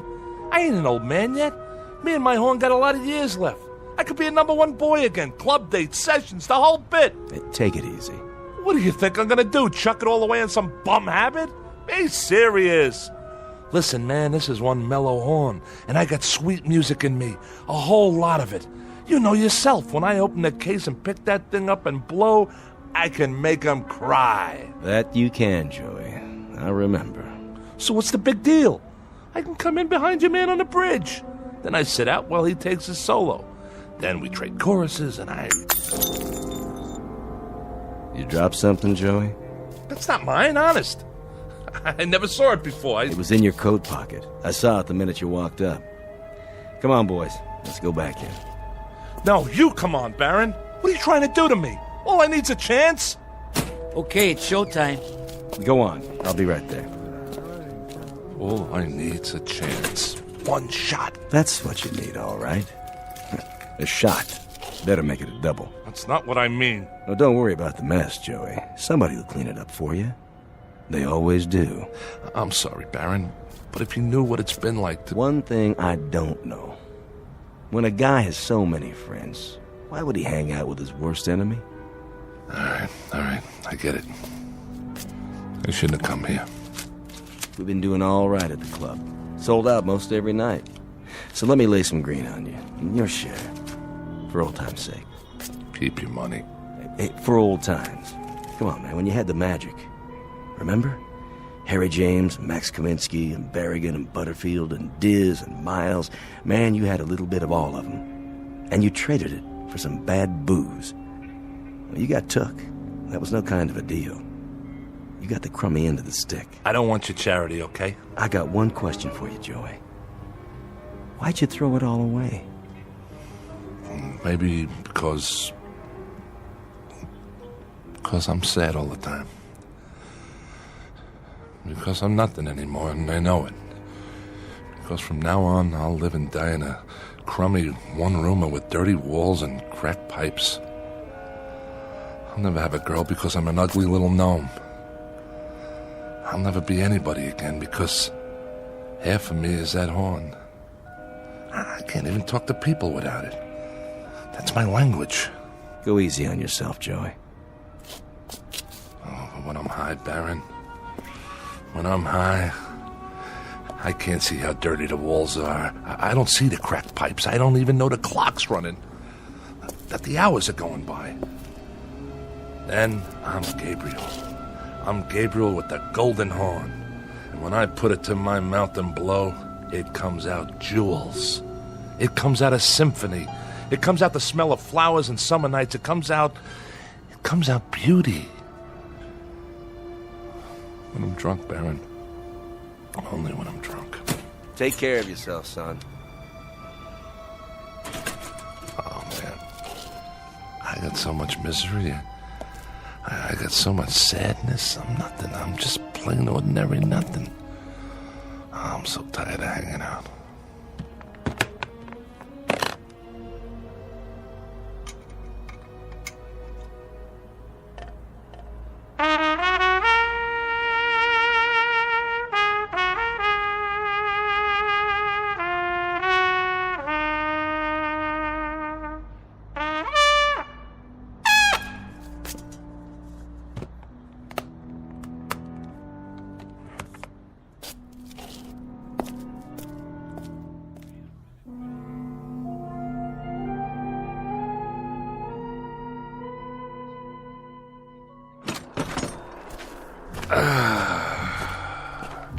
Smell that good old polluted city air.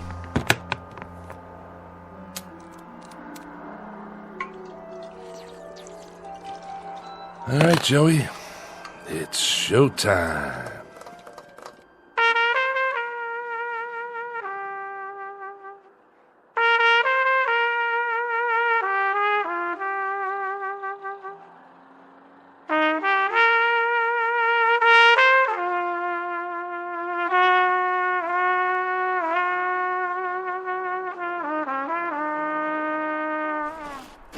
Here, I got a right to sing the blues, all right?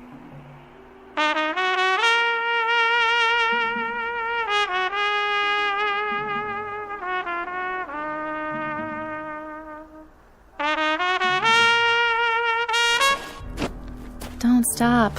Who are you? Please, play some more. What are you doing up here on the roof? Well, I suppose I could ask the same of you. I wanted to be by myself. Don't you know it's the middle of the night? Yes. Couldn't sleep either, huh? Would you please play a bit more? I can't play. Why do you say that? I thought it sounded beautiful. What do you know? Well, I don't know much about music, I admit. But it had so much feeling. You have a gift. Once upon a time, maybe, but that was a long time ago. Use it or lose it, right? What? You wanna... Of course you don't. You look like a nice girl. A real nice girl. You haven't answered my question. What is this, a quiz show? Why can't you play? I just can't. Got it? Is it because that bottle's empty? Not yet, it's not. You want to know why? Okay. The reason I can't blow that horn anymore is that too much of me is in there. Too much of Joey Crown. Is that your name? It was. It's a nice name. I like the sound of it. You don't know who I am either, do you?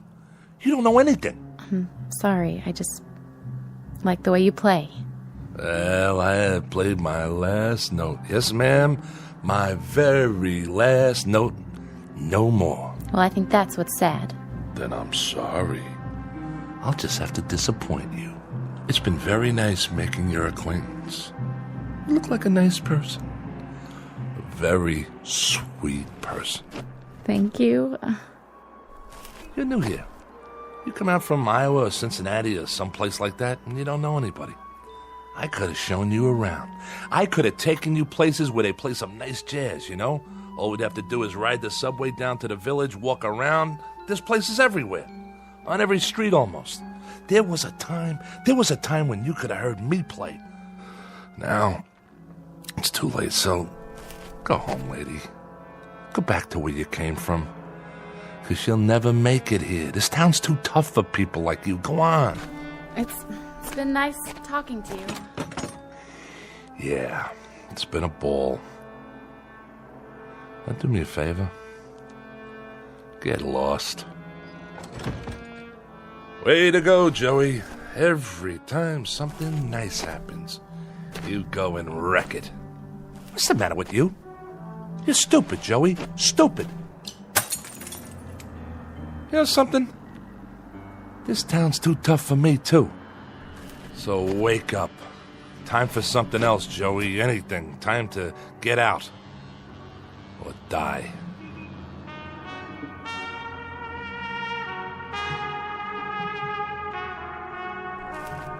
Oh. Wait a minute. The heck is that?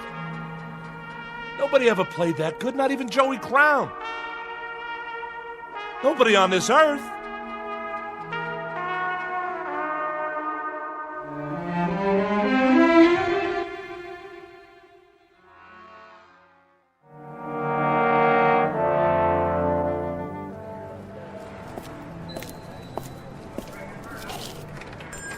Hi, Ned. How's it going?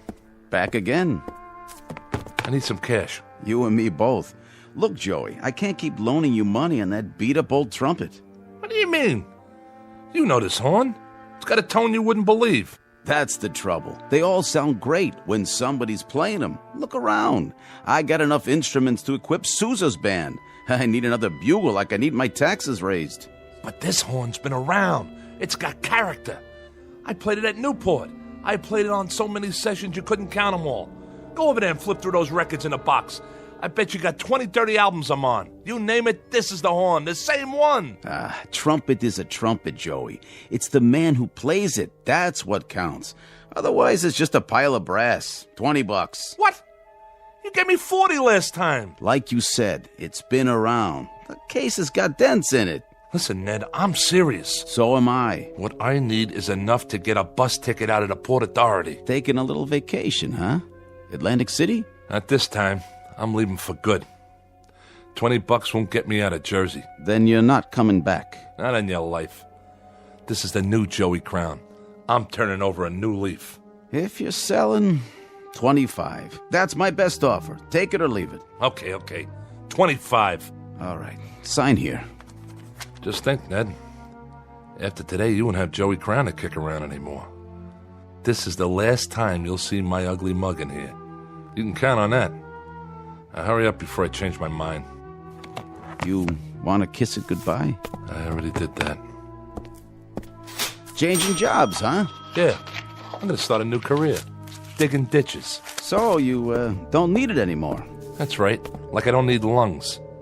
See you in the funny papers. Then if you're sure... I'm sure. I'll go ahead and put it in the window. Wait a minute. You put a sign on it. $75. Nothing personal, Joey. Business is business. A man's got to make a profit these days. Sure, but you only gave me a third of that. Guys like you just don't get it. I mean, what's money to somebody who plays jazz all night, sleep until noon? What kind of responsibilities you got? Nothing, right? Not a thing. Yeah, nothing. A big fat zero.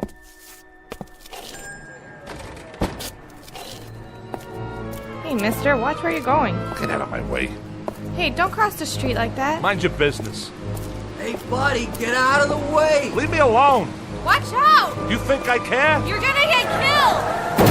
Oh my gosh! He just walked right out in traffic. Like he could care less. Somebody call an ambulance.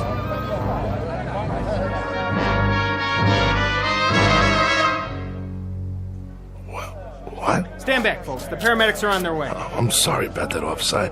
I don't know what happened, but I can assure you I'm not what you'd call drunk. He's not breathing. Give the policeman room. No rush on that ambulance. He's gone. What are you talking about? I'm not going anywhere. I'm right here. There was this big truck that went by, and man, let me tell you, it gave me a kiss. I don't see it now, but I'm not drunk. You can ask Officer Flaherty. This is his beat, and he'll vouch for me. I'm not the kind of guy who goes around walking on red lights. Okay, folks. Party's over. What is going on? I'm okay, I tell you. Something like that, it shakes a guy up. I need a smoke. Hey, man, you got a match? What's the matter? You can't hear me? I'm not a bum. I just want a light, that's all. Excuse me, buddy. You wouldn't happen to have a light, would you? Hey, fella, do you have a... Some town, all right. Real friendly. I gotta sit down someplace. Step right in, folks. First show starts in 10 minutes. Hey, Mac. What's playing at the Bijou today? Anything good? Tickets, please. I asked you a question. What's the movie? Everybody inside. Snack bar straight ahead, seating to the left and right. Okay. I'm buying a ticket, see? I'm no freeloader. You want to sell me a ticket, miss? I got money. Hey, where's the girl that always works here? I gotta tell Gracie what happened to me. I just tangled with a Mack truck, and the next thing I knew... Yeah, 2 tickets, please. Yes, sir. Here you are. What, am I invisible? You don't want to sell me a ticket? Why not? My money's as good as the next guy's. If you don't want to sell me one, then I'll just go see the manager. What do you think of that? Where's Vincent? He's an old friend of mine. Vince? Where are you? Anybody? That's what's wrong with this town. Nobody's got manners anymore. You'd think I was someplace that nobody ever heard of, like I'm some kind of untouchable. I mean, at least when you talk to people, they could say a couple of words when you ask them for a match or a ticket or something.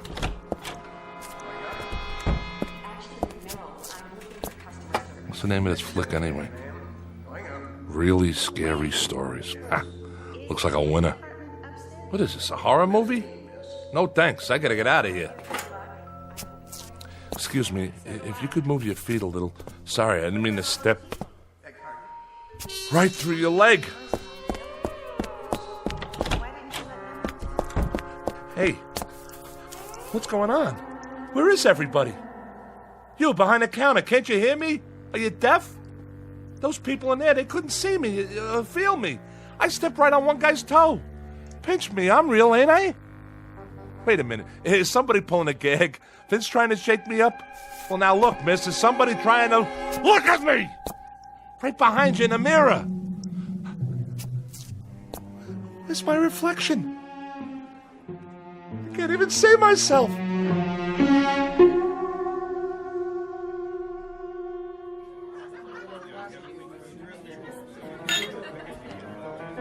So, I'm dead.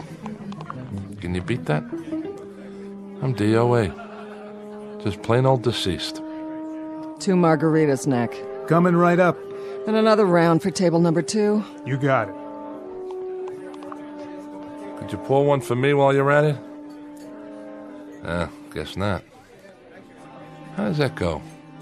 Water, water everywhere, and not a drop to drink. You get it, don't you? I'm a ghost, see? That truck must have done it after all. Understand?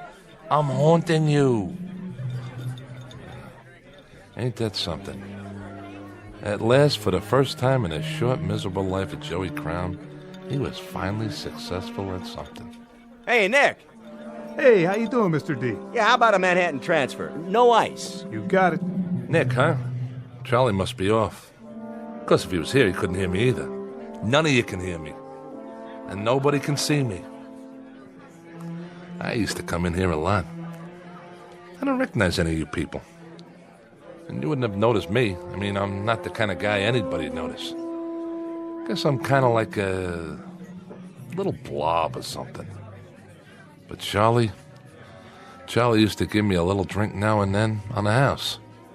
He was a real nice guy. You know what he did one time? You know what he did?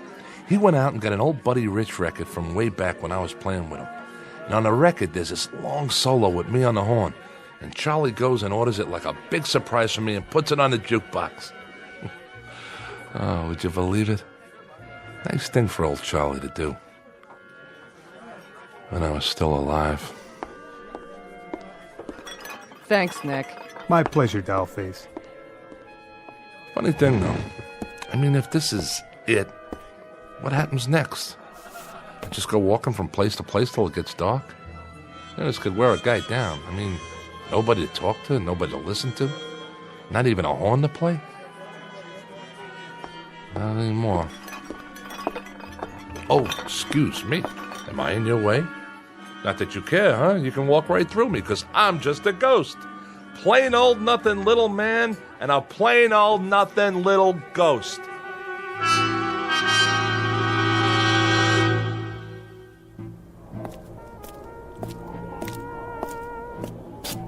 Hey, it's that trumpet player I heard. The same one.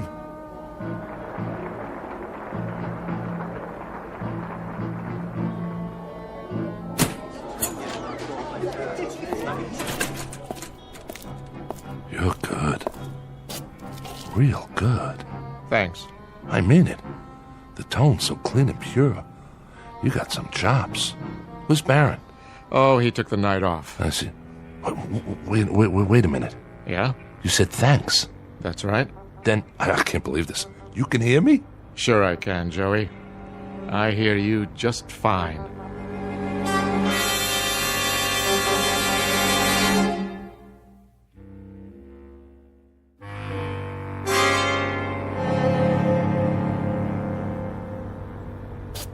You really hear me?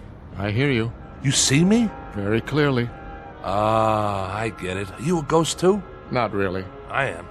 I stepped in front of a large vehicle this morning. Is that right? It ain't good for the health, believe me. I'll bet it's not. Say, if you don't mind my asking, who have you played with before? Before what? Before now. What bands? Oh, I've played all over. Yeah, but with who? Dizzy? Miles? Those were great hornmen. They sure were. Did you study at Juilliard, Berkeley? I guess you might say I picked it up on the fly. Here and there. You sure got a great trumpet. The way it shines. Custom made, huh? You want to try it out, Joey? Yeah. Yeah, I'd like to. You mind? Whatever you like. Joey. You call me Joey. Joey Crown. That's the name, isn't it? Yeah. But we ain't never been introduced. Not formally. But I know who you are. You play a nice trumpet. I know. I'm an expert on trumpets. You ain't no slouch on it, that's for sure. Go ahead.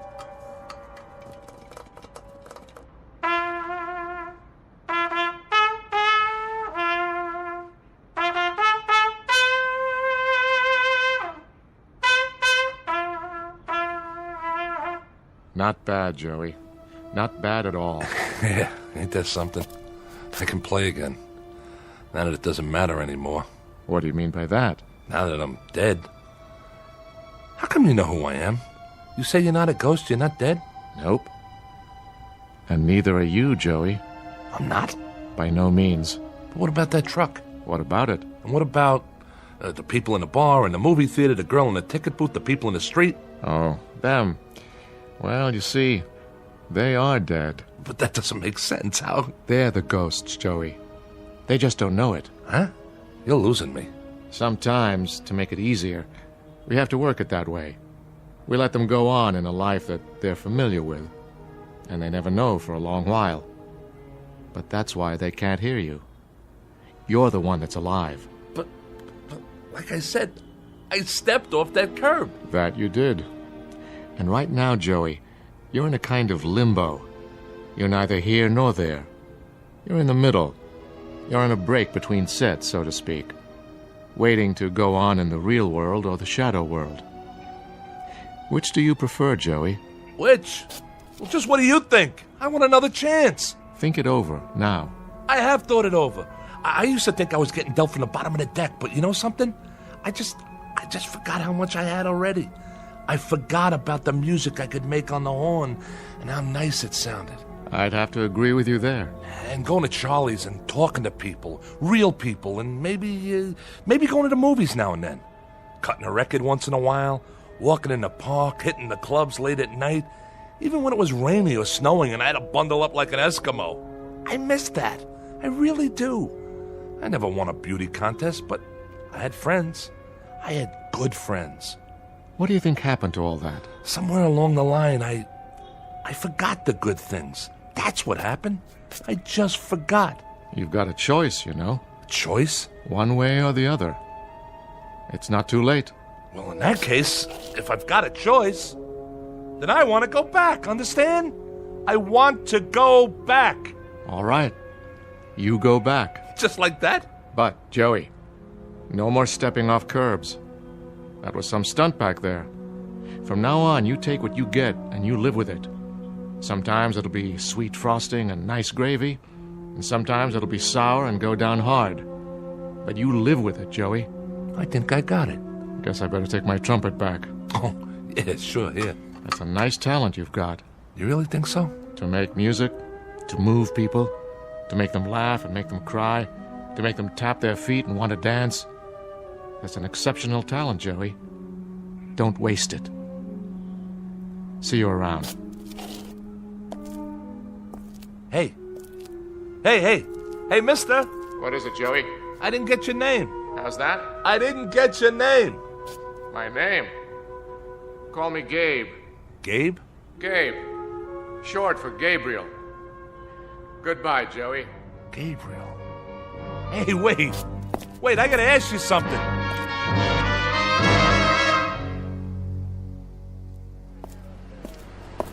Hey, mister, watch where you're going. Get out of my way. Hey, don't cross the street like that. Hey, buddy, get out of the way. Watch out! You're gonna get killed!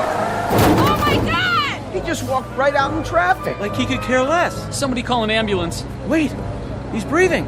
I'm all right. Just let me get up. You okay, pal? I think so. Let me help you up there. Oh, you know you shouldn't ought to do that. Stepping off the curb like that. It's lucky I just grazed you. Don't worry about it. No harm done. He's all right. Oh, thank God. He could have been killed. Well, look. I am 14 years without an accident. That right? I'd be obliged if, well, you know, no insurance companies, no doctors, nothing like that. So, how much do you want? For what? To keep this just between us. Name your price. My price? Oh, let's see now. You got, let me see, $75? That all? Sure, I got that much. I got more if you want. 75 will do. Okay, 50, 60, 75. Here you go, pal. Good luck to you. I gotta go now. Well, what do you know about that?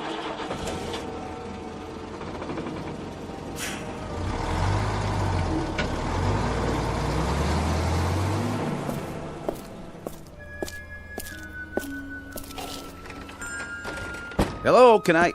Oh, it's you. Hi, Ned.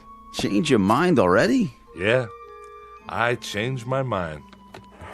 They come and they go. But you, Joey, you're the first one to go and then come back. I know. I don't want to hear your argument. No argument. I guess I can let you have it. How much? 75? No. 25. You'll talk me back down anyway. How long has it been? 5 minutes? Not even enough time to accrue interest. Go. The sign says 75, and 75 it is. A man has to make a living. You tempt me, Joey. Right is right. It's only business. What did you do out there? Win the lottery? Something like that. Goodbye, Ned. You won't be seeing me for a while. Hope business picks up. You too, Mr. Jazzman. But tell me something. Anything. What have I done to deserve such good fortune? Nothing much. You've been my friend is all. For quite a few years, and I'll never forget that. Get out of here. Go on.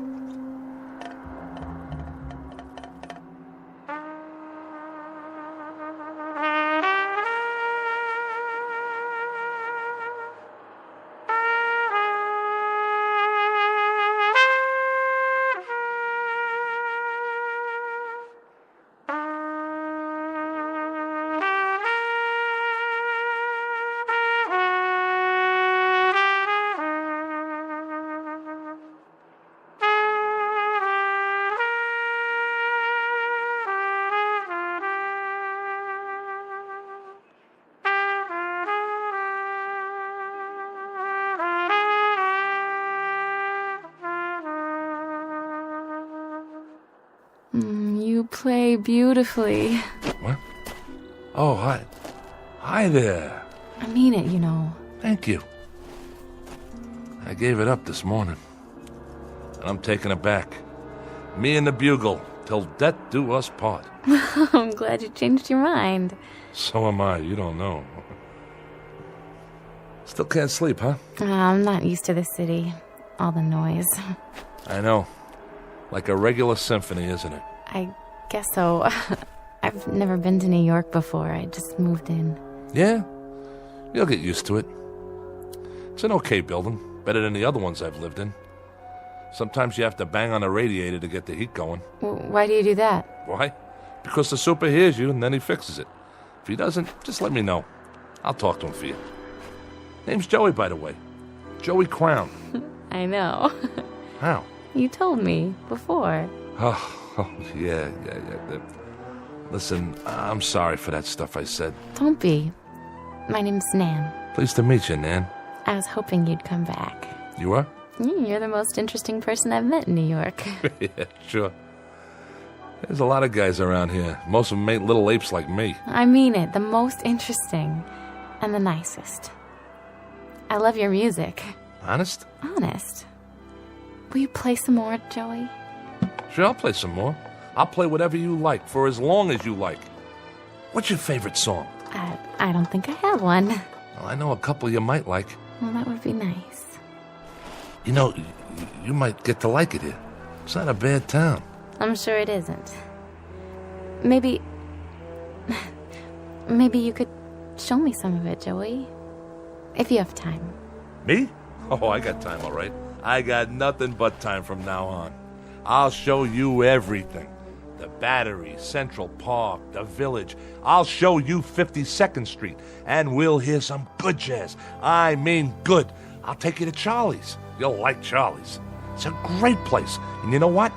You're not going to believe this, but he's got a record of mine when I was playing with one of the big bands. At least I think he still has it. If he doesn't, there's a little pawn shop I know that has all kinds of records in back. And we can pick up a copy and bring it home and listen to it.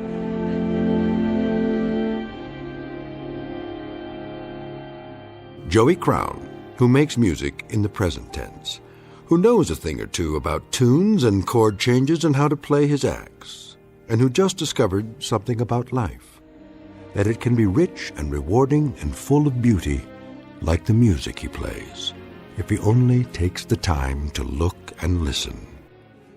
Joey Crown, who finally got a cue and a clue in the Twilight Zone.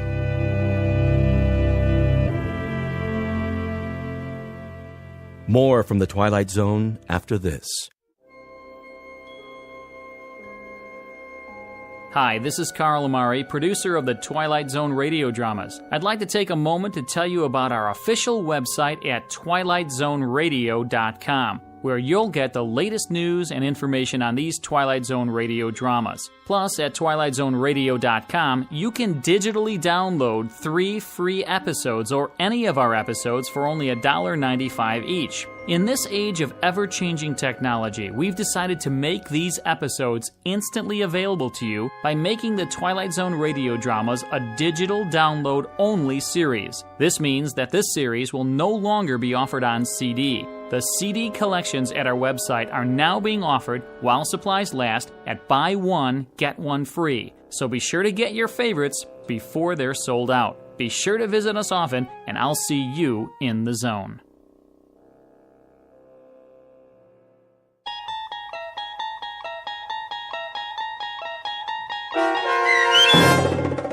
A Passage for Trumpet starring Mike Starr with Stacy Keach as your narrator was adapted for radio by Dennis Etchison and based on a script by Rod Serling. Heard in the cast were Doug James, Brooke Sanford, Jeff Lupetin, David Darlow, Kurt Nabig, Meg Falcon, Lynn Foley, Carl Amari, Sarah Marks, Chuck Somar, Vince Amari, Karina Karpolovsky, Bo Nortel, and Roger Wolski, with special trumpet stylings by Chuck Somar. To learn more about the Twilight Zone radio dramas and to obtain audio cassettes and CDs of these programs, visit our website at twilightzoneradio.com. The producers of The Twilight Zone wish to thank CBS Enterprises, Carol Serling, Dennis Etchison, Dick Brescia Associates, Claire Simon Casting, Terry Jennings, the American Forces Radio and Television Service, our sponsors, and our radio affiliates for helping make this series possible. This copyrighted radio series is produced and directed by Carl Amari and Roger Wolski for Falcon Picture Group. Doug James speaking.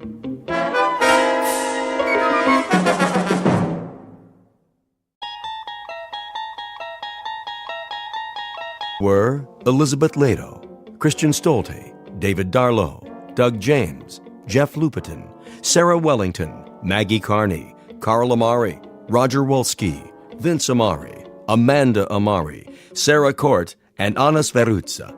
To learn more about the Twilight Zone radio dramas and to obtain audio cassettes and CDs of these programs, visit our website at twilightzoneradio.com. The producers of The Twilight Zone wish to thank CBS Enterprises, Carol Serling, Dennis Etchison, Dick Brescia Associates, Claire Simon Casting, Terry Jennings, XM Satellite Radio, Sirius Satellite Radio, our sponsors, and our radio affiliates for helping make this series possible. This copyrighted radio series is produced and directed by Carl Amari and Roger Wolski for Falcon Picture Group. Doug James speaking.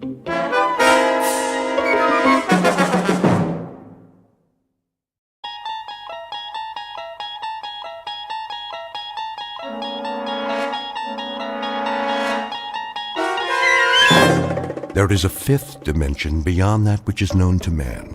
It is a dimension as vast as space and as timeless as infinity. It is the middle ground between light and shadow, and it lies between the pit of man's fears and the summit of his knowledge. This is the dimension of imagination. It is an area which we call the Twilight Zone.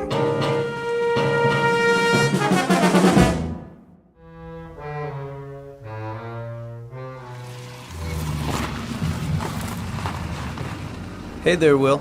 Morning, Mr. Reagan. Reagan? Yeah, that's a good one. Yeah, you want to open the gate? Yeah, I guess it is. A good one. Want to let me in on it? Let you in on what? You called me Will. Yeah, so? So, my name's Harold, you know that. Since when? How long you been working here? Oh, long time. All that time, I've always been Harold. Some people call me Shorty, but never Will. And I'm Arthur. My wife calls me Artie sometimes, but if you want to be Harold, that's okay by me. Oh, I get it. You want I should call you Arthur from now on instead of Mr. Reagan? You got it. Guess that makes us even. Harold, do you a favor? What's that? Leave the parking lot open, then take the rest of the day off. Okay, I'll bite. What for? You must be tired. Didn't get much sleep last night, huh? Have some breakfast, cup of coffee, see if that helps. Helps what? To get your head on straight. You can open the gate now, Harold, or whatever your name is. Sure, if you say so.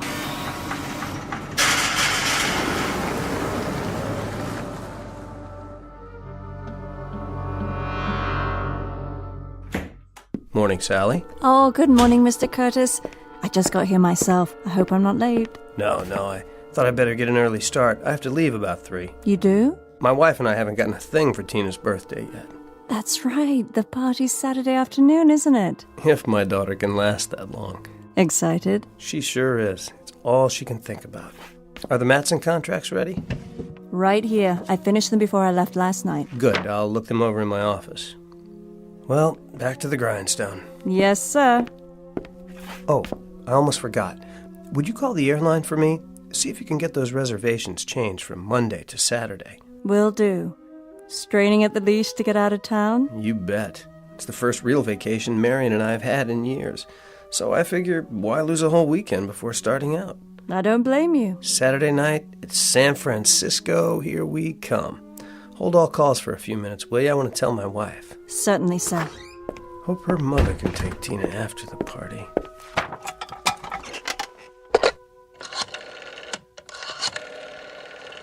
Oh, for heaven's sake. Sally! Sally! I can't get a dial tone! What's he doing? I don't know. This isn't in the script. Sally, I said... Who are you? What are all you people doing in... Cut! Where did Sally go? What happened to the wall and... I said cut. All right, everybody, take 5. Will somebody please tell me what is going on? Reality. The quality of being real or having an actual existence, a matter of interest to philosophers throughout the ages. The definition comes from the dictionary, and it directly concerns one Arthur Curtis, 36 years old and a successful businessman, or so he believes. Mr. Curtis is about to discover that the line between reality and unreality can be very thin indeed. In fact, under certain conditions, it may be less than thin. It may be invisible, at least in the Twilight Zone.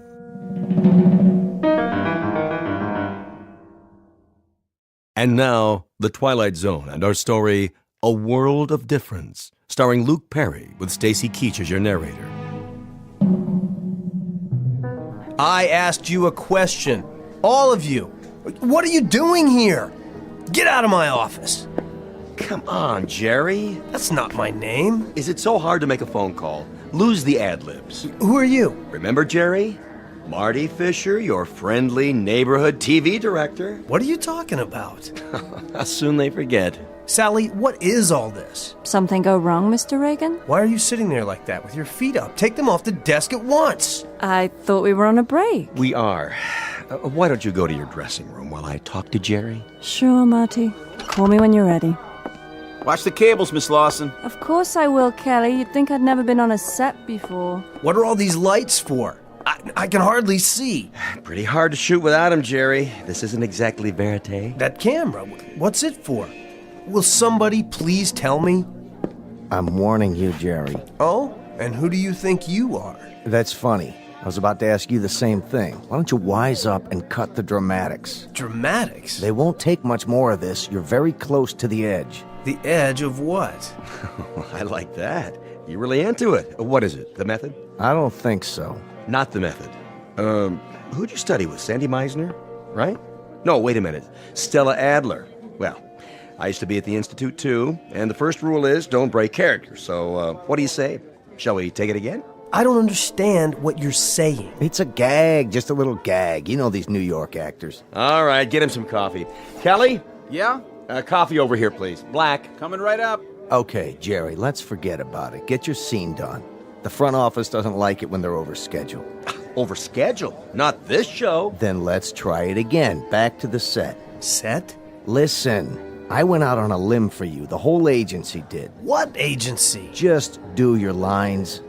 Are we ready here? We're ready. Now, Jerry. All right, one more time.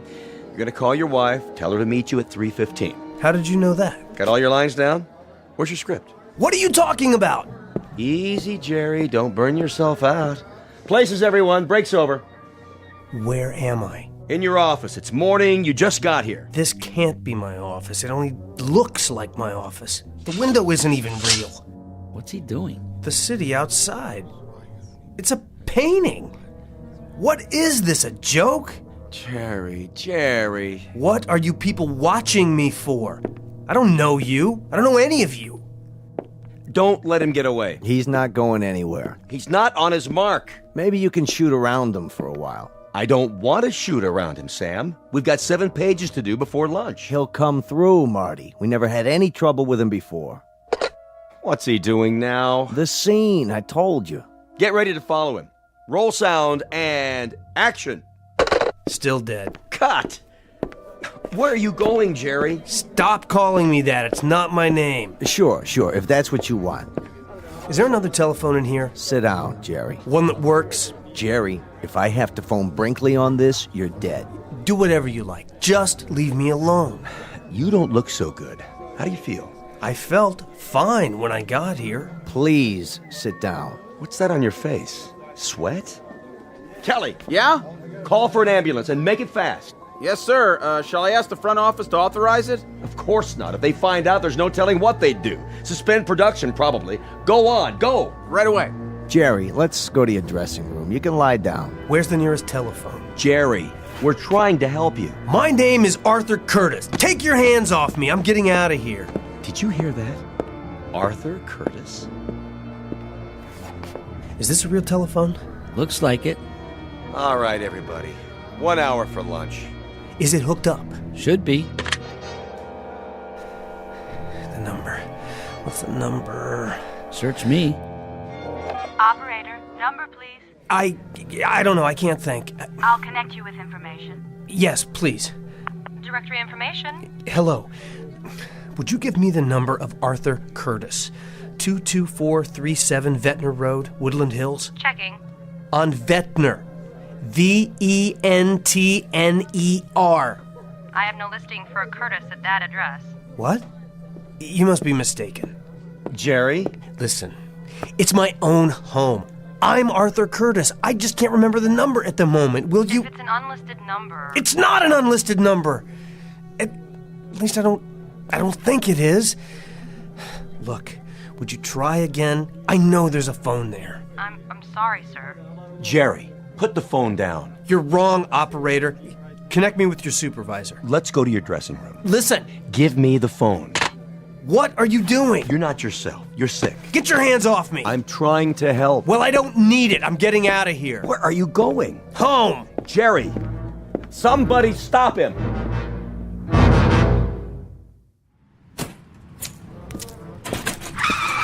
Hey, watch it, lady. Are you out of your mind? If you're drunk again, Jerry... Let go of me. Look, I don't care if they bounce you. I don't care if you never work again for the rest of your worthless life. You're going to pay me what the judge tells you to pay me, or so help me, I'll put you so far behind bars, they'll never find you again. There you are. Mrs. Reagan. I am not Mrs. Reagan anymore. Sorry. Could I speak to you in private? I haven't the time. It's about Jerry. He's coming with me. He'll be back in time for the afternoon filming. That isn't exactly what Excuse me, but I need your car. What do you think you're doing? You're not driving. I've just called for an ambulance. Jerry's having a nervous breakdown. How convenient for him. Would you two get out of the way, please? I'm not joking, Mrs. Miss, from now on. If you won't move... Slide over. I don't have time to argue. I said... Get in if you have to. I'm getting out of this place.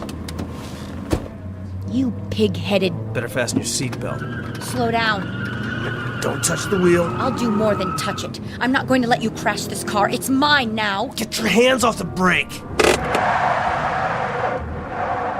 There. Now will you let me drive? I'm warning you. You're warning me? Give me those keys. Now. Stop! Look, please, whoever you are. I said I'll drive. If you want to kill yourself, you'll have to wait. First, I'm going to bleed you, Jerry. I'm going to bleed you dry. Every bank account, every residual. Now listen. I don't know who you think I am, but you're wrong. You're wrong. My name is Curtis. Arthur Curtis. And I don't have the slightest idea what you're talking about. Right now, I'm going to... Oh, cut the histrionics. If you think you can chisel your way out of pain with a cheap trick like this... I'm going to turn the key again. and I'm driving to my home in Woodland Hills. Once we get there, you can have your car back. Do you understand? I told you to cut the act. No act. My name is Arthur Curtis. My wife's name is Marion. I have a daughter named Tina, and I live at 22437 Ventnor Road in Woodland Hills. I mean it, Jerry. My name is Arthur Curtis. My wife's name is... I said cut. Cut!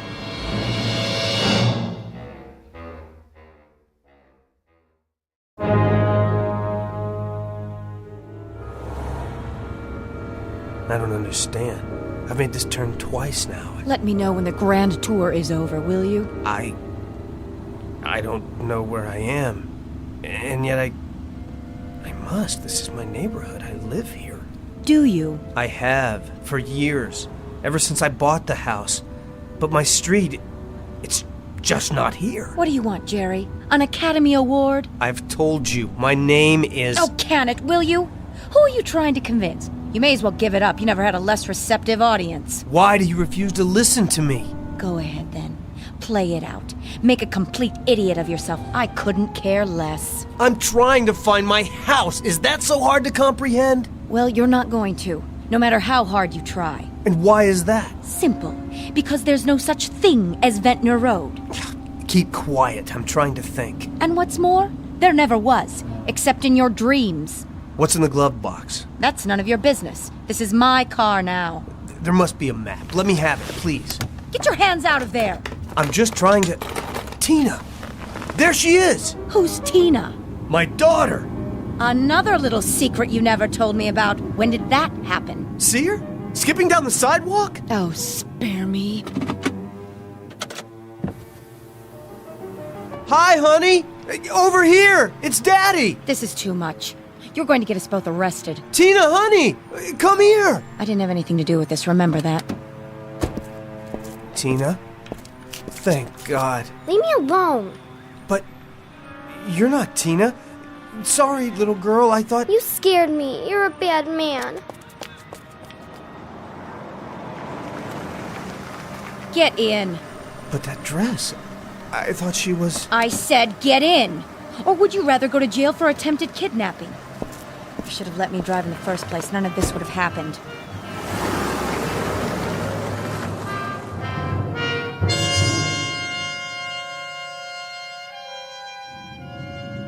Why are you stopping? Because this is the end of the line. Here? Oh, don't tell me you're going to play surprised. But I've never seen this house before. You just won't quit, will you? That's Brinkley's car out front. What does he want? Who's Brinkley? Pound of flesh, probably. Well, he'll have to wait his turn. Coming? I can't stay here. I have to go. I said I'd get you back for the afternoon shooting. I mean home. You are home. Who's home? Move it, Buster. Or would you rather sit out here? Fine with me. Suit yourself, but I promise you you'll regret it. Where are we? Come on inside. Fix yourself a drink. A little hair of the dog? Maybe that'll do it.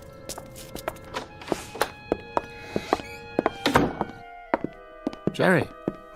Who are you? Better be nice to Sam. He's still the vice president of your agency. Where have you been? I'm not sure. Did Sam call you? More than an hour ago. Said he'd left the studio, walked out. Stumbled is more like it. What's all this about? The studio? First things first, Jerry. Come into the study. Why? Nora, we need to do some damage control. We sure do. Can't this wait? I've waited long enough.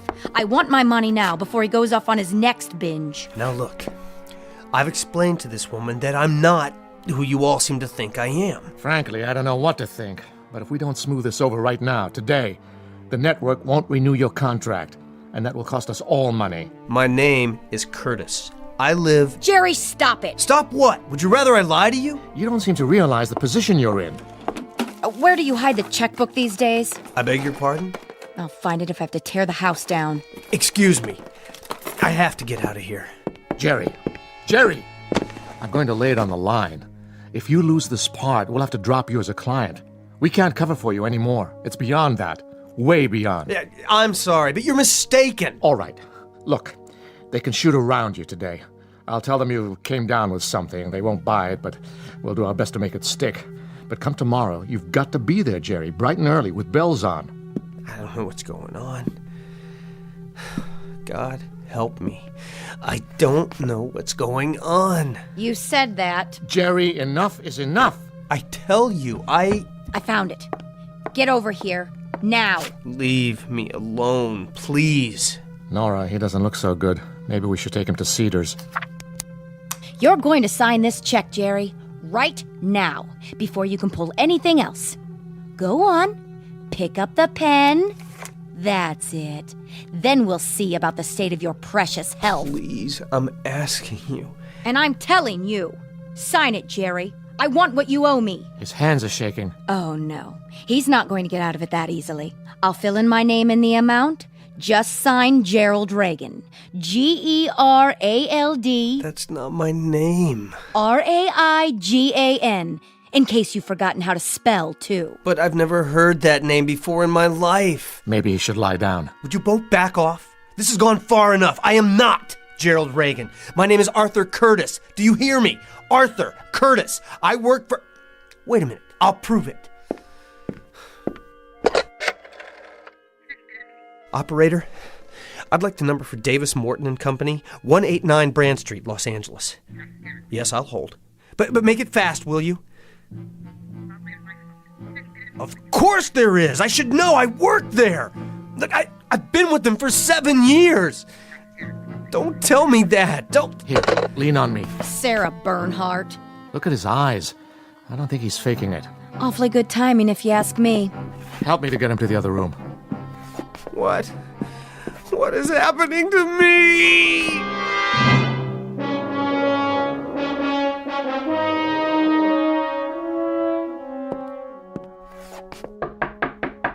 Jer?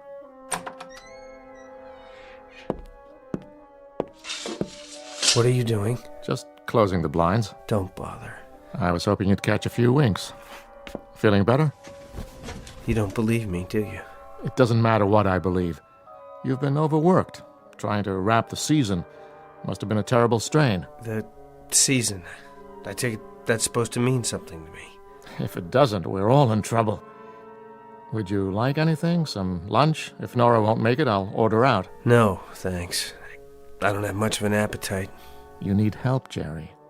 It's not in my province, but I've known you a long time, and I hate for this to happen.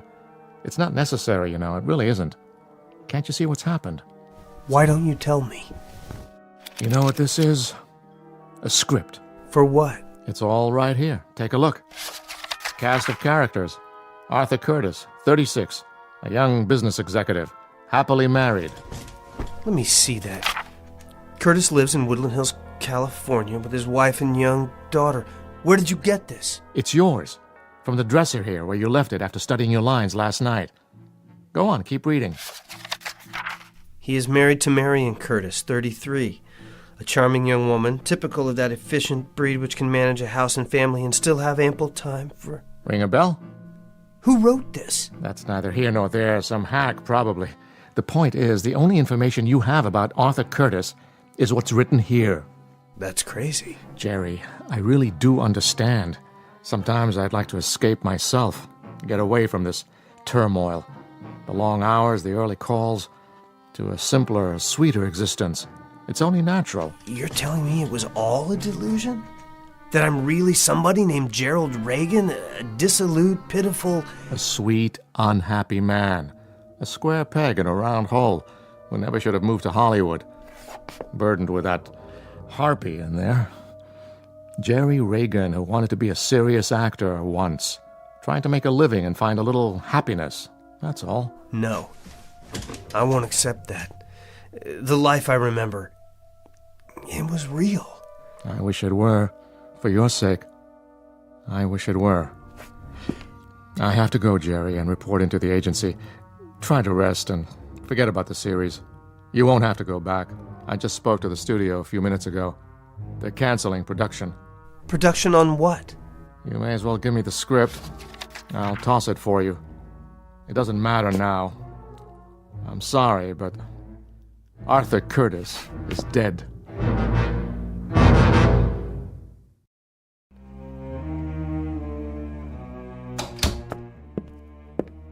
Well, what's his story? I don't think it's a story. Not this time. All better? Or should I fix him some milk and cookies? He's had it. Withdrawn from the playing field. And I can't say I blame him. Go on then. Get out of here. I'll whip him into shape. If he thinks a little breakdown is going to let him off the hook. Wait! Jerry!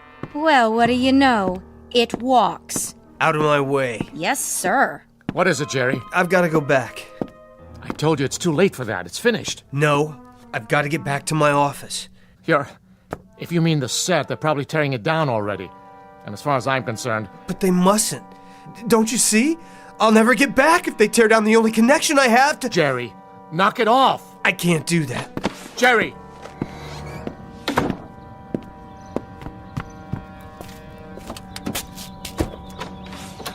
Careful, Jerry, that's my car!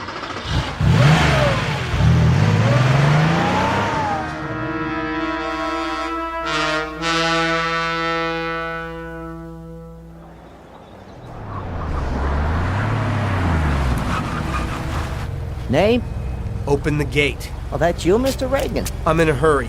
Oh, sure. Nice car. What happened to your... Now, Harold.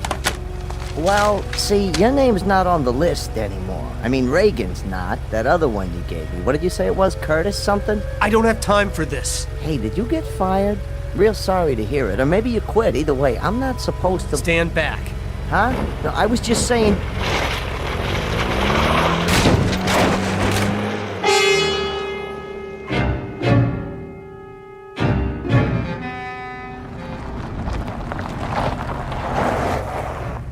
What in the... Hey! You can't do that! Put that down! What do you think you're doing? What'd you say? Watch your feet.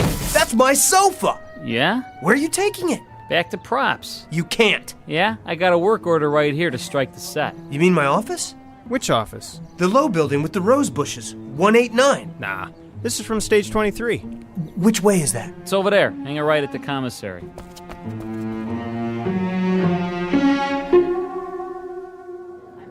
Take the wall down? Not yet. Get the desk and chairs. Where do you want them? Hold on! Pardon me, Mr. Reagan? Don't touch the desk yet, or the chair. No? How come? I have to get something. Oh, sure, go ahead. It'll take us a while. Too bad, huh? Nice set. Real nice. Kinda sorry to see it go.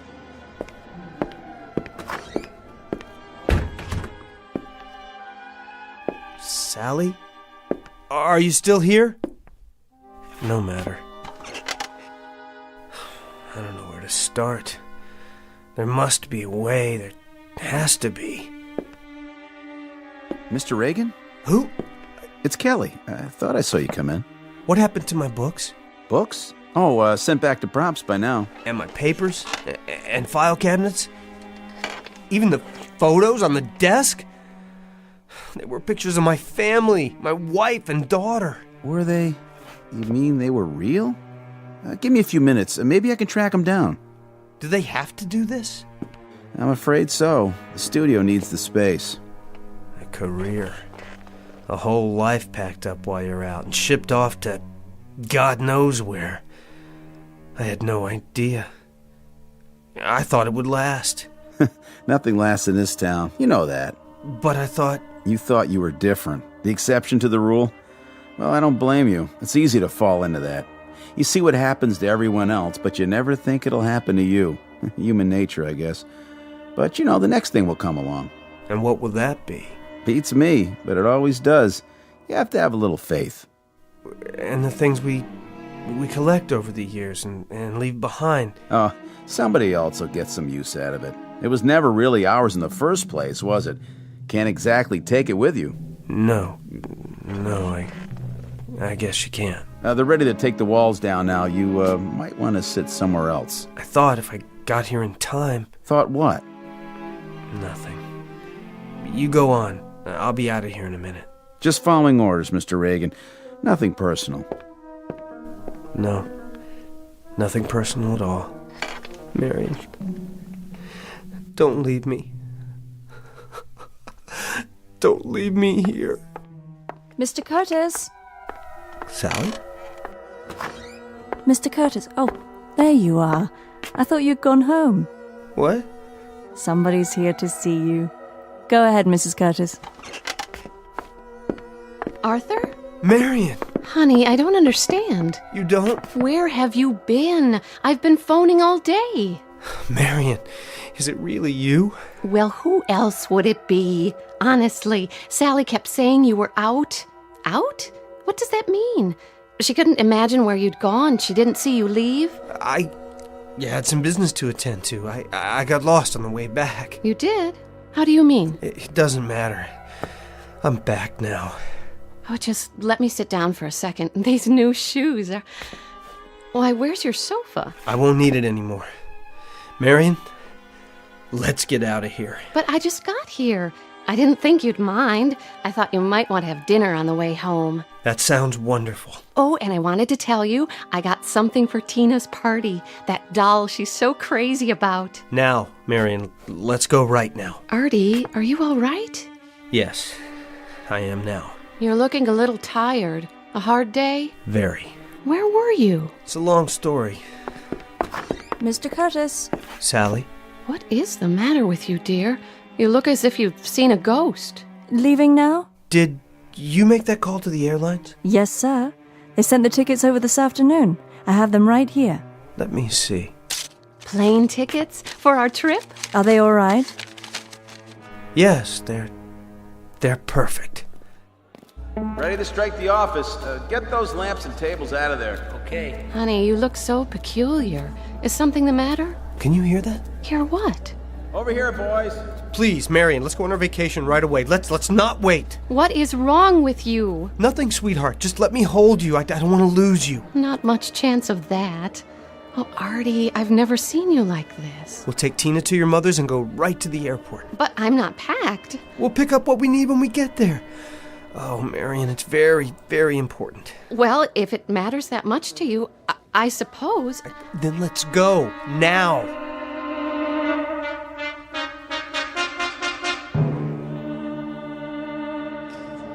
Hi there, Mr. Brinkley. Have you broken it down yet? I'm just about to. Has Reagan been here? He was a minute ago. Where? The office set. And he's not there now? Nope. You didn't see him leave? I didn't. Any of you guys see where Reagan went? Nope. Sure didn't. Would you look in his dressing room? Sure thing.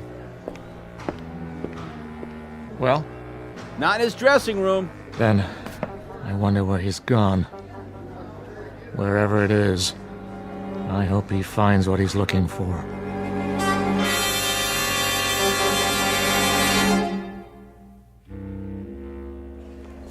Flight 23 departing at gate 5. Last call.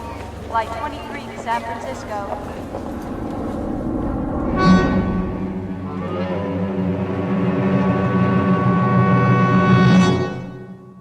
Reality. The quality of being real or having an actual experience. Words of definition from a book we call the dictionary. Words that fail to recognize man's gift for creating realities of his own. Realities perhaps beyond the measurement of science, and yet actual in their own right. Realities existing in that vast and timeless middle ground between light and shadow, the dimension of imagination, also known as the Twilight Zone. More from the Twilight Zone after this. You are about to enter another dimension, a dimension not only of sight and sound, but of mind, a journey into a wondrous land of imagination. Next stop, the Twilight Zone. Hi, this is Stacy Keach. I'd like to take a moment to tell you about our Twilight Zone website at twilightzoneradio.com. At twilightzoneradio.com, you'll find the latest information on these Twilight Zone radio dramas, including behind-the-scenes photographs, plus the newest product releases, trivia contests, ways to contact us, other Twilight Zone-related info and merchandise, plus links to other fascinating websites. So make your next stop twilightzoneradio.com. Visit twilightzoneradio.com to purchase these Twilight Zone radio dramas on cassette and CD, or call toll-free 1-866-989-ZONE. That's 1-866-989-9663.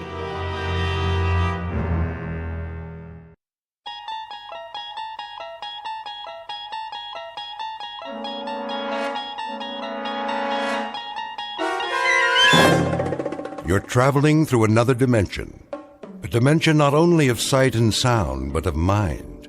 A journey into a wondrous land whose boundaries are that of imagination. Your next stop? The Twilight Zone.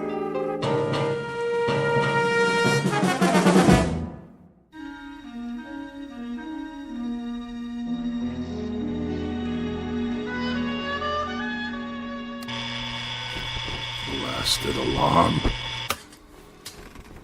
Let me sleep. Oh, all right, I hear you. It's 7:01 on a beautiful spring morning. What's so beautiful about it? And this is Mike Munn, here with some more sunshine music on your favorite listening station, Radio K-Rand. Oh, you shut up. So, whether you're on the way to work or just waking up, relax. We'll be with you all day long, bringing you melodic masterpieces around the clock. Off, I say. I did not set this radio to go on at all. And before we start another set of timeless hits, here's a special message for one of our favorite listeners, Bartlett Finchley. What? Mr. Finchley, we know you're out there, so put on a happy face. Take some time to smell the coffee, and remember, we love you madly, but we'd love you even more if you'd get out. Nobody wants you here, so you may as well pack up and get out now. We'll see about that. Of all the outrageous gall.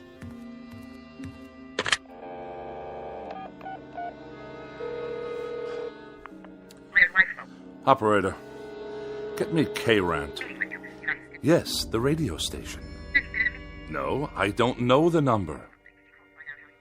Kindly dial it for me, if you can spare a moment from your crossword puzzle.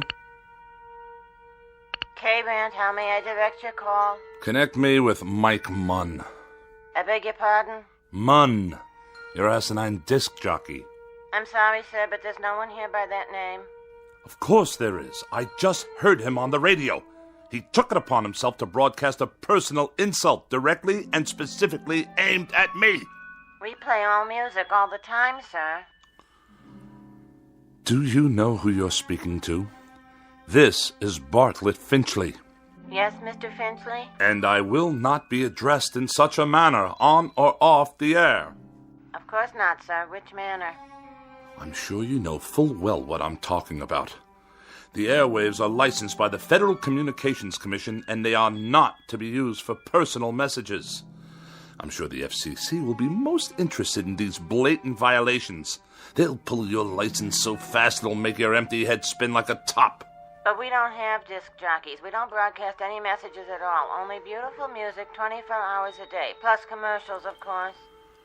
Let me speak to your station manager. Yes, sir. Please hold. And don't you dare place me on hold, you high school dropout. Oh, for the love of...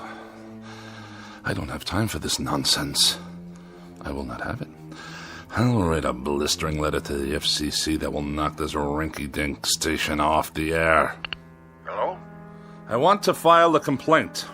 A very, very serious complaint about your broadcasting policies.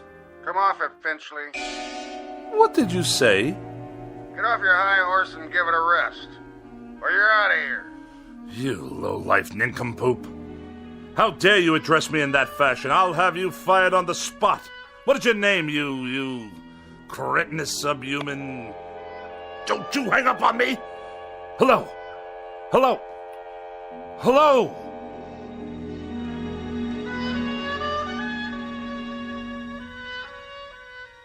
This is Mr. Bartlett Finchley, age 42, a practicing sophisticate and dedicated misanthrope who writes very special and very precious things for gourmet magazines, critical journals, and the like. He's a bachelor and a recluse with few friends, only devotees and adherents to the cause of tart sophistry. He has no interest save whatever current annoyances he can find to occupy his mind. He has no purpose to his life, except the formulation of day-to-day opportunities to vent his wrath on the mechanical contrivances of an age he abhors. In short, Mr. Bartlett Finchley is a malcontent, born either too late or too early in history, and who, in just a moment, will enter a realm where muscles and the will to fight back are not limited to human beings. Next stop for Mr. Bartlett Finchley, the Twilight Zone. And now, The Twilight Zone, and our story, A Thing About Machines, starring Mike Starr, with Stacy Keach as your narrator.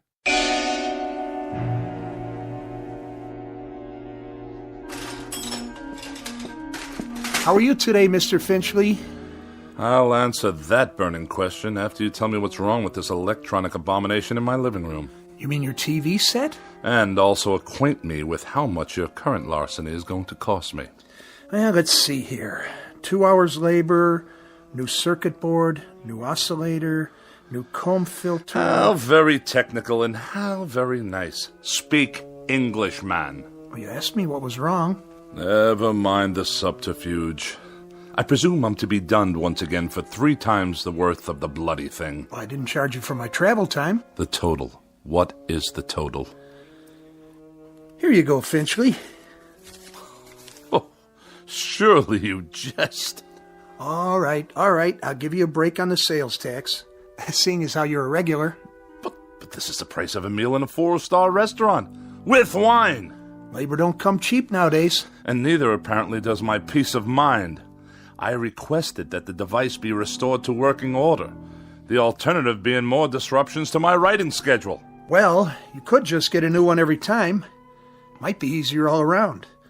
Last time I was here, Mr. Finchley, you'd kicked your foot through the picture tube, remember? I have a vivid recollection. It was not working properly, like every other electronic contraption in this house. I tried to rehabilitate it. By wrecking it? After a certain point, that is the only option left. I disposed of a clock radio in a similar manner this morning. Unfortunately, I must view a cooking program this evening in order to write my review of their fare, which I'm sure will be abysmal as usual, if the television should choose to operate at all. Why don't you just horsewhip it, Mr. Finchley? That'd show it who's boss. What do you say we cease the small talk? Let's get down to the petty larceny and be done with it. I'll put it on your tab. Send me a check before I come out the next time. I sometimes wonder exactly what it is the purpose of the Better Business Bureau in such transactions. You got a complaint about my work? When they allow you itinerant extortionists to come back week after week, move wires around, busily probe with ham-like hands, and accomplish nothing but the financial ruin of every customer on your route. We're not a jip outfit, Mr. Finchley. We're legitimate repairmen.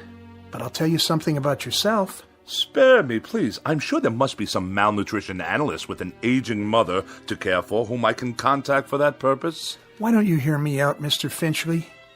That set doesn't work because you obviously got back there and yanked out wires and heaven knows what else. You had me over here last month to fix your tape recorder because you'd thrown it down the steps. It did not work properly. Well, that's the point, Mr. Finchley. Why don't they work properly? Offhand, I'd say it's because you don't treat them properly. I assume there's no charge for that bit of analysis. What does go wrong with these things, Mr. Finchley? Have any idea? Have I any idea? Now that's worth a scholarly 10 lines in your repairman's journal. Bilk the customer, but let him do the diagnosis. Well, the reason I ask that is because whatever it is that really bothers you about that television set and the radio and all the rest, it's something you're not telling me. Aside from being a rather incompetent clod, you're a most unreceptive listener. I've explained to you already. The television set simply did not work properly. And as for that original Marconi operating under the guise of a radio, it gave me nothing but static. You sure that was all that was wrong with them? I choose my words very precisely, thank you.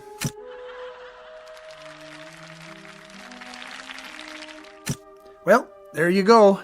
TV's okay again, for now.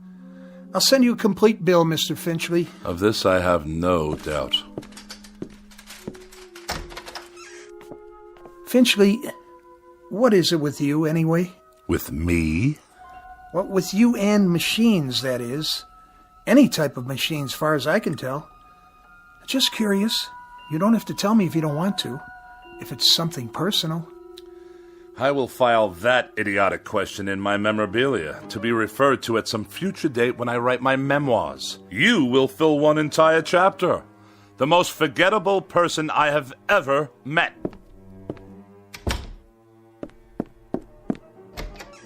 It just so happens, you boob. It just so happens that every machine in this house refuses to cooperate on any level. They behave as if... There! You see what I mean? Enough! I said that will be just about enough of that.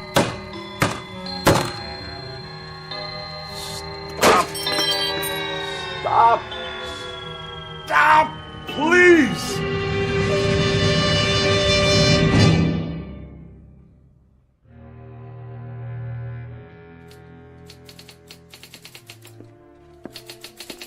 Miss Rogers? Yes, Mr. Finchley? Let me see the pages. Yes, sir. Is that all you've done? That's all I've done. 2 articles and 1 column, almost completely retyped, 40 pages in 3.5 hours. That's the best I can do, Mr. Finchley. It's that idiotic gadget of yours, humming and clicking away. I suppose it's about to break down, too. It's perfectly fine for a typewriter if you'd let me use a word processor. My words don't need processing. They've already been diced and sliced by the most perfect processor known to man, the human brain, which in my case comes with a great deal of priceless expertise. But a computer would increase the speed. I wouldn't have to worry about ribbons, correction tape. The solution to that, Miss Rogers, is increased accuracy. I'm extremely accurate, Mr. Finchley, and it's not my speed that's the problem. This is an old-fashioned, out-of-date technology. If you'd allow me to bring a computer in here... Oh, no! Not in my house. More unnecessary bells and whistles. Thomas Jefferson wrote out the preamble to the Constitution of the United States with an inkpot and a feather quill. It took him only half a day. Then why don't you hire Mr. Jefferson? Did I ever tell you with what degree of distaste I view insubordination? Oh, yes, many times, often and endlessly. What are you doing? What does it look like? I'll tell you what, Mr. Finchley. From now on, you can get yourself another girl. Somebody with 3 arms and roughly the same sensitivity as an alligator. Then the 2 of you can work together till death do you part. As for me, I've had it. And you are going where? Where? I think I might take in Bermuda for a couple of weeks, or Mexico, or maybe a quiet sanitarium on the banks of the Hudson. Now, Miss Rogers. Any place where I can be as far away as possible from the highly articulate, oh so sophisticated bon vivant of America's winers and diners, Mr. Bartlett Finchley. Miss Rogers, you don't mean that. And surely you're not serious. You've even got me talking like you. But I'll tell you what you won't get me to do. You won't turn me into a female Finchley with a pinched, scornful little heart and a mean, petty, yellow, jaundiced view of everybody else in the world. Miss Rogers, please. Please don't leave. I beg your pardon? I wish you'd reconsider. Speak up. I can't hear you. I wish you'd stay for a little bit longer. You what? I don't mean to work. All that can wait. Then why? I was just thinking... Well, we might have dinner. You're not serious. Or something, perhaps a cocktail. You are serious. I am. I'm not very hungry, and it's too early for cocktails. What's your trouble, Mr. Finchley? You sound like a half-hearted orphan whose idea of a lark is a square dance at the local grange. I'm merely suggesting to you, Miss Rogers, that we observe the simple social amenities between an employer and a secretary. I thought we'd go out, even taking a show or something. How very sweet, Mr. Finchley. Thank you, but no, thank you. Tonight, I'm taking a hog calling lesson. You know what a hog is, don't you, Mr. Finchley?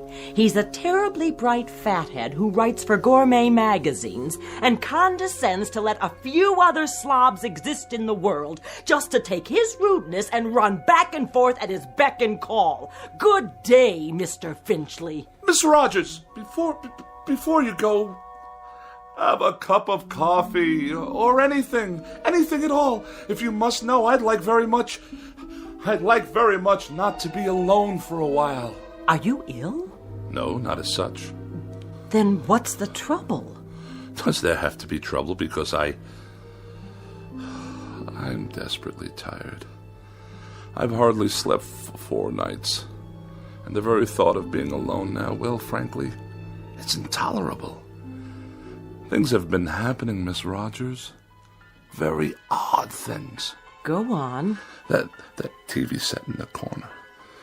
It goes on late at night. It just goes on all by itself. I see you got it fixed. And the clock radio I kept in my bedroom, it went on and off, too, of its own accord, whenever I tried to catch up on my sleep. I'll let you in on a little secret. There's a conspiracy afoot in this house, Miss Rogers.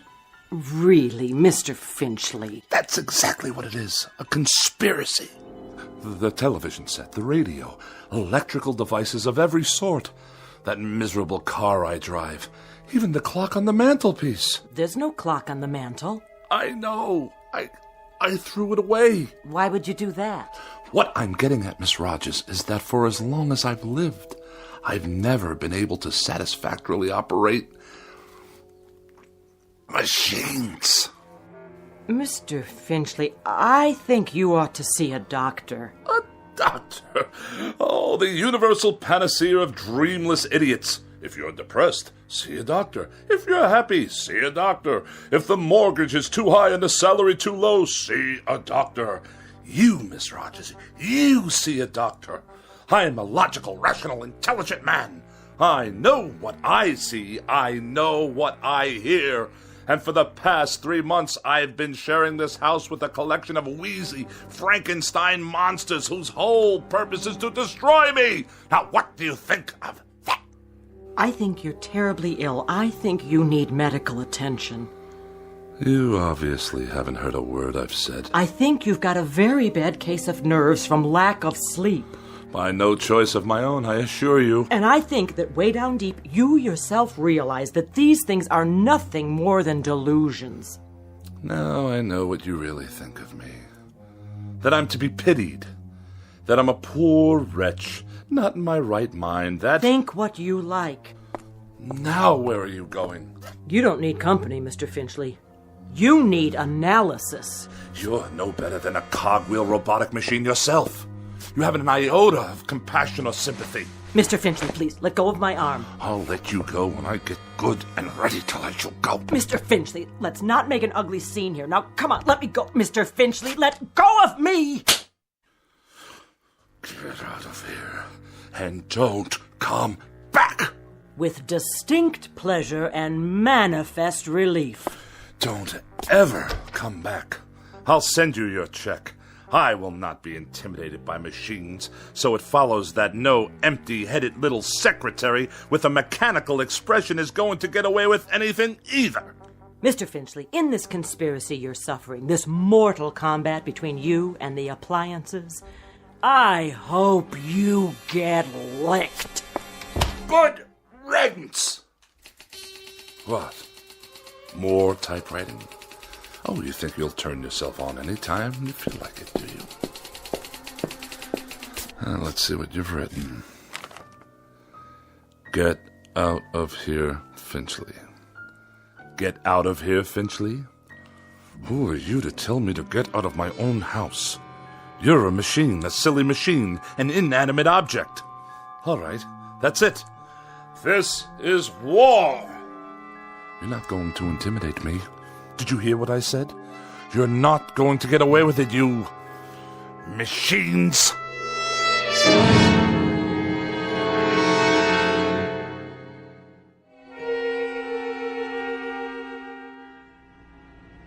Nice day, huh? Define your terms. I was only making conversation, Mr. Finchley. Just see to it that this elevator takes me all the way to my destination without a mishap. 19th floor. I'm surprised I got here in one piece. Pardon, sir? No matter. You wouldn't understand. You couldn't, since you choose to collaborate with these infernal contraptions all day long. Yes, sir. Good afternoon, Mr. Finchley. Is it? I just meant... I know what you meant. The warm, languid weather outside, fluffy white clouds scudding across a pale blue sky. The sort of day when a young woman's thoughts turn to romantic mush. Disgusting. Mr. Finchley, I assure you Well, I'll have none of it. Do you hear? Excuse me. Editorial department... Ah, another telephone. Mr. Alexander Graham Bell's most loathsome invention. It undoubtedly knows my whereabouts at all times. Please hold. Mr. Finchley, did you want to see the editor? No need. I simply wish to drop off my manuscripts for the next issue, the reviews and the personal opinion column. Oh, and kindly note, the final pages are handwritten this time. Oh, did your computer crash? By no means. My typewriting apparatus is in the shop. Actually, I prefer this method. It allows me to make last-minute revisions directly from my hand to your eye, as it were. I'll tell them it's here. Then I shall take my leave. Out into the blinding white heat of the cruelest month. Reflux Publications? Iron Gourmet Magazine? Just a moment, please.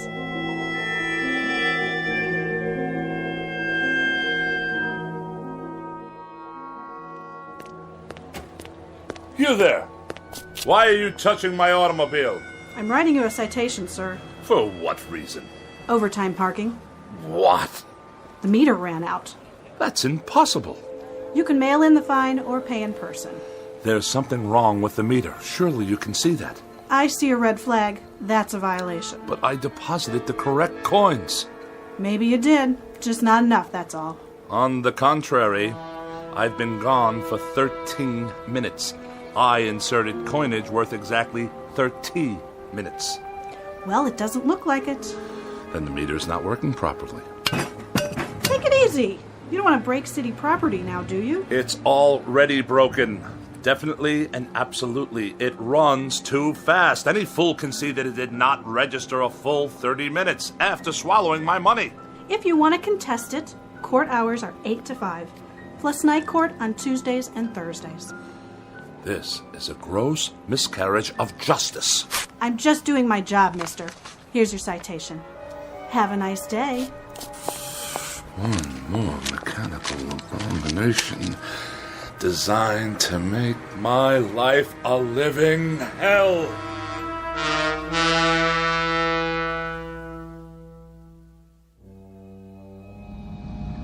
One side, madam. You, sir. Move your vehicle out of my way. Watch it, Mac. Watch what exactly, you imbecile? This is my lane. Park it, Pops. Of all the insolent. Get that rattle trap off the road. Stand aside. Bartlett Finchley is at the wheel. I earned my first driving license while I believe was still in kindergarten. The barbarians are at the gates. Yet another red light, waiting for some mother and her toddler to cross the street. Oh, look at them, stuffed to bursting on cheeseburgers. What's wrong with you? Are you blind? I did nothing. Simply placed my foot on the brake pedal. On the gas, you mean? The car moved forward under its own power. Yeah, sure. You trying to kill somebody? I saw the whole thing. He did try to kill you. On the contrary, the motor car obviously malfunctioned. We're in a crosswalk here. Get his license number. You do that. The light is now green. Do I have your permission to proceed? Get that piece of crap out of here. Gladly.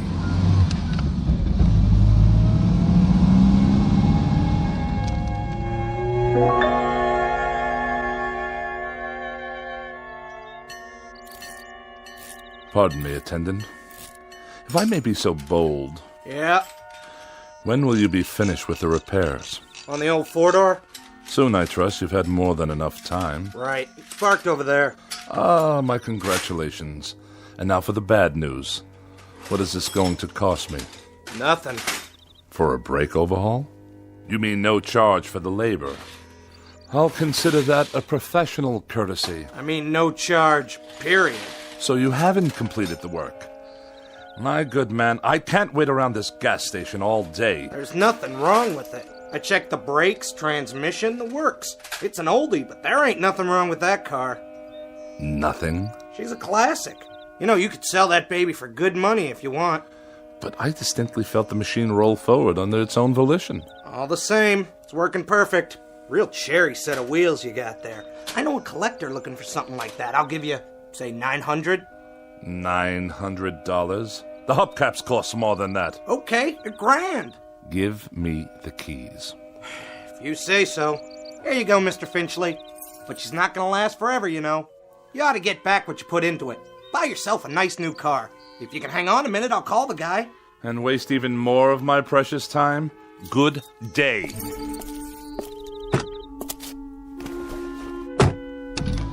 Wait up! Ah, now you deduce what's wrong, as I'm about to drive away. $1,100. Cash on the barrelhead. Oh, go tighten your fan belts or whatever it is you do in this incompetent establishment. Knuckle-dragging dolt. At least I can hear some decent music. Get out of here, Finchley. More abuse. Just go, Finchley. We don't want you here. Pack up and get out. Before it's too late.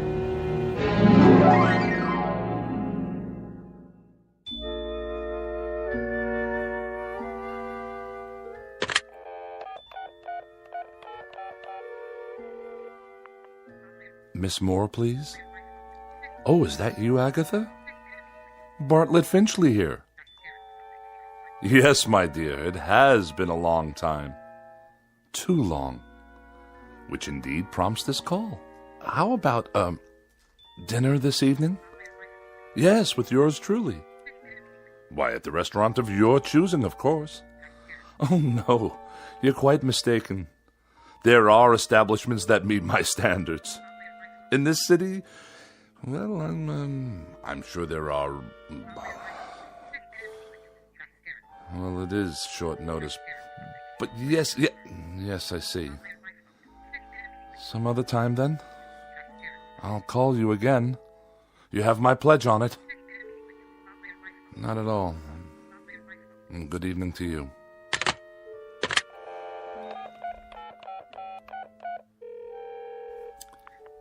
Mrs. Donnelly, please.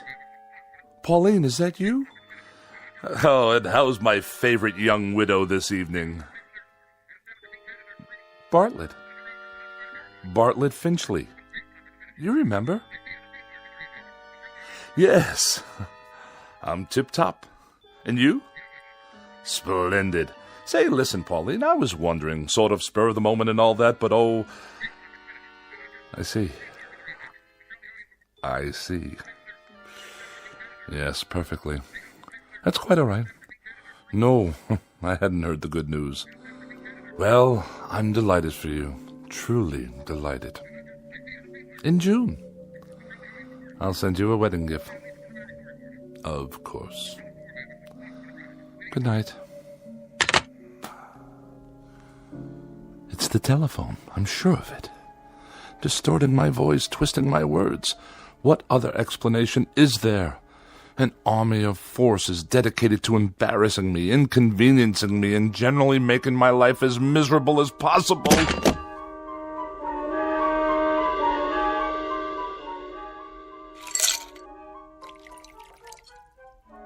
How much longer, may I ask?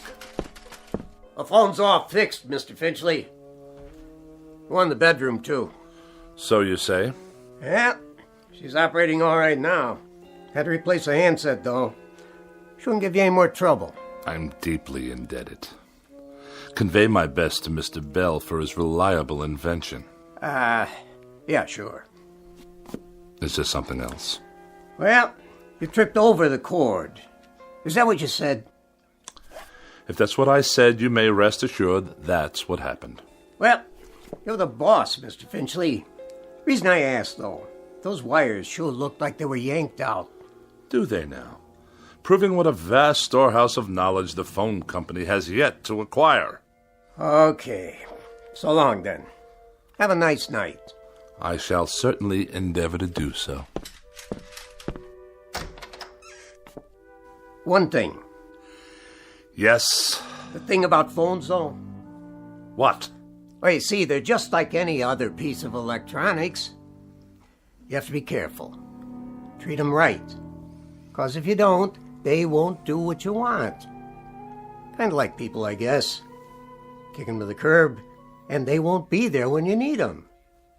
You get back what you give out. But, well, I figure you know that already, don't you, Mr. Finchley? A smart man like you. Good night. So be it. Another evening alone. Just as well. At least this way I'll have the company of a person of quality. Welcome once again to Dinner for One on the Eating Channel. Tonight we prepare a bright and breezy repast guaranteed to liven up any kitchen. Oh, spare me. 3 new and exotic courses imported from jolly old England. For appetizers, a wonderful discovery called the Scotch egg, followed by an exquisite cold watercress sandwich. And the traditional pièce de résistance, bangers and mash. Sound excited? Well, it is. So sit back and enjoy and keep a pencil and paper handy. Now for something completely different. Balderdash, not worthy of a review. Cretins and half-wits at every turn. Well, who needs you? Who needs any of you? Mr. Bartlett Finchley is going out on the town. He's going to have a wonderful evening with some good wine, and who knows what lovely lady I may meet during my nocturnal meanderings. Who knows indeed?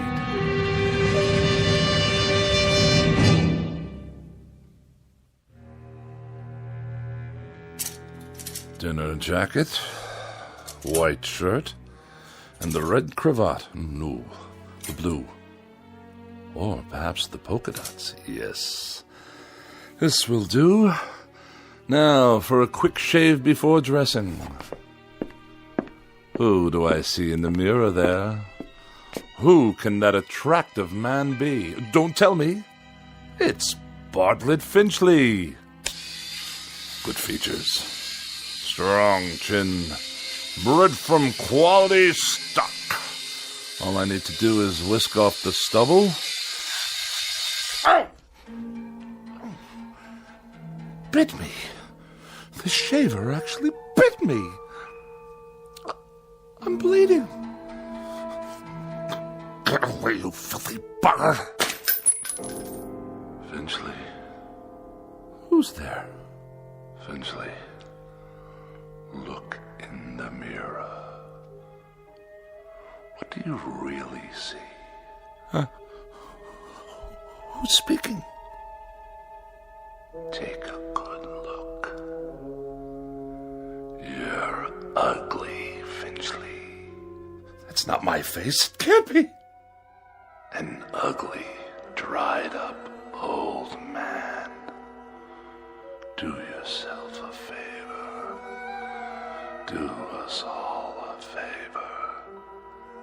Use a straight razor. Stop speaking at once. You have no right.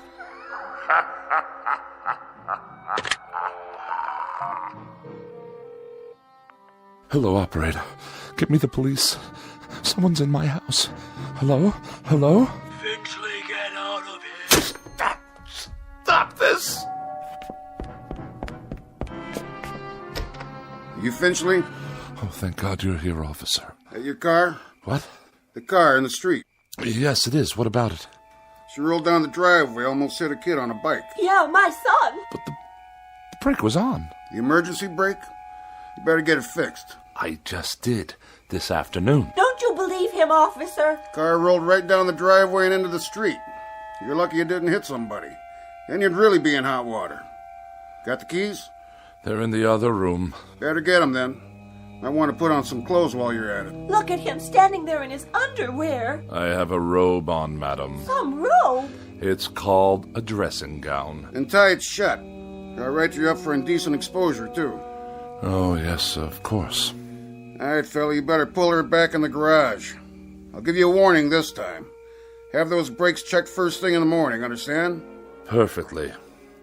There is another matter I'd like to discuss with you, officer, now that you're here. And what's all the noise in his house? He's always throwing stuff, yelling at the top of his lungs. That true? No, I fell, that's all. Tripped and fell on the stairs. That why your face is bleeding? Precisely. What's the other matter? Matter? You said you have something to discuss. It's difficult to explain. You wouldn't understand. Evening then, Mr. Finchley. So is he going to move his car or what? In one moment, madam. For now, you may remain on my property until I return with the keys. At that time, I should like you to be out of my yard. Otherwise, I shall solicit the aid of this gendarme to forcibly eject you.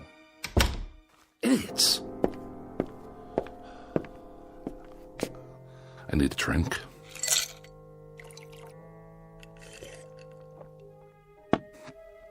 Perhaps one more.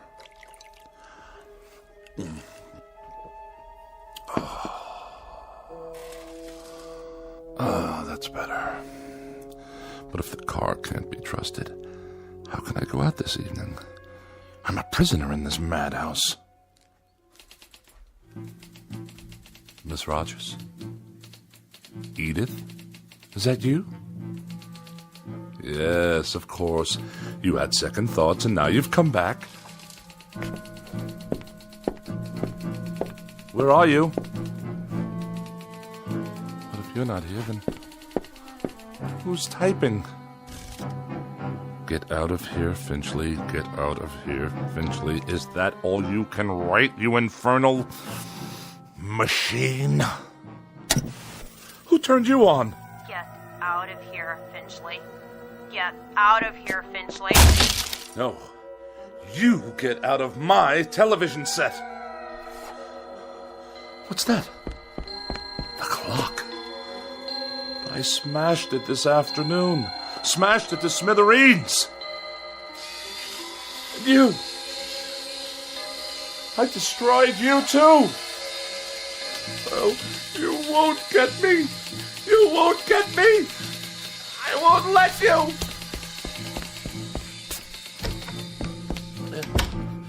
Help me, please. Someone. It's Bartlett Finchley, your neighbor. Let me in. It's that crazy man again. Don't let him in, Mom. He tried to kill me. I didn't. The car did. Don't you understand? Open your door. You get away from here.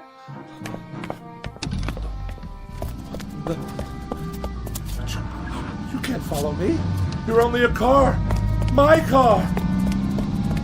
Stop. There's no one at the wheel. You must stop. I demand it. Back to my house. Then it can't follow me to the house. Locked. Wait. I have the keys after all. It can't get in here. I'm safe now. Safe. Where's the light switch? Burned out. Just as well. I'll hide here in the dark until the car goes away. Yes, that's it.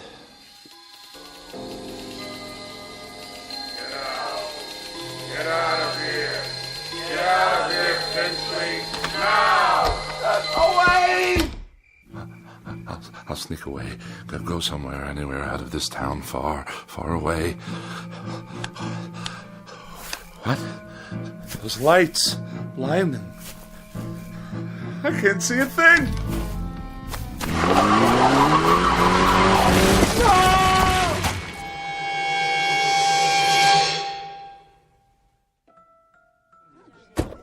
I have your 1019 on Woodlawn Drive. What is the status? Cancel that call for backup. Paramedics have arrived, waiting their decision. Do you have a positive ID? Finchley, first name B for Bartlett. Stand by, 10-4. That man. He was running in his bathroom. Never saw anything like it. What's his condition? Flatline. He's gone. I'll put him down as DOA your arrival. Heart attack? That's what it looks like. What happened here, you know? Neighbors said they heard him shouting about something last night. He sounded scared. What about? Well, whatever it was, he took it with him. Was he out here? Right here on the porch, slumped down against the door, eyes wide open like he saw a ghost. I figured he was on his way to his car. Which one? At the curb. Never got to move it like I told him. He must have been drunk. You can smell it on him. Good thing he forgot his car keys, or he might have done some real damage. Yeah, not now, though. Poor old guy. He was a royal pain, let me tell you. That's all over now. Maybe he did see something. Who knows? Maybe so.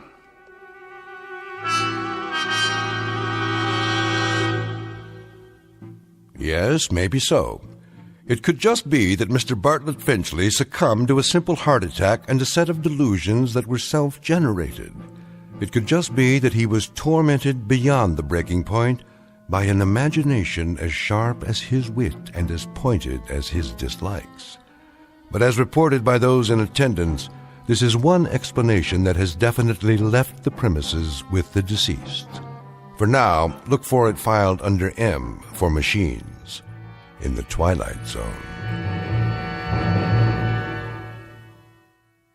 More from the Twilight Zone after these words. Hi, this is Carl Amari, producer of the Twilight Zone radio dramas. I'd like to take a moment to tell you about our official website at twilightzoneradio.com, where you'll get the latest news and information on these Twilight Zone radio dramas. Plus, at twilightzoneradio.com, you can digitally download 3 free episodes or any of our episodes for only $1.95 each. In this age of ever-changing technology, we've decided to make these episodes instantly available to you by making the Twilight Zone radio dramas a digital download-only series. This means that this series will no longer be offered on CD. The CD collections at our website are now being offered while supplies last at buy one, get one free. So be sure to get your favorites before they're sold out. Be sure to visit us often, and I'll see you in the zone.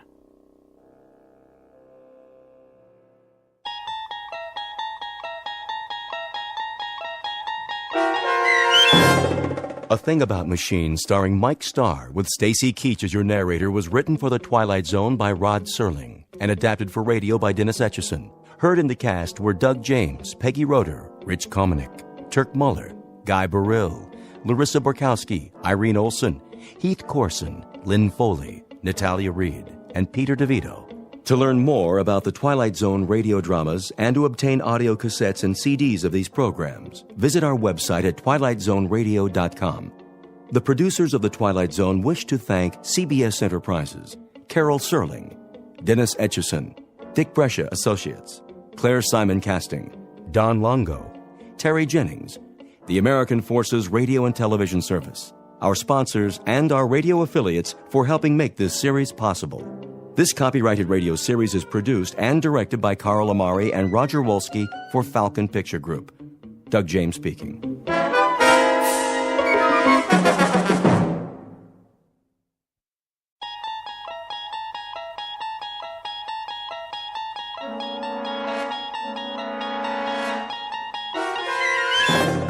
You unlock this door with the key of imagination. Beyond it is another dimension. A dimension of sound, a dimension of sight, a dimension of mind. You're moving into a land of both shadow and substance, of things and ideas. You've just crossed over into the Twilight Zone.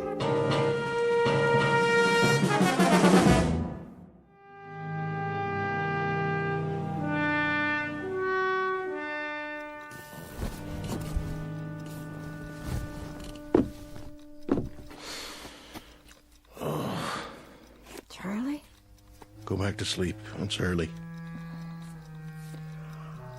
What time is it? I don't know. My watch stopped.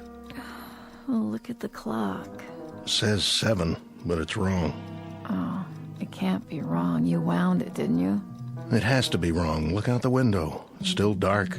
Must be 3 or 4 in the morning. When did you turn the light on? I don't need it. Leave it off. So, this is the day, huh? This is the day. Well, if you got 3 or 4 hours yet, what do you have to get up now for? Can't sleep. So, I thought I might as well go over to the jail. You know what I think? What? I think you're crazy. If it really is the middle of the night, you're crazy to get up now. What's so special about today? Ella. Just about hanging a little? I said, why don't you go back to sleep? Why don't you? There's going to be all kinds of excitement today, reporters and everything else. You're the one that could use some sleep. Bring breakfast over about 8:30. You want some coffee now? Pierce will have some at the jail. Just bring Jagger's breakfast at 8:30. What about you? I can't eat. What time do you string him up? Ella. You know what I mean. What time does he get hung? Hanged. That's what I said. What time?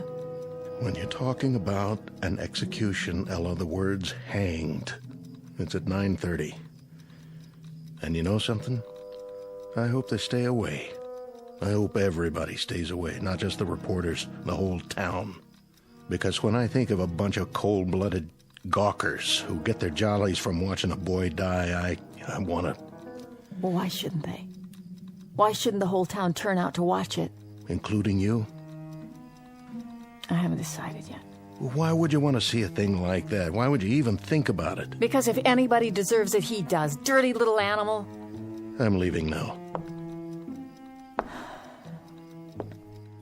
I understand that after the neck breaks, they only feel it for a couple of seconds. Well, it ought to take more time than that, Charlie. For what he done, this is a mighty easy way to pay it off, don't you think? Easy? To get strung up by the neck? All I can say is you have a funny view of what's easy and what's hard. Just remember to bring his breakfast over. Hey, Charlie. How does he want his eggs? Edible. They're the last ones he's gonna eat, so do one thing for me, will you, Ella? Make them edible.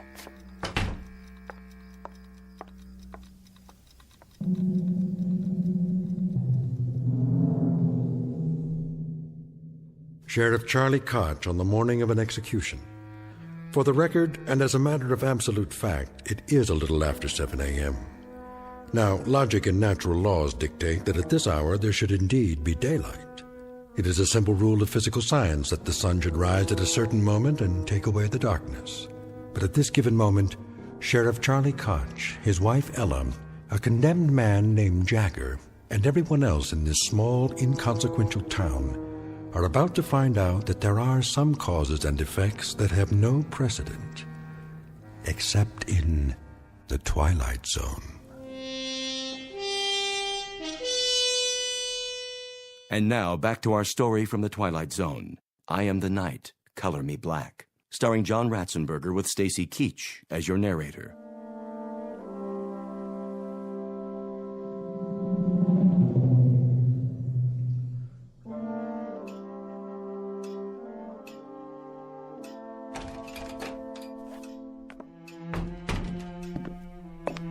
Morning, Sheriff. Pierce, anything doing? Nothing much. You sure? Yep. Take your feet off the desk. Sure thing, Sheriff. Glad you finally made it.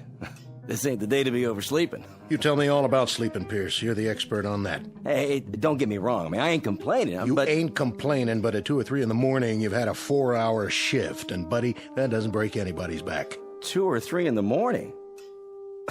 What have you been drinking? It's 7:30. Then why is it pitch black outside? What are you talking about? Take a look.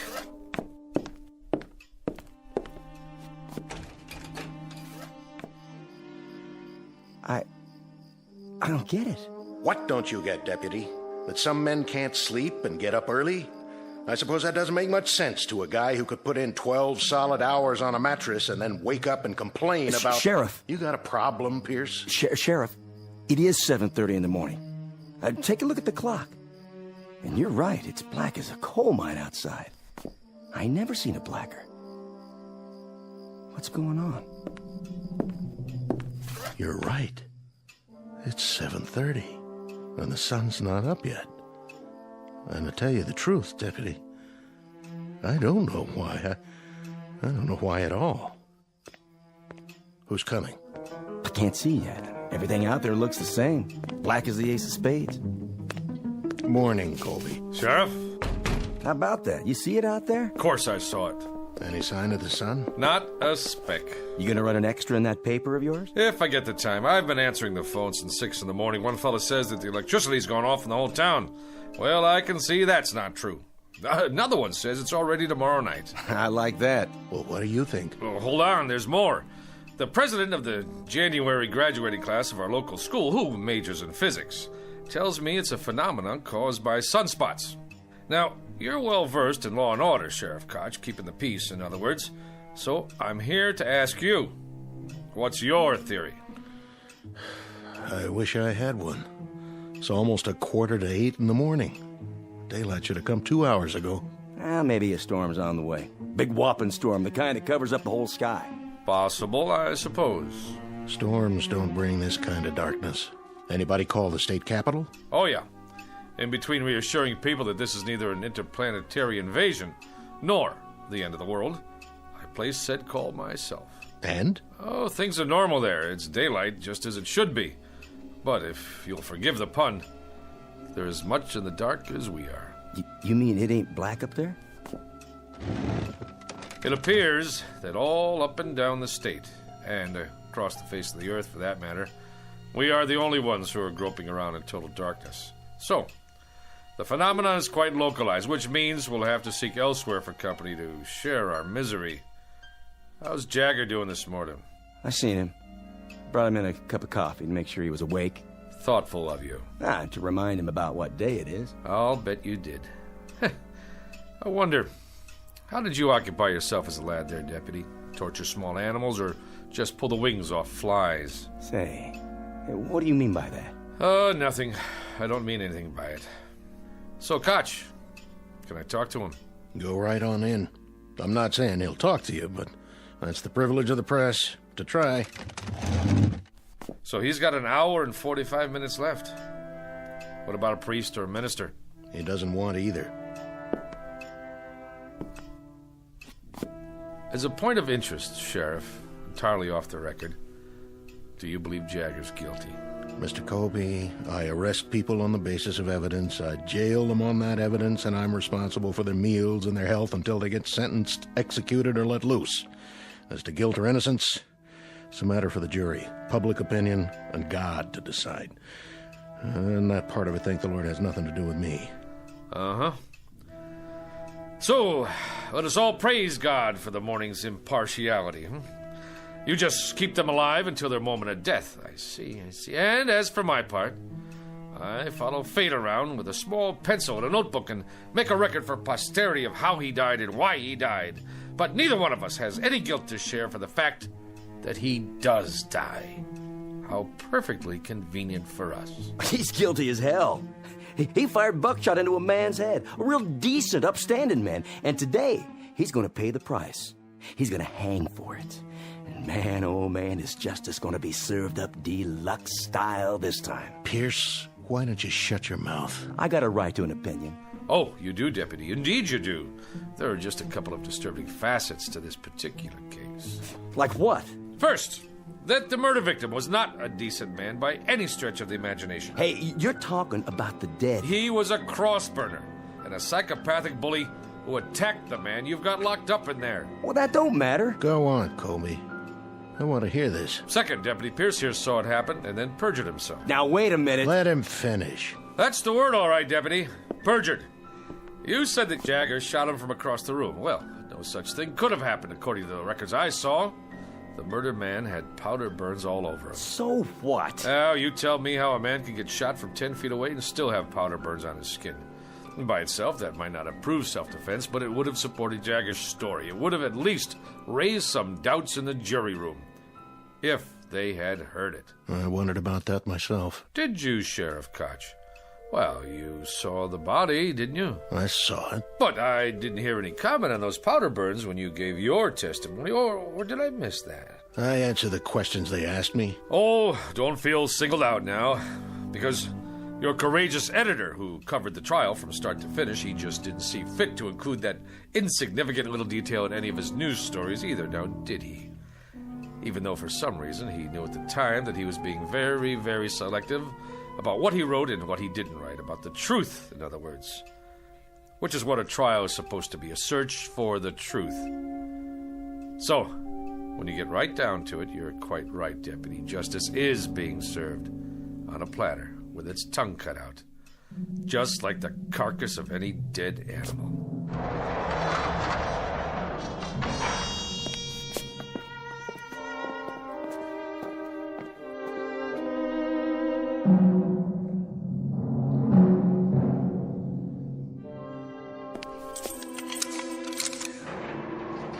Call me when you're ready. I will. Smoke, Jagger? No, sir. You don't mind if I have one? Go ahead. I quit years ago, but I picked up a pack last night. I don't know why. And this morning, I looked at it like I've never seen a pack of cigarettes before. It didn't even feel right in my hand. I know it's bad for me, but I put it in my pocket just the same. Now, why do you suppose that is? Can I ask you a question, Mr. Colby? Anything you like. I can't promise I'll have the answer, though. I was just wondering, what kind of day is it? Oh, you're not going to believe me, even if I tell you. Rainy, huh? No, it's not bad. A little chilly. The main thing is, it's still dark. How do you mean? It's still black as night outside. The sun never came up. Close to 8 in the morning, and not even a little bit of daylight. God, come on. Don't kid me. I'm not. Why would I? What reason would I have to lie to you? Well, this place doesn't have any windows, so I guess it could be Christmas Eve or the 4th of July, and I wouldn't know the difference. Jagger, do you have a religious affiliation? No. Anybody you want to see? Nobody. Anything you'd like to say? Anything at all? Nothing. No priest, no friends, no comment. What do you have? What do you think, Mr. Colby? Not much, that's what. I've got a little over an hour, and I've been thinking that I'd like to rip these bars apart and get out, same as you would. Or maybe, just save everybody the trouble and hang myself in here. But I haven't got the strength for one or the guts for the other, so I'm just sitting here and waiting. What else is there? That being the case, would you care to make a statement? You want a statement? Is that what you came here for? Look at it this way. I don't think anybody should leave the Earth without a comment. You, me, or anyone else. Oh, well, now that sounds like a reasonable request. Considering that you're not the one who's leaving. I'm serious. I'm giving you the chance to say anything you want. All right, then. I'm guilty, Mr. Colby. How's that? That should let you off the hook. And that's supposed to mean what? That's supposed to mean that you're on the side of the good guys. There have to be good guys and bad guys. That's the nature of man. Well, I'm the bad guy, okay? Worse than that, I'm the troublemaker in town. The one with the causes and the banners. I'm the idiot. The fool. I tried to be his brother's keeper. You understand now, Mr. Colby? It doesn't matter whether I do or not. I want to hear what you think, on or off the record. Anything I say, you're going to write it down and put it in that little newspaper of yours, aren't you? Not if you don't want me to. How would I know if you did or you didn't? I don't have a tape recorder on me. See? My notebook's in my pocket, and so is my pencil. If I did put it in my paper, what good would that do me? As a matter of fact, it would do me some damage. Because I didn't speak out about the case. I kept silent. Not even an editorial. So I can't very well change my stripes now, can I? I said all I had to say in court. But nobody listened. Well, I'm listening. We're two men talking here. If you say it's private, that's how it stays. What difference can it possibly make to you now? I have to know. Can you understand that? I have to. You think I know? You were there. You got one of those cigarettes? Right here.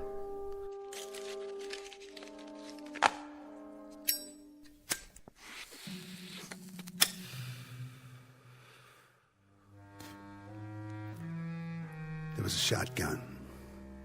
It wasn't mine, it was his. Everybody knows that, but they convicted me on premeditated murder, even though I'm the one who tried to take it away from him before he could go out and use it. So you fought with him? I either loaded the gun and put it in his hands, or I tried to get it away from him. Take your pick. All I remember is the gun going off, and that's what counts, isn't it? Not motives, not what's in your head. You know what road is paved with good intentions.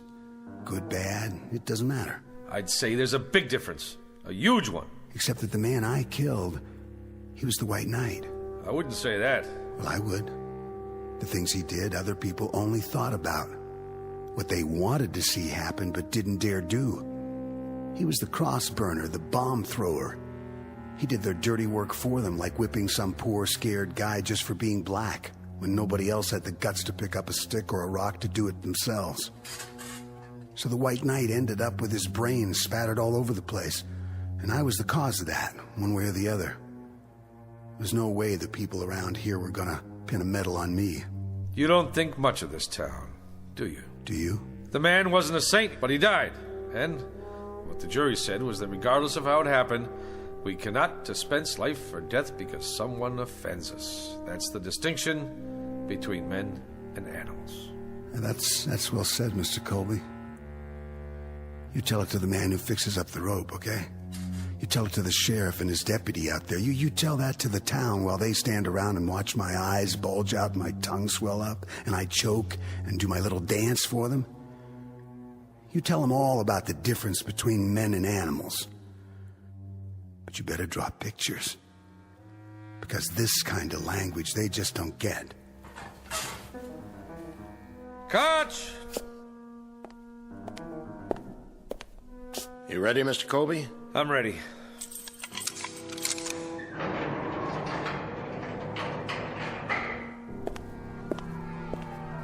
A lot of commotion out there. I guess they just can't wait. That's not it. It's because nobody can see where they're going. Why's that? I told you, it's dark out. For real? The darkest I've ever seen it.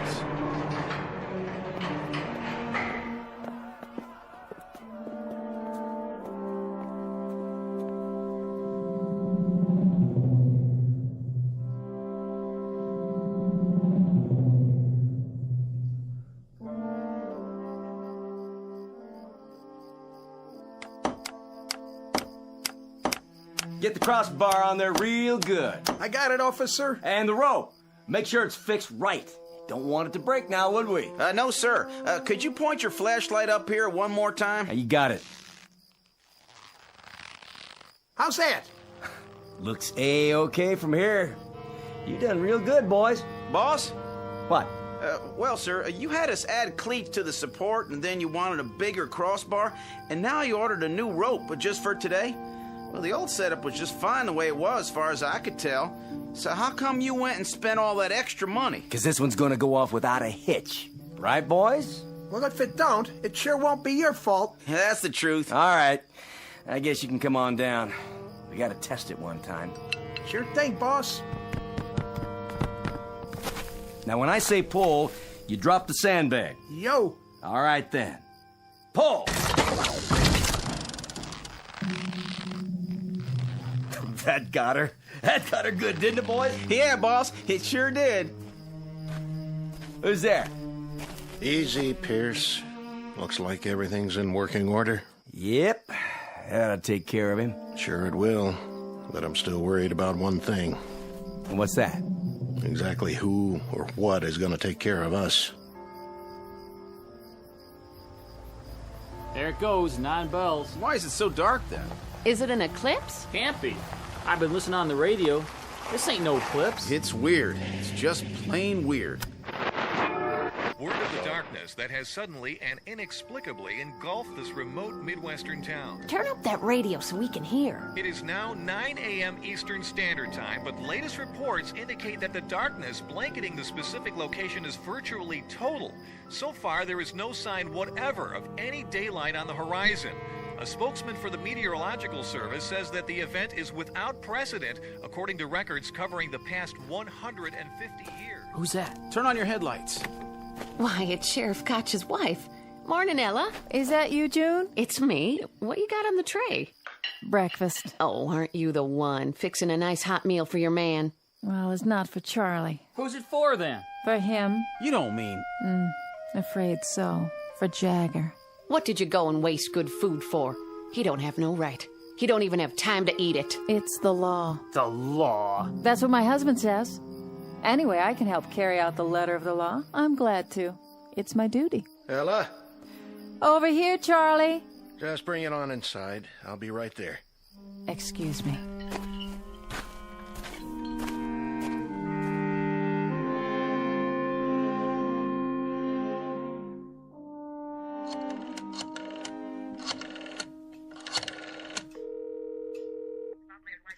The governor, please. Yes, I'll wait, but please tell him it's urgent. Mr. Colby, Hi, Ella. where should I put this? What? No, this is the editor of the Sun-Times. That's right. I'm calling to see if there's been a stay in the... Yes, I'll hold. What do you have there? Charlie said to bring it. Breakfast? For the condemned man. I guess you can just take it on in. To the cell? The hall door is open. It's right down there. I know where it is. Charlie said to fix a plate of eggs. He didn't say I had to spoon feed it. Yes, well, of course, if he's on the phone. He's not? What do you mean nobody called? No, listen. After the automatic appeals, there's always a request to the governor's office for a stay while they argue it before the circuit court. Morning, Mrs. Koch. I thought that was you. Yes, I'll hold. Thanks for bringing the tray. Just in time, too. I wouldn't want it to go to waste. When did you make these eggs? When? They're cold. Well, that's not my fault. You could at least have brought them on time. Charlie, you listen here. I couldn't drive because there's no street lights, so I walked over. I couldn't even see where I was going. That's just how long it took me. All right. I'll take it into him. If he doesn't like it, he can throw it in the trash for all I care. Well, now, don't do that. I mean, I haven't had nothing to eat this morning. I said I'll take it to him. Yes, I'm here. I see. You sure? That's it, then. All right, yes. Who was that? The governor's secretary. And? No dice. I see. Well, there you go. Sure is a big, fat surprise. No, but I'll tell you what is. It's a surprise that someone can go to trial for his life with a third-rate public defender who's afraid to stand up to the local DA. It's a surprise that no private lawyer somewhere heard about the case and went to bat pro bono. It's a surprise that the public defender didn't even try to call the governor a half hour before the sentence is carried out. And it's a surprise that I didn't give up the ghost on this place a long time ago. But it's not a surprise that you, Pierce, and this whole town are out of your minds with glee over the cold-blooded taking of a life that's about to occur.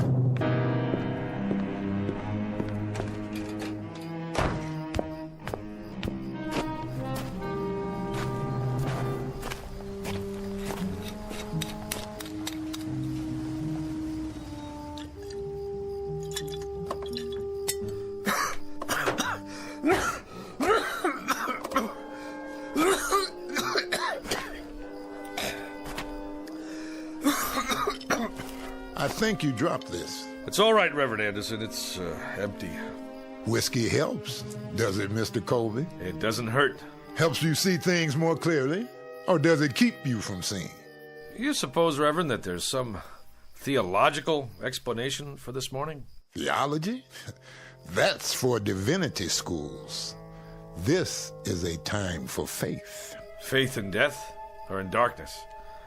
Maybe if we thought there was a divine act going on here, we could find a way to live with it. God is always with us, whether we know it or not. Is he? Even now. This isn't the first gallows ever built, Reverend, or the last. Won't be the first man to lose his life at an untimely age, and we won't be the last mourners on this earth either. Did you see him? Did you talk to him? Briefly. He wouldn't see me. Wouldn't even let me in his cell. That's a pity. He's a lonely boy. But at least he won't be lonely for much longer. That's the truth. He's going to glory. I'm glad you think so. And you don't, Mr. Colby? It would be easier if I did, but I gave up my faith years ago. Now I'm not sure I ever had it. We all stumble in life, lose our way for a time, but the shepherd doesn't give up. He keeps on looking for us. What happens if the shepherd loses his way too? It must be time. Listen to them. Oh, they want blood. Reminds me of sports fans in an arena somewhere. Yes, a Roman one. How's it look out there? Hard to tell. When they light their torches and storm the jail, I'll let you know. Well, I'd better get the prisoner ready. You're going through with it? Unless something happens in the next 10 minutes, I have no choice. Then I suggest we use this time wisely. And how do we do that, Reverend? There's only one thing left to do. We pray.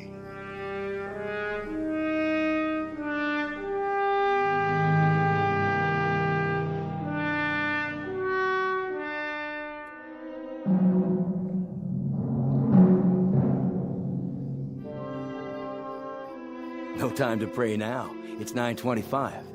That's right, ain't it? 9:25? 5 more minutes. I can't believe Koch's doing this. The sun's not up yet. Law says May 25th at 9:30 in the morning.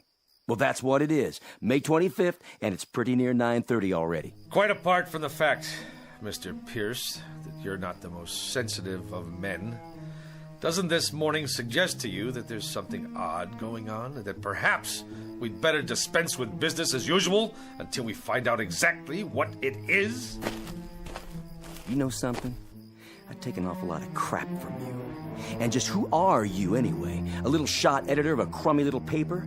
That's right, a crummy little paper that crawls along on its hands and knees from one edition to another. The way I figure it, you got more creditors than you got readers. That'll do it, Pierce. That won't do it by a long shot. And maybe you feel like turning your cheek to this bum, but there ain't no rule book says I gotta. He says I perjured myself, says I lied. And he wasn't throwing no bouquets at you either. Maybe because I don't deserve any. You know, Colby, you're right. I saw the victim. He did have powder burns. And when a committee of townspeople came to me and said there'd be no autopsy, I just bent my head and shuffled my feet and nodded. We've all got little axes to grind, don't we? I'd like to be re-elected sheriff. And you, Colby, you'd like to keep that newspaper going. And Deputy Pierce over here, he likes to feel important. He likes to be popular. He likes to stay on the side of the majority. So here we are, gentlemen. All of us treading water in a sewer.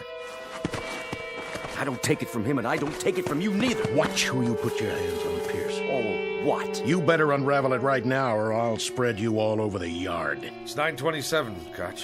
Then we better go get the prisoner. At last, Mr. Pierce. A labor of love, huh? You coming, Pierce? Yeah, I'm coming. I wouldn't miss it for the world. I want to see Jagger's face when he gets a look at that gallows. You won't be able to see anything, and neither will anybody else as long as it stays dark out. And maybe that's just as well. Come on! Let's get this show on the road. Hurry it up, Sheriff. Can't wait all morning. There he is. Dirty little murderer. I want to see him choke.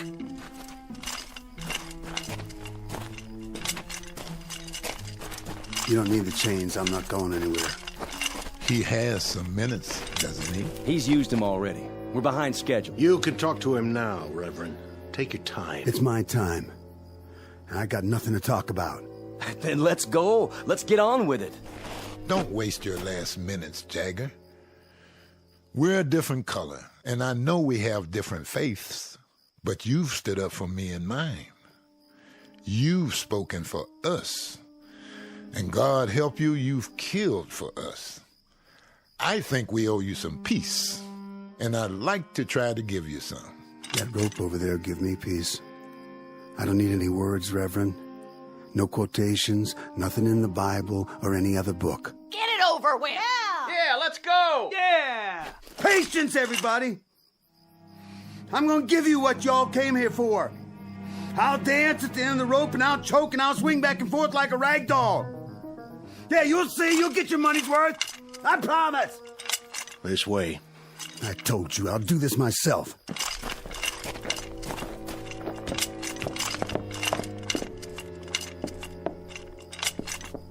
Any last words?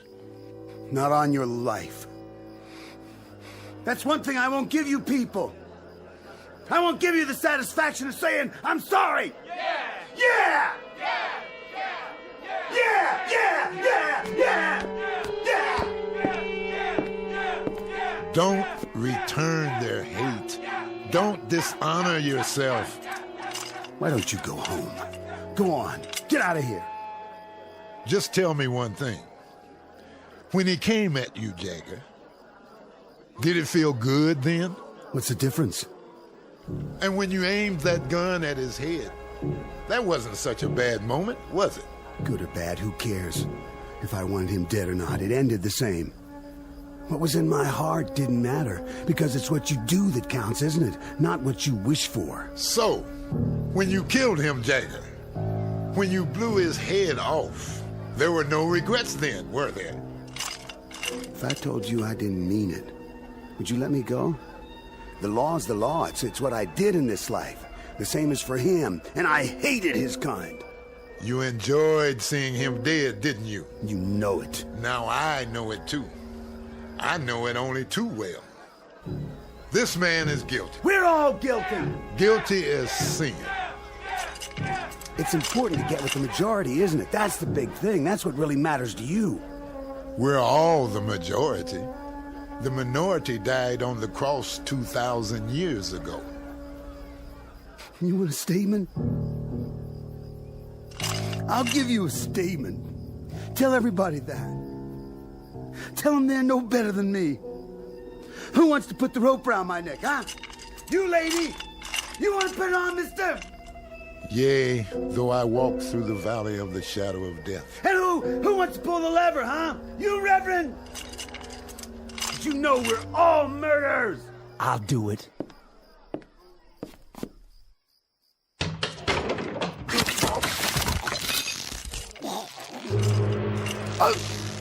Hey!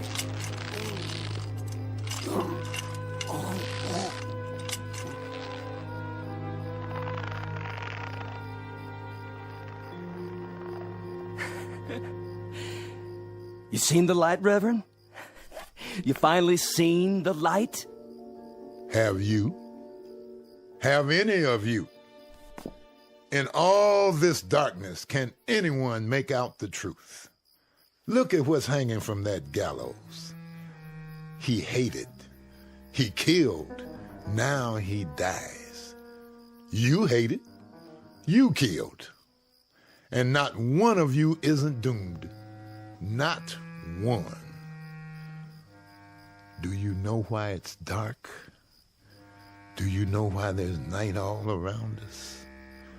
Do you know now what the blackness really is? It's the hate he felt. The hate you've felt. The hate all of us felt. There was too much. There was way too much, and we had to vomit it up, and now it's surrounding us and choking us. So much hate. So much miserable hate.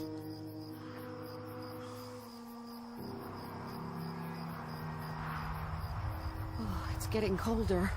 Look what's happening. It's getting even darker. You can't hardly see anything now. Take me home, Charlie. I want to go home. I will, if I can find the way. That's crazy, isn't it? What he said. Isn't it crazy? You know what's going to happen, don't you? I mean, you know what's going to happen next. Believe me, this here stuff is going to lift. It'll just all of a sudden just plain lift. Because it's just a fog is all it is. Nothing more than a fog. And it'll lift. And there'll be the old sun, high up and bright. Wait and see. There'll be the old sun shining to beat the band. I don't know. I don't know if there'll ever be daylight again. Only God knows. And I'm not even sure about that. Report reports now coming in of similar occurrences here in the United States and abroad.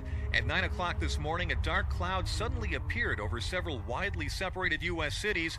The government of Israel has verified the fact that a rectangular area over the West Bank appears to have gone dark. In China, correspondents just filed a news item about several square blocks, including a political prison, thrown into darkness early this morning. In Iran, an area in Southeast Asia, in Central and South America, the African continent, the darkness continues to spread.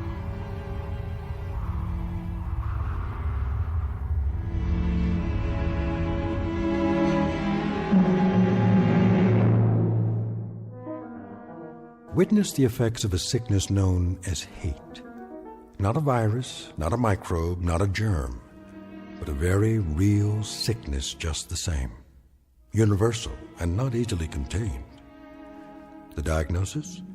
Highly contagious and unfortunately quite deadly in its effects. Consider yourself forewarned. Don't look for this one in the realm of science fiction, but rather right in front of you, in the mirror. As a matter of survival, you'd be well advised to eradicate it now, right now, before the light goes out, somewhere in the vicinity of your town. A prescription prepared for all within listening range of the Twilight Zone.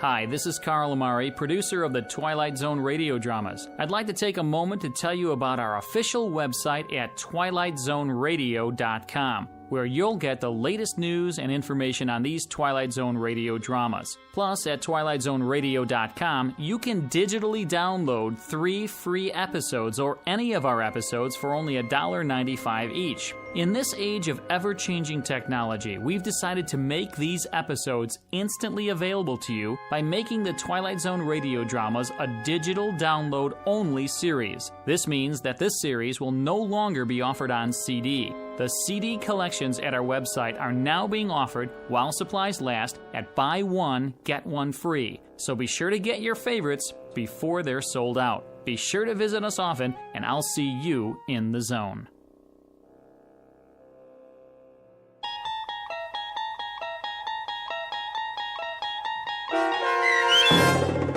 I Am the Night, Color Me Black, starring John Ratzenberger with Stacy Keach as your narrator, was adapted for radio by Dennis Etchison and based on a script by Rod Serling. Heard in the cast were Taylor Miller, Rick Peoples, Doug James, Norm Woodell, John Watson Sr., Turk Muller, Jeff Lupetin, Paul Patch, Maggie Carney, Lynn Foley, Carl Amari, and Irene Olson. To learn more about the Twilight Zone radio dramas and to obtain audio cassettes and CDs of these programs, visit our website at twilightzoneradio.com. This copyrighted radio series is produced and directed by Carl Amari and Roger Wolski for Falcon Picture Group. Doug James speaking.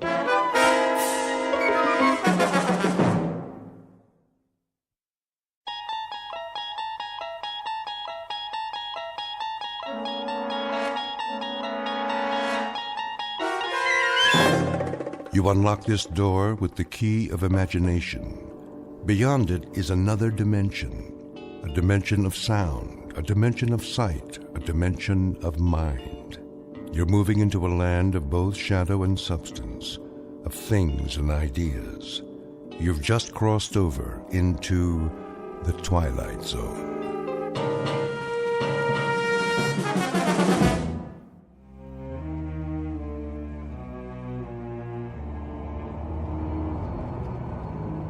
Why are you driving so slowly, Miller? Sorry, sir. The traffic is unusually heavy today. I can see that, but can't you speed it up a bit? I wish I could, Mr. Gordon. Ever since we crossed the bridge, it's been bumper to bumper. Well, then try an alternate route. This is the alternate route, sir, but it doesn't look very promising. Oh, I'm going to be late. She doesn't like it when I'm late. No, sir. I better call home. A capital idea.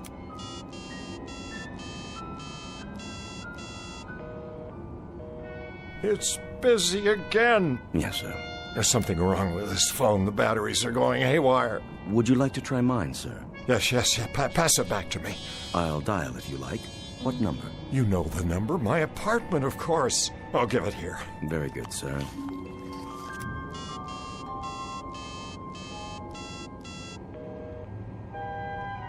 Who is she talking to? Perhaps she's calling your office. Or this phone isn't working either. What did you do, sir? Throw it out the window. Cheap plastic contraption. But it was an excellent phone, sir. You bought it for me last week. Then I'll buy you another one. Now get me home. Yes, sir. May I suggest... The ice bucket is full. There's a bottle of your favorite scotch. Not at this hour. It'd only slow me down. Have enough trouble keeping up with her as it is. Quite. Oh, Flora, please don't be cross with me tonight. I'll be home, dearest, I swear to you, just as soon as I can. Of course you will, sir. Such a lovely girl. I'm very fortunate, you know. Most certainly. A man of my years. If I may say so, Mrs. Gordon is very lucky, too. I'm sure she appreciates how lucky. Yes, I'm sure she must, but sometimes I wonder what it's like for her alone all day at her age. Poor thing.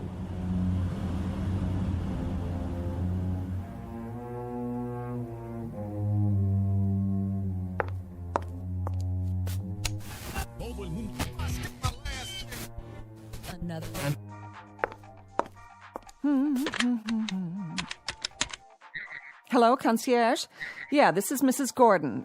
Could you send up some chili cheese fries and a Coke? I'm starving. Just put it on the tab. Don't worry, Harmon will pay you.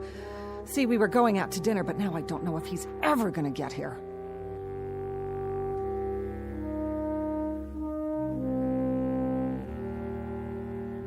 Picture of an unlikely lady-in-waiting and her knight in not-so-shining armor. An aging man who leads his life, as Thoreau said, in quiet desperation. Because Harmon Gordon is a slave of love, and has been, most unfortunately for him, ever since his heart was captured by a woman some 40 years his junior. And because of this, he runs when he should walk. He surrenders when simple pride dictates he should take a stand. He pines away for the lost morning of his life when he should be enjoying the evening. In short, Mr. Harmon Gordon may not know it yet, but what he seeks most desperately is a fountain of youth. And who's to say he won't find it? Because this just happens to be in the Twilight Zone. And now, the Twilight Zone and our story, A Short Drink from a Certain Fountain, starring Adam West with Stacy Keach as your narrator.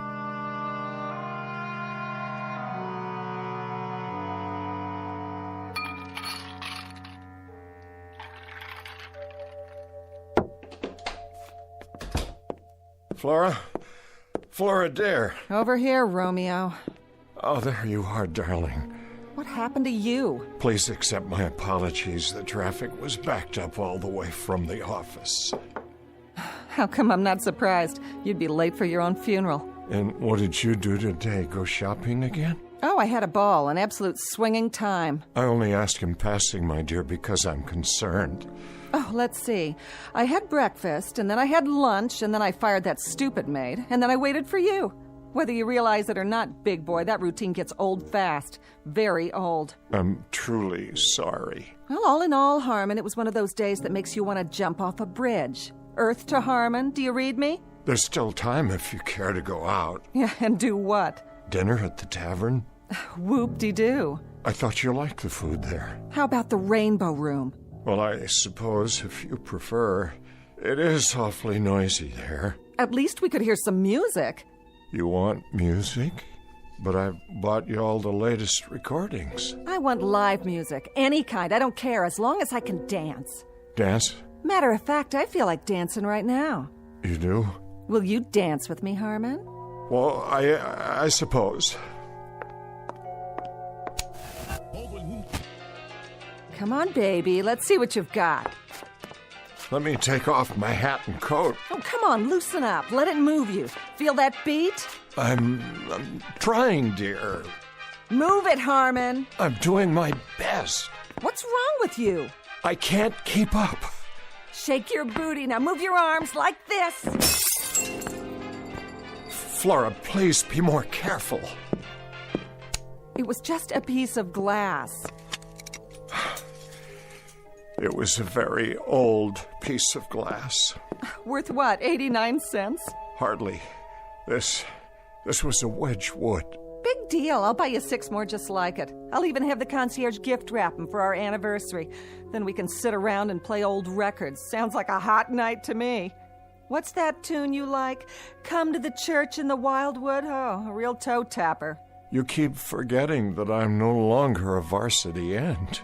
Were you ever? Furthermore, if my doctor had witnessed that little burst of activity just now... Oh, that's always your excuse. It's not an excuse. My heart... If you keep telling me about your heart and all your aches and pains, Harmon, I'm gonna run out and get sick. Would you mind putting that cigarette out, dear? I've asked you not to smoke. Why not? Bad for your heart? You might start a serious fire. Honey, baby, one of these fine late evenings, that's exactly what I'm gonna do. Torch this whole mausoleum. There are things here that mean a great deal to me. Like what? That eyesore I knocked over? It was my mother's. Oh, spare me. It was worth very little except for the sentimental value. That's a word you may not understand, Flora. Sentiment. It means the capacity to love. Listen, big boy, if I don't fill the bill anymore, just say it loud and clear. In case you forgot, there are 14 flights a day to Reno, and I'd love to be on any one of them. But if I am, you're gonna pay.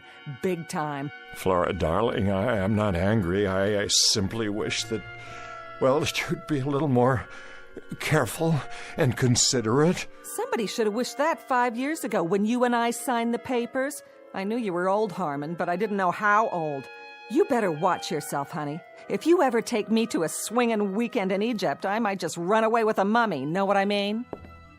I'll just wash up a bit and we can go out to dinner. Oh, you do that. We'll make it your night, baby. We'll go someplace wild, like the Elks Lodge.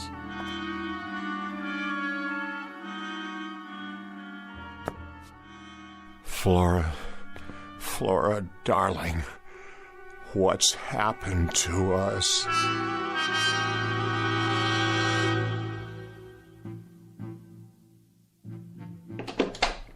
That's it. Flora? I told you, I don't want to talk about it anymore. But Flora, dear, I told you I was tired before we left. Flora, dear, I told you I was tired. You're always tired. It's not something I can control. These pills I take. I didn't ask you to run the mile. I just asked you to go dancing, or to the movies, or someplace. Any place but here. We went dancing on Monday evening. We've been to the movies twice this week. I only thought... Thought what? That you could take my mind off what a miserable bore you are? Well, let me tell you something, honey. I only thought that, well, just one evening, only one, we could quietly watch television or read or have a conversation. It's a fine art, you know. The two of us with no one else around. Something to bring us closer together. And you think that's all it takes? This is so like you. The Late Late Show, after we have a game of chess. That's not what I mean. Sounds really great for senior citizens at the old folks' home. But for your information, sweetie pie, I don't have my reservation there yet. They won't let me in. I still have my own teeth. Flora, try to be reasonable. And don't tell me how you picked me out of a chorus line and introduced me to the finer things in life. Your idea of the finer things is to hold hands in church and listen to the organ music. Flora, you know that isn't true. Take my advice. Get yourself a nice glass of warm milk and curl up with an almanac. Whatever it takes to get you through the night. Because this time, it ain't me, babe.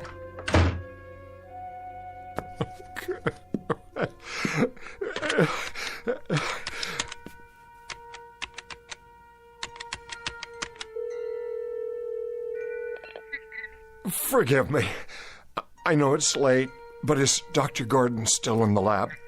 He is? May I speak to him, please? This is his brother calling. Yes, I'll wait.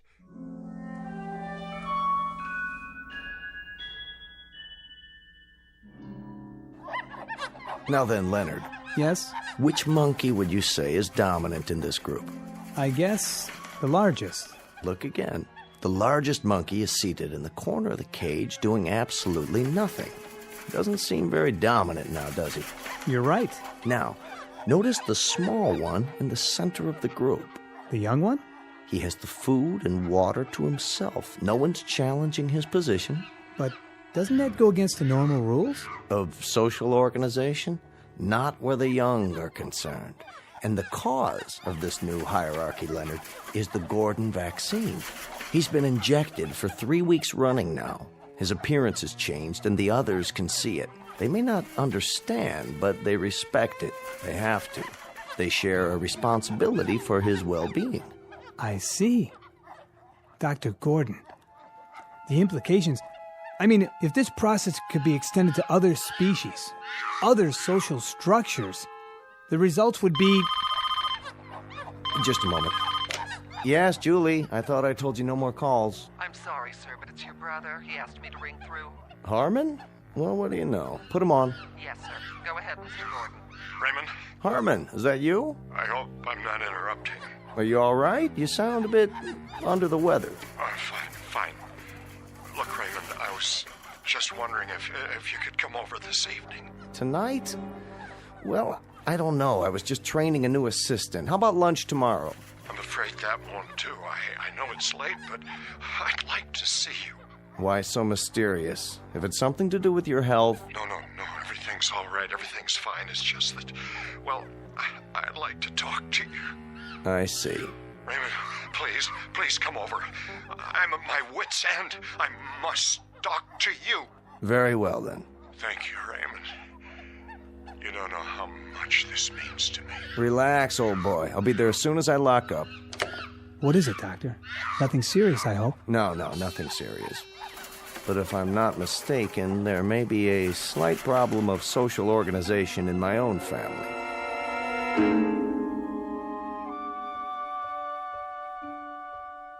Drink all right? Perfect. Good. That's good. You look tired, Harmon. Do I? Yes, Harmon, tired and depressed. Now, do you want to tell me about it, or shall we sit here and play 20 questions for the rest of the evening? Been pretty rushed the last week or so. Flora asleep? Yes, she went to bed about an hour ago. She asked to be remembered. Oh, she'll be remembered. I'm not sure I like the sound of that. Merely an observation. You know, you really ought to get to know her better, Raymond. She's really a fine girl. Did I say otherwise, Harmon? No, but I know you two haven't been exactly close, as a brother and sister-in-law should be. Harmon, would you do me a favor? Anything. 2 favors, actually. First of all, don't sell me on Flora. Don't even try. You know what I think of her. And this isn't backbiting now. This is what I've told her to her face, so I have no compunctions about saying it aloud. Saying what? Let me finish. I could forgive her appetites, Harmon. I could forgive the fact that she's made out of asbestos and doesn't have a heart in her body. You're being unfair. But I cannot forgive her for what she's done to you. She's turned you into a frightened, quaking, damned fool who dotes on her, gives into her whims, and runs after her like a poodle. That's item 1. Raymond, please. My second favor is simply that from now on, after you've had your battles, you not call me at odd hours of the night. I don't do this often. Once is often. Twice is endless. Harmon, we're very close as brothers go, don't you think so? Yes, despite the difference in our ages. Maybe that's why. You've always been my big brother, and you know there isn't anything in this world that I wouldn't do for you if it's in my power. But you can't expect me to run over here like a St. Bernard every time you get frozen halfway up the mountain. You make me ashamed. Don't be. She's a predatory little alley cat, and she's always been that way. I knew it the first time I saw her, but I can give you only so much solace, so much sympathy, and then it begins to stick in my craw. Now, what is it you want tonight? Just someone to while away the hours with you? Or is there something more specific? The things you've been working on at the Institute. Go on. The cellular injections, you've been successful with them, haven't you? Oh, no. You're out of your mind. Desperate I am. Out of my mind, I'm assuredly not. But you must be if you're thinking... You've made animals younger. I've read your paper. You've injected them with your fluid, and they've become young again. Isn't that true? Animals, indeed. Guinea pigs, white mice, hamsters. You've been able to rejuvenate glands, organs, sometimes the entire cellular structure. But we haven't even scratched the surface yet, Harmon. We're stumbling along in the dark. I want you to inject me. And I repeat, you must be out of your mind. We don't have a remote idea of what's involved here. The research is very impressive. All right, we've managed to rejuvenate a handful of small animals and rodents, but we're 20 years away from trying this on human beings. Why? Are you serious? We're dealing in the basic building blocks of life, Harmon. We don't have the remotest idea of how much damage might result in the long term. We don't know what we're doing to the basic metabolism of the body or the mind. God only knows what effect this has on the brain. Harmon, we're winging this, and we've killed as many as we've saved. You said you'd do anything for me. Anything within reason. This is within reason. I'm close to the end of my rope, Raymond. I've reached a point where it really matters very little to me if I live or die. Surely not. I want you to test this serum on me. Short of that, I can't bear getting any older. Aside from this pronounced death wish of yours, how would you like to spend the rest of your life? As a mutated freak? Or a blithering idiot? Or a mindless shell? This is not only possible, Harmon, it's highly probable. We couldn't control an experiment with a human being. It'd be catch as catch can. I not only would take the risk, I'd welcome it. The answer is no. You don't know what you're saying? Nor do you. Then it's the same as a death sentence. Exactly right. I wouldn't try experimenting on a strange bum picked up off the street, let alone my own brother. Please? The answer is a firm, irrevocable no. In that case, I bid you good night, Raymond, and I thank you for coming. I trust you can let yourself out.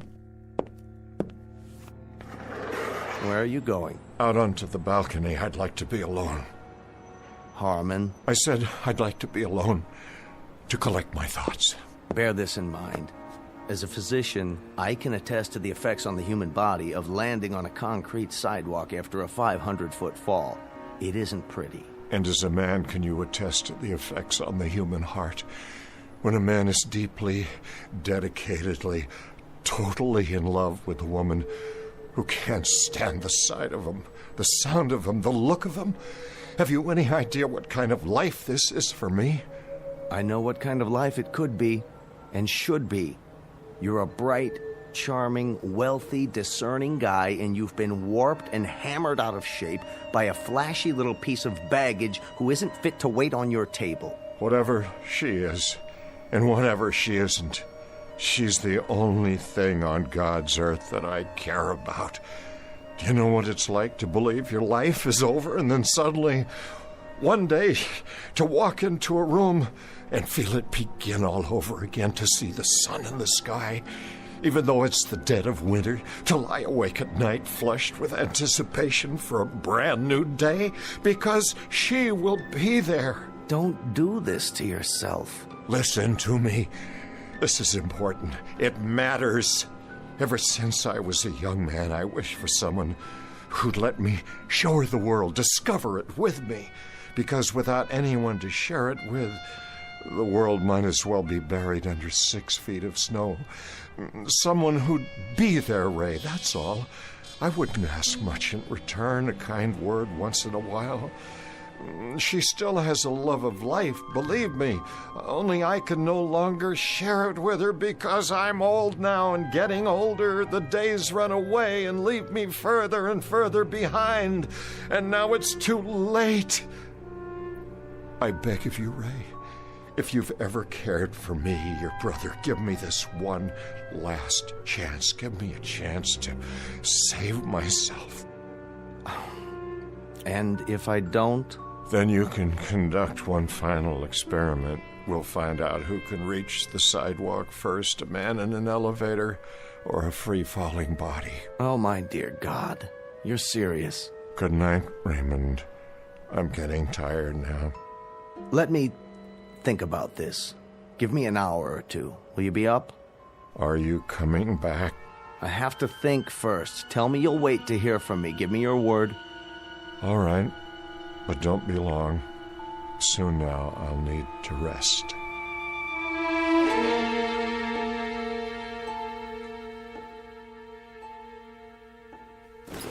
Would you like me to sit down? Yes. Roll up your sleeve. Easily done. I want to thank you for coming back. Don't thank me yet. I have to swab your arm. You'll feel a slight sting. There. That's it? That's it. All of it? It doesn't take much. A few cc's. And I may expect what? You may expect a miracle, but it's unlikely you'll get it. I want you to go to bed. Don't go to work tomorrow. Tell Flora you're taking the day off. I'll be back first thing in the morning. I'm keeping a very close check on you for the next few days. And when might I expect some change? Usually within 6 hours. That's when the first physical changes occur. As to mental changes, none of the rats or guinea pigs have articulated to us the exact feeling. I'll be the first. You'll be the first. Making the assumption, of course, that you'll be alive. Oh, I'll be alive, all right. Do you want to know something? I shall not only survive, I'm going to become young again. I feel it. I sense it. I wonder if she has any idea what she's wrought. Even the thinnest suspicion. Don't blame her. It was my decision. I make a promise to you, brother, that if you don't survive, or if you're damaged in any way, I'm going to take it out of her skin, piece by piece. She's going to donate a pint of blood for everyone she's bled out of you. This is no medical hypothesis, it's an oath. Relax, will you? I'm fine. Go to bed now, Harmon. I'll see you in the morning.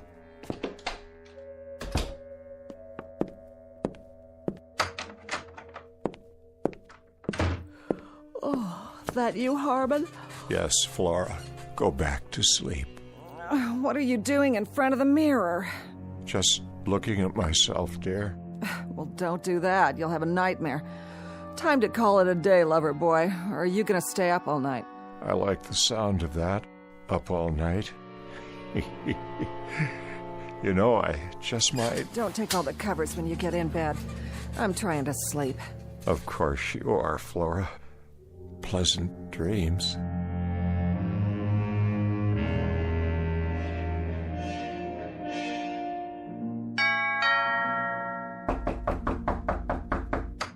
I'm coming. Morning, Flora. Why, if it isn't the quack himself? What do you want? Where's Harmon? He was last seen pounding a pillow. Some fun if you ask me. Is he all right? What is this, ESP or something? I asked you a question. How is he? He's okay. Boring, but okay. I want to see him. Then walk right in that room over there and blow a bugle. Maybe that'll get him going. He needs his sleep.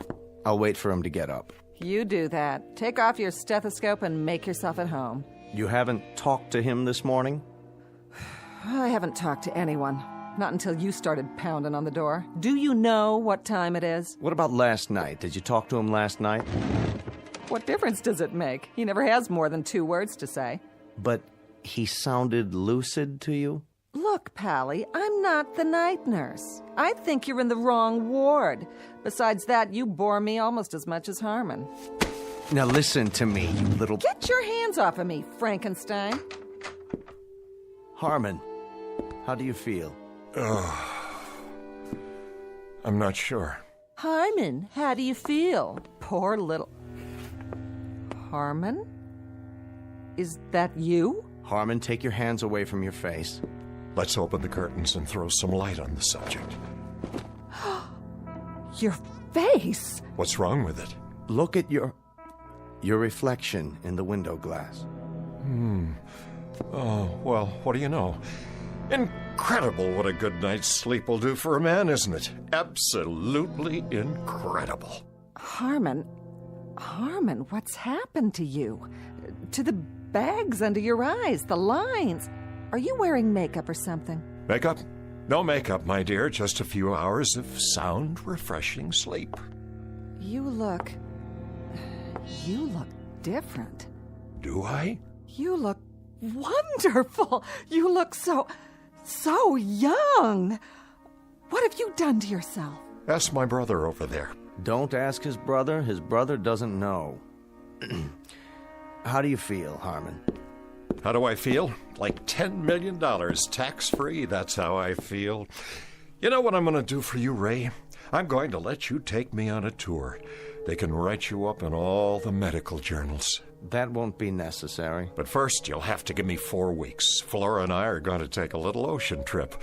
Would you like that, my dear? Oh, an ocean trip. Oh, you bunny rabbit, you. Oh, Harmon. Darling, when do we go? I've given it some thought. I think we ought to check out whatever sails tonight. Unless you'd rather fly. Honey, baby, I am flying. Boat, plane, who cares? Oh, I don't know what's happened to you, but I'll clue you, Big Daddy. I don't even care. Whatever it is, I like it. I like it very much. Mm-hmm. I don't think you'd better plan on any trips, at least for a while yet. Oh, blow it out your black bag. I'm going to get fixed up for you, honey. Don't go away. I'll be right back. Where do you want to go? Australia, Fiji, the Hawaiian Islands? Where? You name it, honey, and I'm there. I'm serious, Harmon. You can't go running off. Not now. Just look at it. My reflection in the glass. Please, sit down. No, wait. What? I don't believe it. I'm still changing. My hair is black again, jet black. And what's this? A little mustache, and it's black too. I want Flora to see it. Not just yet. But this is astounding. I haven't worn a mustache since you were 30 years old, which is precisely the age you look now, at least at this moment. This is fantastic. This is absolutely fantastic. I'm getting younger, every 20 minutes? When I woke up this morning, I looked 45. Now I look 30. If I keep going at this rate, I may get drafted again. That is... what's the matter? Don't you get it? That's just it. I do. If you keep going at this rate, I think we're in deep trouble. Raymond, this is beyond conception. You can't imagine what it's like. I feel light all over. I can breathe again. No fatigue, no heavy, dull tiredness. I feel as if I've been lugging a case of concrete on my back and somebody just cut it away. Let me see your face. I don't know whether you realize this or not, but you've just altered not only my face, but the face of mankind. You've written a whole new chapter in medical history. I said, show me your face. Where's my mustache? What's going on? I wish I knew. But more than that, I wish I knew when it would stop. Or if it will. Why don't I make us some coffee now and we can... Harmon, you've changed again. I know. I'm even younger. Oh, what's going on? What is going on here? Raymond, it's starting again. I feel it. I feel it happening inside. I still feel it. You'd better get back to bed. Yes, I think I will. I think I'll go back to bed now. Harmon, I want you to tell me what's going on. I don't like it. I don't like it one bit. Let me go, please. What's happening to you? Your robe, it's too big. Why, Harmon? Take your hands away from your face. You've got to tell me what... No, Flora. Oh, no! Let him alone, Flora. Let him have some privacy.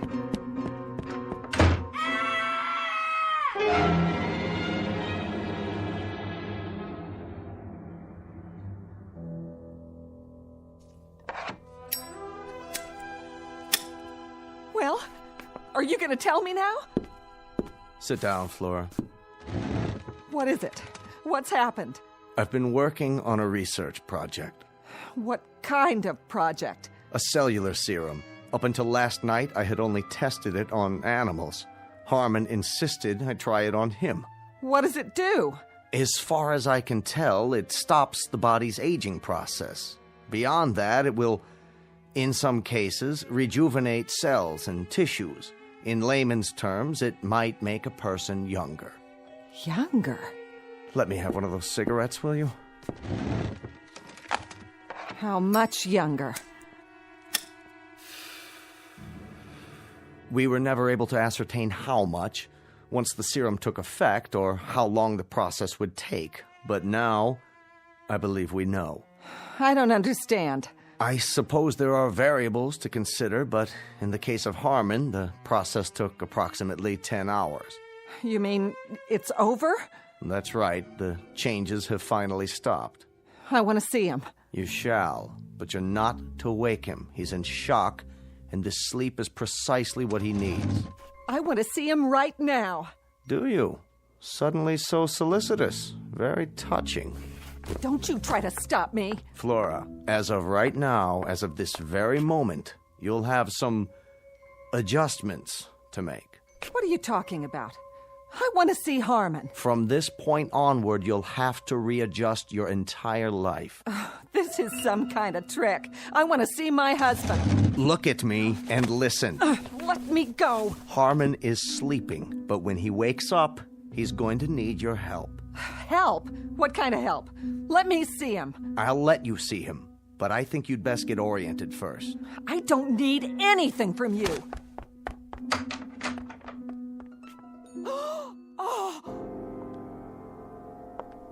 Are you beginning to understand? What is that in there? The ground rules have changed. The world no longer begins and ends with Flora. It isn't just Flora's wishes, Flora's temperament, Flora's capacity for anger, Flora's needs. Now it's something else. Something very different. Take a good, long look. I don't want to. That's very nice, but you have no choice. You've got a responsibility and you're going to honor it. You're going to take care of Harmon now. He's going to need you rather desperately. Now look at what's sleeping in your bed.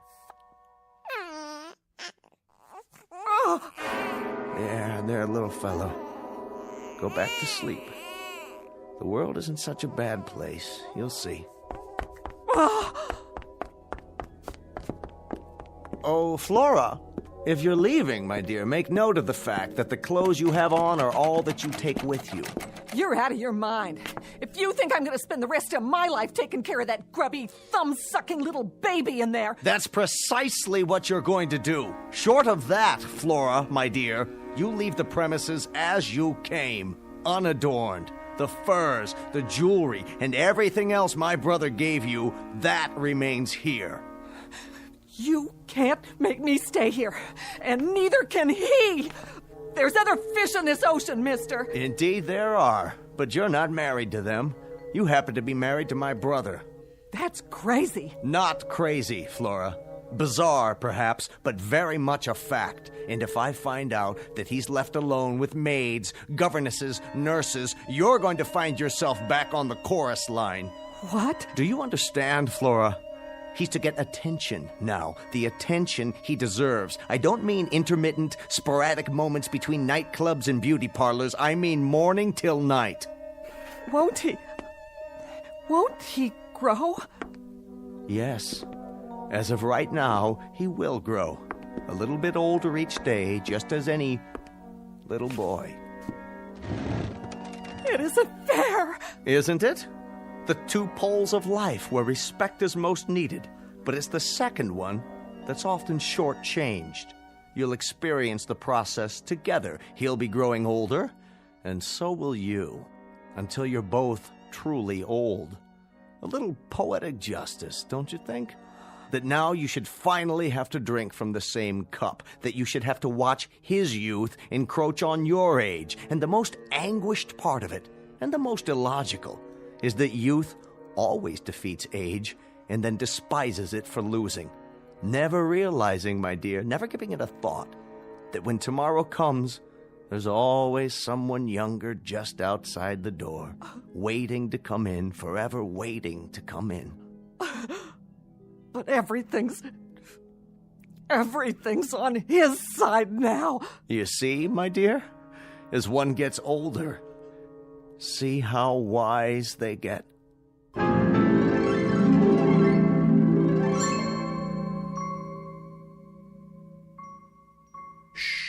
Harmon Gordon is sleeping. He's taking a little nap. He'll wake up soon and impatiently demand a lollipop or a stuffed toy or some other form of attention. Youth is like that. It demands. If you don't believe it, ask Flora. Ask her any day of the ensuing weeks of her life as she takes notes during the coming years and realizes that the worm has turned. The oppressed has become the persecutor, and youth has taken over. It's simply the way the calendar crumbles in the Twilight Zone.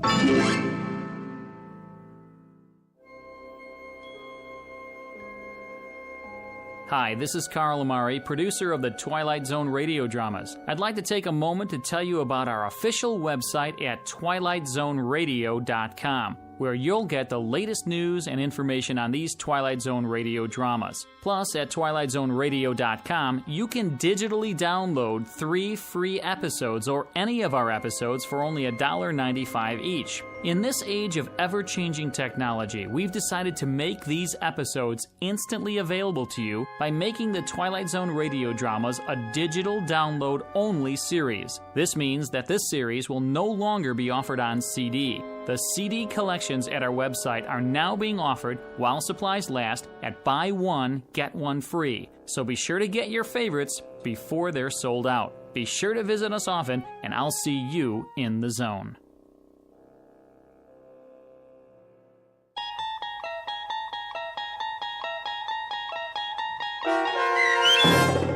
A Short Drink from a Certain Fountain, starring Adam West, with Stacy Keach as your narrator, was adapted for radio by Dennis Etchison and based on a script by Rod Serling from an idea by Lou Holtz. Heard in the cast were Meg Tholken, Christian Stolte, Doug James, and Lynn Foley. To learn more about the Twilight Zone radio dramas and to obtain audio cassettes and CDs of these programs, visit our website at twilightzoneradio.com. This copyrighted radio series is produced and directed by Carl Amari and Roger Wolski for Falcon Picture Group. Doug James speaking.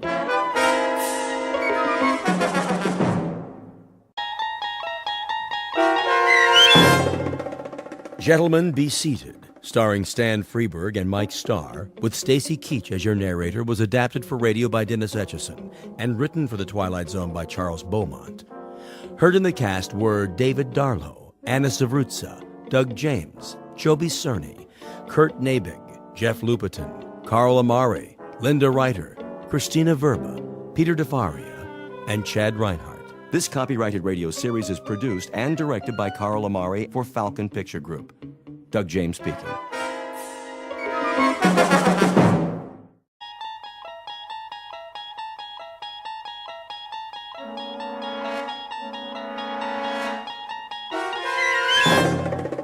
You unlock this door with the key of imagination.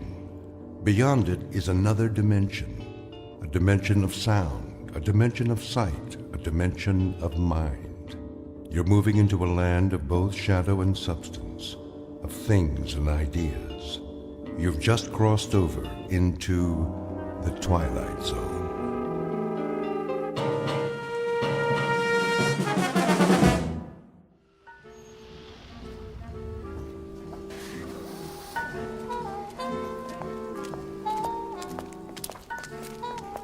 Welcome to the Madison Avenue track. Step onto the moving sidewalk. Single file, please. No pushing or shoving. The time is 8:37 a.m. Excuse me. Certainly. I'm in line here. Yes, of course. I was next. I don't believe... I have to get to work. Do you? We all do. If you don't mind... Make room, please. I'm late. The line starts back there. Are you being rude? Why, no, I don't think I am. But if we all enter the pedwalk at the same time... You stepped on my toe. That wasn't me. I believe it was. I believe that's the imprint of your heel on my shoe. If it were, you'd have even worse fallen arches. I don't appreciate that attitude. I have a suggestion. If we all go barefoot, there'd be more room. You know, more foot space per square inch. Squeeze in heel to toe, so to speak. Why, I never... Of course, if someone fat comes down too hard, those little piggies would suffer, crying, wee, all the way home. Would work, as it were. Your remarks are most distasteful. Not making a joke, is he? No, I assure you. He was. Completely inappropriate. Yes, indeed. This is a serious world we live in. No place for that sort of thing. None at all. I've a good mind to report him. I give you my word. I would never make a joke about anything. That's better. Unless someone weighs over, say, 250 pounds. It'd be hard to take that lightly. Did you say something? Me? You. Not at all. Well, see that you don't. Absolutely. I should hope so. You have my word. Some people. Not another syllable. You gave your word. Positively. These are serious times. For serious people. It's a necessity. With all that's going on in the world? I couldn't agree more. Well then, see that you do. My lips are sealed. Madison Avenue, next corner. Step off the moving sidewalk. Single file, please. No pushing or shoving. The time is 8:39 a.m. Excuse me. I have to get to work. Wee.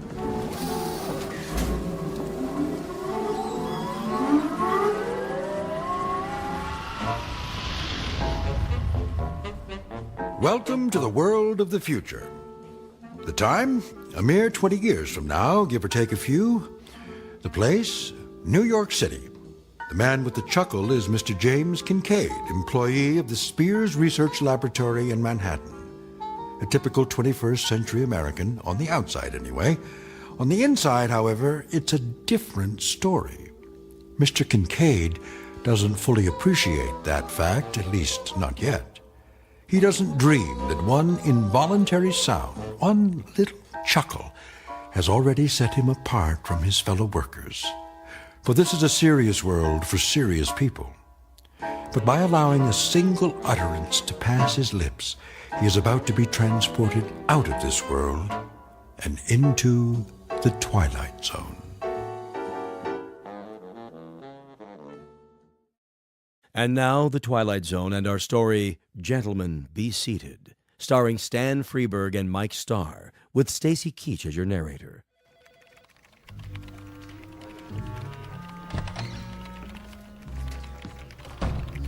Morning, Kincaid. Morning, Miller. Not late, am I? You're cutting it pretty close. Sorry, Lindsay. Little skirmish on the pedwalk this morning. Skirmish? So many people nowadays. I hear there used to be cabs in New York. Think of it. Cars with drivers that took you all over. Up one street and down another. Shortcuts. Sounds like a nightmare. Yes, I guess it does. Biddle's not in yet, I take it? Mr. Biddle's never late. It's 8:59 now. That means he'll be here in, well, less than a minute. 30 seconds to be exact. Morning, Mr. Biddle. Yeah, morning, Mr. Biddle. Hello, sir. Good morning. Well, enough chit-chat. Back to work. Yes, sir. Yes, sir. Look at that. What? Biddle. Somebody moved the electric coffee maker. So? He doesn't see the cord. He's going to trip on it. Shouldn't we tell him? No, wait. This is gonna be good. How can you say that? Mr. Biddle! Mr. Biddle, watch where you're going.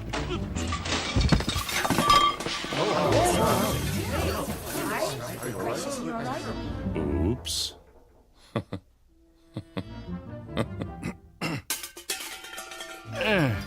Who said that? Why, no one, Mr. No one Biddle. said anything. Yeah, nothing at all. Was it you, Miss Capshaw? Me, sir? I only meant you should watch where you were going. There was an oops, followed immediately by what I took to be a chuckle. Oh, no, sir. I didn't laugh. No one laughed. Was it you, then, Kincaid? None at all, sir. I didn't say a word.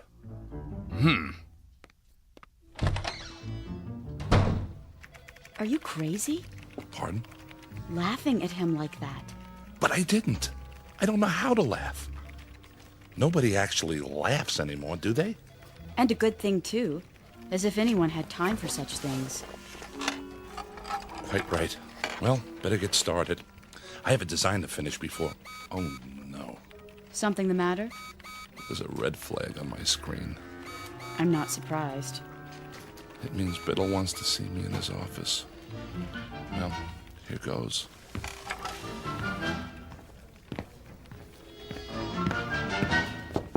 Yes? Kincaid here. Come in. You wanted to see me, sir? Sit down. I could come back later if you That want. chair right there. Yes, sir, Mr. Biddle. I suppose you're wondering why I called you in. Not really. What? I mean, yes, I am. What was that? The door. I locked it so we won't be disturbed. Is that necessary, sir? Cigar? Beg pardon? A cigar. They're quite good. Oh, I don't smoke, sir. Pity. I have them made special. I thought there was no smoking in the building. Oh, it's all right. This office is airtight and soundproofed. Are you absolutely sure? Quite sure, but thank you anyway. Now then, as to that difference, how significant it is, I don't know, but you may recall that a few minutes ago, on my way to my office, I tripped. Do you recall that? Someone should have been more careful with the electrical cord. I should have. I hope you weren't. What was your reaction? Why, regret, sir. Indeed? Yes, sir. It's a serious world we live in, and that is why we must be serious. Don't you agree? Definitely. Definitely. A man never knows what might happen at any moment. Unquestionably. Even the simplest things. They might not be what they appear to be. I'm not sure Terrorists, my boy. Spies. That sort of thing. They're everywhere. What if there were an explosive charge, say, hidden in this very office? It could go off at any time. Surely not. Oh, there's no telling when it might happen. Any time at all. I sit here at my desk, puffing away. While we talk about serious things, and the seconds tick by until it goes off. It was right under my nose, in the cigar, you see. What do you say to that? Aha! I knew it. Excuse me, are you all right? Of course. Oh, a little worse for wear. By the way, is my face blackened? Eyebrows singed? A bit. Here, take my handkerchief. Nonsense. It was only an exploding cigar. Tell me something, my boy, and be honest. Do you find yourself chuckling often? Well, How did it feel? I'm afraid I don't understand. Did it feel strange? Yes. But not unpleasant, right? Not as such. We could describe it then as a strange but not unpleasant sensation? If you say so, sir. Good. Splendid. Oh, splendid. Will that be all, sir? I should get back to work. Yes. I'll unlock the door.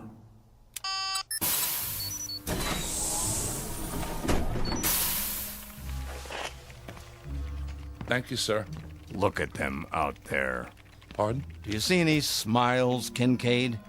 Even one single little grin? No, sir. And do you know why? Because they've forgotten how, that's why. Note the emptiness in their eyes, the deadness, the utter nothingness. Like machines, Kincaid. Machines! Circuit boards with legs. I don't understand, sir. Not as yet, perhaps, but soon. Oh, my boy, if there ever is to be joy again in this world, and love, and happiness, and laughter, especially laughter, it's going to depend on you and those few like you. Oh, trust me on this. Me, Mr. Biddle? And now, a report from the executor. It's the morning report from Washington. Eyes forward on the big picture. Isn't he handsome? Just like on the posters. All right, everybody, stand up. He's gonna speak. Citizens, I greet you. It pleases me to report that our gross national product is up 2.3% over a similar period last year. However, that is far from the goal we have set. The goal we promised ourselves for a Kincaid, bigger, better I have country. one more question for you. Shows a decrease in hydroponic Why do firemen wear red suspenders? inefficient use of available time. You will, poor boy. You will. Dawdling creates Tonight. waste, and waste is the cardinal offense, as we know all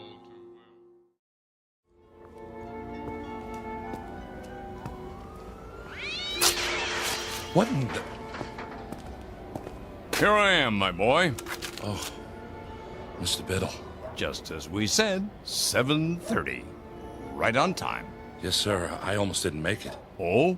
Trouble? The directions you gave me were fine. It's just that I've never been to this part of the city before. The pet walk doesn't run this far. Oh, well, first time for everything. Glad you could make it. You've had dinner, I trust? I ate something. The usual synthetics? Of course.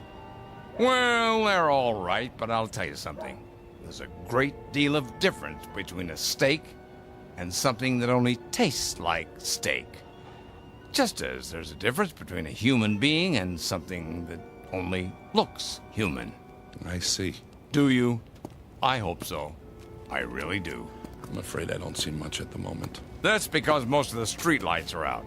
They don't bother to fix them since no one comes here anymore. Something the matter? It's just the smell. They don't spray out here either, but you'll get used to it. May I ask, where are we going? Why, we're almost there. We are? Yeah, they call this no man's land. The last of the old world, right here in the city. Beautiful, isn't it? I suppose. You don't think so. You think it's non-functional. A lot of ugly, wasted space. I know. Well, not to worry. They'll have it torn down in a few years, swept away, forgotten. Evening, gents. Why, good evening to you, sir. Could you spare a smoke? Sorry. Hold on, my good man. I have here a cigar of the finest leaf, hand-rolled to my specifications. You're not really going to... Have no fear, my boy. This one's real. You sure? Indubitably. How about some spare change for a cup of cava java? Don't press your luck. Thank you. Thank you kindly. Blessings to you, mister. To the both of you. Plenty of unhappiness here, James, but plenty of happiness, too. Stand here a moment. Come on, close your eyes. Can't you almost hear the crying and the laughter? Don't move your head, please. What are you doing? Just a handkerchief. A simple blindfold. What? Nothing to be alarmed about.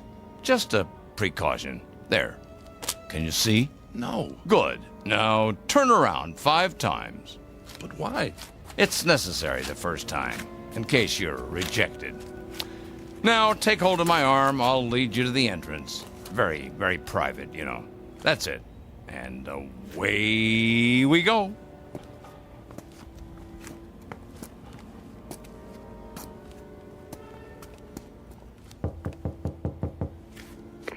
Why does the chicken cross the road?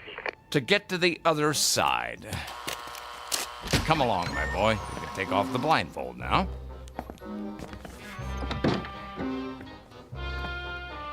Mr. Biddle? What is this place? The foyer, of course. Those 2 chairs, they look like thrones. What else? But, Mr. Biddle... What can I do you for? Good evening. Is he in? Let me see. Maybe yes, maybe no. Tell him number 709 is here with the recruit. Alrighty then. Try not to miss me while I'm gone. In the meantime, gentlemen, be seated. Who is that? What does it look like? A clown, of course. Well, you heard him. Sit down. I recommend the chair on the left.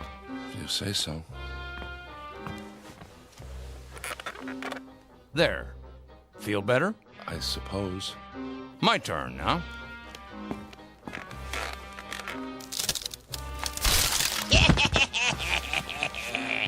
Mr. Biddle, are you all right? Perfectly. Here, take my hand.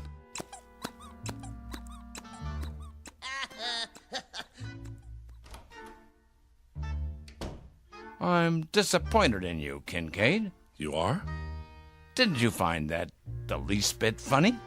Just now when I went sprawling? No, sir. You could have been hurt. Oh, James, please. Try. Don't tell me you've forgotten how to laugh. Not you. I was so sure. Sir, if you'd only explain to me... No, there's too much explaining in the world and not enough laughing. We're all turning into a race of machines. Cold, efficient, heartless machines. Ta-da! Who are you? Feast your eyes. Ever seen the smug before, huh? The executor. He does wonders with makeup. For a court jester, that is. The face doesn't quite go with that three-pointed hat. What's the matter? You don't like it? I didn't say that. Then I guess the yoke's on me. Well, don't just stand there with egg on your face. What goes up the chimney down but not down the chimney up, huh? Quickly. I don't understand the question. Would you repeat it? Too late. Timing is everything. Go on, tell him. An umbrella. What? An umbrella. I don't know, Biddle. I'm very dubious. He chuckled. So you say. I haven't heard anything.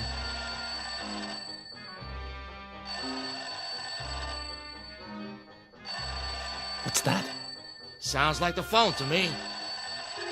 Well, don't just do something. Stand there. Jester here. It's for you. It is? Hello? I say, hello. Sir, it squirted me right in the eye. Must be an overseas call. Better clam up. I'm all wet. You sure are. Now I really need a towel. Oh, Biddle. Yes? I've got something for you. Watch out! Spoil sport. But he's got something behind his back. Where? Right here. But I don't like pie. Lemon meringue. You're positively reeking. Time to hose off, and nothing leaves you squeaky clean like good old seltzer. Who's got the soap? Forget soap. You need your rubber ducky. Or a lifeboat. Now, wait a minute. It's not possible. What's wrong, Kincaid? You'd better get a change of clothes, Mr. Biddle, or you'll catch your death. You see? Hopeless. That's it. Wait. He's only a beginner. But we must be so careful, Biddle. Yes, but give him a chance. Very well. One last test. Glad to meet you, Mr. Kincaid. Put her there. I don't... Go on, shake. Ow! Oh, that didn't hurt. It's just a joy buzzer. You wind it up, and when someone shakes your hand... That's it. I've had it. I don't know what any of this is about, but I know one thing. I don't want any part of it. You people, you're out of your heads. You're all loony. You're psycho. I'm getting out of here right now, and don't try to stop me. Uh-oh. Another fine mess you've gotten us into.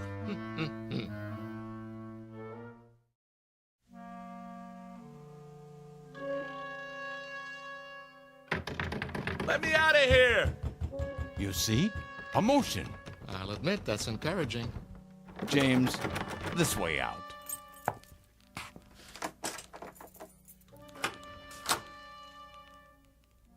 If you please, it's just through here. No tricks this time? No tricks. Wait, this is a library. A small reading room for our members. Members? Mr. Biddle told you nothing? He asked me to meet him. I thought it was about work. What is this building? Used to be offices. Now it's abandoned, so we made it our headquarters. Headquarters of what? The SPOL. The Society for the Preservation of Laughter. Have a seat. Oh, no. Now, this one's a real chair, I promise. Well, just for a minute. Oops. Hey, that was not me. You sure, my boy? Sorry, I must have left an old whoopee cushion under the seat. Collector's item now, you know? Here, let me get it. Go on, make yourself comfortable while I explain. You see, James, we're a secret organization. A kind of underground, if you will. Running counter to established law in the Commonwealth. Most of what we do is either frowned upon as bad taste or legally forbidden. We are, in short, outlaws. I don't like the sound of that. An old tradition. Ever hear of something called speakeasies? They were secret clubs that sold liquor during Prohibition. Well, this is a laugh-easy. All these books, the posters on the walls, Laurel and Hardy, the Three Stooges. Who are they? All great clowns from the past. There's Perot, Punch and Judy, Bozo. We try to keep the tradition alive. What tradition? You see, Mr. Kincaid, the world has forgotten how to laugh. There are some of us who regret that fact. Unlike those in power, we feel that laughter is important enough to be preserved, at any cost. Am I getting through to him? What the jester is trying to say, well, the world used to be a pretty terrible place, you see, James. We had disease and war and depression and prejudice and a lot of unpleasant things. The people couldn't change it all, but they could do their best to endure it. How did they endure it? By laughing at it, ridiculing it. They laughed at everything then. But along came the psychologists and the censors, and suddenly nobody could tell a sexual joke or a racial joke or a sick joke or any kind of joke. They weren't politically correct. And that was the end of humor. We're trying to keep it alive. Take the trick cigar. You chuckled. I did not. Yes, you did, and I'll tell you why. Because a figure of authority became ridiculous. Understand? Oh, James, try. A laugh cannot be forced, Biddle. You should know that. I do, but... Let's get to the main test. It's just through here, the last door. Everything should be ready. No false laughs now. We can spot them a mile away. Understand?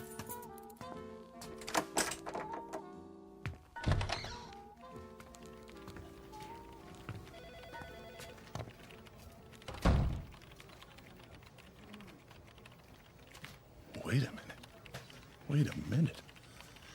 This looks like... Spears Research. Where you work, Kincaid. Where I work. A perfect replica, down to the smallest detail. But how? It's nothing, really. We have art directors, carpenters, just a matter of painting a set, some props. And now, the music and the screen. The executor. Is he giving an address? You'll see. Okay, everybody stand up. Citizens, I greet you. It pleases me to report that our gross national product, however, that is far from the goal we have set. Yay, is a tomato for you. For a bigger, better country. The World Council shows a decrease in... Our broadcast has been temporarily interrupted. Refreshing, wouldn't you say? But it's unpatriotic. Perhaps you should talk to your fellow workers.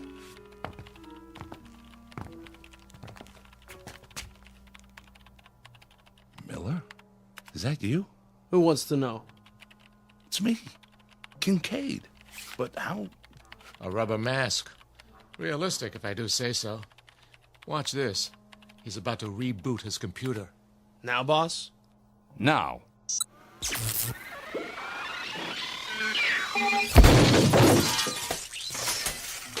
Well, Kincaid? Well, what? His computer, man. It blew up in his face. What do you say to that? Computers are awfully expensive. The World Stock Exchange Terminal. It's just come online. But Wall Street's closed for the night. They're open in Tokyo. Watch.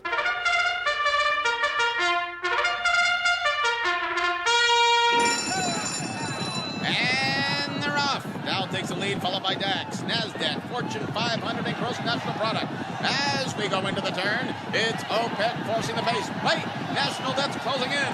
Now it's consumer spending versus trade deficit. Fighting it out neck and neck. This is going to be a close one, folks. And the winner is Beetlebum. Gross national product in last place. The executive said the gross national product was in good shape. Oh, not much hope for him. One more angle. Try this.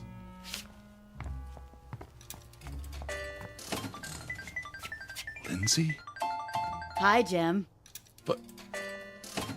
This isn't your computer? I traded it for a video poker machine. Got a quarter? A quarter? Come on, I'm on a roll. One more win and I'll buy lunch. What do you say? All right.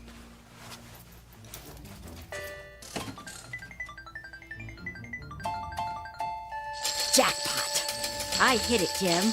Or rather, we did. How about lunch? In Paris. We can take the rocket shuttle and be back before Biddle knows we're gone, okay? I don't know. The French have been very un-American lately. James, get with the program, boy. I'm trying, sir. You certainly are. I need a drink. Come on, the bar's this way. I'm afraid I've done all I can. Okay, everybody. You can take your masks off now. Marcus scores, please. On a scale of 1 to 10, I give him a 3. Shh, 2.5. That's too much. I say a big fat 0. I agree with the 0. That's it for me.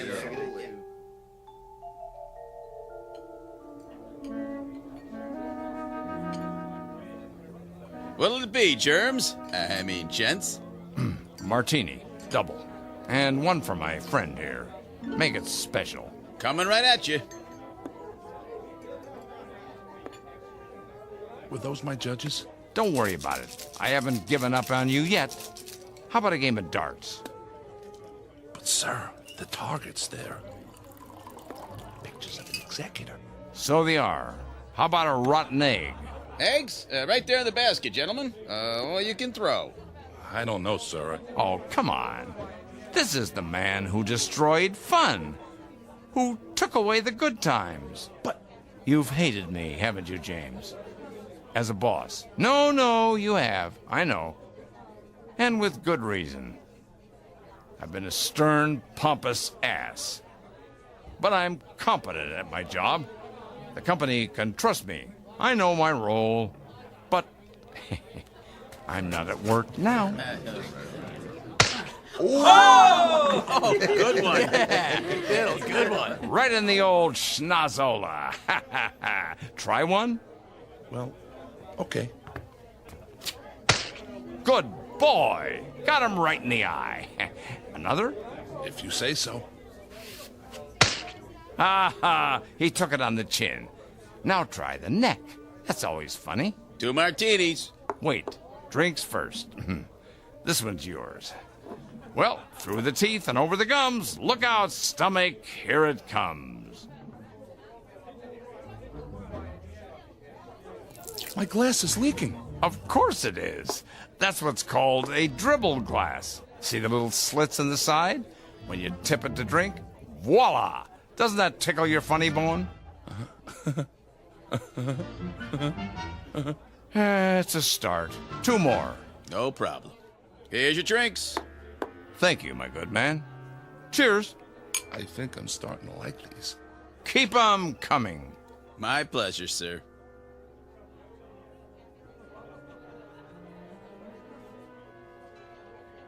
Look at the screen. Know who that is? Who? Betty Boop.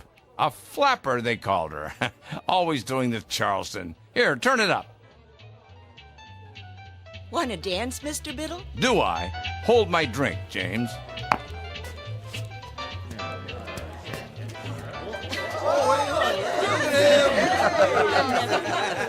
You ain't seen nothing yet.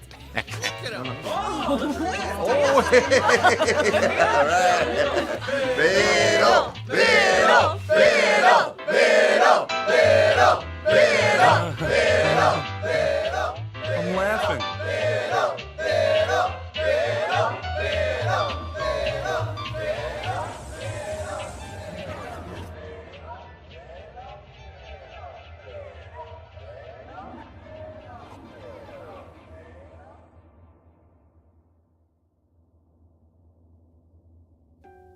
Mr. Kincaid. Did I pass? Huh? What did the judges say? If I could have a word with you outside? Tell me, I'm laughing. I must be. See? I've never felt this way before. Sorry, Mr. Kincaid. Time's up.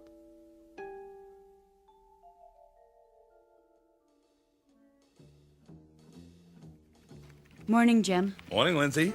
You're looking sexy as usual. What? Later, alligator. We're on for Paris, by the way. I don't know what you're... The rocket shuttle? Oh, that's right. It wasn't really you. Well, I'll explain. As soon as I talk to old man Biddle. Jim, have you been drinking? After a while, crocodile. Come in. Hi. You are 17 minutes late. I know. Those martinis, whatever they were, they really got to me. Martinis? I hadn't even tasted this stuff before last night. Sorry. I was pretty plastered. Who took me home? I don't know what you're talking about. About last night. SPOL. Hey, why does the fireman wear red suspenders? What? To keep his pants up! Are you sick, Kincaid? Oh, come on, Mr. Biddle. I know I was a disappointment to you, but it was also new. They're not going to hold it against me because I didn't laugh, are they? I didn't know how. But I do now.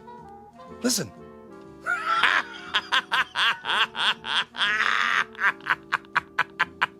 Kincaid? Yes, sir? You're fired. So the judges ruled against me. I don't blame them. You can fix it, can't you? Get out. All I want is a second chance. Is that too much to ask? I can learn. If I don't, what will happen? Humor will die, and comedy, and all the great... I don't know what you're babbling about, Kincaid, but I warn you, if you repeat any of it to the authorities, they'll put you away.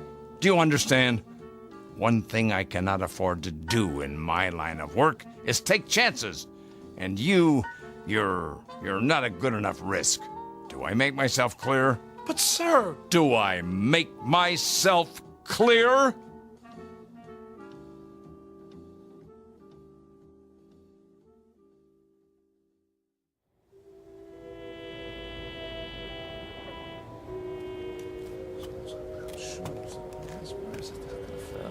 Evening to you. Evening? I was wondering, can you spare a smoke? Sorry, I don't... Wait a minute. Have you ever seen me before? You? Well, no, Did you smoke a cigar last night? Oh yeah. I think I did. Here. Get yourself a cup of Cava Java. Hey, thanks.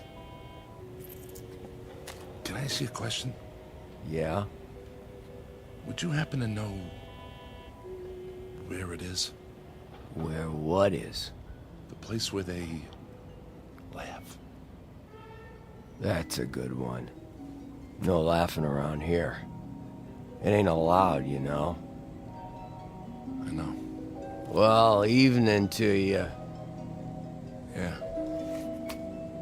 See you in the funny papers. A section of the city known as No Man's Land. Mr. James Kincaid, once 39, but a lot older now. He frequents this neighborhood every night, perhaps hoping to hear the lovely, desperate sound of laughter echoing from a dark, unmarked building somewhere in the faraway reaches of the Twilight Zone. The Twilight Zone continues in just a moment. You are about to enter another dimension. A dimension not only of sight and sound, but of mind. A journey into a wondrous land of imagination. Next stop, the Twilight Zone. Hi, this is Stacy Keach. I'd like to take a moment to tell you about our Twilight Zone website at twilightzoneradio.com. At twilightzoneradio.com, you'll find the latest information on these Twilight Zone radio dramas, including behind-the-scenes photographs, plus the newest product releases, trivia contests, ways to contact us, other Twilight Zone-related info and merchandise, plus links to other fascinating websites. So make your next stop twilightzoneradio.com. Visit twilightzoneradio.com to purchase these Twilight Zone radio